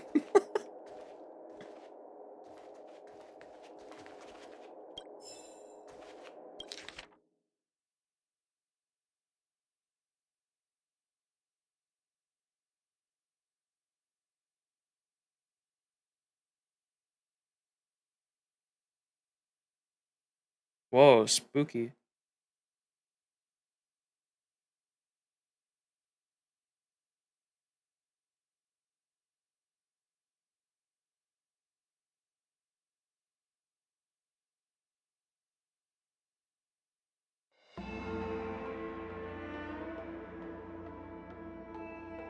Oh, is this? I think I heard someone mention this. Wait, what the fuck?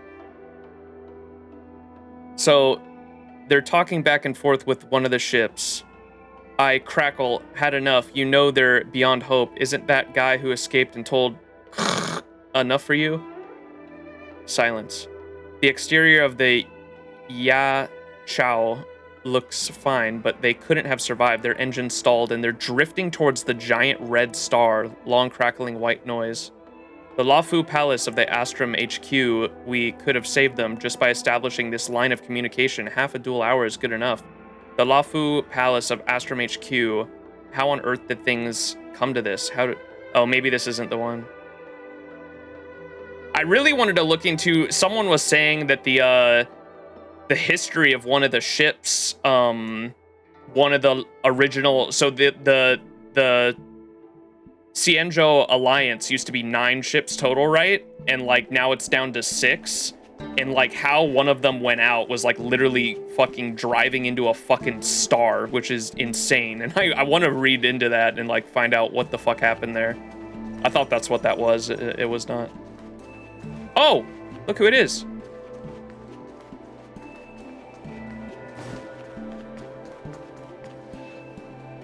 I hope Max continues to read every single text in Penacony. It matters for the universe of this game.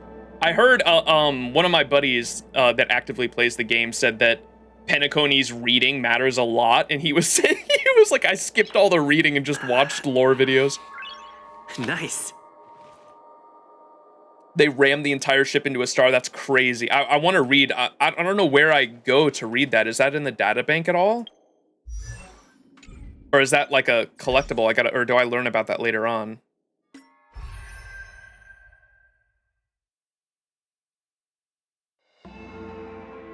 Do they have planets somewhere? Where would I find planets in here? Because I wanted to read up on Punk Lord, and I couldn't find, they don't have like a Punk Lord thing.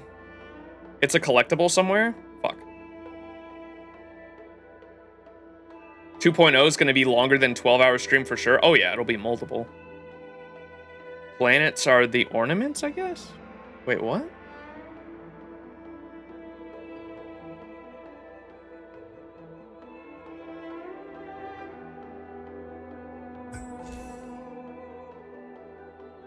Oh, here we go. Urilo 6.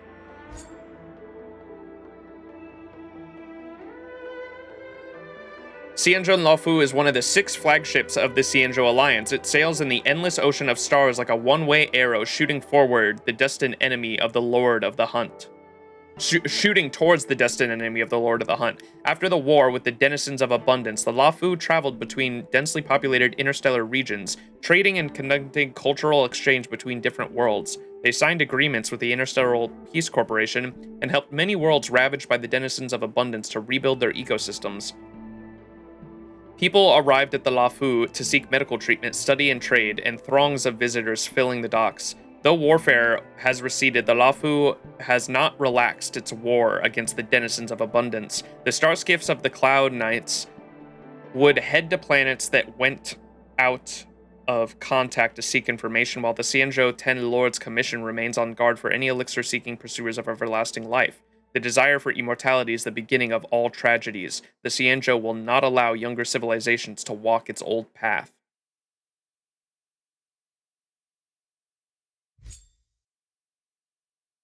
Okay, here's some other ships. So XianZhou Shuming, this is the blacksmith one. The XianZhou Shuming is one of the 6 flagships of the XianZhou Alliance. It sails in the endless ocean of stars like a tempered hammer, creating many marvels of weaponry for the Cloud Knights to use in battle. The XianZhou Shuming has been known for its exquisite craftsmanship and alchemy techniques since it first set sail during the primeval Imperium era. In the course of its voyage over the past 8,000 years, modifications have been constantly carried out by the XianZhou Shuming,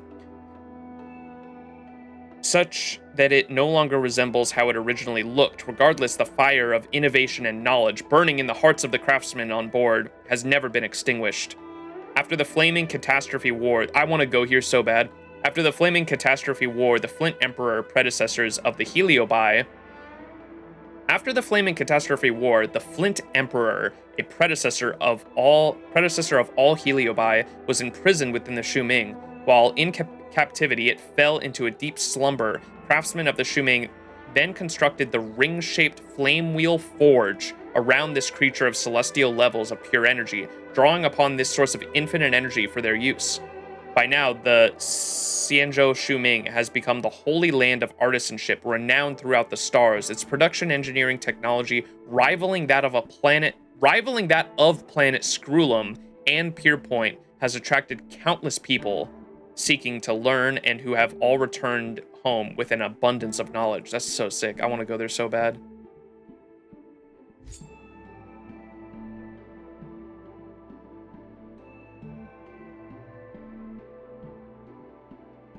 I have not seen any XianZhou trailers or animation or anything like that. We were going to save that for after I finish all of the character side quests. Yeah, thank you. Boost reiterated that. I've been saying that all stream, sorry.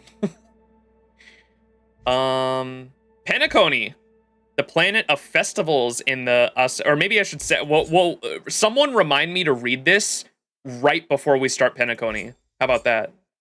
I'm gonna read this right before we go to Penacony, so it's like fresh in my mind. Do they have Emanator? If mortals receiving the grace of eons and grasping the power of paths are viewed as singular shattered foam, then the mighty feats of eons driving their paths onwards can be likened to a towering tsunami that engulfs mountains. In this empty stellar vastness, a small number of favored mortals can also draw upon the power of paths with the permission of eons, creating huge waves that erode the coast. They are referred to as emanators. While not completely subservient to the eons, emanators are as good as emissaries of the eons' wills in everybody else's eyes. Different eons have different attitudes towards their own emanators, so the degree of their power they share also varies. Some eons regard emanators as an extension of themselves, and as such, generously open the path to the emanators completely. There are also eons who have no intention of creating emanators and have no interest in worldly squabbles. Other eons just do as they please. It is said that Aha, the Elation, will randomly give mortals the power of their path and toy with humans according to their mood. Aha!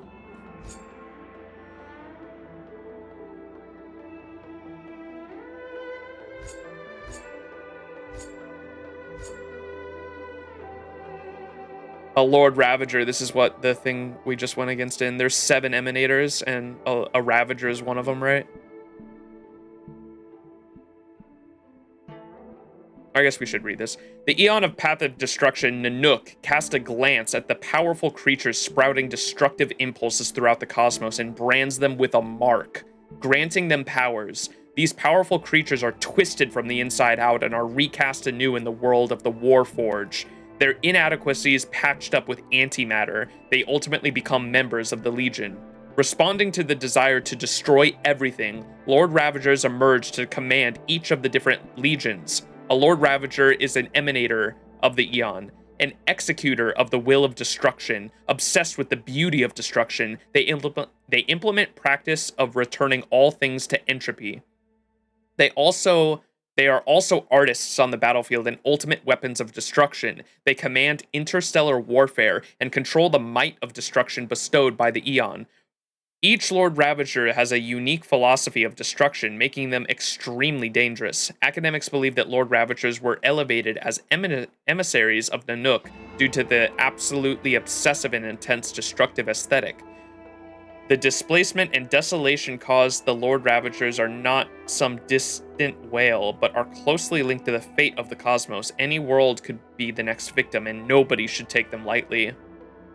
Rules are meant to be broken, huh? I still think it's really interesting how the main character starts off. They get a Stellaron thrust inside of them. Their path is destruction, and in the boss fight with the space dragon that we fight, I forgot the name of it. What's the beast? The something beast? The space dragon we fight at the end of the prologue chapter.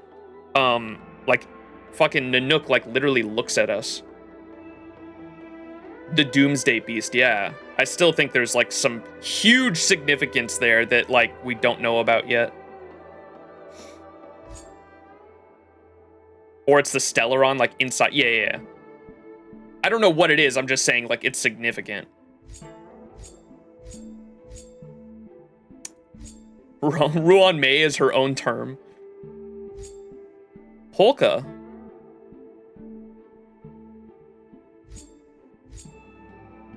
Wait, they don't have the planet here? What?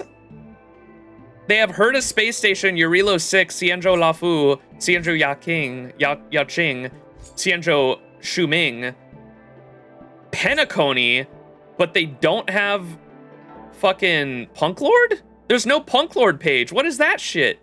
Nah, that makes me so mad, dude. What? No Punk Lord? Oh, that's what y'all were saying. For y'all said ornaments. There's a Punk Lord ornament that has lore on it, huh? Okay. I was confused when y'all said ornaments earlier. I was like, what are you talking about? I don't know if I have the... I need to go through these. Holy shit, dude. I have so many.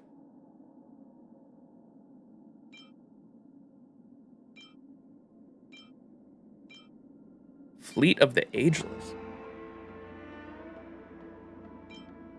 I don't have it, do I? Oh, it's in databank for relics.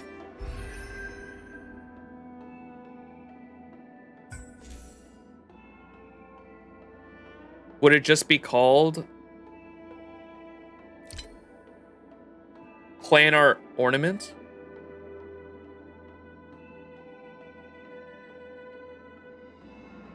I don't have it, do I? Damn it.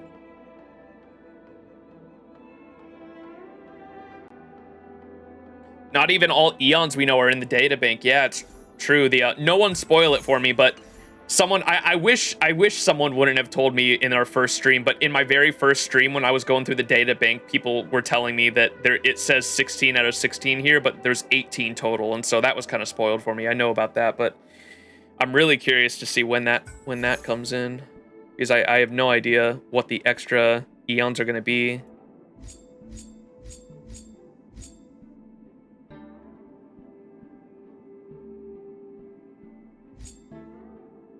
Ho-oh. Ho-ho. The goat.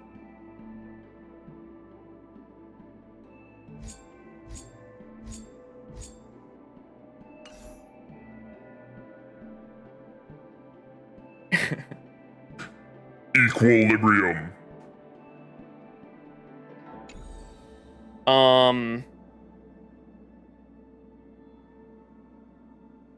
Wait, so I didn't have the one I wanted, right? What was I looking for?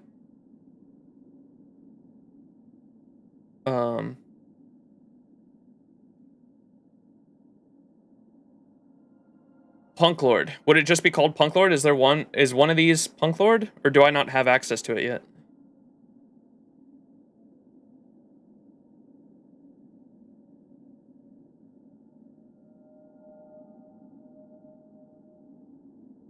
Not yet? Okay, thank you. That's all I need to know. Alright, let's keep going. Jesus, I'm taking my sweet ass time. Alright. Shuyi! I see. Please extend my regards to the 10 lords. I will. Our condolences, Hellmaster. You have guests. I shall take my leave.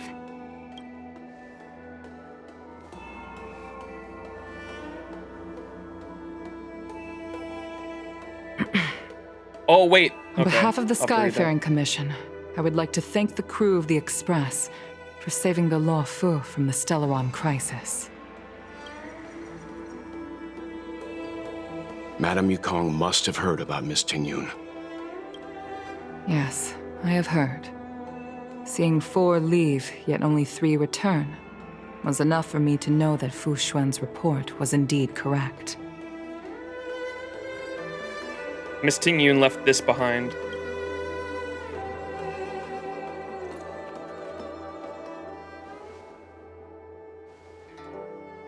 Tingyun. I still can't believe it. The whole report reads like a bad joke. It's simply unimaginable. The Antimatter Legion on the XianZhou, and Tingyun, a Lord Ravager? How could someone who spent over 30 years working alongside me at the Skyfaring Commission turn out to be nothing more than a monster in disguise? What happened to the real Tingyun? Wait, the whole time it was... No way, that's crazy. That Emanator playing the long game. I guess 30 years is nothing in the face of a fucking immortal, but still, that's crazy. Madam Yukong. 30 years ago specifically was when all that shit went down with the war. Because Lan the Hunt fired that arrow to end that war, and that's what kicked off Don Shu's whole thing too, right? I'm sorry. I understand. It's just hard for me to accept.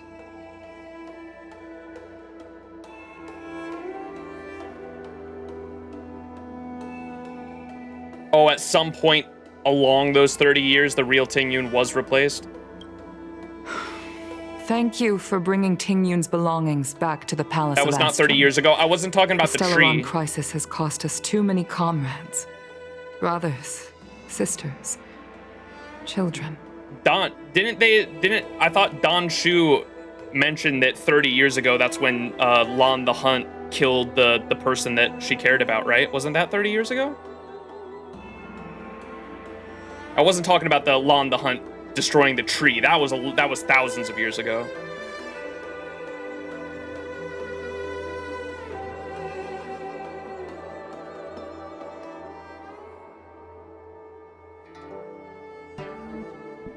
I think you're right, because there was a war. There was some war that Don Shu's lover, or I don't know if it was ever mentioned that it was a lover. I'm just assuming it was. When I say Don Shu's lover, I'm assuming just because of how close they were. Don Shu's lover went to war to be a healer and died in collateral damage from Lan the Hunt's arrow. And that's what sent her down the path of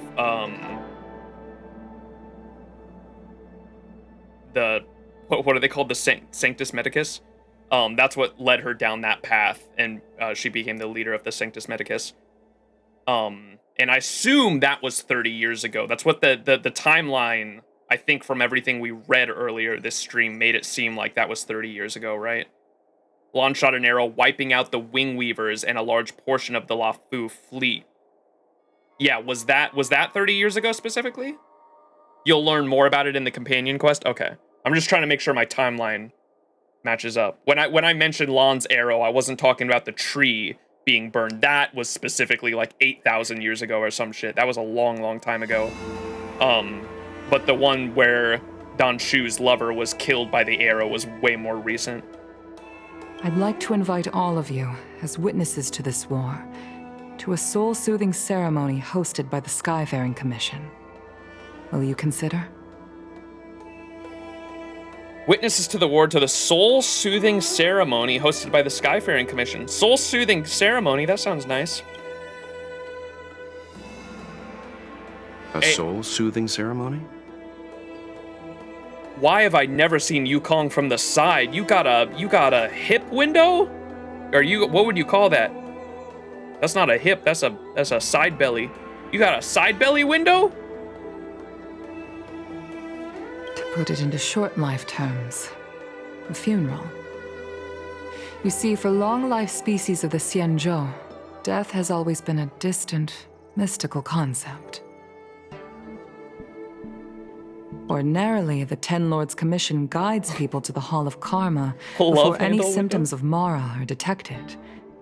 There, they leave behind their lives and wait for their time to come. People are used to a short farewell, as opposed to a tedious burial process. I like how she has, because I know she's an archer too, I like how she has the archer gloves just like March, both of them on their right hand. That's cool. She's literally, what's Adelante from fucking Fate. Adelante from Fate is a green-haired fox girl that also wields a bow. There's literally Adelante here. People are used to a short farewell as opposed to a tedious burial process. That's nice. Given our limited lifespans, the only ones who place value on ceremony are us Foxians. Countless Cloud Knights lost their lives or became Mara-struck during the crisis. The Hall of Karma couldn't take them all in, and so they passed away. All of these sudden deaths and unfulfilled wishes remind us that long-life species still live out insignificant and limited lives. They mentioned Hall of Karma. Hall of Karma is where the normally, like, obviously we're in a crisis right now, and that's why she said the Hall of Karma could not take them all in. The Hall of Karma is typically where they send the people who become Mara-struck, right? We still don't know what the hell that is, or like what context or what takes place there, but all I know contextually at the moment, with the information that has been provided to me thus far, is that the Hall of Karma is where they send the people who become Mara-struck typically, right? Okay, just want to make sure I'm correct in assuming that. By combining Skyfaring Commission technology with Foxian ceremony, we honor those who have passed on.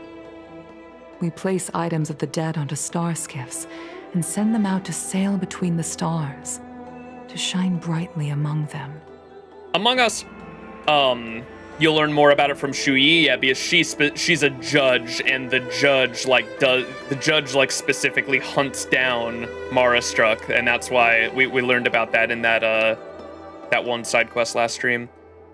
So we learned about this earlier too. By combining the Skyfaring Commission technology with Foxian ceremony, we honor those who have passed on. We place items of the dead onto star skiffs and send them off to sail between the stars to shine brightly among them. This is we heard this in the first XianZhou live stream I did, and this is definitely like inspired by Viking ceremonies. The Viking, or more specifically, what is that region called? Northern European.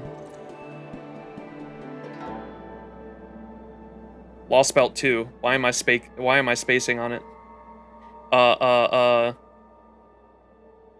Scandinavia, thank you. Nordic/Scandinavia. That's like from that region, the Viking ceremony, where they would put the dead on a like a little boat and send them off to sea or down a river. It's not just to comfort the dead, those souls who can never talk with us again. but also to comfort their surviving relatives, close friends, and indeed all residents of the XianZhou. It's also my way of saying farewell to Ting Yun. I know, I'm selfish. She may not have died a Cloud Knight, but she's still one of us here at the Skyfaring Commission. A victim caught up in a wider conflict. I'd like to hold this ceremony as a way of distancing the memory of Ting Yun from the Lord Ravager who tarnished her identity. I can still hardly believe it. I'll use my own methods to locate Ting Yun's whereabouts, but at present, this is the least I can do for her. I'd like to ask you all to witness this event with me. How can we help? I've instructed Yan Ming to sort through Ting Yun's belongings. I hope you can pick some out to place around the star skiff. Leave this to us. We'll take care of it as per your wishes, Madam Yukong. Once again, my thanks to all of you. I've asked the judges of the Ten Lords Commission to ratify this soul-soothing ceremony, and have commissioned a special skiff at Stargazer Navalia for the ceremony. If you need anything, that's where I'll be. Sort through Ting Yun's things.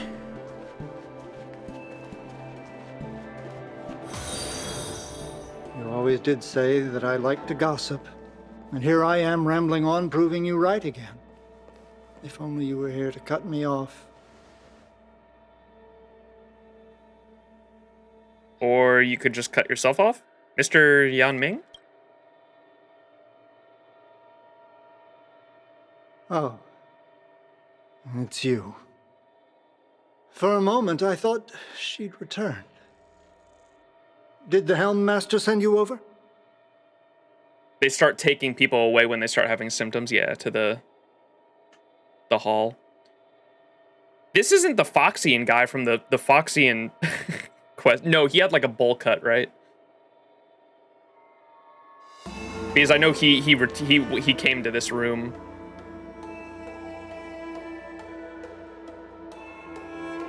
He was the guy that just told you to stop taking random books. Oh, okay. Because he did mention Ting Yun, so he must have known her. We're here to help sort out Miss Ting Yun's things.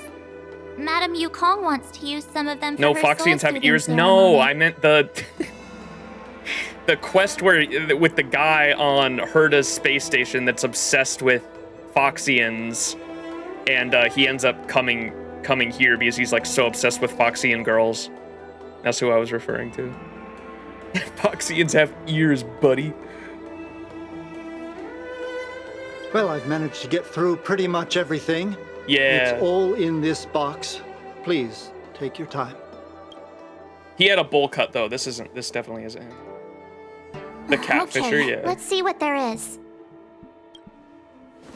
An Amicassator's seal, a small box, a knife, a bow, and something wrapped up tight. I wonder what this is. Looks like some kind of antique? But who'd want to hold on to something like this? Oh, Ting Yun explained that one to me. It's a folk statuette from Foxian antiquity.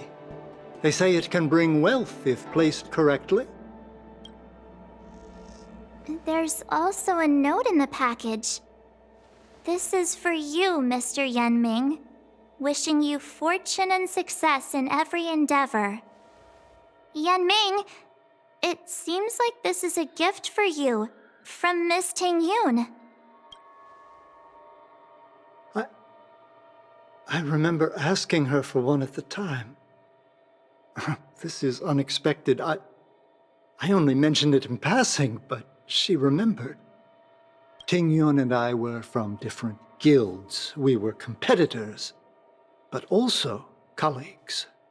When we used to trade in other lands, we would bring back local specialties and distribute them among friends and other guild members. It became a custom.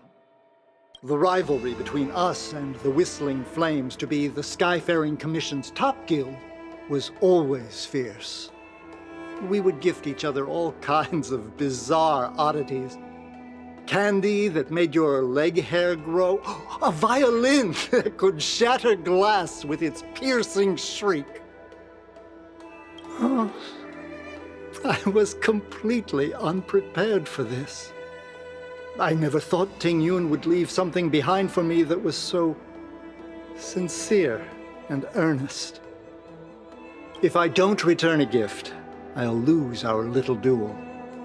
But what could I possibly gift her back? Huh. Besides the seal, the knife, and the bow, none of this seems like something Miss Ting Yun would have kept. I thought she was more about jewelry and beauty. Could there be other things similar to what Yan Ming got? We should take a look. I want to take a look at the box. I want to take a look at the knife. I want to take a look at the bow. Well, we can take a look at all of them. There's nothing else, except a handful of seeds. It looks like there's something printed on the bottom of the box. The Sleepless Earl. Let me think. Where have I That's the seen that name story. before? The story place. Take a look at the knife. I can't cook to save my life, but one thing I'm sure of is that's a kitchen knife.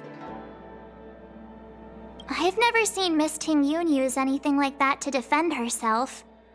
It must be another gift that she never had time to send. There's an ad in the knife case. Spices Supreme. A room alley? Oh my gosh. Which store is that again? I see where this is going. I want to take a look at that bow. This bow. Ooh. It's a good bow.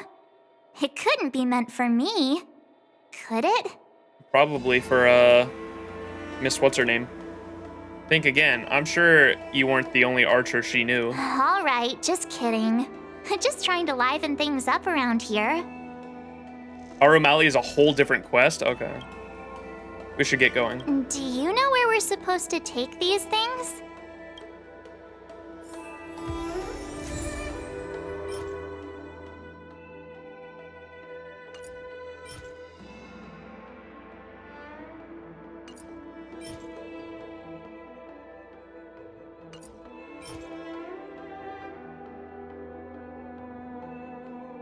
I'm assuming this goes to What's-Her-Name up there, right? Wait, where'd she go? Hey, yo!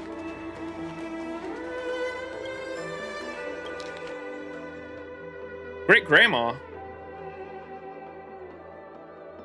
Great-Grandma said, "If I never leave to see the fires of the Shuming, then all my wanderings of the commerce will be for naught." Huh.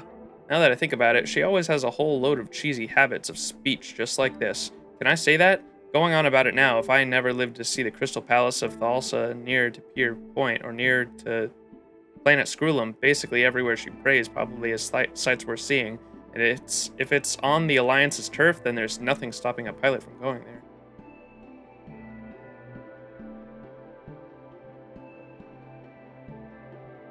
I want to go to the Shuming, dude. Blacksmith boat sounds dope. Ting Yun, what am I going to get for you? If only you...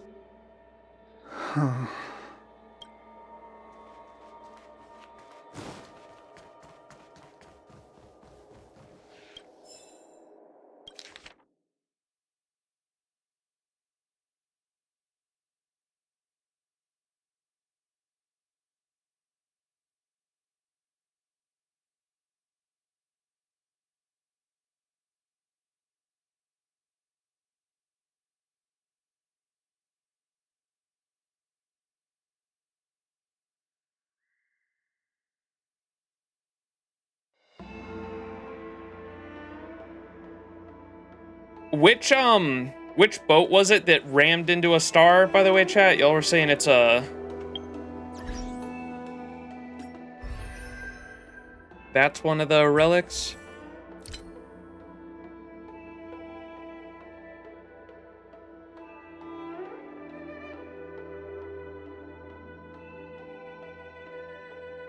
Fleet of the Ageless? Broken Steel?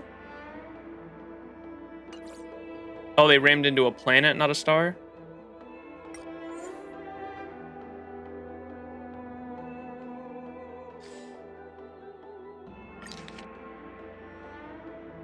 Once upon a time, the palace of the gods fell from the heavens. Firstly, there was a shadow beyond the atmosphere, then a fiery glow as it entered the layers of air. At the end, its full form was revealed. It was a grand palace, a heavenly wonder and beyond even the combined skill of all the Insumasu's greatest artisans. It descended slowly, as if it had condensed from the heavens themselves. Insumasu's ocean was vast, but could it truly contain this celestial palace fallen from the skies? No one knew for certain. Amidst the chaos, some dispersed and fled in all directions. Others remained in villages on land and under the sea, anticipating the descent of the divine fall. The fallen XianZhou Luofu crashed onto the surface of the Thalassa, leaving a very watery crater in the heart of the Insumasu Sea. For 7 planetary days, the world trembled, while the magnificent ruins stood silently on the seabed like the tragic and magnificent remains of a god. The survivors of Insumasu, living in their abodes in the seabed, witnessed how their beloved homes were shattered by the celestial palace from beyond. Yet, with joy and elation, they soon found a new home in the remnants of the Daiyu after the divine fall. Wait, how did the planet survive that? Aren't these ships bigger than planets?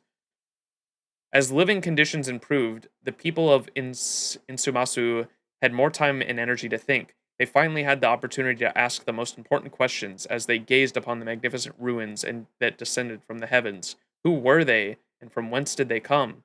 In the days of old, the people of Insumasu knew that the art of the Daiyu. They turned to imagination to supplement their knowledge and sought to understand all, though the telling of stories, legends were born and stories passed through the generations, turning into myths over time. Myths then shaped cognition as they themselves endured the flow of time until civilization was born. As centuries passed and stars shifted in the sky, Thalassa became a trade partner with the XianZhou Alliance. It was then that the aquatic people of Insumasu set foot inside the Celestial Palace for the first time. There, they beheld the complete grandeur of the XianZhou and at last learned the truth behind the divine fall. The well-educated... Wait, are these the dragon people? Because it says they were in the sea. The well-educated Insumasu gentry always regarded themselves as the continuation of the Daiyu.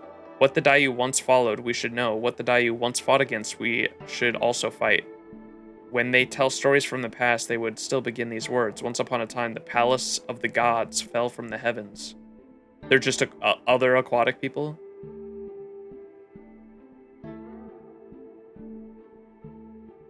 I don't think this is the one I was talking about. That's crazy that multiple ships crashed into celestial bodies, though. The one I was talking about, I think it had to do with the swarm. Like, it was something about, like, the swarm. Maybe I learned that in the Swarm, the simulated universe, the Swarm. Maybe it's in that lore. Did you read Planet Screwlum? I did not. Glamoth? I have no idea. Celestial Differentiator. I don't know which ship it was. I remember something about a ship going into a star because they wanted... I thought it was so insane because it was something about that they wanted to make sure the swarm didn't escape the star system, and so they literally caused the star to supernova by driving into the fucking star, the local star in that star system. I was like, that's fucking insane, dude.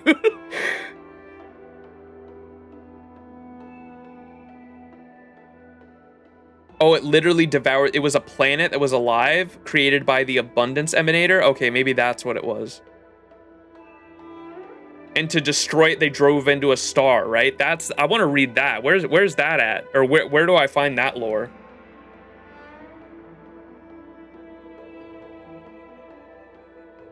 Celestial Differentiator is... This is Planet Screwlum.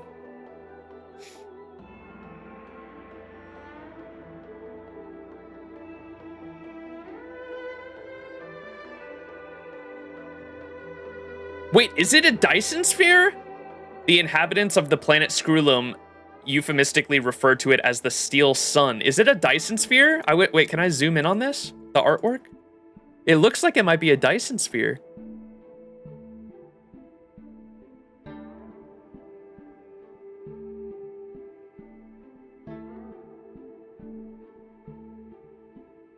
Bookshop? You were just reading about the... Look up Shushu, maybe? Does look like one. Wait. Y'all are saying so many things in chat. I don't know which one. Oh, what is the... Is one of the relics the one about the... Dyson spheres are around stars, not planets? No, like planet Scrulum itself could be the Dyson sphere itself, is what I was saying. Like, what if it's not a planet? Like, planet Scrulum is the Dyson sphere, is like what I was assuming here, because the inhabitants of planet Scrulum refer to it as the steel sun, as if the entire planet is a Dyson sphere around a sun. That'd be crazy. That's what I was assuming. It's not among the relics? Yes? Rahu was a planet revived by Shuhu? It says mechanical sun, so I think you're right. Yeah, that's what I was assuming. Wait, what's the, I really want to read the one about the XianZhou ship that crashed into a sun. I don't know if I have that yet, though. Or where I would find that. Oh... Planet Scrulum's mechanical sun. Mechanical sun. Okay, I'm gonna save this for another time. Oh, it's not XianZhou, it's Glamoth? What the fuck is Glamoth? It's... The bookshop? Okay. God damn it. Well, we'll save it for another time then. I'm getting super tired. We're 9 hours in. Let's keep going. I don't know how much more of the main quest we have. Oh, wait, this is the one where we're going to our room alley? Glamoth are the ones fighting the swarm? Okay. I probably just heard someone say there was a giant ship that, to stop the swarm, they drove into a sun, and I assumed that was one of the XianZhou ships. Okay, so it's not even one of the XianZhou ships.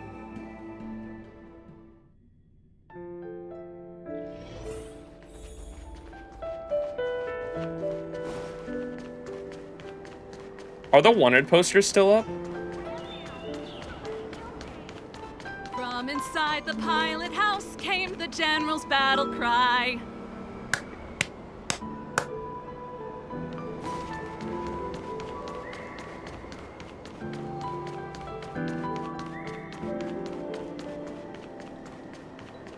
Glamoth you'll save for Penacony? The Sleepless Earl. Was that the name of that tea house at the port when we first got into town? Yep. Welcome to the Sleepless Earl. I'm the owner here. The name's Ming Ming. How many of you are there? Which tea would you like today? We're here on a gift-giving errand for Miss Ting Yun. Oh! This is the tea Miss Ting Yun promised to get for me. She really went to another world for me. She's incredible. Max, I found the entry about the ship that drove into a star. Let's fucking go. Is it something I have access to right now? When I took over this tea house from my parents, I thought I'd shake things up by creating a new tea product. It is a XianZhou ship? The history of the XianZhou errata? It will be in the codex?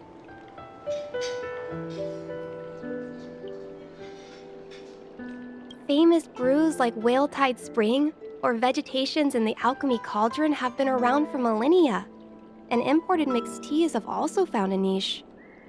Introducing a new product into the industry is really hard. Miss Ting Yun came to the tea house one day and heard about my troubles. She said she could find me a brand new strain during her travels. One that nobody on the XianZhou had ever tasted. I just thought she was trying to cheer me up. I never thought she'd actually do it. Sag. Where is Miss Ting Yun today? Oh, she doesn't know. She had to embark on another long voyage. I'm afraid Miss Ting Yun is. You tell Nang Ming about what happened to Ting Yun. Miss Ting Yun.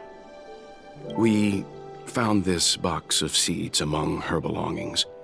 I'm sure Miss Ting Yun would have liked for you to have it. Thank you. All of you. I think I should give something to Ting Yun in return.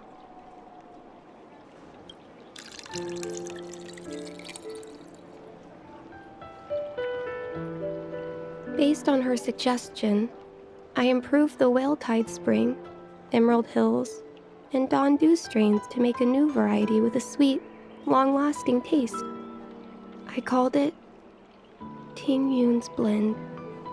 Seeing as Ting Yun won't be able to try it, we should drink a cup to her memory. To Ting Yun! To Tiny Gun! Ooh. The new tea, Ting Yun's Blend, upon use immediately heals one target ally by 36%, plus 460 extra HP. A new tea variety brewed using the improved Whale Tide Spring, Emerald Hills, and Dawn Dew strains. It has a sweet, long-lasting taste, swirling about inside your mouth like clouds. I'm sorry you won't be able to try this tea, Miss Ting Yun. Aww! I'm sorry you won't be able to try this tea, Miss Ting Yun.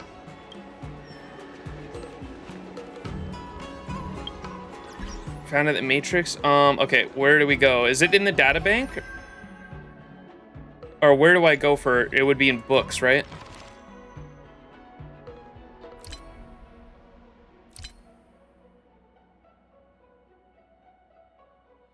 And what did you say it was called?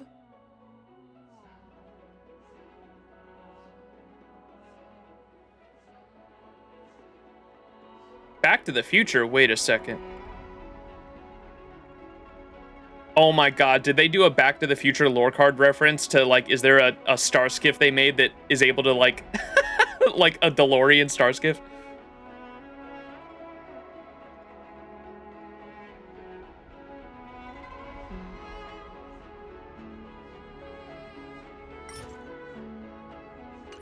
Wait, click at History of the XianZhou Errata? It has multiple parts?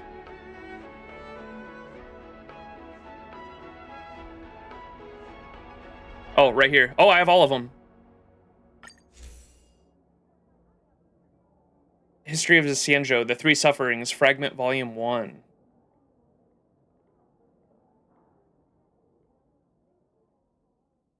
In February, the XianZhou fleet was embroiled in chaos. The course matter message for each ship denouncement. The Venerable have long feasted at their blessings of abundance, holding the balance of power and enjoying exclusive wealth with their long life, high status, hardy metals, and secret ways. And you view us coarse and young as worse than animals. You suffer from Mara, and the whole world is riven by chaos and disaster. You righteous ones should not sit there doing nothing, but instead rise up to effect radical reform for the good of all people. So they launched an assault on the Shuming, pulling up in a delve with expenditor. Oh, bro, my fucking brain right now. To fight against the nobles, each XianZhou was shaken to the core, and as more reinforcements arrived, the situation grew worrying.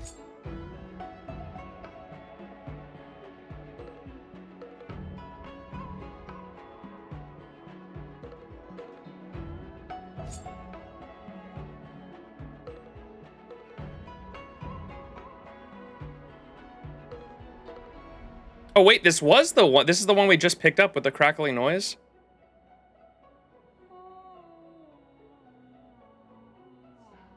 This was the one.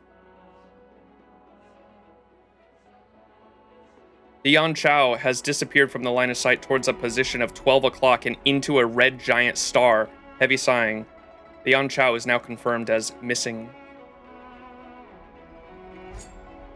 We, the people of the XianZhou, hereby pledge to pass this resolution to save the future generations from war and bloody dispute, to rid the world of suffering and safeguard equally and dignity the sacred rights of all people, to reaffirm and appeal to justice and magnanimity, to forsake plunder, suppression, exploitation, and torture, to revert to mortality, eradicate the ambition of a deathless doom. We shall not rest.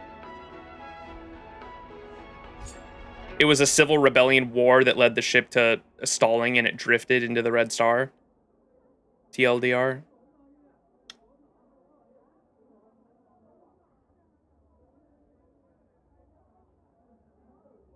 Yeah, I think I confused this one with that other story about the the living planet or whatever, because I think I heard about that one as well. So this one is just the ship drove into a red star, and it's been missing ever since. And then I think there's another lore card that talks about a group that like literally supernovas they destroy a sun and supernova it to like literally get rid of the swarm in a star system, which is fucking insane. Okay.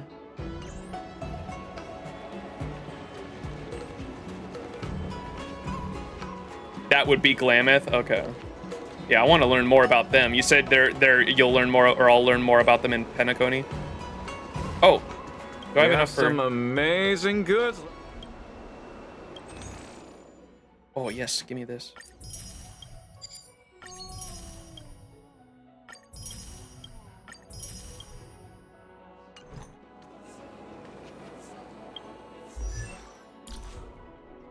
Yeah. The value of choice lies in unwavering resolve. Yo, Nakey.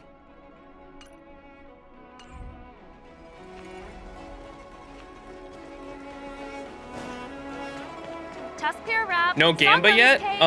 Guaranteed delicious. Maybe do a... Oh, I need one more. I have 9 right now.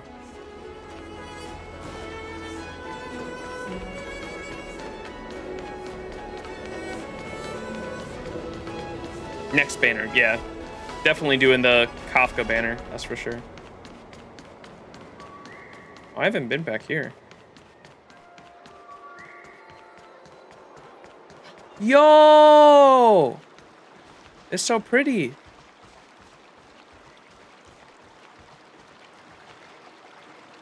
This is gorgeous.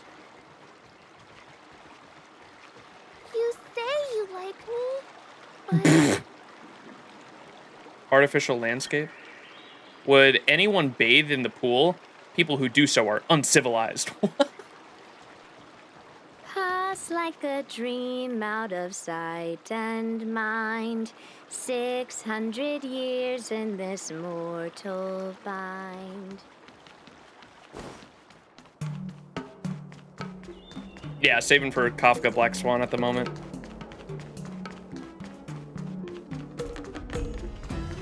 I've never taken part in a soul-soothing ceremony before. All right.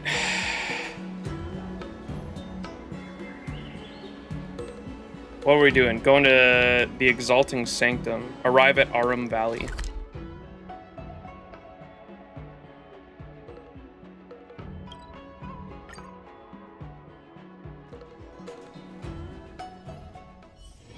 It's still early. Where to now? The Sussy Convo? How to fix a star skiff? Good quality, good price. Hassle-free chartering. High-end. Yo, QQ. Luofu is famous for its mung bean soda. You've got to give it a... Oh, how's it going? Did you take some time off? See any more of the XianZhou? Good morning, Daryl. Can't stay though. It's a Monday morning and I have a trip elsewhere for later. Daryl, you were in here. You popped in at the very beginning of this stream. Do you remember that? I hope you have a great trip. This is the same stream, Daryl. The next banner introduces the Foxy and Waifu. You're not interested? Next, Foxy and Waifu. What are you talking about? You do remember? Okay. How's the stream? We're about to wrap it up, I think. We're pretty close to the end of the quest. Isn't that the place on Arum Alley over in Oh, Exalting Fei Sanctum? Xiao. I was so All the confused on foodies who you go were talking there. about. What about it? Planning on treating me to a feast? I will say I really like Fei Xiao's character design. I think she's really cool. I did see her ultimate animation, and I think her ultimate animation is really fucking cool too. 2 problems though, I don't know much about her character, just because I haven't gotten to that point in the story yet. And then also, I know she's supposed to be used in follow-up team comps, and I don't really have the characters, nor am I interested in rolling on the characters that kind of have that to work. I haven't met them yet though, so who knows? Maybe I end up liking the follow-up characters, but at the moment I didn't have any plans on rolling them. I think the 2 teams I wanted to really focus on were or I guess 3 teams technically, but DOT I'm definitely interested in going for because Kafka was the first unit in the game that I was like, I need to roll for this character. I really like Kafka. So definitely gonna be focusing on like DOT for the time being. And then in the future, I rolled Sparkle with the intention of eventually building the Mono Quantum team. So also focusing on like saving for Mono Quantum characters in the future. And then I also really want to roll for Boot Hill, just because I love his character design. I thought his trailer was really fucking cool. And I know he's focused around like the break team, and I already have like, you just need Harmony MC, and then I have a Gallagher already as well. And then just like any other support character for the most part. I know Ruan Mei is like supposedly supposed to be the other character, but don't have her. But I already have some of the puzzle pieces for that team. Gallagher's basically a 5-star, yeah.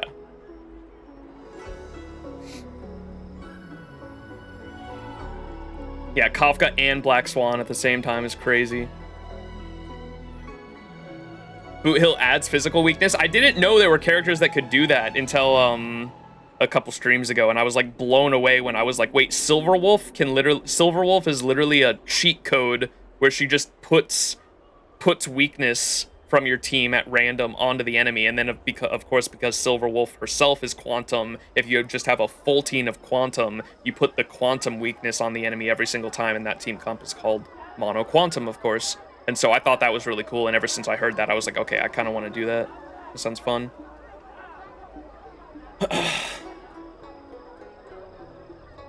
Arum Valley. It's the main Alley. commercial street in the Exalting Sanctum, although it's a lot quieter since the whole Stellaron crisis thing. Tourists fresh off the Starskiff And then there's always Acheron, head who to just Starwatcher Avenue ignores and weakness, Starskip yeah. Haven. It's one of those bustling tourist streets. But if you want the real deal on local snacks, you've gotta get to Arum Alley. I've marked it out for you on your map. Wait a second. Marked it on my map. Another oh no. What do they call them in Fallout 4? Another outpost needs your help, or what does he say? Settlement. Yes, thank you, Leo. Leo got it. Another settlement needs your help. I've marked it on your map. Oh no. You might like Acheron too. Acheron works with Kafka Black Swan Max. Yeah, because she needs the Nihility characters, right? Yeah, I know about that. I probably won't roll on Acheron though, just because I have someone on my friends list that has an E6 S5 Acheron that I have been using for farming. I think I'm kind of Acheroned out at the moment just because I literally use that for all my farming. Whenever I'm tired of Celestial Jade or slacking off, I head over for a bowl of Granny Chen's tofu. Darn it, now that you've brought it up, I suddenly don't feel like clocking in for work anymore. The freaking whale. Yeah, let me go to, how do I, where's friends? It's Arya, Acheron best girl. Look at this shit. View details. Fucking. And then light cone is S5.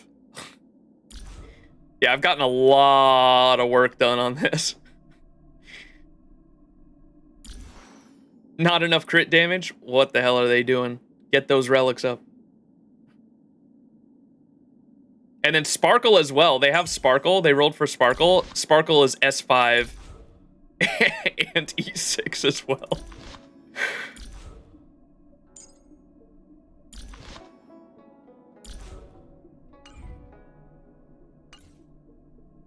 Holy whaler. The Omega whale. I've gotten so much use out of this this Arya person on my friends list though. Matthew is my goat for 27 days ago. Matthew, you gotta log in, bro. Matthew, I use his Argenti for farming as well because I think he has a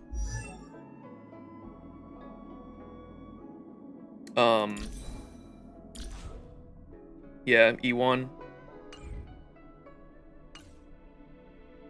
And then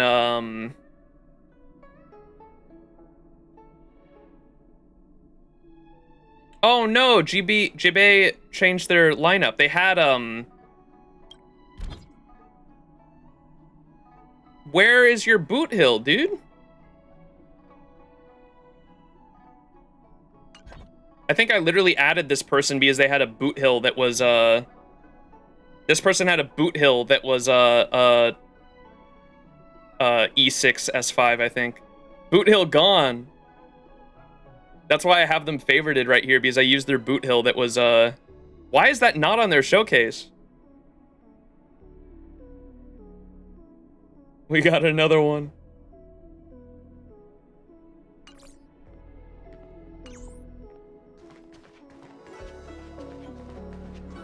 The Luofu is famous for its mung beans. The machine rumbles. Give me that.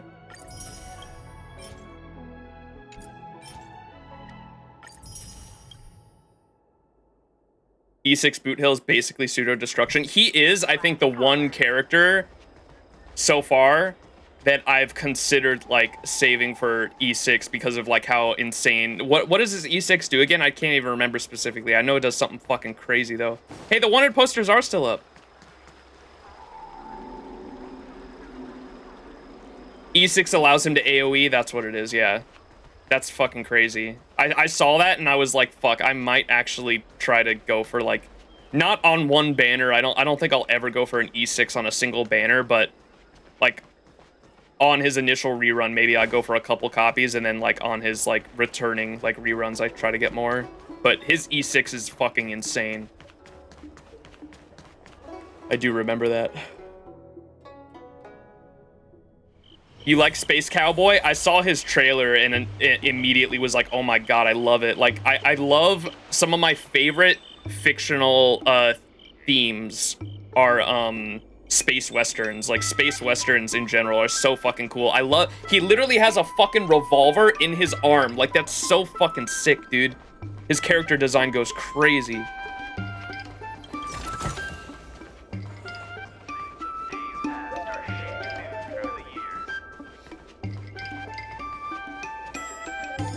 Spice is supreme. Check out that sign. Here it is. Honored guests, welcome to our humble eatery. What can we get for you today? Have you only seen Boot Hill and Sparkle for Penacony? I've seen like glimpses of the others. Like I know, what's that guy's name? The guy with the coins. Adventuring, I've seen like glimpses of him, but I don't know anything about like their personalities or roles in the story at all. And then what's her name? The idol chick.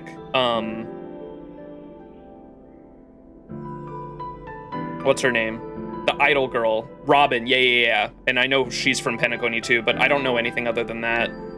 So I've seen some of the characters that are like involved in the story, but I don't know what their roles are, or like I'm excited to get there and Robin my balls, bro.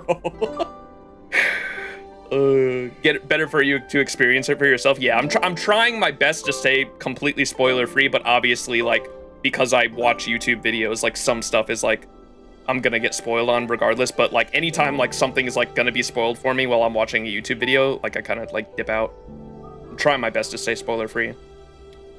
And then what's her name? Firefly as well, I know, and everyone has told me that her like literally the characters' animations in game are a spoiler for the story, and so everyone told me like don't look at Firefly's animations at all, and so I haven't looked at her character whatsoever.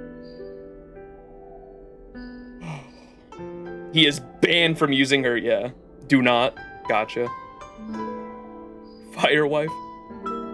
Honored guests, welcome to our humble eatery. What can we do for you? We're here on a gift-giving errand for Miss Ting Yun. Something from Miss Ting Yun for me? Oh, what a precious person she is.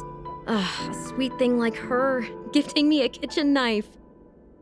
I love you, kitchen gun. Bang, bang, bang. When she first ate here, I told her my motto: you can't better your own food unless you taste it. Then she got me to talk about my hunting and cooking experiences out on other worlds. She was captivated. She pestered me about dish after dish. At the end, she mentioned she wanted to get me a gift: a sword for a hero and a knife for a chef. That's how she put it. She probably came across some rare mineral and forged it by hand. Look how sharp it is. I bet it'd cut straight through a Thalassa titanium terrapin shell. Oh, what? Miss Tingyun is too kind. Who among the Aram Alley vendors hasn't been spoiled by the generosity of whistling flames? Her grand fare puts small merchants like us in touch with big intergalactic vendors. If we're talking gifts, it's us who should be gifting her something. Oh, I heard the trade port is open again for business. Miss Tingyun must be real busy, right? Monka. Actually, Tingyun.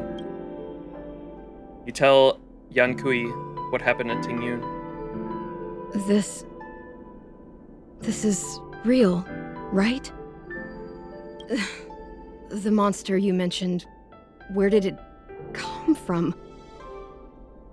I wish I could take this knife and cut it to ribbons. Forget it. Matters like these are beyond the control and understanding of a cook like me.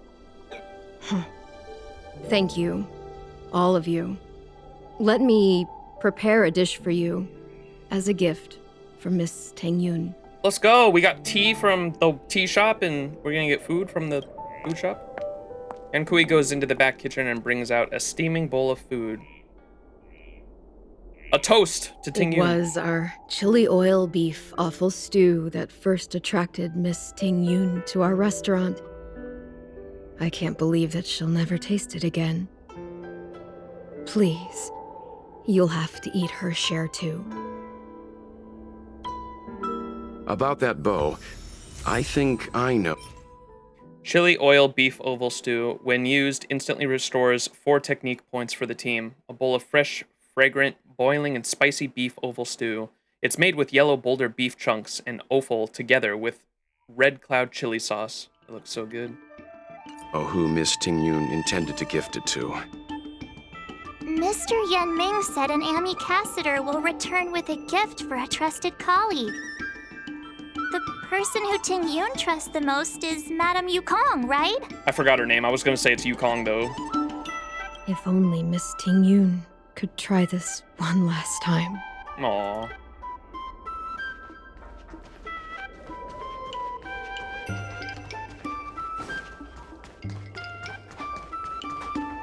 Haven't had breakfast yet. I know, I'm starving too. I only had Pocky in the last 9.5 hours.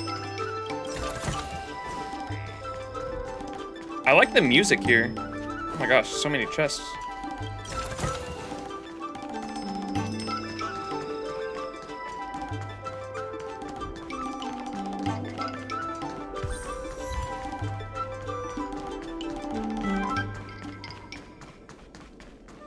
The music in this XianZhou has been fucking top notch, man. I still can't get over how good that fucking final boss fight was, or the final boss fight music was. Holy shit, dude. I was fucking, I legitimately got goosebumps when the fucking start of the 3rd final boss phase happened.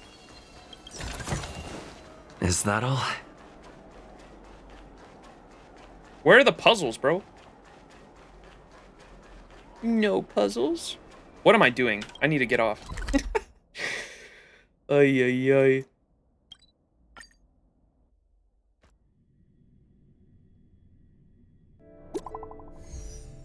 Save the area for the Aram Alley quest? You'll roam there a lot?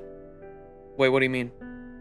It's an event area? Oh shit, did I fuck up by leaving? Max, you don't happen to be at Stargazer Navalia right now, are you? Yes, I'm in Stargazer Navalia. How did you know? Are you stalking me? Sorry, now's not the time for jokes.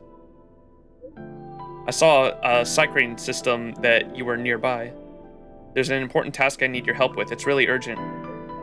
The Exalting Sanctum Sky Dome malfunction half a dual hour ago was probably caused by the unusual yin-yang phenomenon of the ambrosial... God damn it, why do you text and...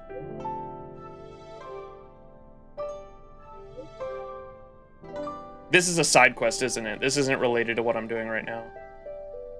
You folks? I can't exit out. Where's the crash site? This is the Yukong companion quest? Poyo music always a jam? Indeed.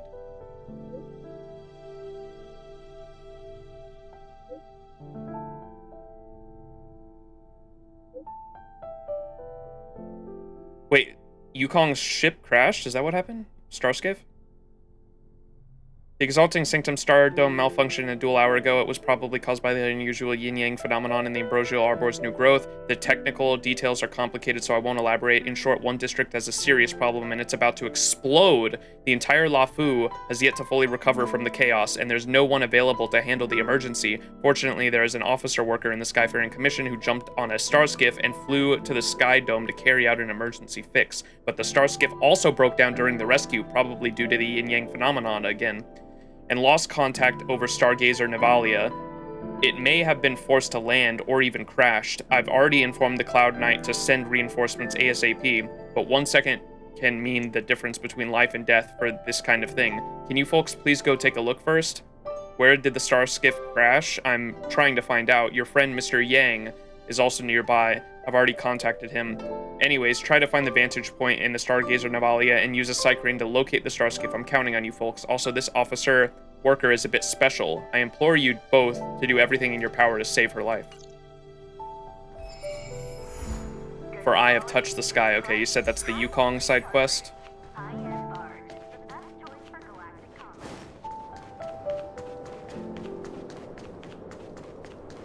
Is that related to what I'm doing right now, or is that completely separate?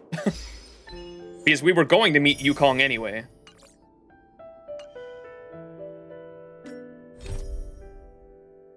Completely separate. Okay, it's just a coincidence that they both have to do with Yukong. Gotcha.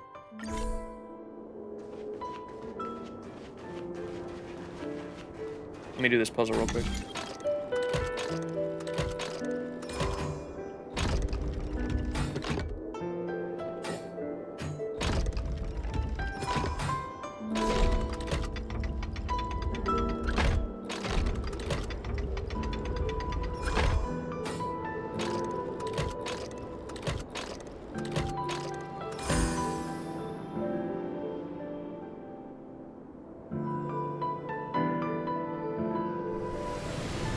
Reads the message mentioning being urgent because it's life or death, Max. Well, anyways. Listen, video game logic. Time pauses when I'm doing other shit. Me. Is that all? Give me them jades. All right, Yukong, I have your bow. Yeah, this is gonna be sad. What brings you here? We were just passing on a gift from Miss Ting Yun. I'm assuming this is the bow she uses in combat too, yeah? Did Ting Yun pick it out for me? She understood my pain. It's a shame I can no longer do anything for her. 30 years ago, I fought in a terrible war. Oh, it was 30 years ago. A comrade and I set sail together, but only I returned. The scars of that war never truly healed. Still, the Luofu traced out its arc of recovery and continued to trade. I felt tired of voyaging, like I'd lost the courage to pull on a bowstring ever again. I hid away in the Skyfaring Commission and buried myself in work, never wanting to see the sky again. Despite rising to Helm Master, my military career hadn't prepared me for the type of meticulous planning work now confronting me. Ting Yun, on the other hand, was a born merchant, always discussing business matters with me and offering up advice, even if she was my subordinate. She never fought alongside me on the battlefield, but in her own way, She became a comrade in arms. Without the help of Ting Yun and the Guild, the Luofu would not have been able to recover in the space of just 30 short years. I used to think that the XianZhou had changed with the times. Geniuses like Ting Yun were the future for the Skyfaring Commission's next generation. They would bring prosperity to the Luofu. I was only ever suited to the flames of war. I was wrong. Only when the last minions of the Antimatter Legion are wiped out will I become useless to the XianZhou. The XianZhou needs people like me. Those willing to cruise the sky and fight the flames. The star skiff is ready for the ceremony now. Everyone, please place your objects aboard the star skiff. Wait! Wait for me! Miss Ting Yun prepared a gift for me. As a fellow ambassador, I cannot fail to honor our custom.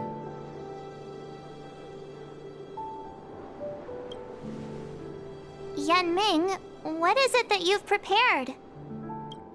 I've brought a paper kite. I know it may seem simple compared to the precious items that Ting Yun gifted others in the past, but it has a deeper meaning. I heard that Foxians have a tradition where paper kites are used to comfort the souls of pilots who can no longer take to the skies. Ting Yun and I were never pilots in the strictest sense of the word, but we spent much of our lives out among the stars.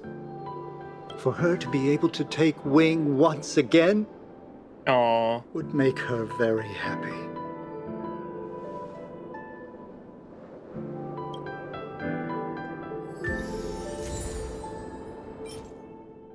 Soul-soothing paper kite. A paper kite commemorating the pilot who can no longer fly.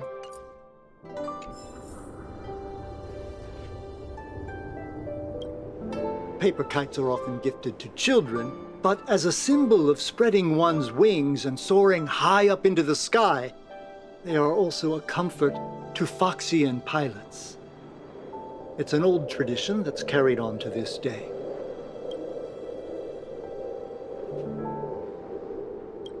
If you're ready, please select a few items to place aboard the star skiff.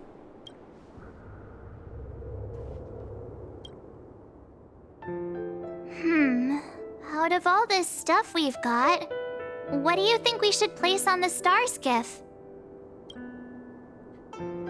The ambassador seal, the tea named after her, her favorite dish. Oh, we can place the stuff we got from the other people too. The soul-soothing paper kite. What do y'all think? I think the kite. Her favorite dish, the tea named after her, the ambassador seal. I think the kite is probably the... I like that one.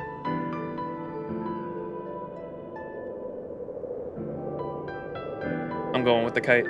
This time, we needn't compete. Go.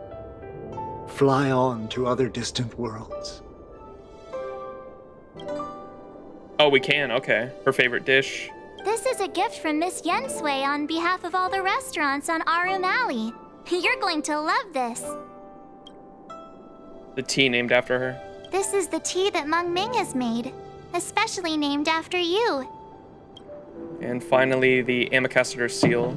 Thank you for everything you've done for the Skyfaring Commission and the Luofu. This small seal is the foundation of the XianZhou's prosperity. The Skyfaring Commission shall never forget you, Ting Yun. I will seek out the truth, and if it is discovered that you were taken from us, I swear to avenge your unjust end. Damn. I think there's a Yukong light cone, I think, that is her on the battlefield, isn't it? I think I remember now. It is time for the soul-soothing ceremony. Please make your way to Earthrise Agora in Starskiff Haven. Past and Future is the name of it? To read that one. Data bank. Light cones. Oh, why is this still new? Right here, past and future. Yep, you nailed it.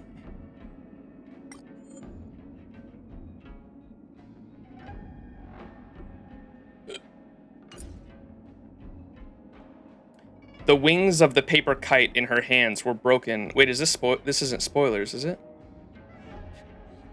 It was okay, it's from the previous war. That's what I assumed. The wings of the paper kite in her hands were broken, brutally reminding her of her beloved's tragic passing. She kneeled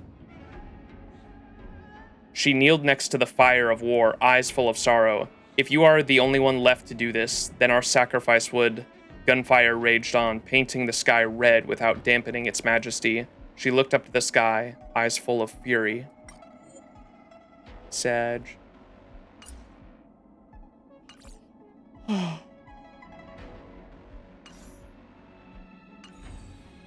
Sorry, I'm getting tired.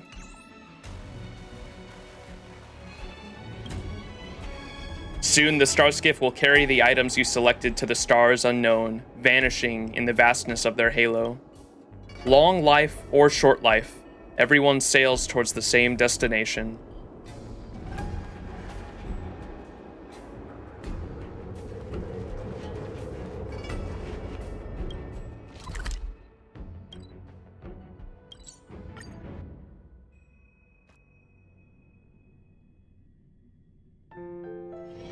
It's still early. Where to now?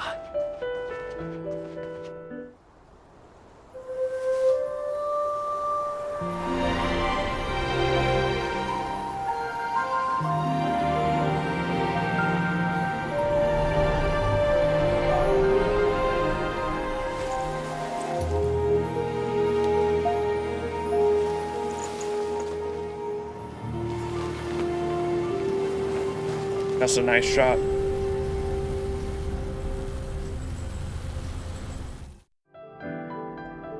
General, the ceremony is finished. You should take a rest. Not yet. I have things I wish to convey to my astral friends. Wait! General, you're alive! My apologies, I couldn't get to you any sooner. Yan Qing made sure that I was fully recuperated. Before you leave the Luofu, there are two things I wish to gift the Express. Two gifts? Has his conscience finally gotten the better of him? Is he going to make up for all our hard work along the way? You're too kind, General. I'd like some free real estate, please. Please. Let us reconvene at the seat of divine foresight. It's free real estate.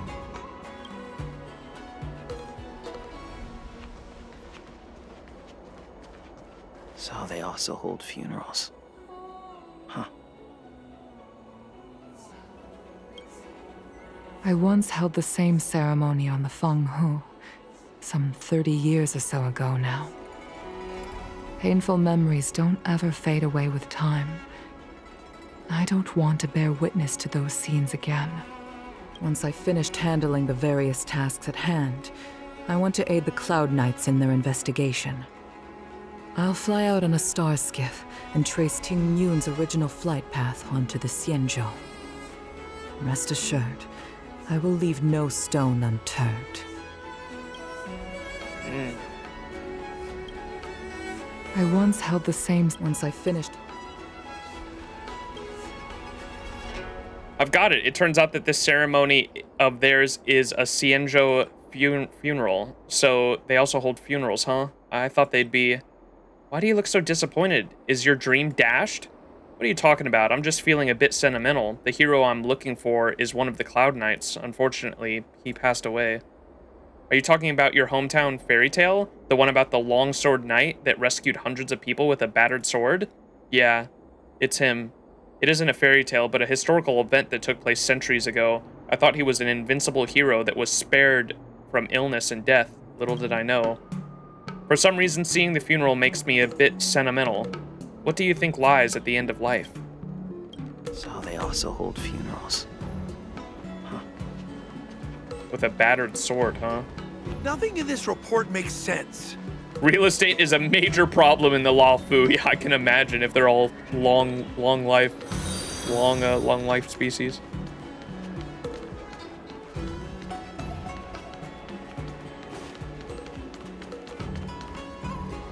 All right. Get our gift from Jing Yuan.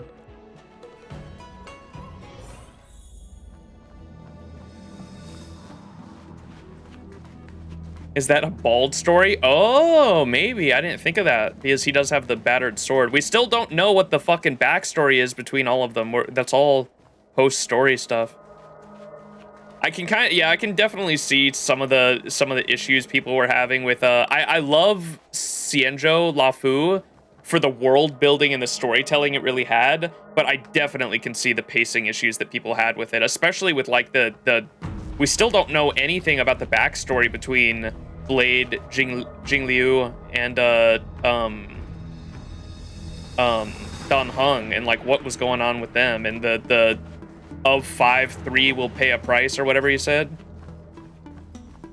We still don't know what. Obviously, we're gonna get answers in these post-story side quests, but I feel like a lot more should have been explained in the main story. But I digress. Present company is gathered to reiterate the XianZhou Luofu's esteemed gratitude for the magnanimous actions of the Nameless.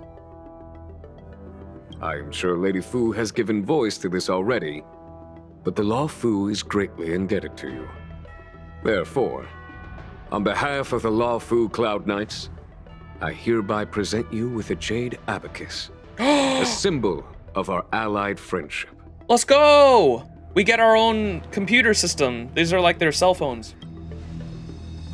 Right? I think? A jade abacus? Is this a souvenir?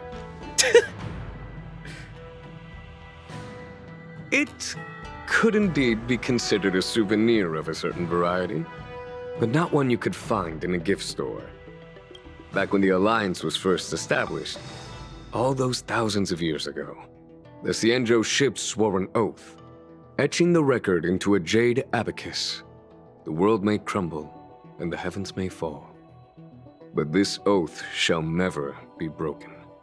When the XianZhou Alliance was first established, all those thousands of years ago, the XianZhou ships swore an oath etching the record into the jade abacus. The world may crumble and the heavens may fall, but this oath shall never be broken. The same is true of this jade abacus. It is a record of the Luofu Cloud Knight's promise to the crew of the Astral Express. It is also a beacon.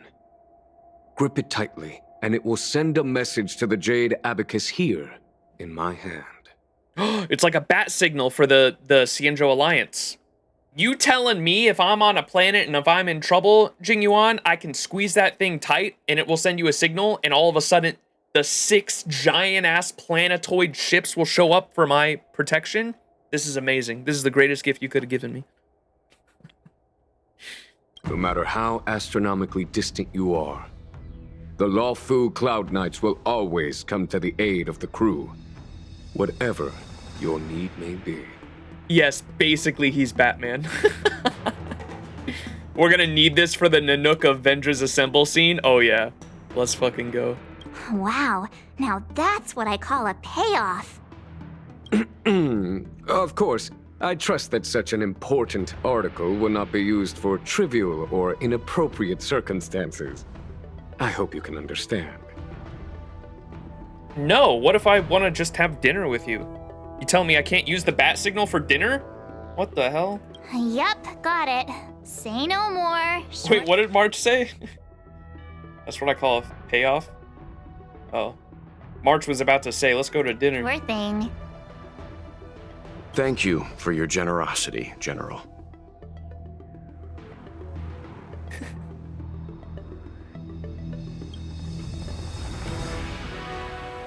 Dan Heng. General. In accordance with the edict of the Ten Lords Commission, I am hereby authorized to relieve your banishment decree. Let's go! From this day henceforth, you may come and go freely on the Luofu. Nice! Nice!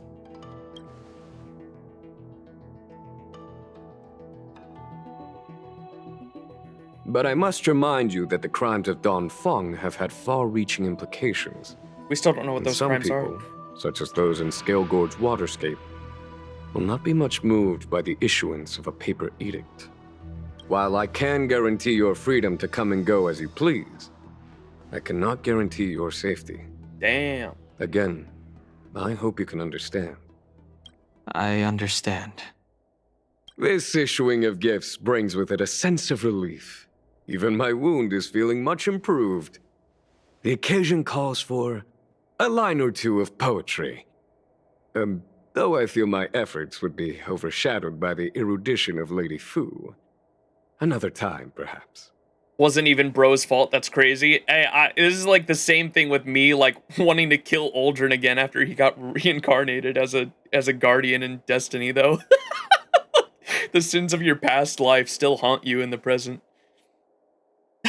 He still has haters. I eventually forgave Aldrin and like view him as like a different person now, but initially when he got revived, I was like, I need that motherfucker dead.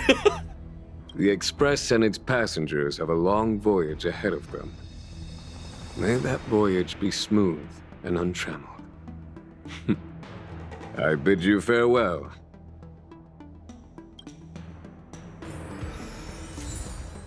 Jade Abacus of the Allying Oath. Let's go! 1/2 of the Jade Abacus of Allying Oath gifted to you by Jing Yuan. Hold on to the Jade Abacus and send out information, and the other half will immediately receive it. No matter the distance, the Luofu Cloud Knights will surely arrive at your side and carry out your request.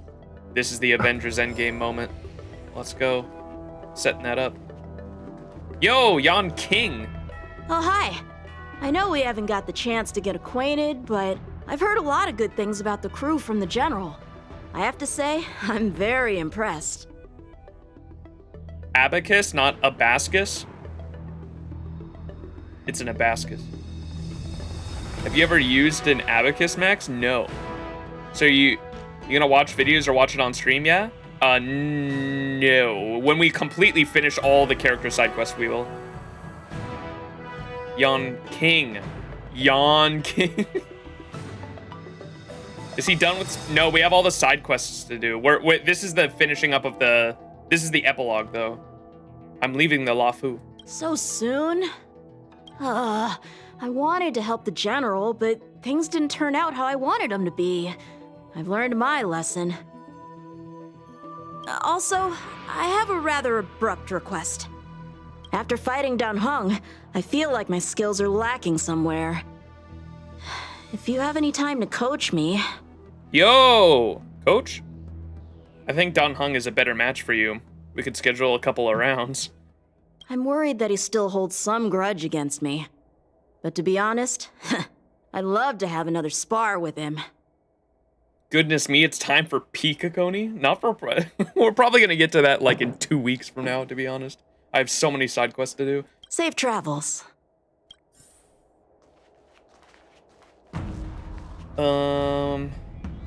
Safe travels. That's it? Alright. Aren't you General Jing Yuan's esteemed guest? May I ask, what do I owe the pleasure of your visit today? Oh. Sag. Is that it? I think so. Hey, yo, March! Himiko messaged me. The Express detected the Jade Gates reopening.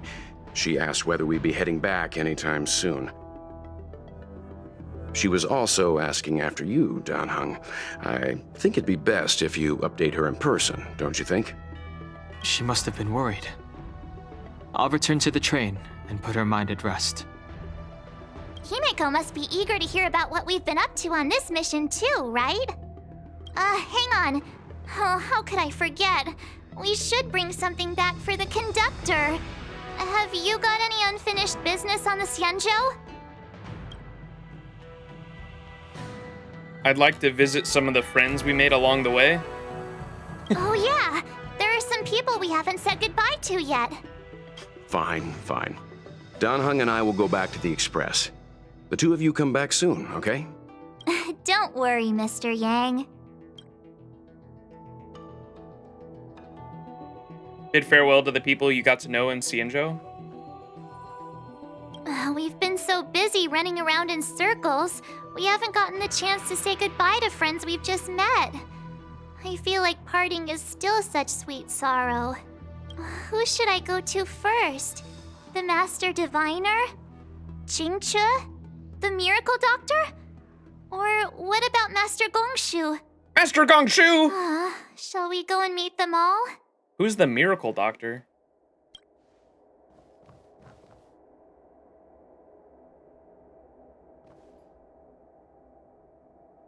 When I left the train, I only had time to say a quick goodbye to Himiko. I should go back and give her an update. And thank her for her guidance. I thought they were mentioning Luofu there, and I was like, we never met Luofu though. Like personally anyway. We had that March fucking March detective story. That was wild. Dan Heng and I will go back to the Express first. You and March finish up here and come back soon, all right? Natasha. That's my wife. Before you return to the Express, bid farewell to the people. You said I should be able to see it on the map? Ain't no way.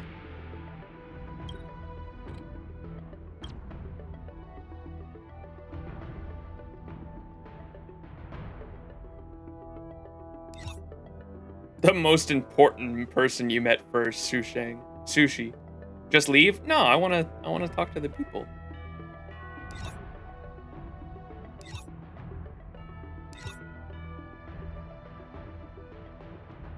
They're not marked. Divination Commission for Fushuan, yeah. Probably be over here. D-Ting! You're right.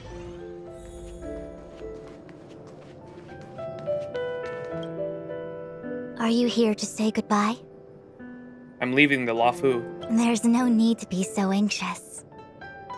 I predict that you will return to the XianZhou often, and you will definitely continue to trouble us when you do. Therefore, forget about any farewells. Fushuan was like, my prediction engine knows you'll be back.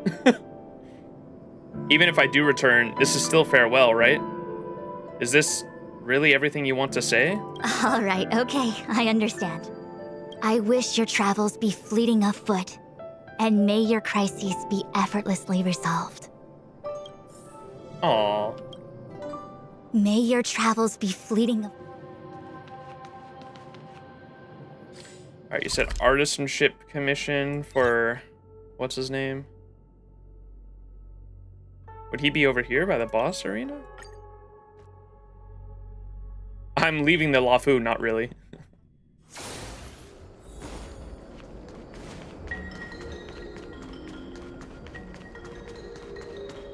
Where the hell is he? The entrance?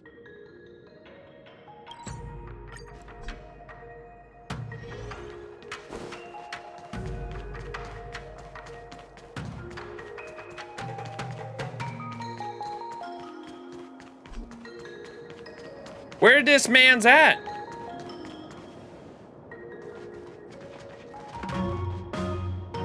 Don't forget Ting Yun too. Hey, yo, bro, too soon. Too soon.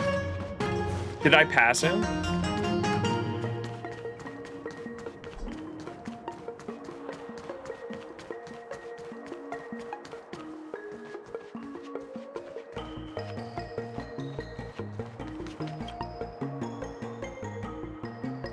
Oh my god, this is the side quest.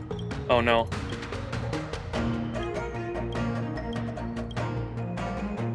Not this side. This shit actually put me to sleep last time.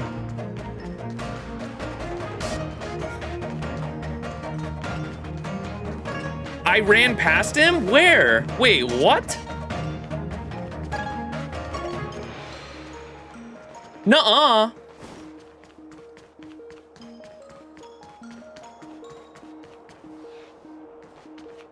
Past the side quest guy? Oh, you're right, I see him. The Artisanship Commission has come through hell and high water since the incident. Rebuilding what we lost drained the years. Our labor filled with blood and sweat and tears. I'm leaving the Luofu. For a youngster to deliver a farewell to an old man like me is a rare occurrence in this day and age. I've taken on many a short-life apprentice. After leaving the Luofu, they never return. Time, not distance, is the true separator of souls. The lingering sound of bygone music plays, though groweth fainter with the parting ways. Beautiful. Don't worry, I'll be back. You sound touched, Master Gongshu. Life is full of farewells, and I've seen more than most. But farewell it is. I shall not sing for you on your way out.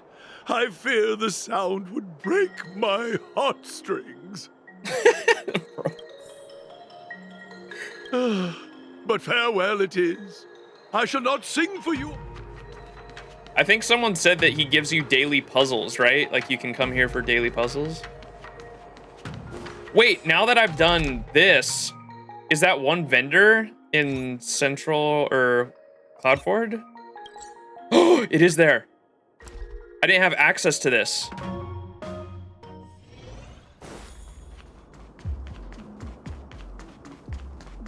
Gimme, gimme, gimme.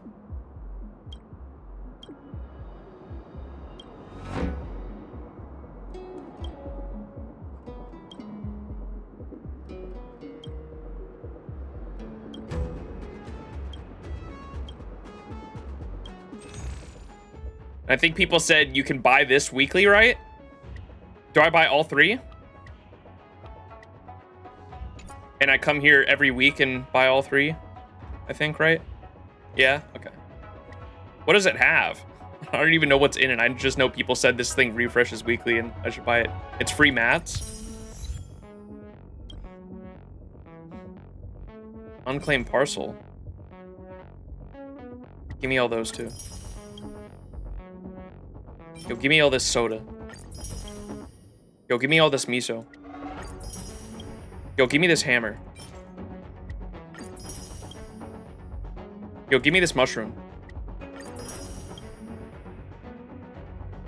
I don't want that. He's gone mad.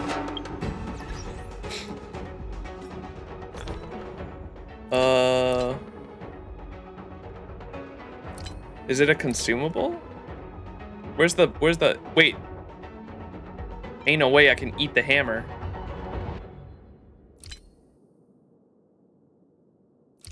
I'll take your entire stock.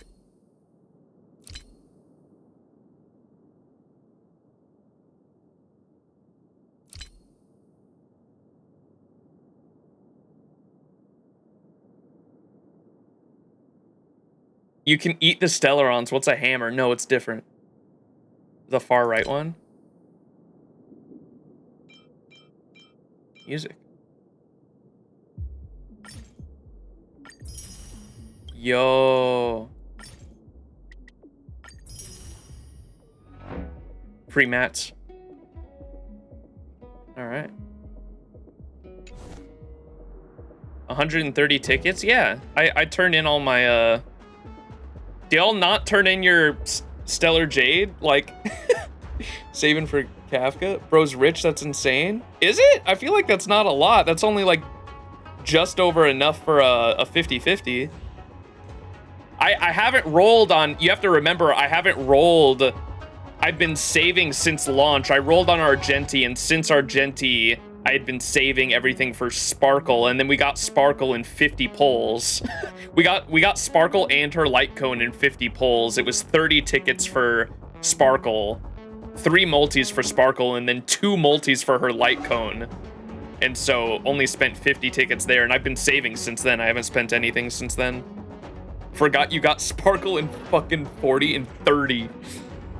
My condolences. Just win the 50-50 easy. Get them before the 50-50. I think I have enough for...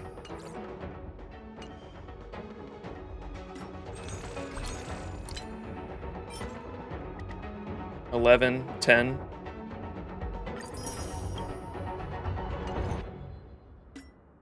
There we go. I've got 140 now.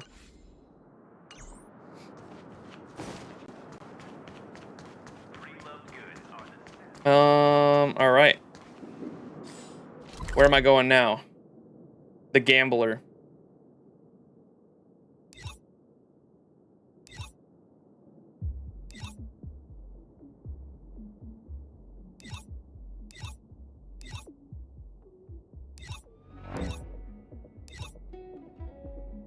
Should be here, right?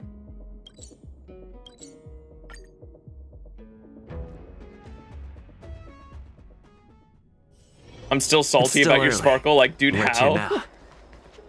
I got, when I started playing XianZhou this week, and I also got lucky on Jane Doe. Jane Doe, I think I got before the actual 50-50. I think I got Jane Doe in 4 or 5 multis. So I got her early as well. So my fucking Hoyo-verse luck must just be really good with Hoyo. My luck with Hoyo games just must be really good. Max be pulling these characters before the 50-50. Meanwhile, I've lost 6 50-50s across Honkai Star Rail and XianZhou. Bailu's in this area too? Okay. Behind? Oh, I see her. Schmall. Bailu. Hello! I'm leaving the Luofu. To start your next journey. That's great! I can't wait to escape the commission again. Schmall. Oh, make sure you come visit. Next time you're here, we'll put my plan into action. I've got it all figured out. We sneak out, head over to Arm Alley, and pick out on the snacks there. Or I could just go there myself. Better start planning that escape route then. I know all the best places.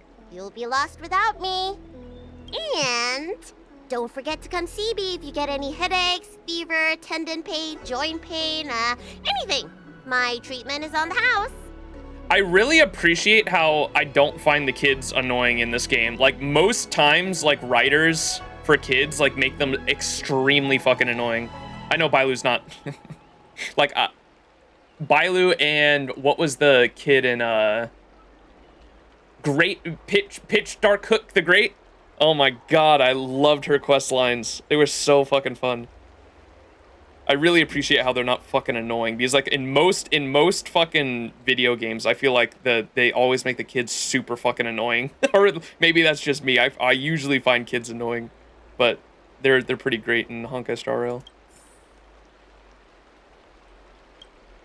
Remember to come and see me. The mole boss. Genshin Impact moment.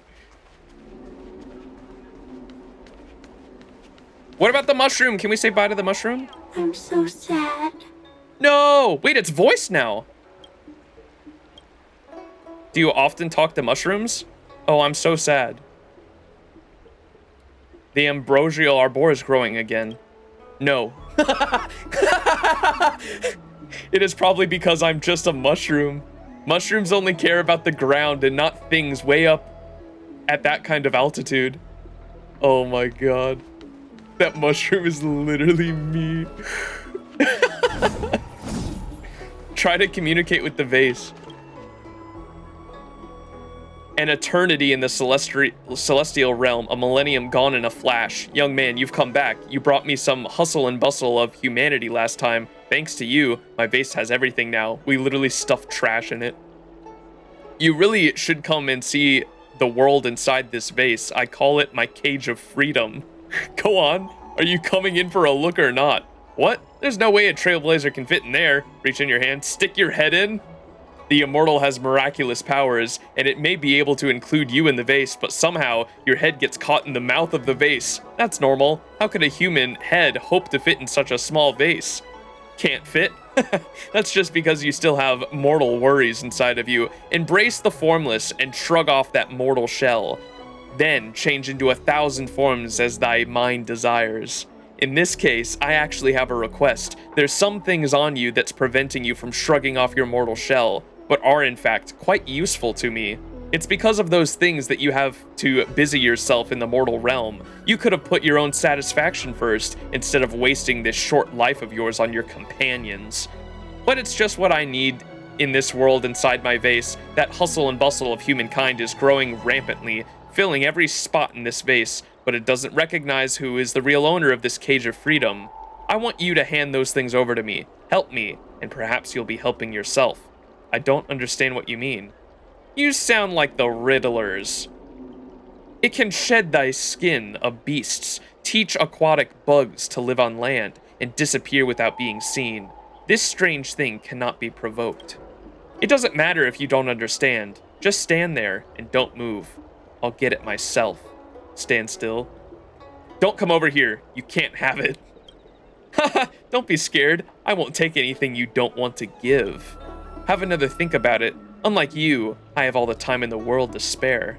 The immortal falls silent. Dude, these fucking writers, dude. How about it then? Have you changed your mind? Do you want to give it to me? Absolutely not. Yeah, come and get it. Praise of high mortals. How about it then? Have you changed your mind? Do you want to give it to me? Give it the praise of high mortals. Okay, please stand still and don't move. You stand still and stare at the vase as it expands before your eyes, as if trying to engulf you, or perhaps it does indeed engulf you. Very well, this is exactly what I need. Hold on a second. You've really helped me out, and I want to make sure to thank you properly. The immortal falls silent. What? The thank you gift is ready. The gate to the celestial realm is open. Come and get it yourself. Reach your hand in. Promise you're really not gonna bite me? Haha, even if I want to, I don't have teeth. Your hand reaches into the vase without any obstruction. You grope around the bottom trying to find this thank you gift. Soon, you find it. This thank you gift has a soft, sleek surface. It radiates warmth, which rises and falls rhythmically against your fingertips. Sensing your existence, it slowly turns over and hugs your fingers. Countless hard and sharp objects gently crawl up your fingers. It doesn't hurt because it's being very careful not to hurt you. It grips tighter and tighter until your knuckles soon feel a slight, cool breath. You pull up your hand straight out. What the heck was that? This thank you gift is too precious for me to hold on to. Stares suspiciously at the immortal vase. Huh? You don't like it? But you gave this to me yourself. This is not what I brought. All I brought you was some trash. Eh? Oh, I forgot you lack the understanding about life. My bad.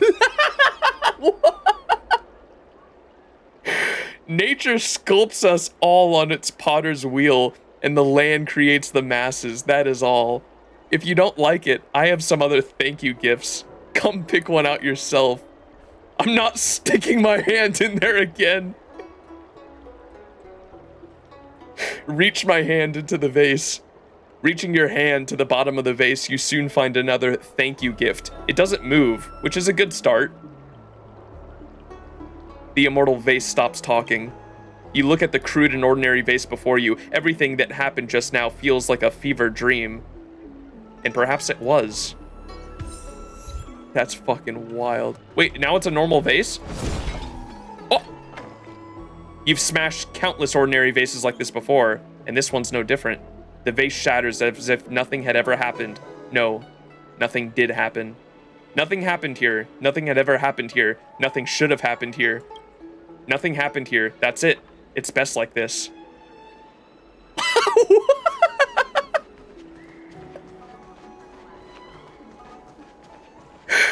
That's crazy, dude. Good riddance. What the fuck? I'm a mushroom.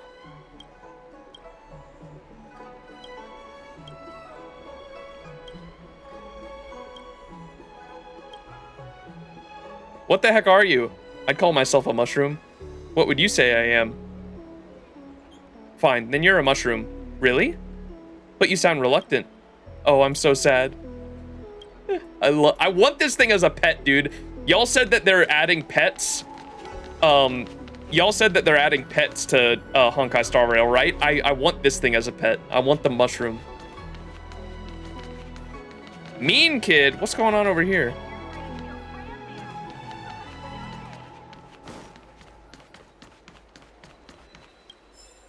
Ooh. this. I gotta stop. I gotta stop. The 3 bullies are near the mushroom. We can't let them do anything to the mushroom. Do you know how to fix a star Chartering. High-end barge. The best choice for galactic commerce. Next patch we get pets? Yeah, I want a mushroom pet. If they don't add the mushroom as a pet, I'm gonna be very angry. Where is QQ?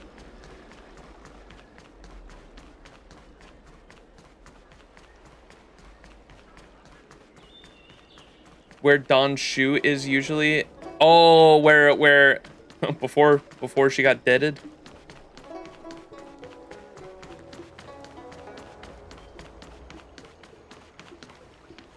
That tree remained dead. Hey, gimme.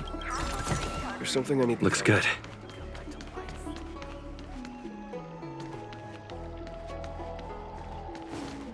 QQ! Oh, wait. They played Jade Abascus over here, don't they? She's got to be over here somewhere.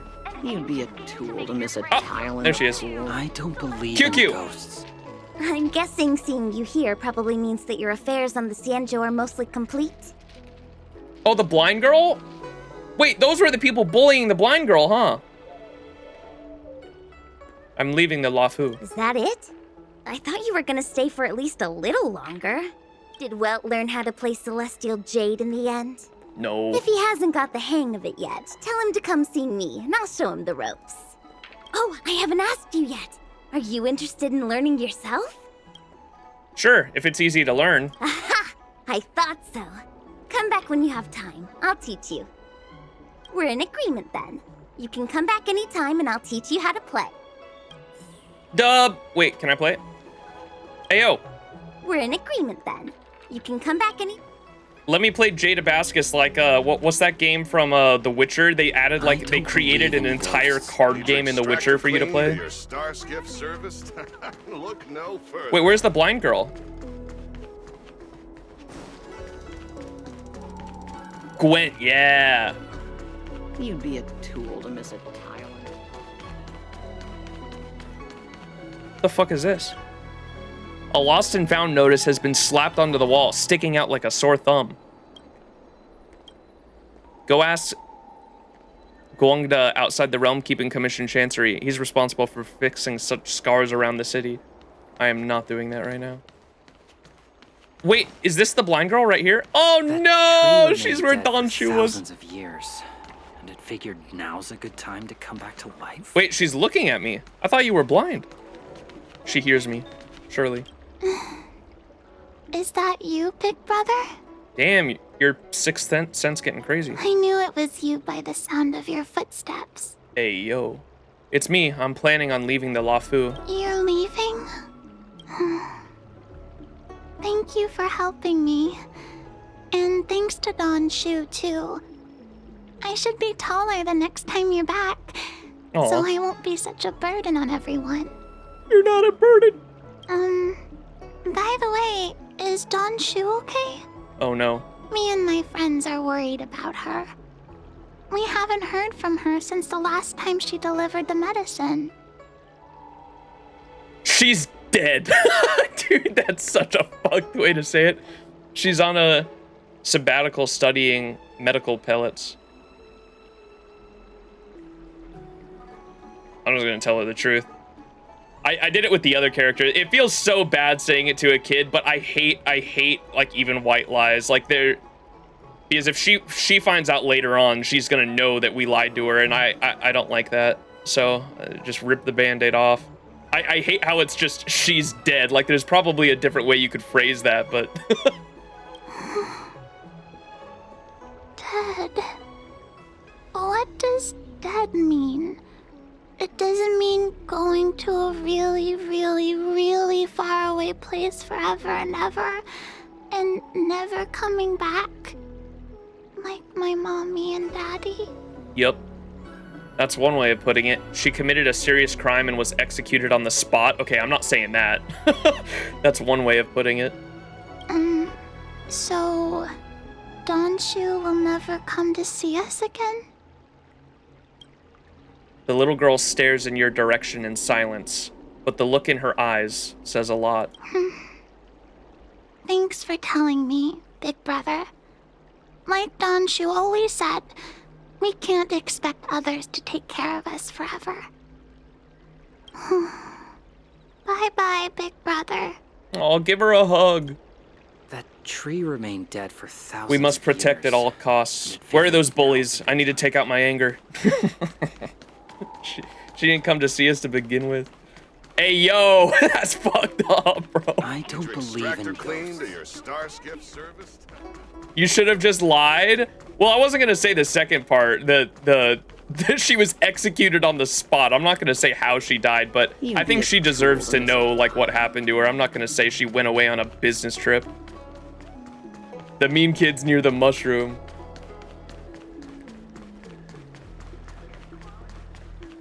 She's next to Don Shu. Wait, who? Oh, she's the next Don Shu? Hopefully not. Do you know how to fix a star scan? Or you mean she'll like become a doctor, if that's what you meant? Who else do we need to say bye to, chat?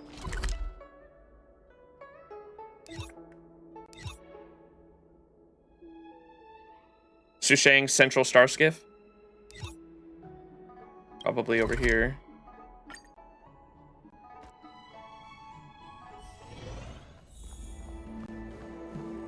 Oh no, they're gonna be right outside, aren't they?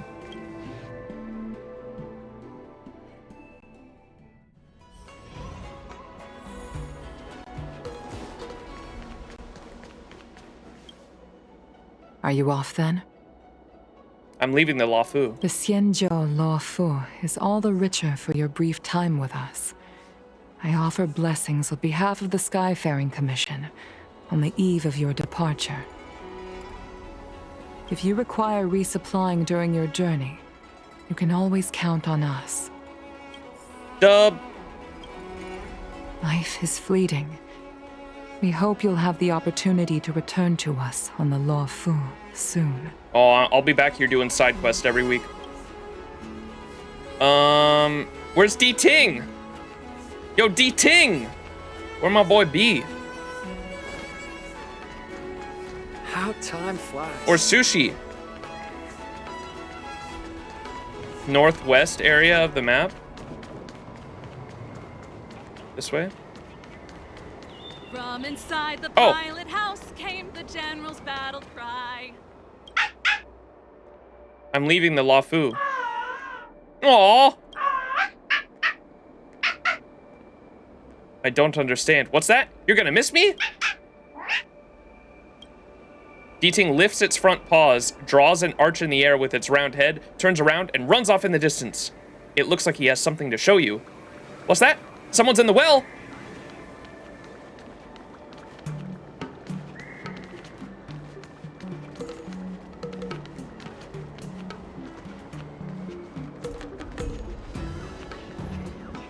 D-Ting, can you go any faster?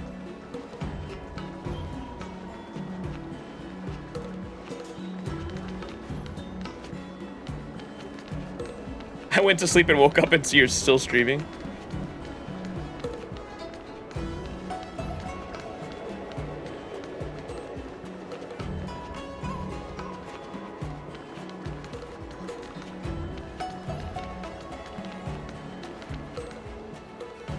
Hey yo, my goat, D-Ting.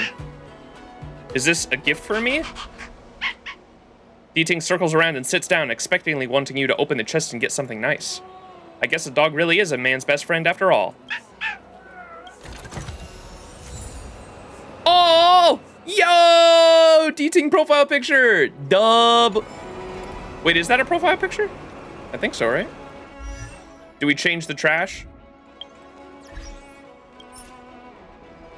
Yeah, it is. There we go. Let's go. D-Ting profile picture.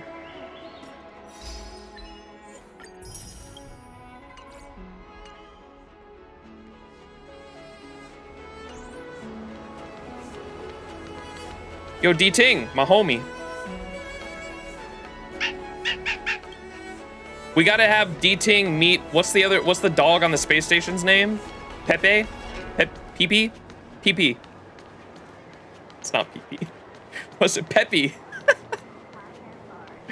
We gotta have Peppy meet D-Ting. And then you said Sushing is southwest? Okay. PP? It's PP. Pepe. Pepe's from fucking... Oh, there she is over with that story. Moe, you have yet to meet Pepe, and there's a character named Pepe in Fate Go. You have yet to meet them yet, but oh my god, Pepe's the goat, bro. Pepper and Chino, Pepe the goat. No one say anything about him because Moe hasn't met him yet. Pepperoni. Pepe's the goat, man. Can I skip Agartha? Yes, I told you to.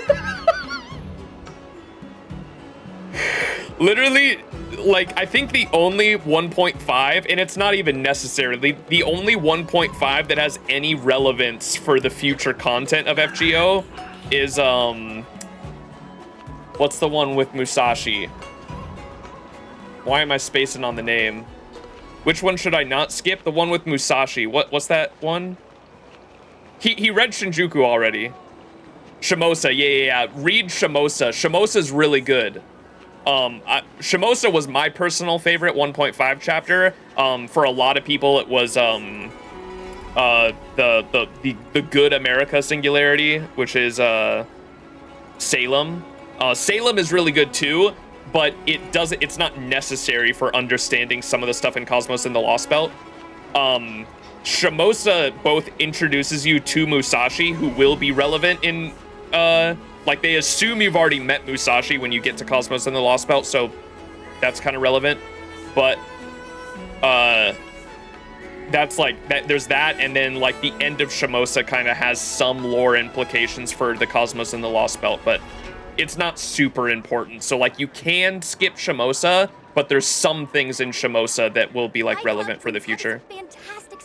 Don't care about Agartha at all. This is a minus 10 out of 10. It's literally like one of the worst chapters. No one likes Agartha. I don't think there's anyone that actually holds Agartha in high regard, so you can definitely skip it. Hi.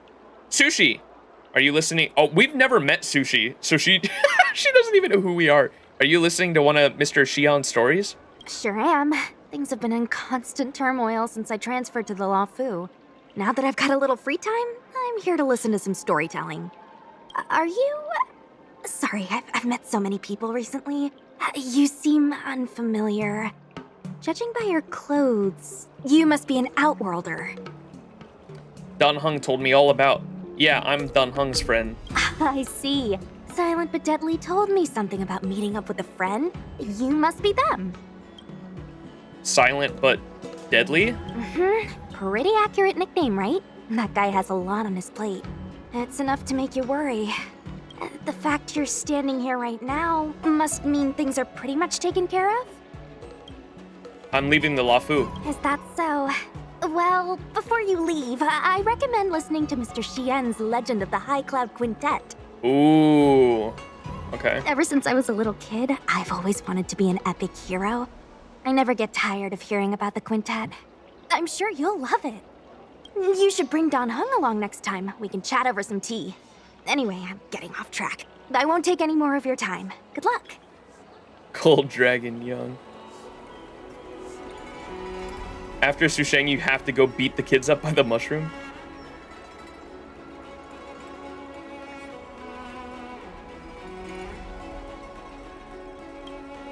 High Cloud Quintet is a fantastic story. You should bring Dan Heng along next time. We can chat over some tea.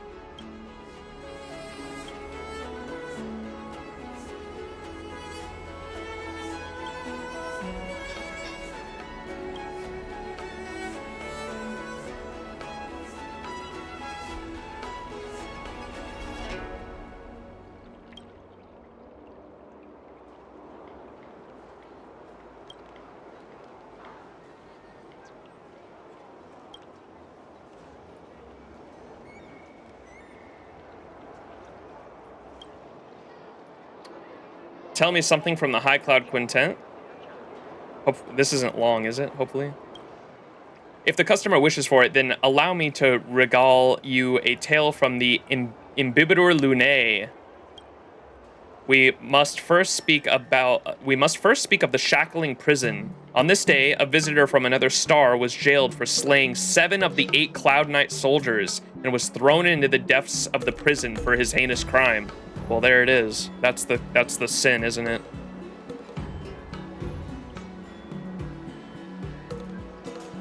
Wait, a visitor from another star. Was it not him? The prisoner's physique was shocking, standing over 10 feet tall with a girth of over 5 feet. Never mind, it wasn't him. That's definitely not him. Everything was huge about him. His weight, visage, and facial features. His body was covered in natural golden armor. Wait a second. And impervious to weapons. To capture him, the 10 Lords Commissions had to dispatch its judges to assist. Is this the lowest depths of the prison? This iron-skinned prisoner's voice was deep, his tone akin to a sightseer asking about the scenery. There was not a hint of desperation from one just thrown in prison. Shut up, a Cloud Knight transported him, barked, obviously upset. He had 2 ribs broken during the capture operation and could still feel the throbbing pain. Is this the lowest depths of the prison? This iron-skinned prisoner asked it again, his voice lowered another notch with his question. A youth sipping tea in the shadows had noticed this prisoner. Imbibiter Lune! This story is taking too long, I'll listen to it another time. Yeah, we'll listen another time. We'll come back and read the rest of that. Okay. Next stream when we do the side quests. I read the golden armor and I was like, wait a second. Gilgamesh. Dill Pickle. Pickle Dragon Young.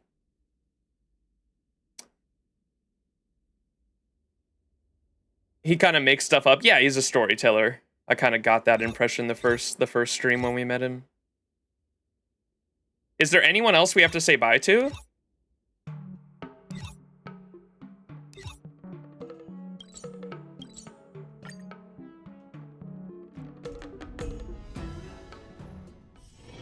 It's still early. Oh, there's no more Where to optional now? in the mission, so that should be all of them? Gotcha. Okay, I hear you. Let's go beat up those kids. Hey, you kids. Mean kid. Arrogant kid.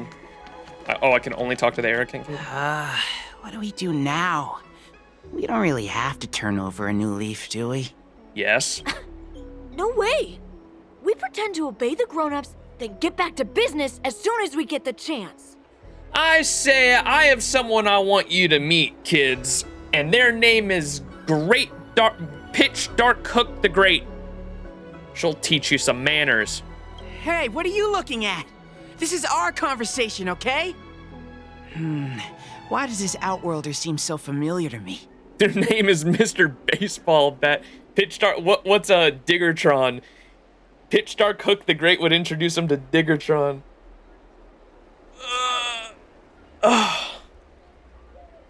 Hey, boss! I recognize him! He's the guy who messed with us last time! Ugh, I remember now. Last time we dealt with this one, we got into big trouble. Ah, it's you. You're the one who betrayed us, right? Betrayed? We've been ordered to change our name from the Luofu Trio to the Luofu Study Club. It's so embarrassing. Now no one's gonna respect us anymore. Are we building an army to go against the witch?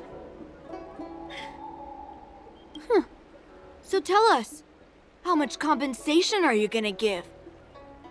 I'm planning on leaving the Luofu. Trying to flee? Boss, let's just forget about it. Let this bad omen off the Luofu so we can get on with business.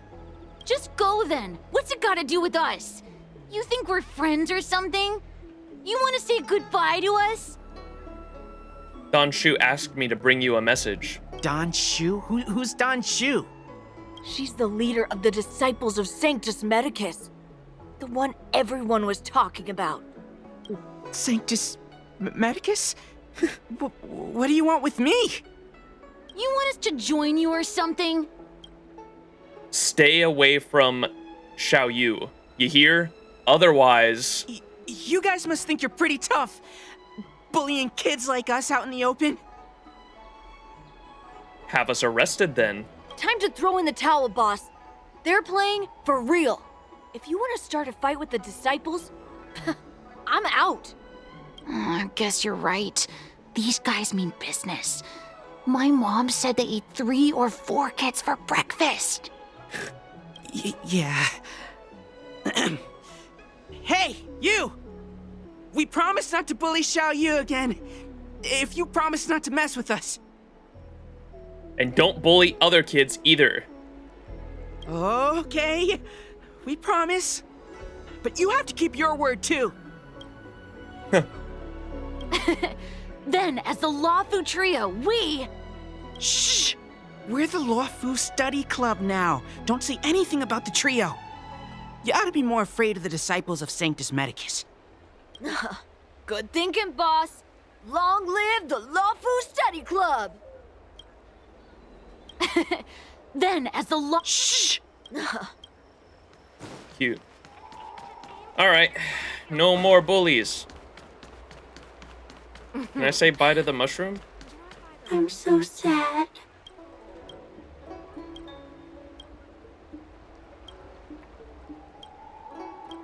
I can't say bye to the mushroom? Bad game. Fuck. Julian of 1,000 faces. I'm so sad. Alright, I guess that's it, chat. Let's go level up. Oh wait, we have to go talk to Himiko, of course. Return to the Express and report back to Himiko. Jing Yuan invites you to have a chat at the Seat of Divine Foresight when the ceremony ends. Once there, he presents Luofu's gift to the Express crew, a jade abacus of allying oath. With this token in hand, the Cloud Knights swear to come to aid of their allies, no matter the distance they must cross. Your current trailblazing journey on the XianZhou has finally come to an end. Before you leave, you might be able to bid farewell to the people you got to know on this journey. You take a mental note of everything: the Seat of Divine Foresight, the Starskiff Haven, Exalting Sanctum, the Divination Commission, and the Artisanship Commission. You've made quite a few friends this trip.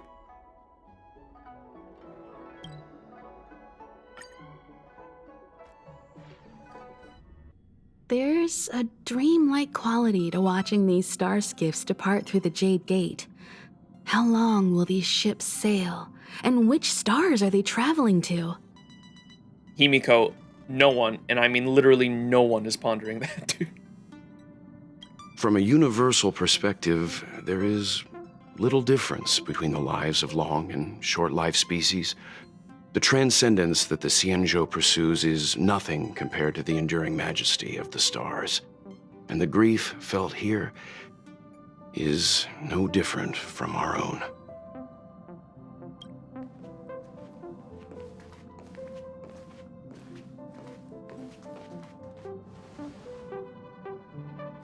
Didn't know you were a poet, Mr. Yang. Sorry to interrupt the poetry. You're back! Welt was telling me about your experiences.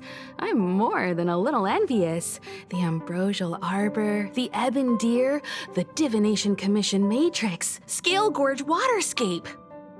And I got an abacus.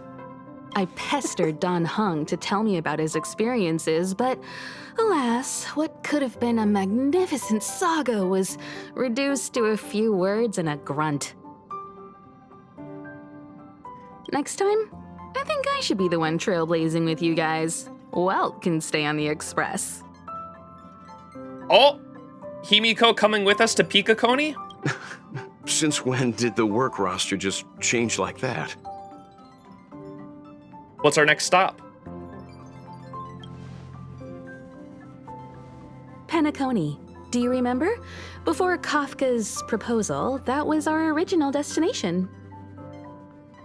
I think I need a reminder. What is Penacony? The Express's records show that Penacony was a prison planet used by the IPC to exile criminals. At least, it was at the time of recording. However, following a Stellaron burst, the planet fell into the arms of Xipe. They say it's been transformed into a prosperous and ethereal realm. The Harmony. Xipe.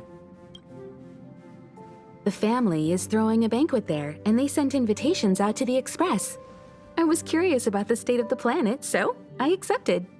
Ain't no way we got an invitation to this planet out of the blue, and this is about to be the peak story arc. That's how it starts. When the conductor is ready, we can set off for the next stop. Some crazy shit about to go down there. Meanwhile, in the shackling prison. What? Yo! Sus! All who enter here are either jailers or prisoners. Which are you?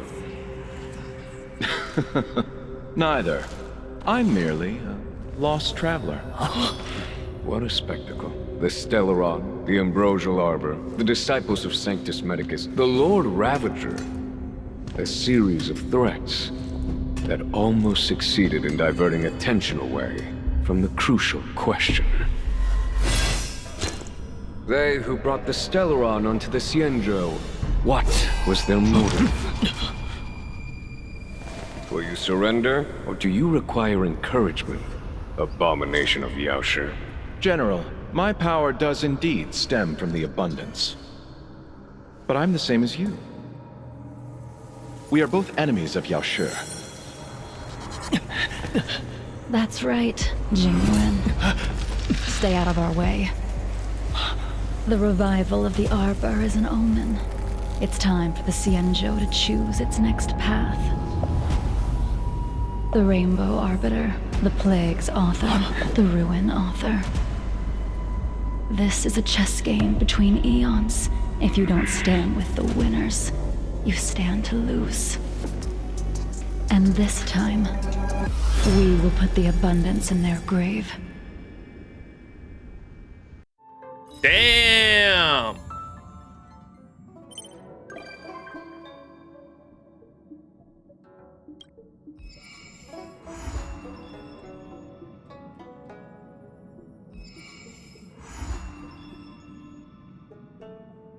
Freezer woman, blue lady.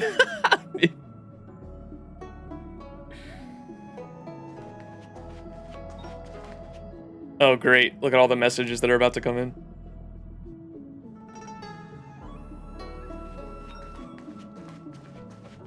What the?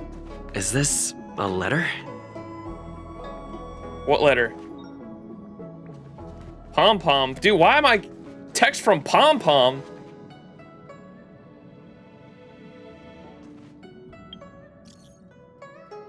Oh my goodness.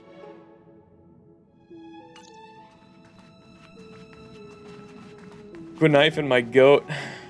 The letter is the Jing Liu quest? Okay. On your right? Oh, right here? Okay, that's the Jing Liu quest.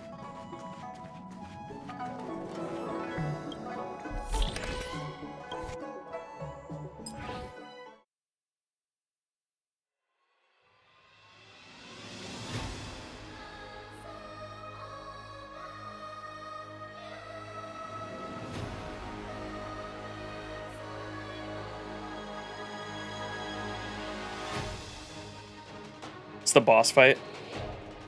Oh, that's the final phase right there.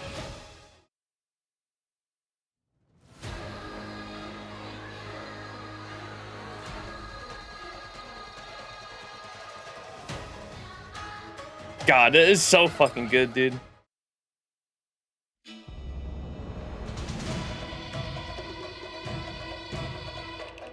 Absolutely peak.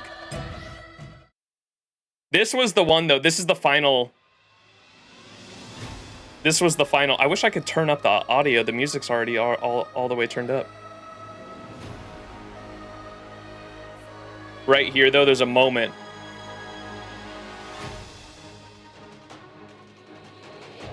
Right there. The E with the vocals. That shit gave me goosebumps when I heard it.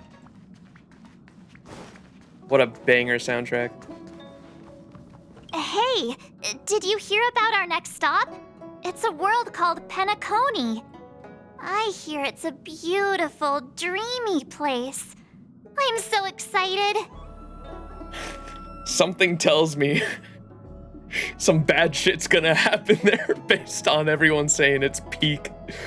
But Pom Pom said the banquet we were invited to is still a little ways off. What can I do to pass the time? Space Vegas. Surely we just go there and gamble away all of our savings, and that's the that's the story. No, it's just a dream, bro. It's so dreamy. That's what she said, right? Hey, did you hear A about our dreamy next stop? place. It's a world called Penacony. I hear it's a beautiful, dreamy place. I'm so excited. If only you knew. We gamba, the end. But Pom Pom said the banquet we were invited to is still a little ways off. What can I do to pass the time? We go back to the Luofu and we do side quests. Huh? Is that my phone? Must be the group chat.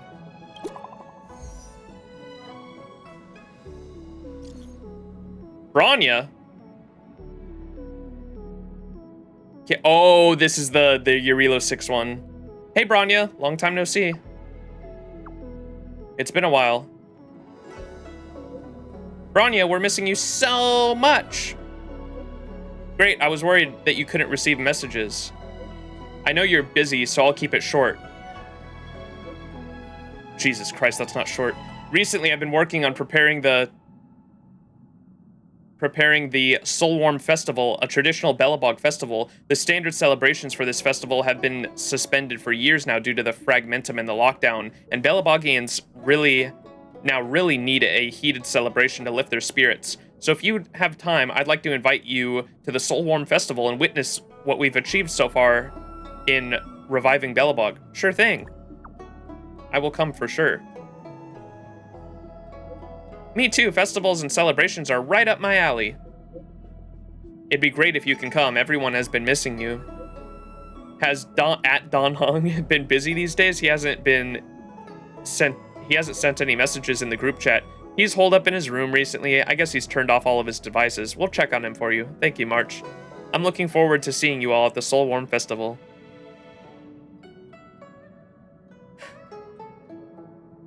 IPC coming for that oil, Branya. You all gotta get out of there. That Don Hung. He can't just ignore Branya. Let's go to his room and talk to him. No! Okay, I was like, I'm not ready for this. The Future Market prologue. Oh boy. Wonder where that's going. They're coming for your crude oil! Get out of there! It's important to do before Penacony. We'll definitely do it. Don't you worry about that. I'm excited for that one. I'm actually really excited for it because obviously I had some pretty big mixed feelings on the ending and the conclusion of Eurilo 6 with the governmental and political system that they had beforehand staying in place. I was really not happy with that. But with the IPC coming in and them realizing that their assets are still in place and that they can come and collect money, and essentially I'm assuming they're gonna try to rule over this place.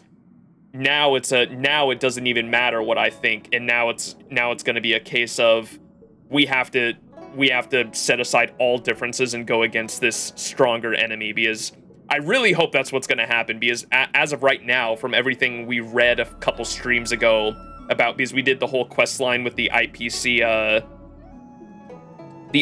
phone quest line where you were going back and forth between an IPC person and they were like, wait, you're on your Eurilo 6? We thought everyone there was dead. We're gonna dispatch people out there immediately. I was like, uh-oh, that's not good. So I'm really interested to see how that quest goes down. Findy. Beep, beep, beep.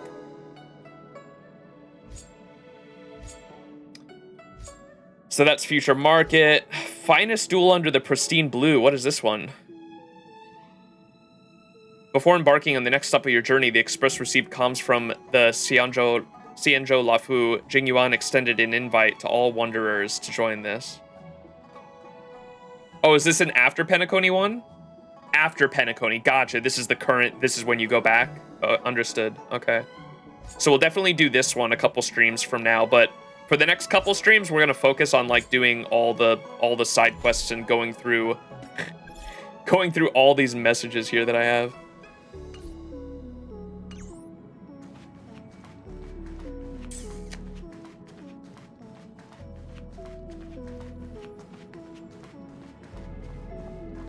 That quest is gonna stay there for a long time? Yeah. The radio has different dialogue, does it?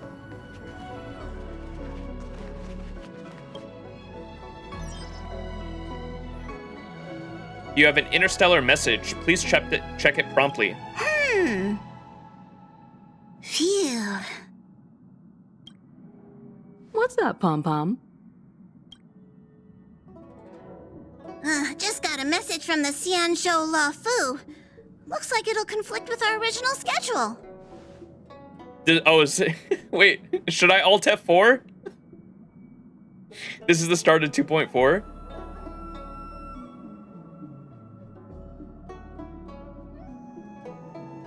The Wardens was blocking it?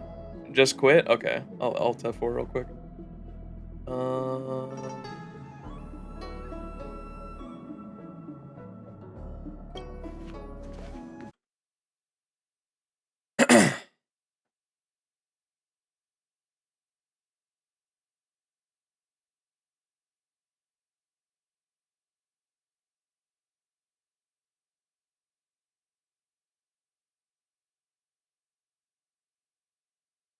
The War Dance quest is blocking the radio? Was it something on the table I picked up?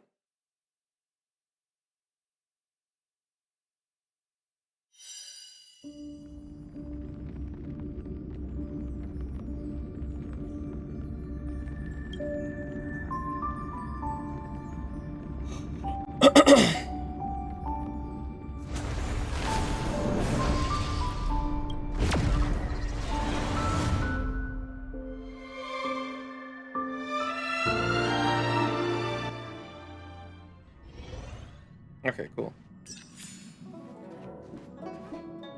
Can I not even interact with the radio? Oh, it is the radio?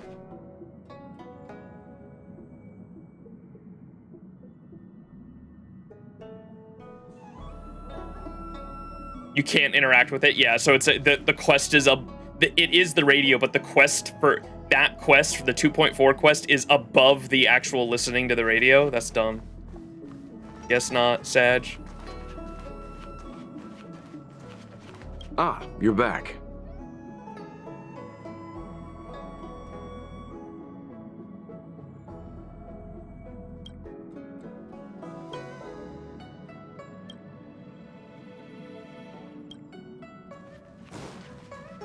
What mission is we on? Well, we just finished.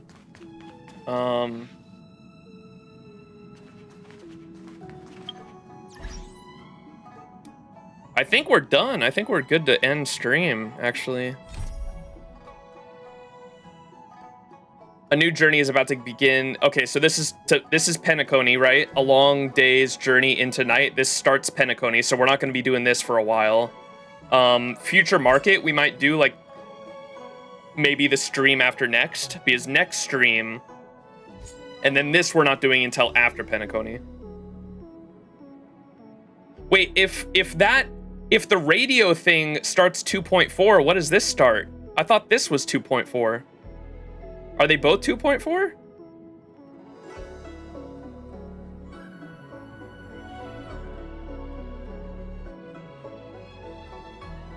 Stall till 11 hours?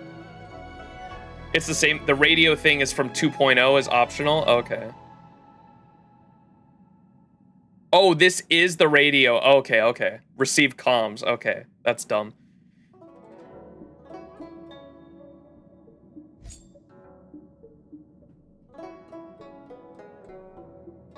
All right. Bailu ran away from the Alchemy Commission again. Ay, ay, ay. The Yukon quest, OMG, indeed. We're gonna be doing all that next stream, though. Is we finished up all of look at all these messages. Holy shit. We finished up all. Let me go to Fate's Atlas. Ooh, the start of Penacony. We finished up all of XianZhou Luofu. This stream. The main quest line anyway. We'll be doing the side quests next stream focusing on them, and we might not finish all of them, to be honest, knowing me.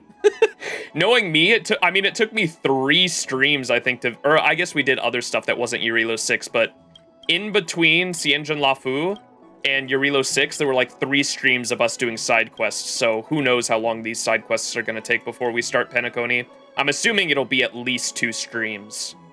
At least 2 streams, because we have to do the Yurilo 6 one as well. So it'll be at least 2 streams, possibly 3. 3 to be safe. It'll probably be 3 streams, to be honest, knowing me. Madge, now rest. Maybe we go back and do the mole quest too, because I still haven't done this. Is this a good quest?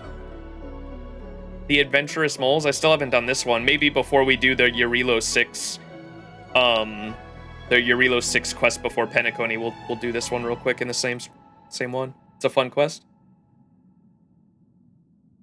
They're very lore heavy. Okay.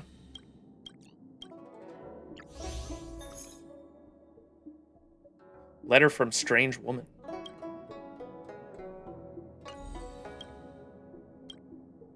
Oh, we also have to do this. Yes. We will definitely have a stream dedicated to the A Foxian Tale of the Haunted. This is definitely the Halloween quest, or the Ghostbusters quest. We'll definitely do this before Penacony as well. Everyone, I have heard from everyone that this is their favorite side quest or like event quest. Everyone in chat has told me that this is their favorite, so much so that I had like people screaming in the comments of my my YouTube VODs. They were saying, I see you skipped the museum quest and the Ruan Mei quest on stream. You did them on your own time. They were like, you better not do the Ghostbuster quest on your own time. You have to do that one on stream. And so we'll definitely do this on stream. Everyone says it's good.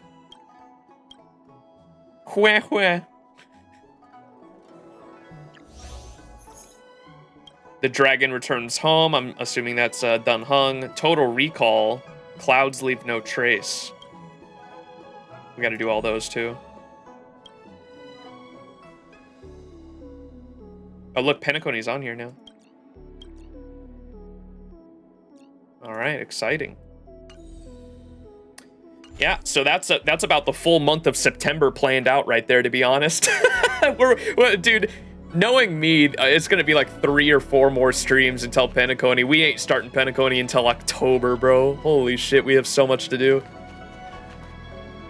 I completely forgot about the Ghostbuster quest until just now. We got the Yurilo quest to do. We got all the XianZhou Luofu quests to do, which is the XianZhou Luofu quest alone, not even counting the Ghostbuster one, is probably going to take 2 streams alone. And then we'll have the Yurilo 6 one to do, which is probably going to be its own stream, maybe. And then we'll also have the Ghostbuster one, which may be its own stream, depending on how long it is. It's a whole event, so I don't know how long. Judging by the other events, it'll probably be a stream all on its own, because the Ruan Mei one, these 2 quests took quite a while for me to do. So you have met Ruan Mei and Ratio? Yes, we did that. That was a side quest we did in between Yurilo 6, and we did both of them in between Yurilo 6 and XianZhou Luofu.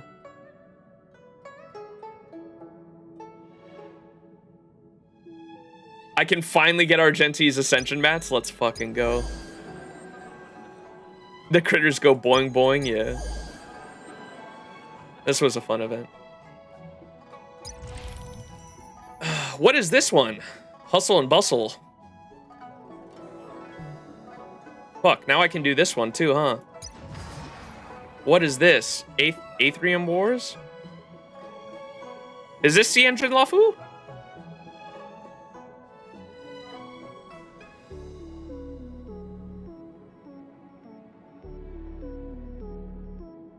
The Scott quest? Pokemon? Fuck this event. Oh, it's on Bellabog? Honkai Star Rail Pokemon? That shit sucked butt? Pokemon? It's on Yurilo? Okay. Maybe we'll say I'll try to keep everything condensed. So we'll do maybe for the when we eventually do before Penacony, when we eventually do that the Eurilo 6 quest that was just unlocked that introduces the IPC coming in. Maybe we'll do the moles side quest that I still haven't done. Maybe we'll just try out this. It is a it requires future market. Okay, never mind. We can't even do this until we do that future market quest. Never mind. Foxy and Tail. We have to do the Gwenaifen character quest and then we can do it, it looks like. Hwah, hwah.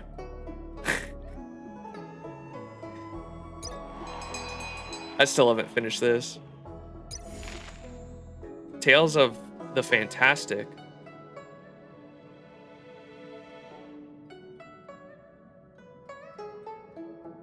Oh, this is the storyteller.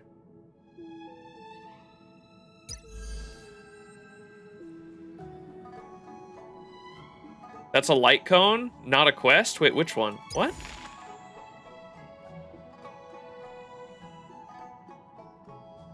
Boulder Town I've already done a little bit of. I've already done a little bit of this one. I haven't finished it, but I did a little bit of it.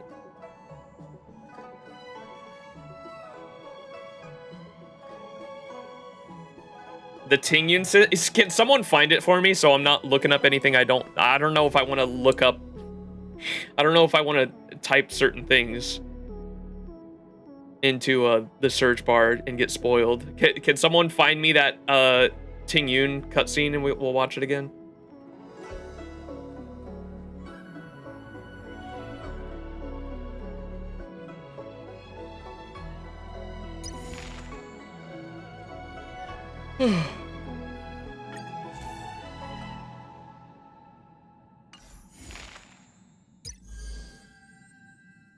Hanyu's prison break. Oh, this is Penacony shit, huh? That's Penacony. That's Penacony.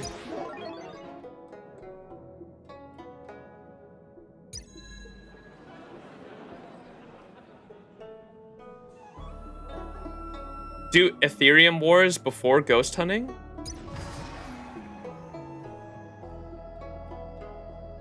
Because a character gets introduced in that event first? Fuck, well, we have to do... okay. We'll have to do the future market then as well.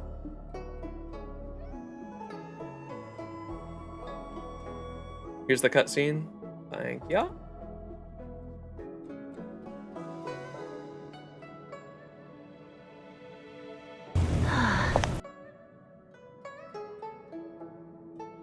Tingyun Goes Nuts cutscene is the name of it. What?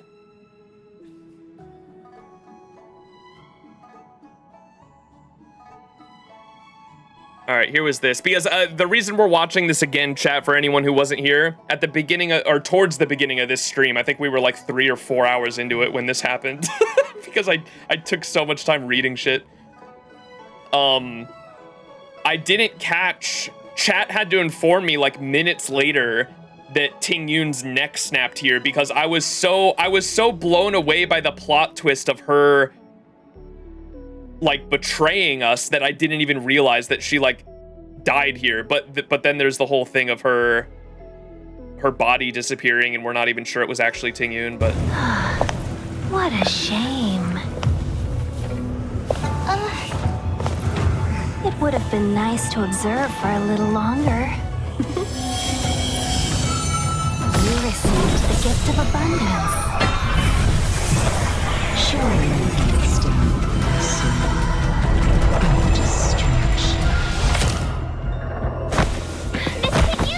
yeah, I don't know, that her head definitely tilts weird, but to me in this moment, especially because of what happens right after, the spirit like comes out, I thought she was just like possessed, or she obviously was possessed by this thing, but I thought she just got knocked out unconscious there. My mind did not think her neck straight up just bent backwards and snapped. I can see it now that after y'all told me, but that's not what my first impression of that scene was. Surely you can still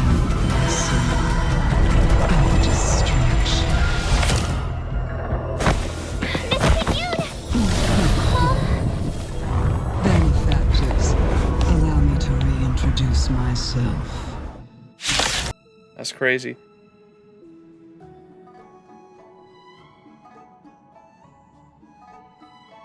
Thighs, indeed.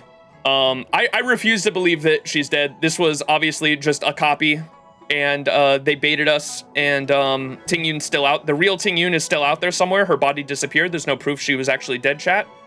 My Foxian princess is still alive and well out there somewhere, and I will be reunited with her someday.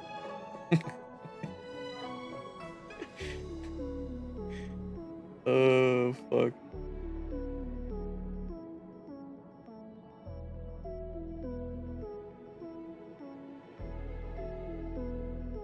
The real Ting Yun is in your team comp. True!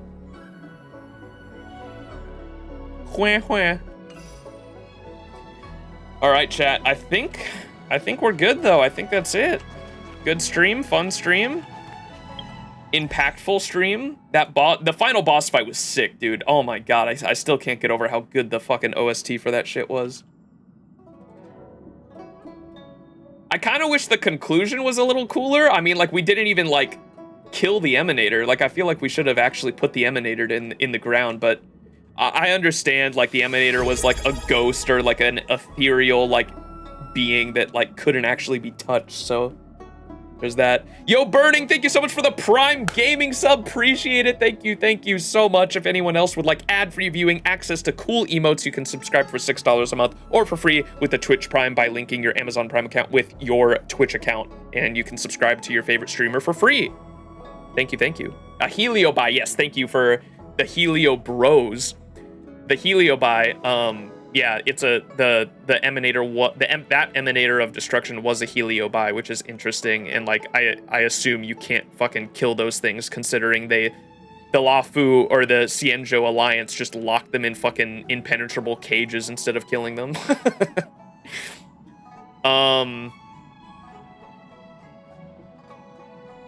Emanator's super OP, killing them is super hard. Yeah, I imagine. I just kind of like, I don't know. It kind of feels like lukewarm that we had such an epic boss fight and it kind of like ended in like, we foiled your plans, and that was it. They're energy life forms, nodders. Mr. Tail is OP. That's the Hwah Hwah's ally, right? We did Hwah Hwah's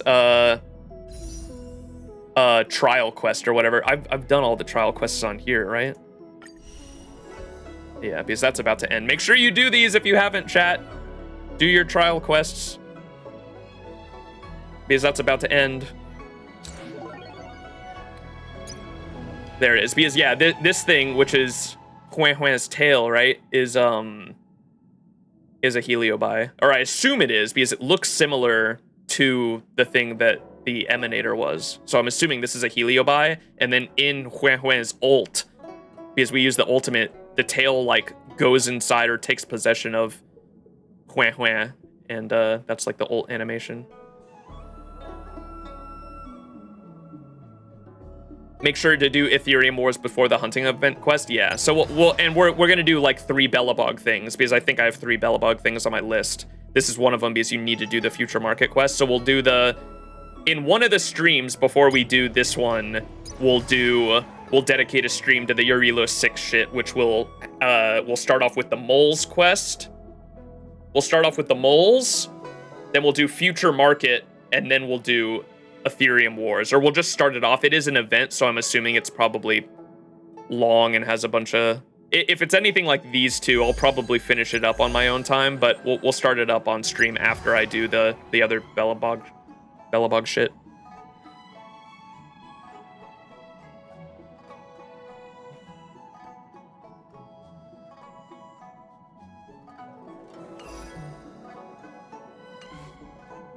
All right, next stream, though, we'll do side quests. Kafka's Banner should be out by the time I'm streaming next time. We got 17 hours until... It's 17 hours until Kafka's Banner, right? Is that's what this said. 17 hours and 47 minutes? Less than 18 hours? When this ends, Kafka's Banner comes out, right? Or it should.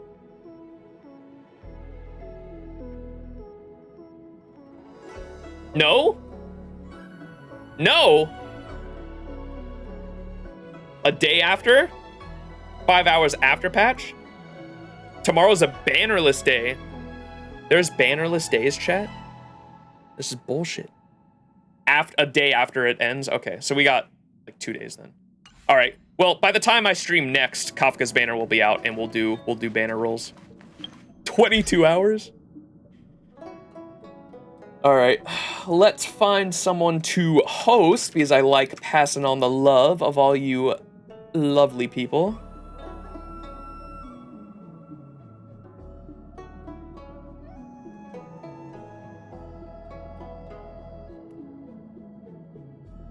See who we can pass the love on to. Oh, someone's doing a blind playthrough. Perfect. Someone is on...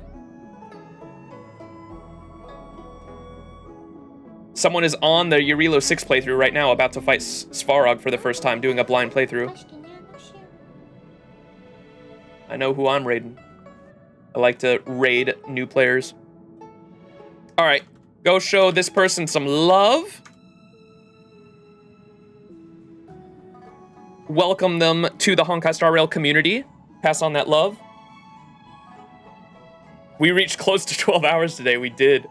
All right, go pass on the love to Linfy. Hopefully I'm saying that right. All right, peace out, everyone. Love y'all, and I will catch you next time. Bye-bye.